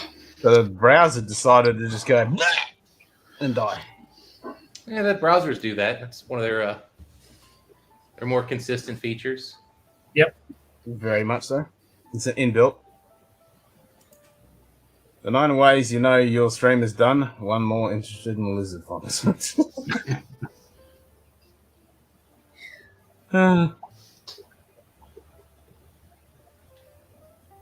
Daylight savings day one. Clock says I'm a lazy bastard. Yeah, our clocks will be going back in November, I think. I always hate that for some You reason. must make sure you get the 12 you promised and Dustin.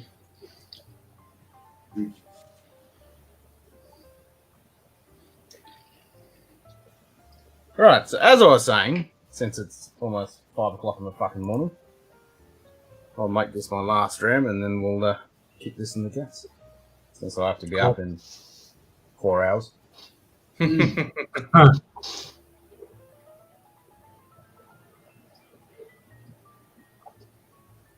I've got work tomorrow. And no one can say Ken doesn't give them their money's worth. Nah, that's right. Yeah, so you're doing the Oktoberfest stream on the 9th, right? Correct. Yeah. Okay. I probably won't be able to take the Sunday off after just because that's Thanksgiving weekend here. And I'm going to be in the kitchen prepping for the big meal on Monday, but I can go in a bit later on Sunday. So that's good. No. Fair enough. Work on Sunday? That's nice. It's actually my usual schedule. It's supposed to be Sunday through Thursday, with Friday and Saturday off. But it doesn't always work that way.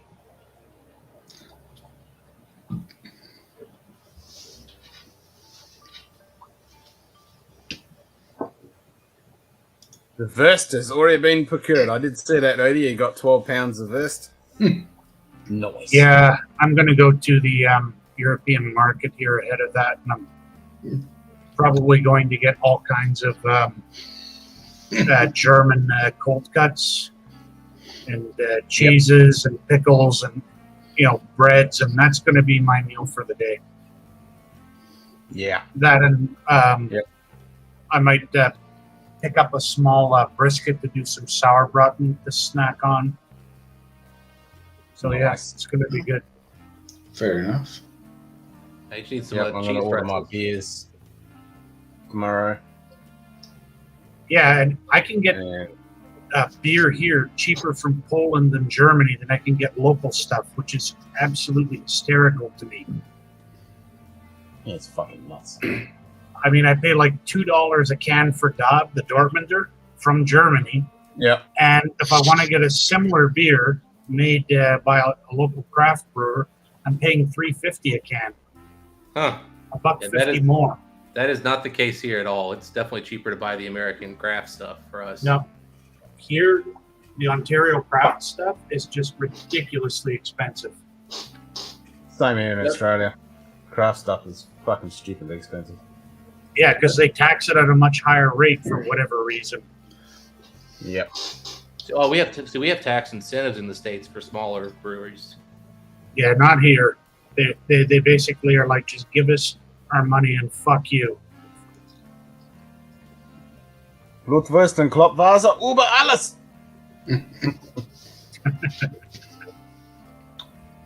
Alter Schafsäckel, Schweinhund.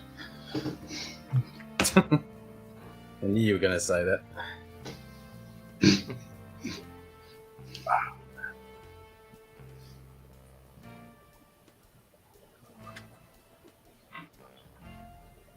Just wondering how much German beer I should, procure for that stream. Now here's a question for you. Lots. Do you get any U.S. microbreweries up there? We get a few. I'm trying to remember. It's really, really hard to crack the Canadian market because of all the government controls. Gotcha. Like we get I'm trying to think. There was one that I saw recently. I don't remember what the hell the name of it was.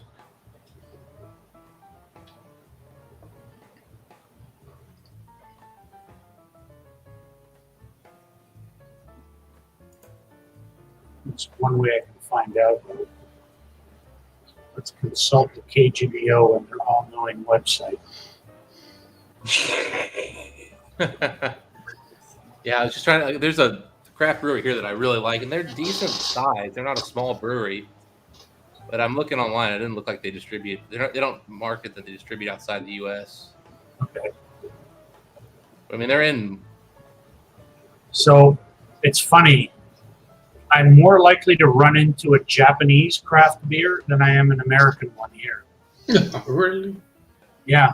Well, there's a couple of really big craft Japanese breweries that are pretty widely available.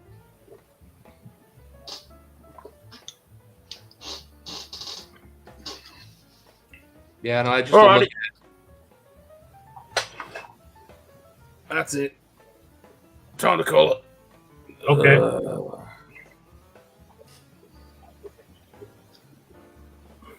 Fair enough. Yeah, because I was going to recommend an Oktoberfest for you to pick up if Okay. it was available, but I don't think you're going to get it there.